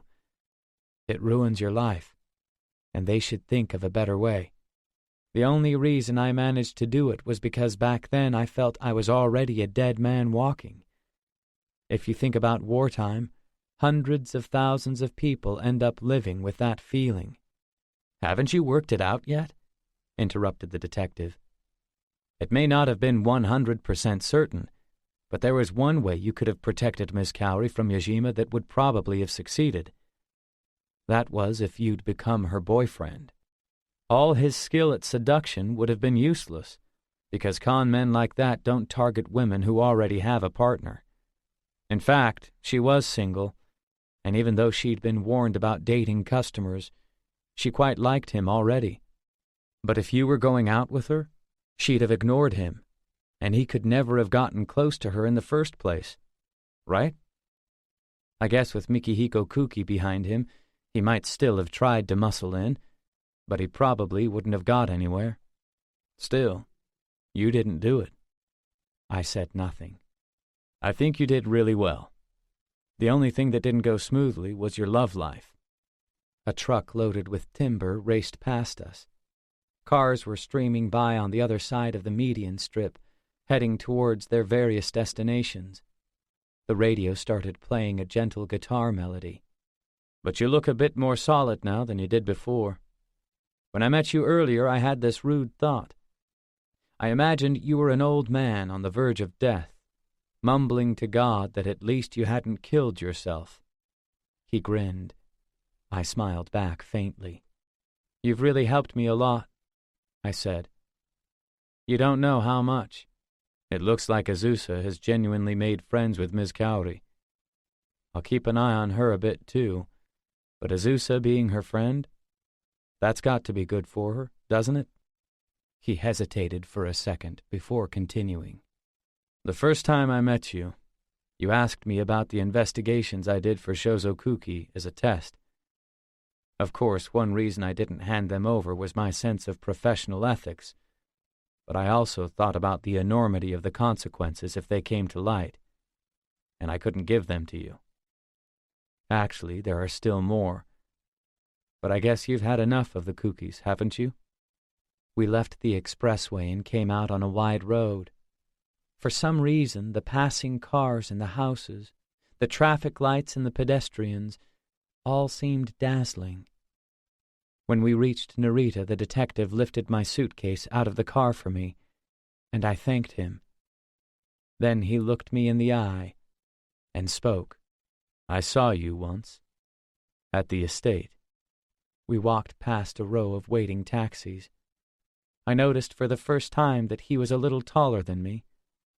I looked straight back at him to show that I understood the significance of his words. You were about 6 or 7.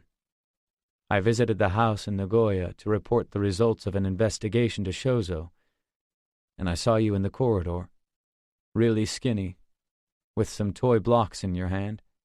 I'm sure you don't remember it, but at that moment, our eyes met. Your eyes looked like they were starved of love, like you were longing for some warmth, some affection, from the bottom of your heart, the same eyes I had when I was a child. I watched his weary face for a few seconds. It was deeply lined, but it was resolute. Several people walked past us on the way to the terminal. I stuck out my right hand, and he shook it. Thanks for everything, I said. Let's go for a drink together sometime. Nothing to do with work. After I'd completed the ticketing formalities, I buttoned up my coat and walked off, pulling my suitcase behind me.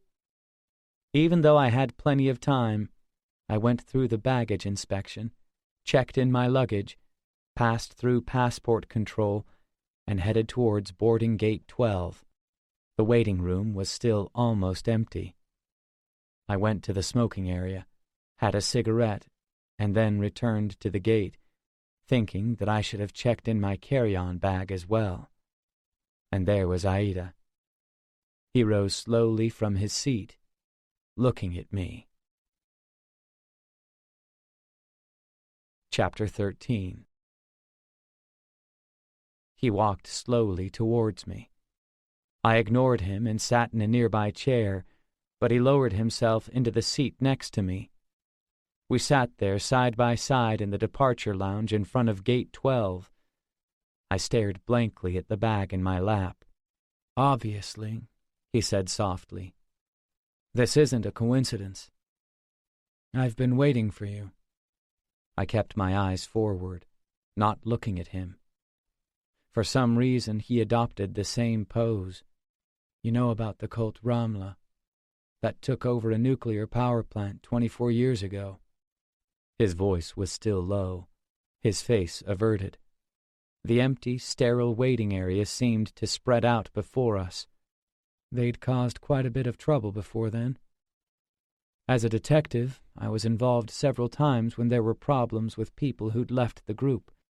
When they seized the power plant, failed to blow it up, and committed mass suicide, one man left behind a posthumous statement. You could call it a suicide note. The seeds of evil, the mud that never dries, will squirm and grow at every corner of the globe, through humans' unconscious mind and karmic echoes. Judging from the handwriting, it was written by Ryokai Ito, a highly placed member of Ramla, who was enrolled as a grad student at Tokyo University. Of course, at the time, the media didn't mention the fact that he was related to the family that controlled the Kuki group. But those words have always fascinated me. So much so that whenever I caught a criminal, I started investigating his links to Ramla. Why? I don't understand it myself. I guess I was hoping for something. Naturally, it would be terrible if a nuclear power plant was really blown up, but still, I wanted something to happen. I wanted to know the answer. Looking at the media frenzy back then, there were probably lots of people who thought the same way. When Ramla all killed themselves, I felt a bit let down. It's probably similar to the feeling I get when I arrest someone. Of course, I've got a strong sense of justice, so I can't stand criminals, but at the same time, I know there's another side of me that feels most at ease dealing with them when I'm close to them. Maybe I'm even hoping for something from them. He still didn't look at me. When JL became active, I immediately thought of Ramla. I thought there must be some kind of connection there, some kind of echo. I had another look at Ryokai Ito, but I got the same result. His wife was dead, and there was no record of any kids. I remembered that Ryosuke Ito's birth had never been registered. Ryokai had kept his son's existence so secret that I didn't know of it until I looked through father's papers. At the time of the Ramla case, the police and public security were secretly checking up on the Kukis. That is one weird family. They've got this custom of breeding children for specific purposes. I also looked at Ryokai's father, who was born as a result of this custom, but then I got interested in this one man. His name was Fumihiro, Shozo Kuki's son, born when the old man was 60. He'd disappeared, and I thought he might have become a member of JL. I talked to my superiors, but of course they took no notice. Well, there was nothing I could do about that, and of course it was simply my imagination anyway. Also, the police weren't too keen on crossing swords with the Kuki family. They were too powerful, and they ran a really big corporation that guaranteed cushy jobs for lots of retired cops and prosecutors. I stared straight ahead. I don't know why, but a sense of tranquility came over me, and I didn't need to pretend to be calm. I couldn't track down Fumihiro, though, no matter how hard I looked. I gave up and concentrated on the relatives of the other leaders of Ramla. Then the investigation stalled. Their stunts got bigger, and the case was more or less taken over by public security. We were relegated to desk work. Then one of my men asked my opinion about a case he was working on, and that's when I saw you. Takayuki Yajima's death. It brought back memories. I got in touch with Yaiko and found out that she was really sick. That's when I realized that I'm better at handling smaller cases, dealing with ordinary people's lives. I can tell you now, I wished you really had killed Yajima. With that faint hope, I visited your apartment. I thought if I could tell Yaiko that you'd been arrested for murder, that might give her some solace. But it was a difficult investigation. After it came out that Yajima shot up before he died, the regulars at the bar had probably all vanished, and even the staff had changed. No matter how many people we interviewed, no one admitted to having seen him.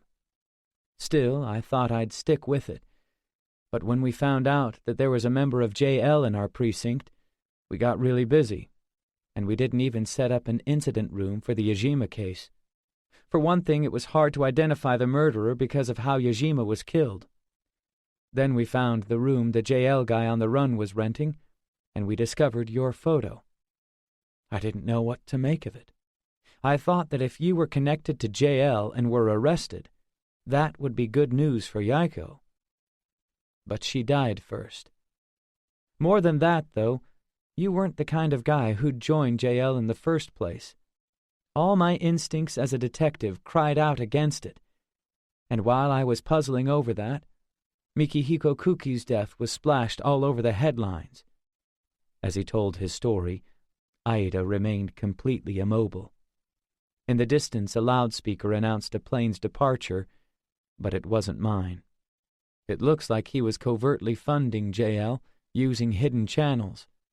He owned several security firms, and they were profiting from the scare. We still don't have any definite proof, but it's starting to look that way. But I didn't understand why the information about him had leaked just then, nor why he had been killed by a JL bomb when he was one of their secret financiers.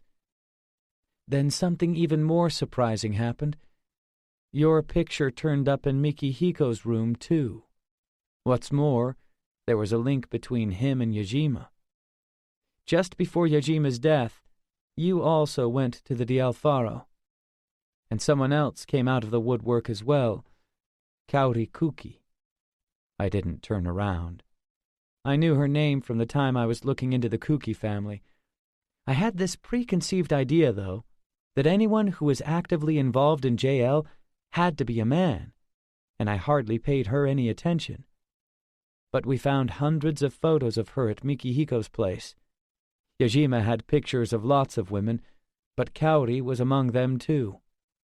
And finally, the JL guy who was on the run also had photos of her, and one of the sightings of him was on the street right next to her condo. We also learned that Yajima had been getting close to her. He moved one arm slightly. That means I ended up putting the importance of the fact that Mikihiko had channeled money to JL and how he'd done it to one side and followed just one train of thought. That was that every single person who'd been planning to harm Kaori was dead, and all of them were somehow connected to you. Both Mikihiko and the JL guy had your photo, and you went to the same bar as Yajima.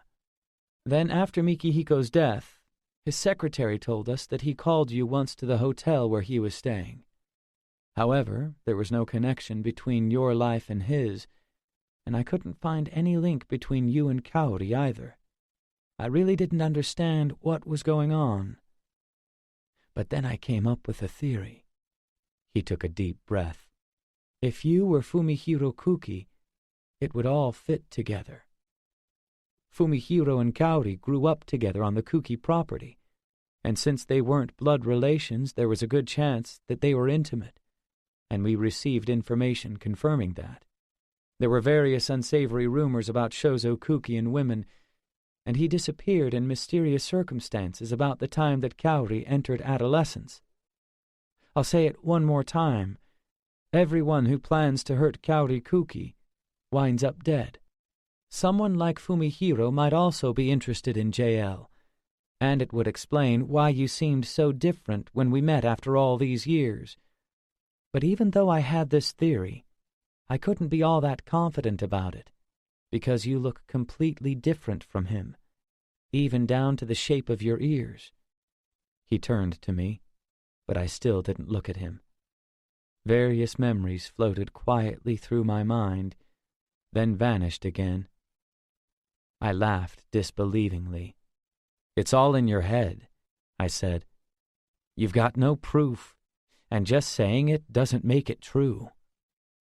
Maybe you're spot on, maybe you're partly right, maybe you're way off target. You can say whatever you want. They're just wild guesses." I saw him stiffen. "Maybe you're thinking of grabbing me and pulling out a few of my hairs. Since my apartment has already been swept clean and re-let, that's the only way you can get my DNA." Aida didn't move, but continued to watch me intently. I remembered Ito's gray knit cap, stowed in the suitcase I'd checked in earlier.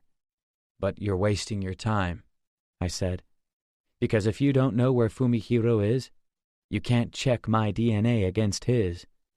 So you've got to check it against someone else in the Kuki family. But even if you get lucky, if you get a match, all that proves is that Koichi Shintani is half-brother to one of the Kukis. In other words, all you'd be left with is the fact that the Shintani who was dumped outside an orphanage when he was a baby was the child of Shozu Kuki's mistress. All that would get you is a few raised eyebrows. You've got no evidence pointing to any suspects in the Ijima case, and both Mikihiko's death and the JL guy's death are being treated as suicide, so the grounds for your theory are really flimsy. And one more thing." I took a breath. "At the time of Sai Suzuki's accident, your suspicions of me bordered on obsession. You were friends with her mother and with Sai herself, and people on the force know that, right? So they'd think you were trying desperately to pin these murders on me because of your own personal vendetta, just like you were determined to pin it on me last time as well. No one would take your nonsense seriously. Your fantasies would come up against a brick wall. There's always your confession." "I'm not going to confess." People were starting to straggle into the departure lounge, but it didn't look like there were going to be many passengers. There were still no more than a couple dozen or so. I got slowly to my feet. "We've known each other for so long, and we'll never meet again. So I'm only listening out of politeness." Aida remained seated, looking up at me. "I don't know how to put this," I went on. "You've been a real pain in the ass, and you've really pissed me off. But I never disliked you as a person. Look after yourself." "What will you do now?" he asked softly. For some reason, the harshness seemed to have faded from his eyes. People were trickling towards the gate. "I'll go on living." With this, I picked up my bag and followed the others towards the entrance. I could feel him staring at my back, but I put my boarding pass in the machine and went into the gangway leading to the plane. Little by little, the feeling faded. Halfway down the passage, I stopped, thinking I'd like another cigarette before boarding, but in the end I gave up on the idea, because Aida was probably still there. A few other passengers overtook me. When I adjusted my grip on my bag and turned around to start walking again, Kyoko Yoshioka was standing in front of me. "Huh?"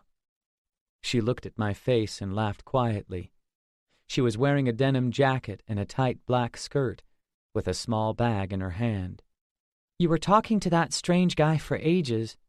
I thought maybe you were in trouble, but I guess it was okay." "What are you doing here?" "Another weirdo in a shabby suit came and told me you were leaving, handed me a ticket. He had the most penetrating eyes, and I was really suspicious, but it turns out it was true." The detective, I thought. His saying about breaking the rules flashed through my mind. "It's lonely, isn't it? Going on a long journey by yourself?" I also thought, how dare you just take off without telling me? "I was planning to email you after I arrived." The white corridor was almost deserted. "Hey, look, maybe I wouldn't be your first choice, but I'm not that bad, am I? And number 2 becoming number 1, that's how life goes. Always demanding the best? That's a strange way of living. I don't deserve you. I looked at her. I've got nothing, see? Even my money. I'm planning on setting up a charity. I've changed my face. I've even killed people. But you're here, aren't you? She stared into my eyes. And you'll keep on going, won't you? A boarding call came over the speakers. She walked off towards the plane, and I followed. When I caught up with her, she started talking again. My life wasn't going anywhere, so I thought I should listen to my heart for a change. I might come back to Japan and turn myself in. You'd get a few years, right? That's what the other guy said. If that happens, well, I'll make sure I don't cheat on you. After we took our seats, she said she was going to tell me her life story. Even if you're shocked, she said with a laugh. We're on a plane, so you can't escape. We fastened our seat belts and got ready for takeoff. Then she glanced sideways at me. Before that, though, I'd like to hear yours. She took off her denim jacket. True, I've never really told you, have I? The scenery below us changed rapidly as the aircraft gathered speed and left the runway. This is the first time I've ever told anyone. I'm not sure where to begin. We continued our ascent. As I watched the city recede into the distance, I realized that it was filled with millions of lives. Soon the plane passed through a bank of clouds, as though gathering together a bundle of long threads. Above the clouds, the sun was blinding. Okay. Well, when I was 11, my father called me to his study, and this is what he said. Now I'm going to tell you. The sunlight streaming in through the windows sparkled in her eyes, and the reflection seemed to shine on me as well. I told myself I had to remember those thin, strong beams forever. This has been a presentation of AudioGo. For more information on related titles from AudioGo, please visit us online at audiogo.com. Evil and the Mask. Text copyright 2010 by Fuminori Nakamura. All rights reserved. Translation copyright 2013 by Satoko Izumo and Stephen Coates. All rights reserved. Production copyright 2013 by AudioGo. All rights reserved.